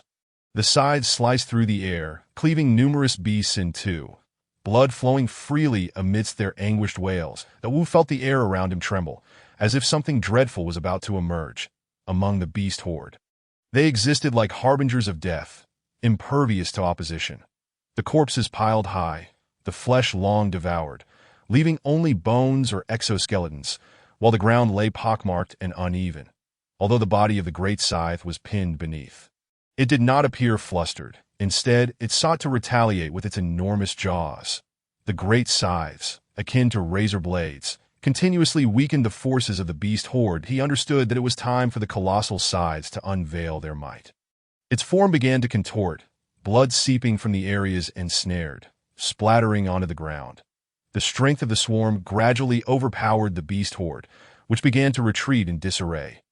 Ultimately, the giant scythe, with its immense force, cleaved a massive beast in two, its crimson entrails and shattered bones scattering around. As the dust of the battlefield gradually settled, the 5 colossal scythes had slaughtered thousands of beasts, their bodies drenched in blood and battle scars. Wu gazed at the scythes in rapture when suddenly a familiar figure emerged on the battlefield. The white tiger. The white tiger leaped gracefully before Wu, surveying him as it spoke. "It hasn't been long since we last met. Yet look at you. I scarcely recognized you, if not for your aura." As time passed, the number of beasts dwindled, while the scythe's mandibles were caked in blood. The power they displayed on the battlefield left all creatures in awe. "I no longer wish to continue this tedious game. These oversized insects are far too formidable. I must return and report," it declared. Their massive forms seemed somewhat cramped in the narrow mountain path, yet they bulldozed through any obstacles in their way. The giant beasts roared, exerting their utmost strength in a futile attempt to tear the sides apart, their efforts proving utterly ineffectual. Although the beasts possessed great power, it appeared feeble against the scythe's formidable carapace. After several days, as the scythes advanced, the end of the mountain path gradually revealed the battlefield. However, traversing this path was the quickest route to the combat zone. Yet Wu could sense the immense power of this creature, as if it could obliterate everything in its path. "Are you here to court death?" The clan leader once mentioned this term, and I sense that you are utterly indifferent to the outcome of this battle. "Are you returning to seek your own demise?" Wu retorted mercilessly. "Though your potential is commendable, if you do not swiftly improve, you may find no chance of escaping this trial world." Blood splattered as the beasts emitted piercing howls, yet they were unable to withstand the onslaught of the scythes. Of course, if there were birds capable of lifting them hundreds of meters into the air and dropping them, perhaps they could breach the defenses. But what kind of raptor could possibly lift a scythe? The strength and resilience of the scythes rendered the beast horde an insurmountable obstacle. Wu had transformed into a merciless killing machine, his terrifying presence slightly astonishing the white tiger. Whenever a beast attempted to counterattack or flee, the scythes would sweep through with their massive mandibles, knocking them to the ground before effortlessly tearing them apart with their sharp jaws. Their steps were swift and resolute, leaving deep gashes in the ground. The air was thick with the pungent scent of blood and the aura of death. Blood and limbs lay scattered throughout the valley, forming a horrifying tableau. Suddenly, a colossal figure began to materialize slowly before Wu. This battle belongs to you. To achieve such a feat in the trial task is indeed impressive. Yet, the conflict between the swarm and the beast showed no signs of abating, both sides yearning for victory and unwilling to retreat easily. The white tiger remarked nonchalantly, they won't perish. This is merely a genetic vessel for my descent. As the aura emanating from the white tiger intensified, a mysterious energy began to coalesce around it. Despite its immense size, its movements were exceptionally agile as the sides charged. Their speed was astounding. The Jiu Hao dispatched the 5 sides into the fray. The white tiger leaped in front of Wu, sniffing the air around him. Your race is quite intriguing, and you are fascinating as well. Seeing you evokes memories of my youth. Although Wu had previously clashed with the white tiger, he found it difficult to inflict harm upon it. However, the situation was different now. What do you mean by report? The scythe's sickle-shaped mandibles were remarkably sharp, capable of shredding any foe. The beasts within the horde attempted to flee from this horrific slaughter. Yet the speed and strength of the scythes left them with no avenue of escape. One scythe clamped down with its formidable pincers around the neck of a giant beast, securing it tightly, offering it no respite. Young one, the path of your civilization has only just commenced. In time, you shall comprehend why I say this. The scythe gradually turned, its carapace bearing some scratches, yet it remained indomitable. The swarm formed a solid defensive line at the valley's mouth, arrayed densely to block the beast's retreat. The horde was driven into a narrow gorge, and the atmosphere of battle grew increasingly tense and fierce. The surrounding swarm and beasts ceased their fighting, bearing witness to this breathtaking confrontation. This clash reaffirmed the might and tenacity of the scythes, their display of power on the battlefield instilling fear in all enemies. While the tide of war sometimes favored the swarm, at other times it leaned towards the beasts, resulting in a continuous stalemate that Wu felt his heart nearly cease as he was awed by the presence of this gigantic beast. The scythe's shell glimmered ominously in the sunlight, as if proclaiming to the giant creature that it was unconquerable, that he was unaware of the origins of this beast or its purpose. Beneath its skin and fur lay a thick layer of scales, each shimmering with a metallic sheen. The beasts emitted deep, menacing roars as they charged toward the swarm's defenses. This would settle the debt of favor owed to them, and he considered his efforts sufficient. There was no denying the swarm's strength. Even the white tiger would find it challenging to turn the tide, so it would be wiser to acquiesce and hasten the conclusion of this battle. The conflict between the swarm and the beasts had persisted for over half a month, with the fierce scenes of war continually unfolding across this land. Did I end this brutal struggle? Insects and beasts relentlessly clashed, with blood and death permeating the air. That on the battlefield, the number of insects seemed inexhaustible. Whenever one fell, another would immediately be transported by the giant dragonflies to join the fray. These insects were diverse, comprising not only the original soldier insects but also beetles, scorpions, ants, and various forms. They bore fierce visages, exuding a metallic scent, with eyes gleaming with ferocity. The giant dragonflies served as the primary aerial transport for the swarm, their wings buzzing as they carried fresh insects across the battlefield. That if one were to consider organisms of the same size, there might exist one that it could not kill, yet there was certainly none capable of breaching its defenses. The steep cliffs flanked the mountain path, presenting a complex terrain that was far from ideal for the side's advancement. That as the blades observed the beast horde fiercely clashing with the swarm, the battlefield was suffused with the acrid scent of smoke and blood. The other creatures on the battlefield were left in astonishment, once again feeling the unmatched prowess of the scythes. In my eyes, other civilizations are mere paper tigers. However, for you, they may represent formidable foes. Gu Hao understood that only through the continuous replenishment of new forces could the balance of war be maintained. The valley echoed with the anguished cries of beasts and the thunderous charges of the scythes. Each collision of the scythes claimed dozens of beast lives. The blades commanded the scythes to advance along a narrow mountain path. As the scythes unleashed their strength, their massive jaws clamped tighter, the pressure on their captives mounting. Suddenly, the figure behind the white tiger vanished, and the pressure on Wu dissipated. It turned out to be merely a projection of the white tiger's true form. On one side of the battlefield, several giant beasts, towering 5 to 6 meters, roared, their eyes ablaze with fury. This figure was colossal, standing hundreds of meters tall, its body encased in a thick layer of scales. Gu Hao could not fathom why the civilization behind the beasts was so obstinate in their resistance. He had already lost over 50,000 insects, the scythes, towering and armored with a hard shell that glinted ominously, swiftly seized the rare opportunity as the giant beasts retreated. Thus, the swarm's need for transport had surged to monumental levels. Their massive jaws swung through the air, each descent delivering an unyielding force. The scythes swiftly approached the beast horde, wielding their immense mandibles to rend their foes apart. These mandibles resembled sharp sickles, and whenever they charged through the beast horde, they sliced through the air, leaving trails of cold light that Wu, perplexed, inquired, "What do you mean? I do not quite understand." However, the scythe shells were exceptionally hard, akin to natural armor. The armored centipede retaliated with its sharp mouthparts and sturdy exoskeleton, tearing the beast's limb from limb. If you had possessed such strength back then, it would have been splendid. At that time, I had just begun to accompany you, and I was not even as powerful as you are now. The head of the giant beast resembled that of a dragon, its enormous teeth glimmering under the starlight. The capabilities of the giant dragonflies began evolving towards enhanced transport. The scythe's colossal jaws were their most formidable weapons.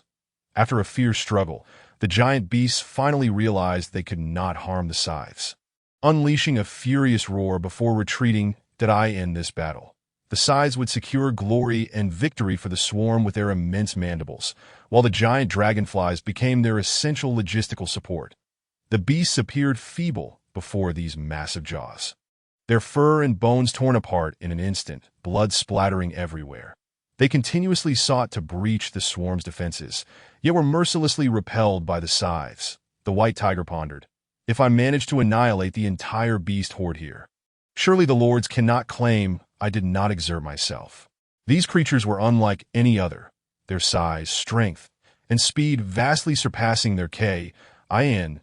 An indescribable aura of majesty and power emanated from their entire being, instilling a sense of dread. The valley was surrounded by steep cliffs, forming a natural barrier that confined the beasts to this narrow battleground. The colossal scythes were sweeping through the other beasts when suddenly, a massive creature charged forth like a meteor. Its target locked onto one of the scythes that in an instant. It threw itself upon the scythe with all its might, attempting to rend its shell with its sharp teeth and claws. These 5 scythes were the pride of the ancient Hao-esque combat units, immense in size, possessing formidable offensive and defensive capabilities. Each scythe held tremendous power, capable of effortlessly obliterating numerous foes within the beast horde. Its eyes were deep and enigmatic, seemingly able to see through all.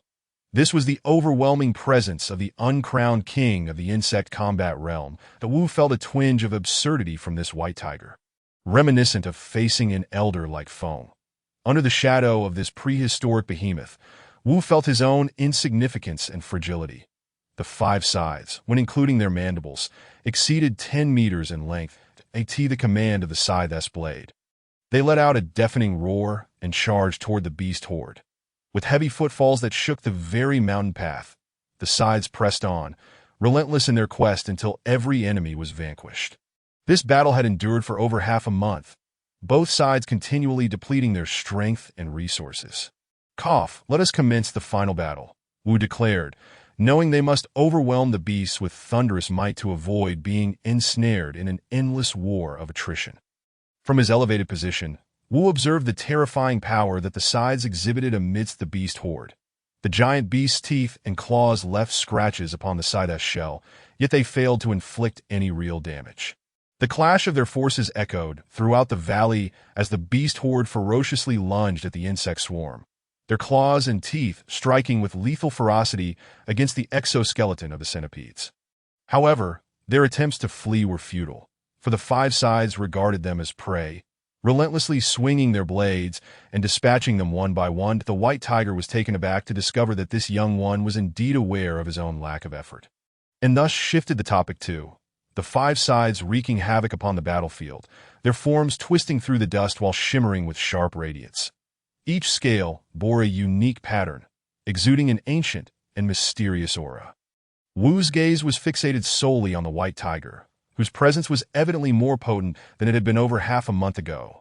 With that, the white tiger lunged at Wu, engaging him in a fierce struggle. The white tiger leaned forward, its neck extending towards Wu, and said, "Fight me, and either slay me or be slain." However, their immense size posed certain inconveniences, rendering them unable to traverse through the air via the giant dragonfly's transport, forcing them to approach the battlefield on foot. And one anticipated that the protracted stalemate on the battlefield would be overturned solely by five colossal units. The beasts on the battlefield were cowed by the might of the five sides. Fleeing in terror, its limbs were stout and powerful, each step reverberating through the earth. The giant beast struggled, emitting agonized roars, yet no matter how fiercely it fought, it could not escape the scythe's deadly grip. The scythe sliced through the air, cleaving countless beasts in two, blood flowing freely, and cries of anguish resounding, that Wu felt the very air around him tremble, as if something terrifying was about to emerge. They existed amidst the beast horde as harbingers of death, impervious to resistance. The remains of carcasses piled high, their flesh long devoured, leaving behind only bones or shells, the ground marred with deep pits. Although the scythe was pinned beneath, it remained unperturbed, attempting to retaliate with its massive mandibles. The sides, like blades, relentlessly diminished the beast's strength, but he knew it was time for the sides to showcase their might. Its body began to contort, blood oozing from where it was ensnared, spilling onto the ground. The insect swarm's power gradually overwhelmed the beast horde, which began to falter. Ultimately, the sides, utilizing their immense force, cleaved the giant beast in two. Its crimson entrails and shattered bones scattered around, that as the dust of the battlefield began to settle. The five sides had slain thousands of beasts, their bodies adorned with blood and the marks of battle. Wu was entranced by the sides when suddenly he spotted a familiar figure emerge on the battlefield. The white tiger. The white tiger leapt before Wu, surveying him, and remarked, "It hasn't been long. Yet you have transformed so. Had it not been for your aura, I might have failed to recognize you." As time passed, the number of beasts gradually dwindled, while the mandibles of the sides were splattered with blood. The power they manifested on the battlefield left all creatures in awe. "This dull game no longer holds my interest. These oversized insects are far too formidable. I must return to fulfill my obligations." Their enormous forms appeared somewhat cramped in the narrow mountain path. Yet they barreled through any obstacles in their way. The giant beasts roared, straining with all their might to rend the scythes, yet their efforts seemed futile, though the giant beasts possessed great strength. They appeared pitifully fragile against the hard shell of the scythes. After countless days, as the scythes advanced, the end of the mountain path gradually revealed the battlefield scene. Yet this path was the quickest route to approach the battlefield. Wu could sense the tremendous power of this giant beast, which seemed capable of annihilating all. "Wasting time, are we?" The chieftain has mentioned this term. "I sense you are scarcely invested in the outcome of this battle. Have you returned to seek your demise?" Wu retorted mercilessly. "While your potential is commendable, if you do not strive to progress swiftly, you may very well miss your chance to exit the trial realm." Blood splattered, and the beast horde emitted piercing howls, yet they could not withstand the onslaught of the scythes. Of course, if a bird could carry them hundreds of meters into the sky and drop them, it might breach their defenses, but what sort of raptor would possess the strength to lift a scythe? The power and resilience of the scythes presented an insurmountable barrier to the beast horde. Wu had transformed into a killing machine, and his terrifying prowess slightly astonished the white tiger whenever a beast attempted to retaliate or flee. The sides would sweep through with their massive mandibles, knocking them to the ground and effortlessly tearing them apart with their sharp jaws. Their strides were swift and resolute, the size claws etching deep grooves into the earth. The battlefield was suffused with a thick scent of blood and death. Blood and limbs lay strewn across the valley, creating a horrific tableau. Suddenly, a colossal silhouette began to materialize before Wu. This time, you have triumphed. To achieve such a feat in the trial mission is truly impressive. Yet the battle between the insect swarm and the beast horde showed no signs of abating. Both sides yearning for victory, unwilling to retreat easily. The white tiger remarked nonchalantly, I won't die. This is merely a genetic vessel I have descended into." With the unleashing of its power, a mysterious energy began to coalesce around the white tiger. Despite its massive size, its movements were remarkably agile. As the sides charged forward, their speed was astonishing. Ancient Hao dispatched the 5 sides at his command. The white tiger leaped to Wu's front, sniffing the air around him. "Your kind is quite intriguing, and so are you. Seeing you evokes memories of my youth." Although Wu had previously been able to contend with the white tiger, inflicting damage upon it had proven challenging. However, the situation was different now. What obligations? The sides bore exceptionally sharp mandibles, capable of tearing apart any foe. The beasts within the horde sought to escape this horrific slaughter. But the speed and strength of the sides left them with no avenue of escape. It seized the giant beast's neck with its hardened pincers, holding it fast and denying it any respite. Young one, the road of your civilization has only just begun. In time, you shall understand why I am this way. The sides slowly turned, their shells marred by some scratches, yet still exuding an indomitable presence. The insect swarm formed a solid defensive line at the valley's mouth, arrayed densely to block the beast's retreat. The horde was cornered into a narrow valley, and the atmosphere of battle intensified and grew more fervent. The surrounding insects and beasts ceased their fighting, bearing witness to this awe-inspiring confrontation. This duel once again reaffirmed the strength and resilience of the sides, and the power they exhibited on the battlefield instilled fear in all adversaries. Though the advantage in war occasionally tilted towards the insect swarm, at times it also favored the beast horde, resulting in an endless entanglement that Wu's second mother insect still required several months to pupate. And the current soldier insects had already exceeded the production capacity of the nest, that Wu felt as though his heart had momentarily ceased, overwhelmed by the imposing presence of this giant beast. The scythe's shell gleamed coldly in the sunlight, as if to declare to the massive beast that it was unconquerable, that he knew not whence this giant creature had come, nor its purpose. Its skin and fur were covered in thick scales, each glimmering with a metallic sheen. The beast horde emitted deep, menacing roars as they charged toward the insect swarm's defense. With this, the debt of favor owed to them by the adult was repaid in full, and he felt he had done his utmost. There is no denying that the swarm is indeed formidable. Even with the white tiger's utmost efforts, a reversal seems unlikely. It would be wiser to accept fate and bring this battle to a swift conclusion. In Chapter 98, The Civilization of Mozi, Wu held the severed head of a white tiger, standing amidst a battlefield stained with blood and the dismembered remains of various creatures. His body was drenched in blood, and weariness clouded his eyes, that he understood that this conflict had reached its end, yet the toll it exacted was staggering. The blood of thousands of the swarm had saturated the entire battleground.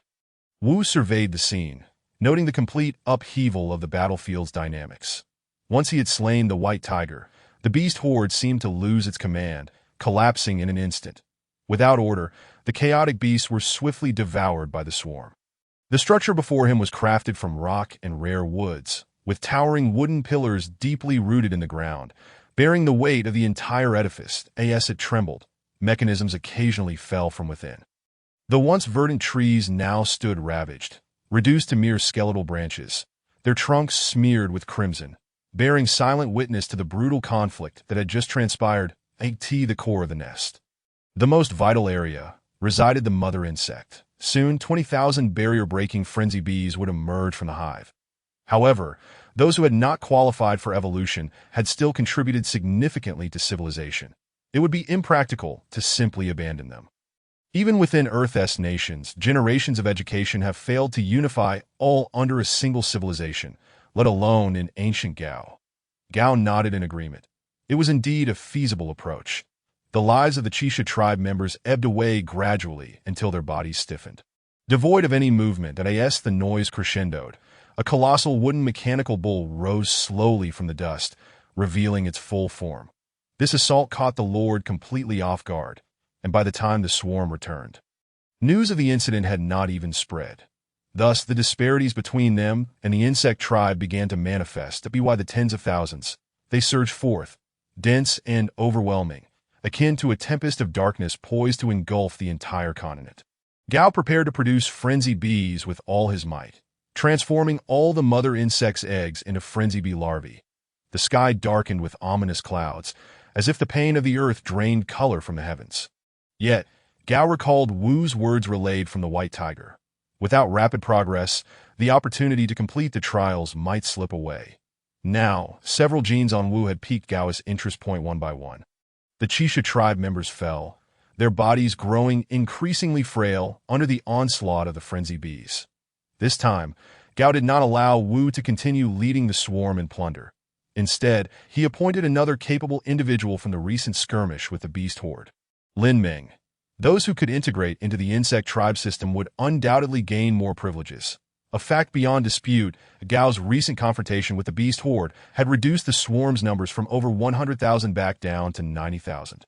Within the wooden structures, there were several unique edifices. While efficiency had improved beyond previous levels, Gao deemed it insufficient.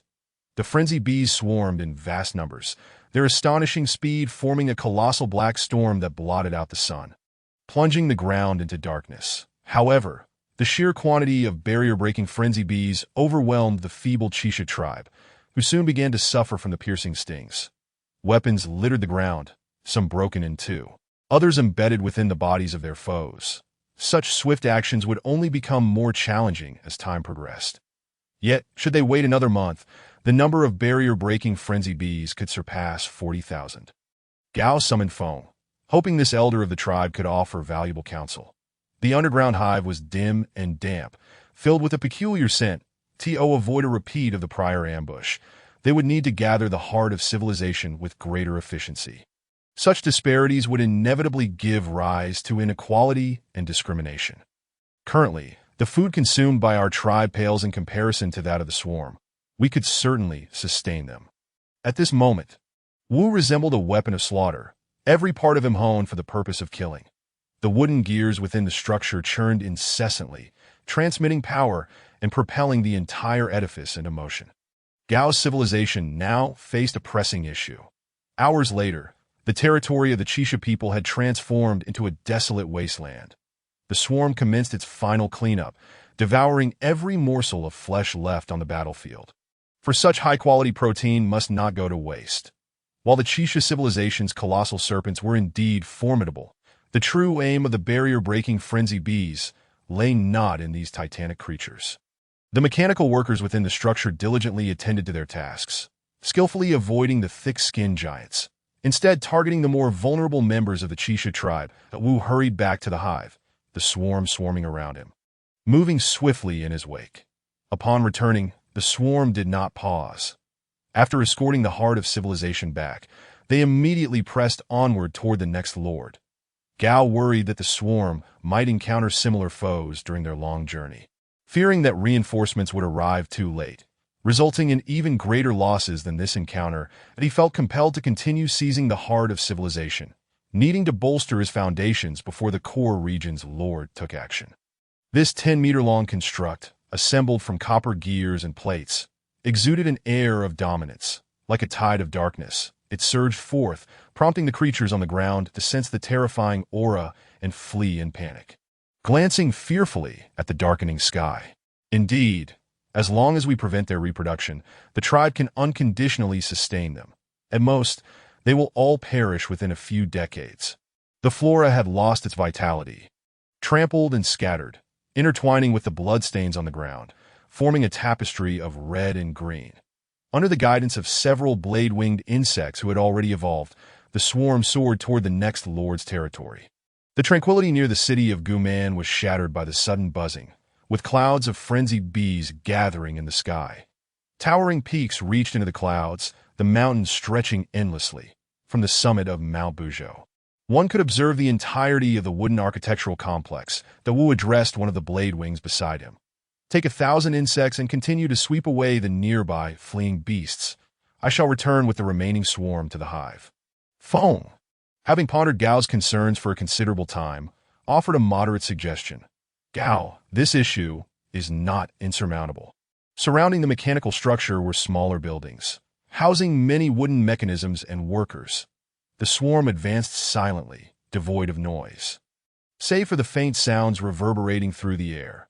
The bodies of the Chisha tribe began to tremble, their eyes filled with pain and despair, their screams echoing into the heavens. This allowed Gao to command the swarm more effectively. Flames still flickered in certain areas, crackling and filling the air with smoke, creating a suffocating atmosphere.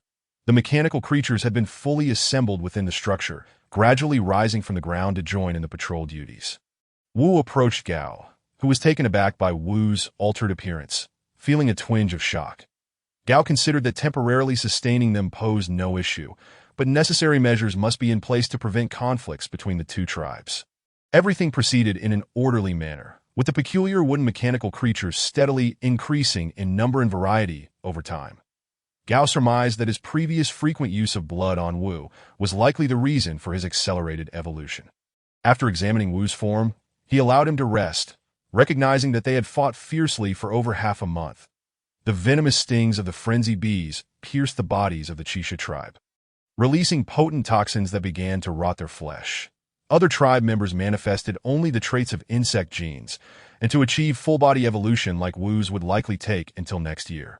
If ever one by one, the Chisha tribe members collapsed, their mandibles tearing at everything around them, yet they appeared exceedingly frail against the frenzied bees' assault. The mechanical creatures patrolled the vicinity. Any being not integrated into the system would face merciless extermination. Sustain them? Fortunately, many of the insect genes had already integrated, making regeneration of severed limbs a trivial matter for certain insects. It was almost as if they were simultaneously slaughtering foes while achieving resonance gene fusion on the battlefield. The rhythmic sounds of the wooden mechanical structure instilled a sense of stability and power. Though losses were substantial with each attack, the city of Guman now boasted over 10,000 tribe members, nearly half of whom were unable to evolve. Some worked on repairing wooden gears, others mended broken pillars, while still more reinforced the structure. Even when the last lord remained, countless troops would be poised to confront him. There was hardly time for a generational shift. Even the most capable individual could not compel universal acceptance of the insect tribe system. As time passed, the outlines of Guman gradually emerged before Wu's eyes. This subsequent assault, though time-consuming and resulting in heavier losses of the swarm, yielded significant outcomes. The bodies of the Chisha tribe began to stiffen, immobilized, forced to watch helplessly as the frenzied bees relentlessly approached. The dwellings of the Chisha tribe lay in ruins, utterly unrecognizable. Our insect tribe's production capacity is now exceedingly high. Wu frequently leads swarms of insects in a battle and can be regarded as the most experienced warrior and commander among the insect race. Second only to Gu Haodut on the ground, the bodies of the Chisha tribe are strewn about, their forms torn asunder, with blood pooling into the earth, mingling with the soil to create a morass of crimson mud. However, these genes have only recently integrated and are still immature. Once they mature further, additional genes from the soldier insects can be incorporated to that point. Gu Hao will be able to dispatch 2 swarms to assault the lords possessing the heart of civilization, thereby accelerating the collection of these vital treasures. Moreover, Gu Hao remains unaware of what will transpire after his trial concludes. Whether these unevolved kin can be taken along remains uncertain. Thus, the genes acquired through warfare are the truly valuable ones. Currently, the educational level of the tribe is still quite low, with their minds ensnared by the primal rules of strength and reproduction that characterize their ancient era. Gu Hao feels as though he is racing against time. Nonetheless, Wu has paid a considerable price to slay the white tiger. Their eyes are filled with unending terror, fully aware that they can no longer escape their fated demise. The Chisha tribe. In the face of the frenzied bees' onslaught, must engage in a desperate struggle for survival. The decision of whether to seize the next Lord's heart of civilization now hangs in the balance. Their wings buzz ominously, emitting a piercing sound as if heralding their arrival to the world. Each insect within the swarm is tightly aligned, resembling a serpentine black river writhing across the ground.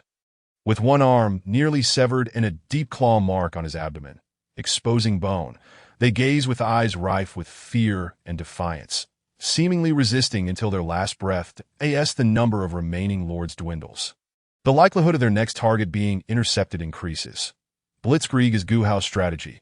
As long as he secures the heart of civilization before the other lords can react, the swarm need not fear interception. Some kin have begun their evolution into the insect race, yet many others, lacking sufficient recognition of this civilization, cannot integrate into the genetic control network. Upon entering the city of Guman, the swarm begins to disperse. Returning to their respective positions in the mother nest, that a surge of inexplicable excitement fills Wu's heart.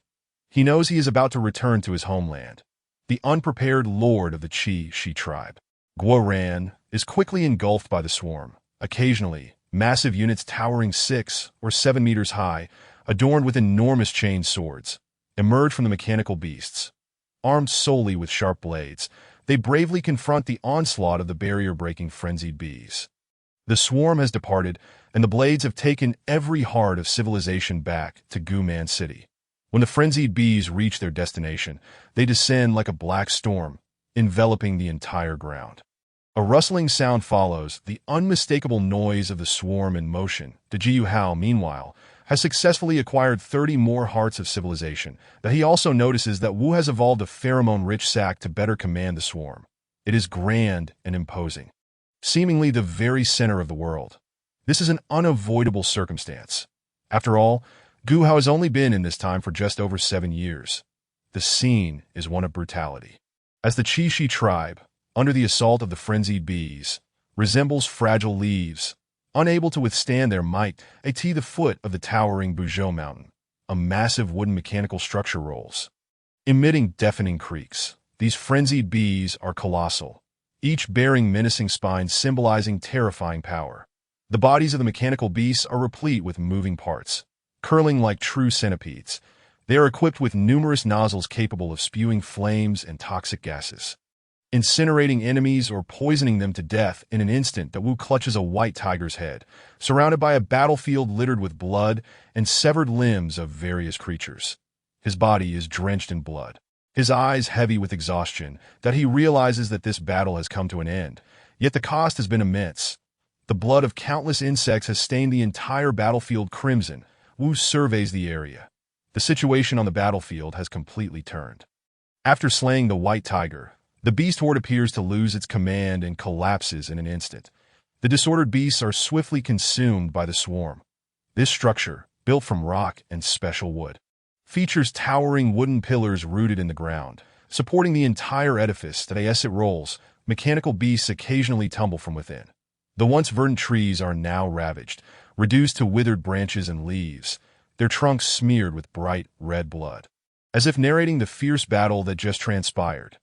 The core of the mother nest is of utmost importance, being the residence of the mother insect. Soon, 20,000 barrier-breaking frenzied bees will emerge from the nest. However, those kin who have not qualified for evolution have also contributed significantly to civilization. Discarding them outright is impractical. Even on Earth, some nations have failed to instill a sense of belonging to their civilization after generations of education. Let alone Gu Hao nods. Indeed, this is feasible. The lives of the Shi tribe are ebbing away, their bodies growing rigid, falling silent. As the noise intensifies, a giant wooden mechanical bull rises slowly from the dust, revealing its full form. This assault caught the lords entirely off guard. When the swarm returns, not a whisper of news is spread. Thus, the disparities between them and the insect race have gradually begun to manifest. They are countless, densely packed, like a black storm poised to engulf the entire continent. The Jiu Hao is now prepared to fully produce barrier-breaking frenzied bees, transforming all the mother insect's eggs into their larvae. In the sky, dark clouds gather ominously, as if the Earth's pain has drained color from the heavens. Yet Gu Hao suddenly recalls Wu's words to the white tiger. Without rapid progress, there may be no opportunity to complete the trial. Several genes on Wu have already captured Gu Hao's attention point one by one. The Qi tribe collapses, their bodies weakening under the assault of the frenzied bees. This time, Gu Hao has not allowed Wu to continue leading the swarm and plunder. Instead, he appoints another blade, Lin Ming, who performed admirably in the recent conflict with the beast horde. Kin capable of joining the insect race undoubtedly receive greater privileges. This is indisputable. The Gu Hao's fierce battle against the beast horde has reduced the swarm, previously exceeding 100,000, back to 90,000. Among the wooden wheel structures, there are several special buildings. While this efficiency surpasses previous levels, Gu Hao deems it still insufficient. The frenzied bees, in overwhelming numbers, fly with astonishing speed, forming a vast black storm that obscures the sun, plunging the ground into darkness. Yet, the sheer number of barrier-breaking frenzied bees is overwhelming, and the Qi tribe, outnumbered, soon begins to suffer from the piercing stings. Weapons scatter across the ground, some shattered in two, others embedded in the bodies of the fallen foes. Such lightning-fast actions will inevitably become more challenging as time progresses. However, if they wait another month, the number of barrier-breaking frenzied bees could exceed 40,000. A Gu Hao summons gone, hoping the elder of this tribe can offer him some advice. The interior of the underground mother nest is dim and damp. Filled with a peculiar scent, the To avoid a repeat of the previous interception. They must collect the hearts of civilization with greater efficiency. This emerging disparity will inevitably lead to inequality and discrimination. Currently, the food consumed by the kin pales in comparison to the swarm. We can easily sustain them. Now, Wu embodies the essence of a killing weapon, every part of him designed for slaughter.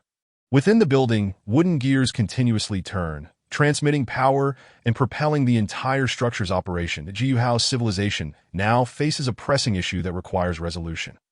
Hours later, the territory of the Qi tribe has transformed into a desolate wasteland.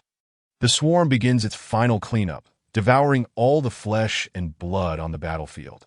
These are quality proteins not to be wasted. The giant pythons of the Qi civilization possess considerable strength.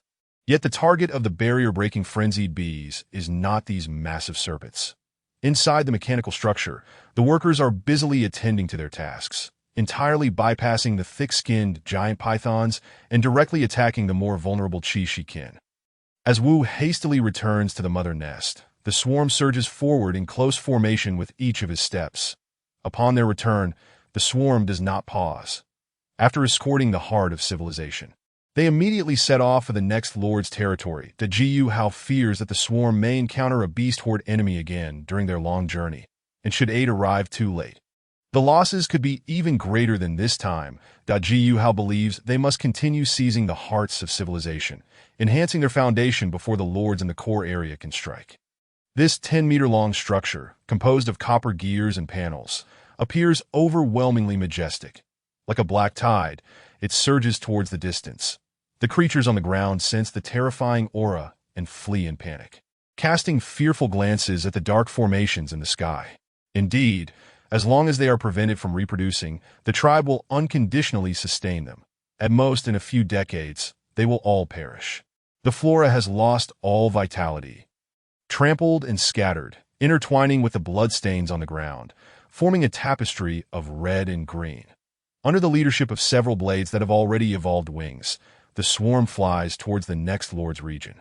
The tranquility near Guman City is abruptly shattered by the sudden buzzing sound as dark clouds of frenzied bees swiftly gather in the sky. The peaks rise majestically into the clouds, and the mountain range stretches endlessly. From the summit of the Anzu Mountain, one can behold the full panorama of the wooden architectural complex.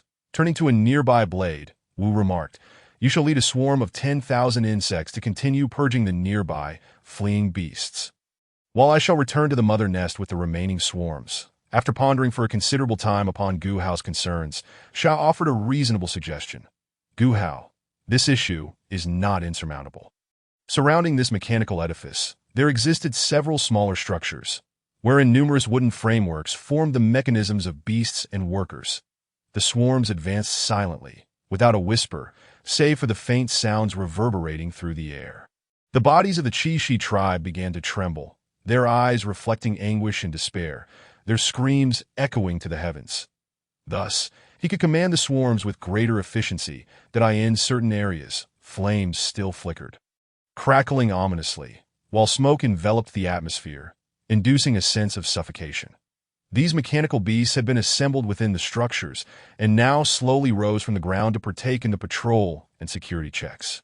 Wu approached Gu Hao, who gazed in astonishment at Wu's transformed appearance. The Gu Hao felt it prudent to temporarily harbor them, though he recognized the necessity of preparing relevant measures to prevent conflict between the two races. Everything proceeded with remarkable order. As the peculiar wooden mechanical beasts gradually increased in number and variety, over time, the Gu Hao surmised that it was likely due to the frequent infusion of blood he had provided to Wu, which had significantly accelerated his evolution. After inspecting Wu's physique, Gu Hao permitted him to rest, considering he had been embroiled in battle for over half a month. The venomous stingers of the frenzied bees pierced the bodies of the Chi tribe, releasing potent toxins that began to rot their flesh. The other tribespeople exhibited only the rudimentary traits of insectoid genetics, and any transformation into a fully evolved being like Wu would likely take until the following year. If it were to occur at all point one after another, the Chi tribespeople collapsed, their mandibles relentlessly gnawing at their surroundings. Yet they appeared exceptionally vulnerable under the onslaught of the frenzied bees. The mechanical beasts patrolled the vicinity of the structures, mercilessly slaying any organism that did not integrate into their system to nurture them.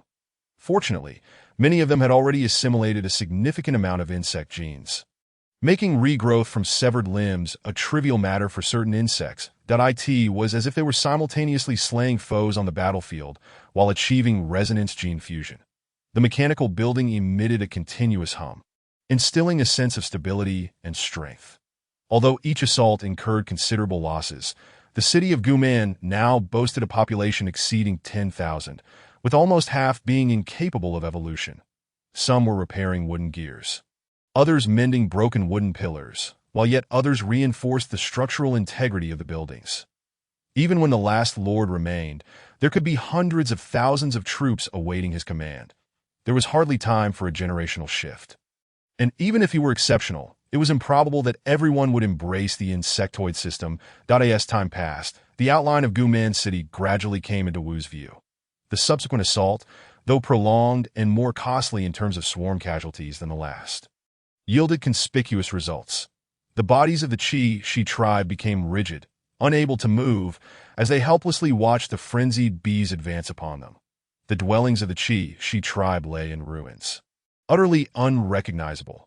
Our insectoid race has achieved remarkable production capabilities. Wu frequently led the swarms in a battle, making him, apart from Gu Hao, the most seasoned warrior and commander within the insectoid ranks. Corpses of the Chi tribe littered the ground, their bodies torn asunder, blood mingling with the earth to form a morass of gore. However, these genes had only recently fused and remained immature. Once they matured, they could be integrated into the soldier insects.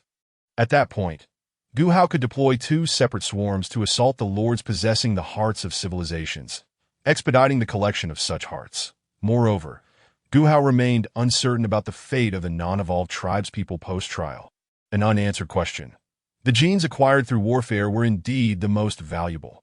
Furthermore, the current tribespeople had not received a high level of education, still adhering to the primal rules of strength and reproduction. Gu Hao felt as though he were racing against time. However, Wu had also paid a hefty price to vanquish the white tiger. Their eyes brimmed with unending terror, cognizant of their inescapable fate. The Chi tribe, confronted by the frenzied bees, had no choice but to engage in a desperate struggle. The question of whether to seize the next lord's heart of civilization had become a pivotal decision. Their wings buzzed ominously, emitting a harsh sound, as if proclaiming their arrival to the world. Each insect in the swarm arranged itself meticulously, resembling a black river undulating across the ground, their left arms nearly severed, and deep claw marks gushed from their abdomens, exposing bone. Their eyes were filled with dread and defiance, as if they still fought against their impending demise, with each passing moment, as the number of remaining lords dwindled. The probability of interception for their next target increased. That a blitzkrieg was Gu Hao's strategy. as long as he could seize the heart of civilization before the other lords could react. The swarms would not need to fear interception. Some tribespeople had begun their evolution towards the insectoid form, yet many others remained insufficiently aligned with this civilization to integrate into the gene control network. Upon entering Gu-Man City, the swarms dispersed, returning to their designated positions within the mother nest. That a sense of inexplicable exhilaration surged within Wu, for he knew he was on the brink of returning to his homeland. The unprepared Qi lord, Guoran, was swiftly engulfed by the swarm. Occasionally, among the mechanical beasts, colossal units towering 6 or 7 meters appeared, adorned with massive chain swords, armed solely with sharp, long knives. They bravely confronted the onslaught of the barrier-breaking frenzied bees. The swarm had departed, and the blade took with it all the hearts of civilization back to Gu-Man City. When the frenzied bees reached their destination, they descended like a black storm, blanketing the ground. That a rustling sound emerged from behind. The noise of the swarms in motion. Jiu Hao had successfully acquired 30 more hearts of civilization, but he also noted that Wu had evolved a pheromone-rich pouch to better command the swarms. It stood solemn and grand, as if it were the very center of the world. Such was the inevitability, for Gu Hao had only arrived in this era a little over 7 years ago. It was a scene of stark brutality, as the Qi tribe, under the assault of the frenzied bees, resembled frail leaves incapable of withstanding their might at the foot of the towering Unzu mountain. A colossal wooden mechanical structure groaned and creaked, emitting a deafening cacophony. These frenzied bees were massive, each adorned with spikes that symbolized terrifying power. The bull mechanisms possessed numerous movable parts, bending their bodies like true centipedes. They featured many nozzles capable of spewing flames and toxic gas, instantly incinerating foes or poisoning them to death. Chapter 99. The third civilization talent. The surroundings of Unzu Mountain had long ceased to resemble the desolation of yore. Now, the area was dotted with various civilizational structures, with the buildings from the Mozi civilization occupying a significant portion, positioned closest to Unzu Mountain. That moment, a black crow gradually descended upon the heart of the Mozi architectural complex. At the center of the mechanical buildings stood a massive tower, the most pivotal edifice. Approximately 5 stories high, it was constructed from a blend of bronze and wood, its unique form resembling a perfect amalgamation of the ancient and the futuristic. The crow alighted upon a gear, seemingly unnoticed by the surrounding mechanical beasts. Once the genes were separated, they began to seek their place within the gene control network. The wooden figure gazed up at the crow, its face revealing an expression of genuine curiosity akin to that of a living being. Moreover, it could adjust the gene's heat dissipation capacity to the maximum, as it was meant to be a one-time use. Did the Forbidden Lord defeat the beast horde led by the underworld tiger? Gu Hao resolved to abandon his original line of thought, since the heat dissipation issue could not be resolved. He would simply choose not to address it. 2 reserve lords have been attacked, leaving 4 remaining. So soon. It seems this Forbidden Lord indeed poses a significant threat. This high-temperature assault resembled the acid's heat from the cannon beetles. In truth, Gu Hao's innate talent could achieve similar results. Yet human cognition is inherently limited. That I advise you to act swiftly. While Unzu Mountain holds great opportunities, if this Forbidden Lord is allowed to develop. Ha ha ha.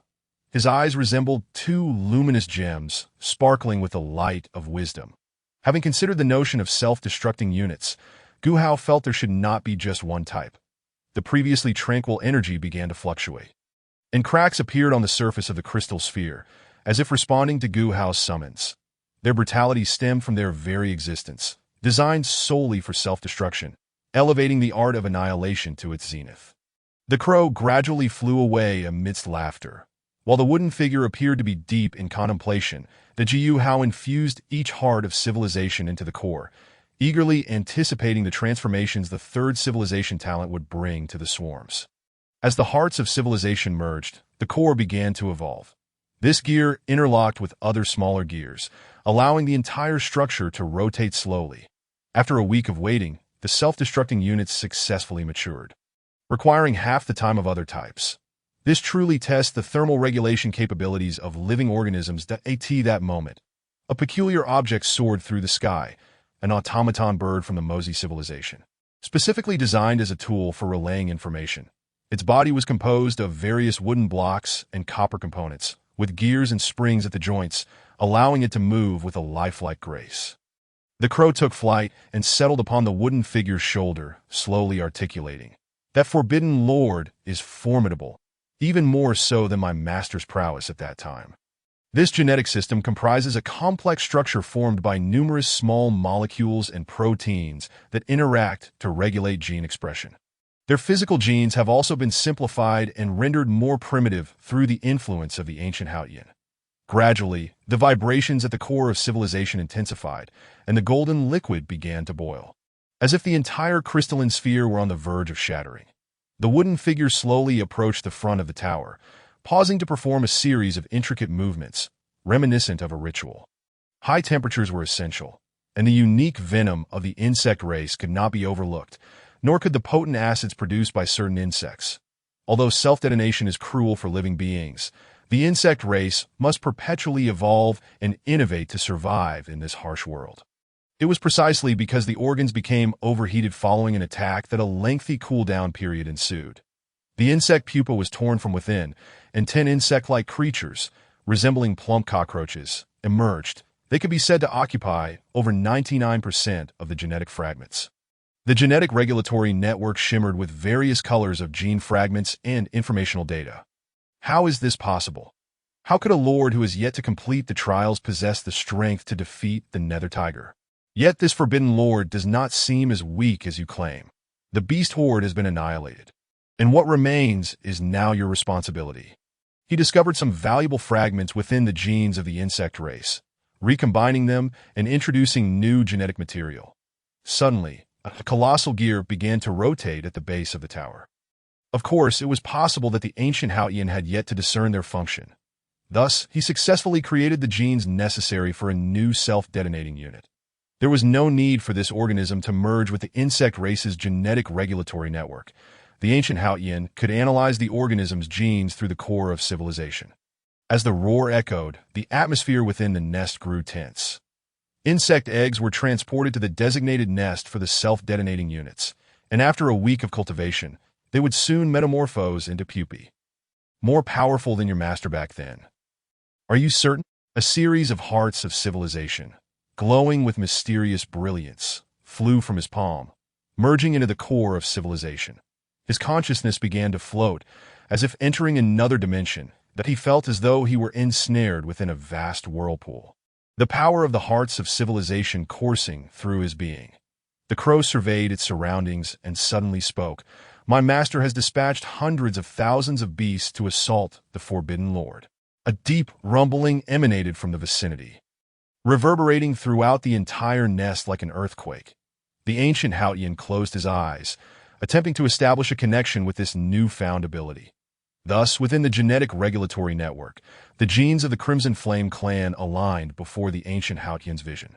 He harnessed a portion of the energy produced after merging with the hearts of civilization. His movements were fluid, each action resonating with the rotation of the gears, as if he were one with the tower itself. This was akin to a chemical reaction generating extreme heat, yet the cannon's propulsion resulted from that reaction. The metamorphosis of the core of civilization was complete. A new civilizational gift had awakened. Golden liquid flowed between the fissures, the essence of the hearts of civilization merging with the core, that moment. A brilliant beam of light erupted from the core, soaring towards the heavens, shaking the entire world.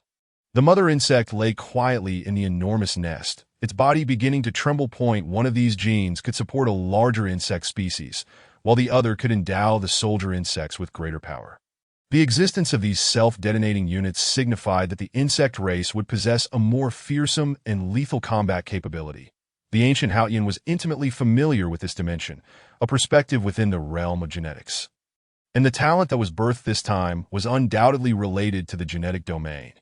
However, as the core of civilization analyzed the genes of the Crimson Flame clan, the ancient Hautian also unearthed a problem.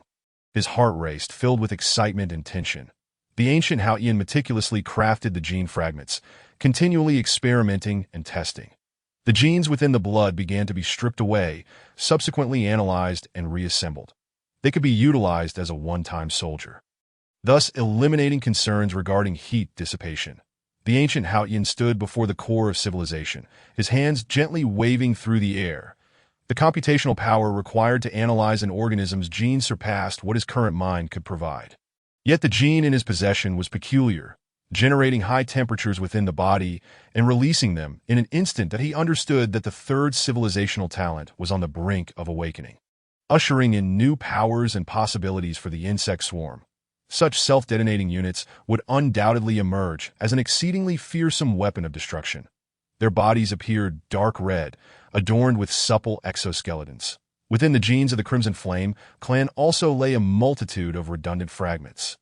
In vast quantities that he stored this new self-detonating unit's gene within the gene database of the mother insect, awaiting its use during the production of insect eggs. Perhaps it is best to allow the core of civilization to analyze at a normal pace. Otherwise, it would excessively deplete the energy brought forth by the hearts of civilization. Was it still dormant, or did it possess another function? Yet currently, the civilizational talent could not be deciphered. The entire space seemed to tremble as the energy of the core of civilization began to diffuse, permeating the surrounding air. Within the realm of genetics, these molecules and signals interacted in a remarkably harmonious manner, enabling the genetic regulatory network to function properly. The expression on the wooden figure's face suddenly froze, as if the components had malfunctioned. Each self-detonating unit bore wings akin to those of a cockroach, capable of flight and self-detonation. The ancient Hautian sensed an unprecedented ability emerging as he retrieved the amber, his heart brimming with anticipation and anxiety. This was the insect race's third civilizational talent, genetic plunder. For the time being, he would settle on these three types. Should the need arise, he could create additional self-detonating units in the future. The ancient Hautian's consciousness fully immersed itself within the genetic regulatory network, his awareness swiftly manipulating various gene fragments in the genetic realm. The self-detonating units slowly crawled from the nest, their eyes glinting with a fierce light. Observing this familiar sight, the ancient Hautian resolved to name the three self-detonating units as high-temperature cockroaches, venomous cockroaches, and corrosive cockroaches. This new breed could unleash high temperatures, toxins, and acids as lethal attacks the moment they approached the enemy. Should the ancient Hautian fail to resolve the issue of heat dissipation, it would be quite challenging to create a functional unit. The core of civilization had deciphered a gene for high-density skeletal structures and super-strong muscles from the headless and barbaric beings, which was also immensely beneficial for the insect race. The ancient Hautian's objective was to create a unit capable of unleashing high-temperature assaults on enemies at short ranges. This process persisted for a considerable duration, seemingly endless. Ultimately, the ancient Hautian completed this endeavor. Simplicity was key, as self-detonating units did not require lengthy lifespans, substantial sizes, or complex biological activities, allowing for mass production. Upon witnessing the wooden figure's frozen expression, the crow excitedly took flight. Exclaiming, "Hee, that guy, the nether tiger," said it himself. "Believe it or not, that's up to you." The ancient Hautian was currently extracting the high-temperature genes, venom genes, and acid genes from the insect race, beginning to forge three new self-detonating units. Once these hearts of civilization were merged, the total quantity could surpass 300. The ancient Hautian's gaze remained fixed upon the core of civilization, his face betraying a look of eager anticipation. Initially, he had intended to analyze a few more genes, but upon noticing that energy had already been depleted by more than half, he promptly abandoned that thought. This marked the first production of self-detonating units, warranting a celebration among the insect swarm. In an instant, the speed of gene fragment separation accelerated. This energy greatly enhanced the talent's development. However, the ancient Hautian soon encountered a dilemma. The cooldown period following high-temperature attacks was excessively lengthy. This type of high-temperature self-detonating unit was precisely what the insect race lacked. The ancient Hautian placed the amber at the center of the core of civilization.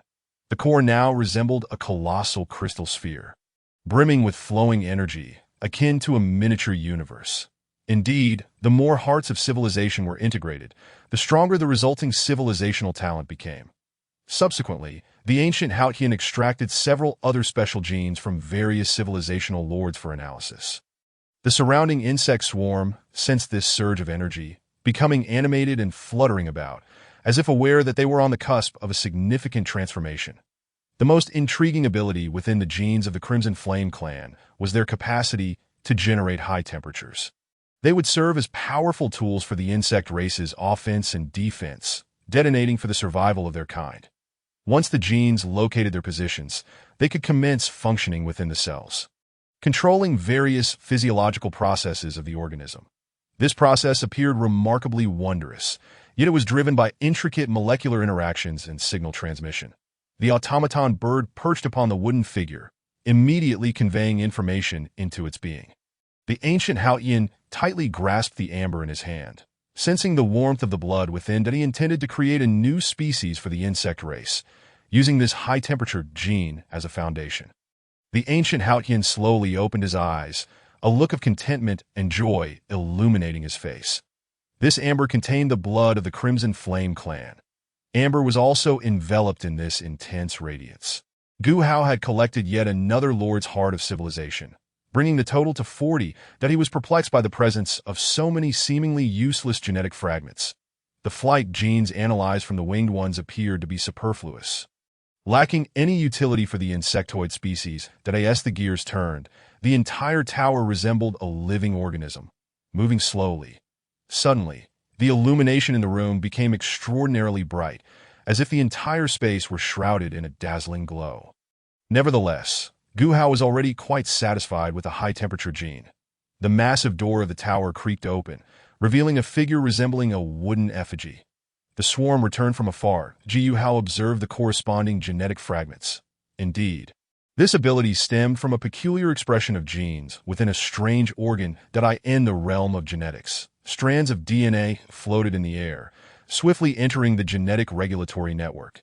Some genes lingered at the edges of the grid, while others traversed the protein channels within, ultimately locating their designated positions. One egg could yield approximately 10 self-destructing cockroaches, and if produced at full capacity, a single female could generate up to 10,000 of this unit type in a day. Gu Hao could even envision the enemy trembling before the onslaught of these creatures. The surroundings of Mount Buzhou were no longer the desolate lands they once were. Now, the area was adorned with various architectural marvels from numerous civilizations. Among them, the structures of the Mozi civilization occupied a substantial portion of the region, being the closest to Mount Buzhou at that moment. A black crow glided towards the heart of the Mozi architectural complex. At the center of the mechanical edifices stood a colossal tower, the most pivotal structure, rising about 5 stories, crafted from a unique blend of bronze and wood, embodying an exquisite fusion of antiquity and futurism. The crow alighted upon a gear, seemingly unnoticed by the surrounding mechanical beasts. Once the genes were separated, they began to seek their positions within the genetic regulatory network. The wooden figure gazed up at the crow, its expression reflecting a human-like curiosity. Moreover, the thermal release capability of the genes can be adjusted to its maximum. After all, they are meant for one-time use. Did that forbidden lord defeat the beast horde led by the Hell Tiger? Gu Hao decided to abandon his original line of thought. Since the issue of heat dissipation could not be resolved, he might as well leave it unaddressed. 2 reserve lords have been attacked, leaving 4 remaining. So soon. It seems this forbidden lord indeed poses a significant threat. This high-temperature assault was akin to the acidic high temperatures of the cannon beetle. In truth, Gu Hao's innate talents could achieve similar results, yet the computational capacity of the human brain was limited. I advise you to act swiftly, although Mount Buzhou presents a splendid opportunity. If this forbidden lord is allowed to develop, his eyes sparkled like 2 luminous gemstones, radiating wisdom. Given the notion of self-destructing units, Gu Hao felt there should not be just one type. The previously tranquil energy began to fluctuate, and cracks appeared on the surface of the crystal sphere, as if responding to Gu Hao's summons. Their brutish nature stemmed from their very design for self-destruction, elevating the art of annihilation to its zenith. The crow gradually flew away amidst laughter, while the wooden figure remained deep in contemplation. Gu Hao integrated each heart of civilization into the core of civilization, eagerly anticipating the transformations the 3rd civilizational gift would bring to the swarm. With the incorporation of the hearts of civilization, the core began to evolve. This gear interlocked with other smaller gears, enabling the entire structure to rotate slowly.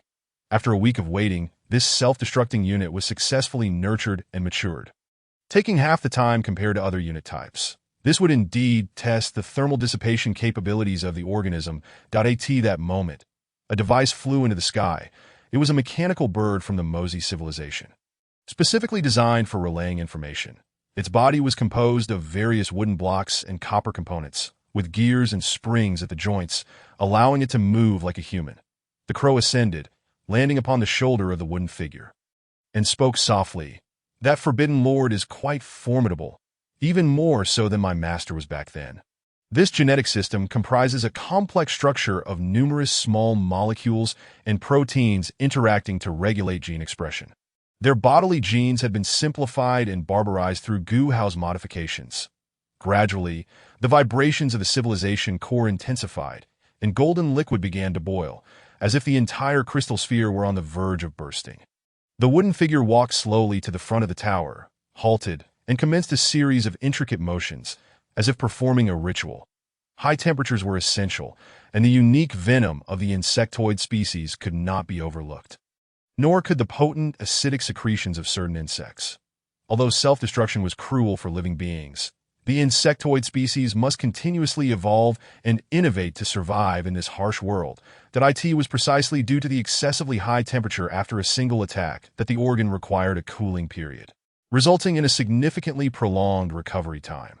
The pupae were torn apart from within, and 10 insect-like creatures, resembling plump cockroaches, crawled out of the ruptured pupae. Could be said that they encompassed over 99% of the genetic fragments. The genetic regulatory network gleamed with various colored genetic fragments and data. How is this possible? A lord who hasn't even completed the trial can possess the strength to defeat the Hell Tiger. However, this forbidden lord does not seem as weak as you portray. The beast horde was utterly annihilated, and what remains is your responsibility. He discovered some valuable segments within the insectoid genes, recombined them, and introduced new genetic material. Suddenly, a massive gear at the base of the tower began to rotate. Of course, it was possible that Gu Hao had yet to realize their functions in this manner. He successfully created the necessary genes for a new self-destructing unit. There was no need for this organism to merge into the insectoid genetic regulatory network. Gu Hao could analyze the genes of this organism through the core of civilization. As roars echoed, tension permeated the atmosphere within the nest. The eggs were transported to the designated nest for the self-destructing units, and after a week of cultivation, they quickly pupated into insects. More formidable than your master back then? Are you certain? A multitude of glimmering hearts of civilization emanated from his palms. Merging into the core of civilization, his consciousness began to drift, as if entering another dimension, that he felt as if ensnared in a colossal vortex, where the power of the hearts of civilization coursed through his being. The crow surveyed its surroundings and suddenly spoke. "My master has dispatched hundreds of thousands of beasts to assault the Forbidden Lord." A deep voice resonated from this place, akin to an earthquake, reverberating throughout the entire nest. Gu Hao closed his eyes, attempting to establish a connection with this newfound ability. Thus, in the genetic regulatory network, the genes of the Red Flame tribe were arranged before Gu Hao's eyes. He mobilized a portion of the energy generated from the fusion of the hearts of civilization. His movements were fluid, each action resonating with the turning of gears, as if he and the tower were one. This merely resembled the high temperatures produced by a chemical reaction. However, the cannon beetle's assault occurred post-reaction. The metamorphosis of the civilization core was complete, and the new civilizational gift had awakened. Golden liquid flowed between the cracks, the essence of the hearts of civilization merging with the core. That moment, a brilliant light burst forth from the core, soaring into the heavens, shaking the entire world. The mother insect lay quietly in the vast nest, its body gradually beginning to tremble. The two genes, one capable of supporting larger insectoid units, and the other bestowing greater strength upon soldier insects, heralded the emergence of a more formidable and lethal combat force for the insectoid species. This dimension was one Gu Hao was intimately familiar with, the perspective of the genetic realm, and the gift born from it undoubtedly related to that domain. However, while analyzing the genes of the Red Flame tribe, Gu Hao uncovered a dilemma. His heartbeat quickened, and excitement and tension coursed through him. The Ji Hao meticulously crafted the genetic fragments, continuously conducting experiments and tests. The genes within the blood were stripped away, then analyzed and recombined. They were intended for one-time use as combat units, thus eliminating concerns over heat dissipation. That Ji Hao stood before the core of civilization, his hands moving gracefully through the air. The computational power required to analyze an organism's genes surpassed what his current brain could provide. The gene in his possession was indeed peculiar, capable of generating high temperatures within the body and releasing them in an instant. He understood that the third civilizational gift was on the brink of awakening, ushering in new strength and possibilities for the swarm. Such self-destructing units would undoubtedly become a fearsome weapon of destruction. Their bodies exhibited a dark red hue, enveloped in a soft exoskeleton. The genes of the Red Flame tribe contained a plethora of redundant fragments. In vast quantities that he stored these new self-destructing unit genes within the genetic database of the mother insect, awaiting their use during egg production. Perhaps it's best to allow the civilization core to analyze at its natural pace. Otherwise, it would excessively deplete the energy derived from the hearts of civilization. Was it still dormant or serving another purpose? Yet for the moment, the civilizational gift remained unparsed. The entire space seemed to tremble as the energy from the civilization core began to diffuse, permeating the surrounding AI in the realm of genetics.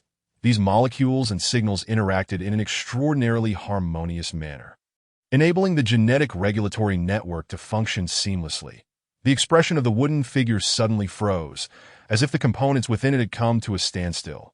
Each self-destructing unit possessed wings akin to those of cockroaches, enabling them to execute aerial detonations. The Ji Hao sensed an unprecedented surge of power emerging within him, that he retrieved the amber, his heart brimming with tension and anticipation. This was the third civilization gift of the insect race, gene plunder. For the time being, he settled on these three types, with the possibility of creating additional self-destructing units in the future, if necessary. Ji Hao's consciousness fully immersed itself in the gene control network, navigating swiftly through various gene fragments within the genetic realm. These self-destructing units gradually crawled out from their lair, their eyes glinting with a fierce intensity. Observing their familiar forms, Gu Hao resolved to name the three self-destructing units high-temperature cockroach, venomous cockroach, and corrosive cockroach. This new breed was capable of unleashing a myriad of lethal attacks, including high temperatures, venom, and acid, in an instant as they approached the enemy. That if Gu Hao could not devise a solution for their heat dissipation capability, it would be exceedingly difficult to create a viable unit.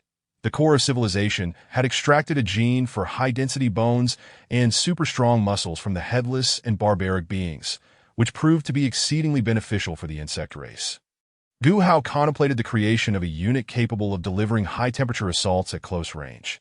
This process extended for an indeterminate duration, seemingly endless. Ultimately, Gu Hao completed this endeavor. The simplicity lay in the fact that the lifespan of self-destructing units did not necessitate longevity. Their size need not be substantial, nor did they require complex biological functions, allowing for mass production. The raven, witnessing the wooden figure's frozen expression, soared into the air, exclaiming, "He, that fellow Ming who personally stated it." Believe it or not, Gu Hao was in the midst of retrieving the high-temperature genes, venom genes, and acid genes of the insect race, embarking on the creation of three new self-destructing units. Upon integrating these cores of civilization, the total count could surpass 300. To Ji Hao's gaze fixated intently on the core of civilization, his countenance revealing a look of eager anticipation. Initially, he intended to analyze several more genes, but upon realizing that energy had been largely depleted, he abruptly abandoned that notion. This marked the inaugural production of self-destructing units, warranting a celebration among the swarm. Instantly, the speed of gene fragment separation accelerated, and this energy significantly enhanced the talent. However, Gu Hao soon encountered a challenge. The cooldown period for high-temperature attacks was excessively lengthy. This high-temperature self-destructing unit was precisely what the insect race lacked. Ji Hao placed the amber at the center of the civilization core. The core now resembled a colossal crystal sphere, teeming with flowing energy, appearing akin to a miniature universe.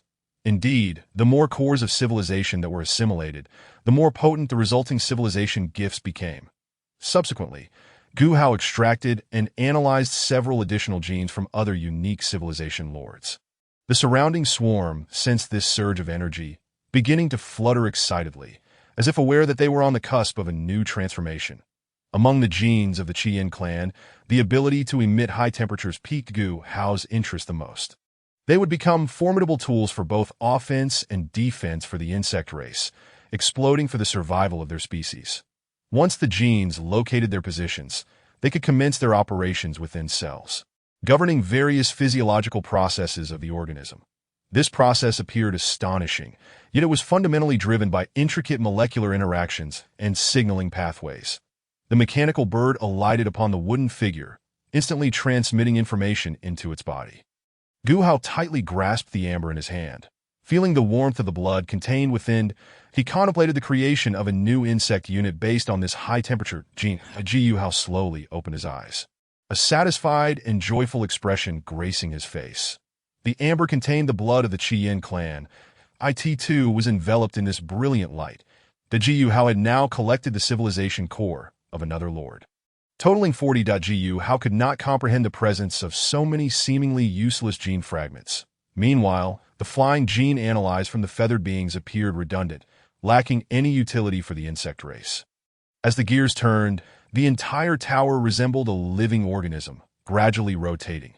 Suddenly, the illumination in the room intensified, as if the entire space were shrouded in radiant light. Nevertheless, Gu Hao was already greatly pleased with the high-temperature gene he had acquired. The doors of the tower creaked open, and a figure resembling the wooden man emerged. The swarm returned from afar. Gu Hao observed the corresponding gene fragments, confirming that this ability indeed originated from the genes, expressed through a peculiar organ.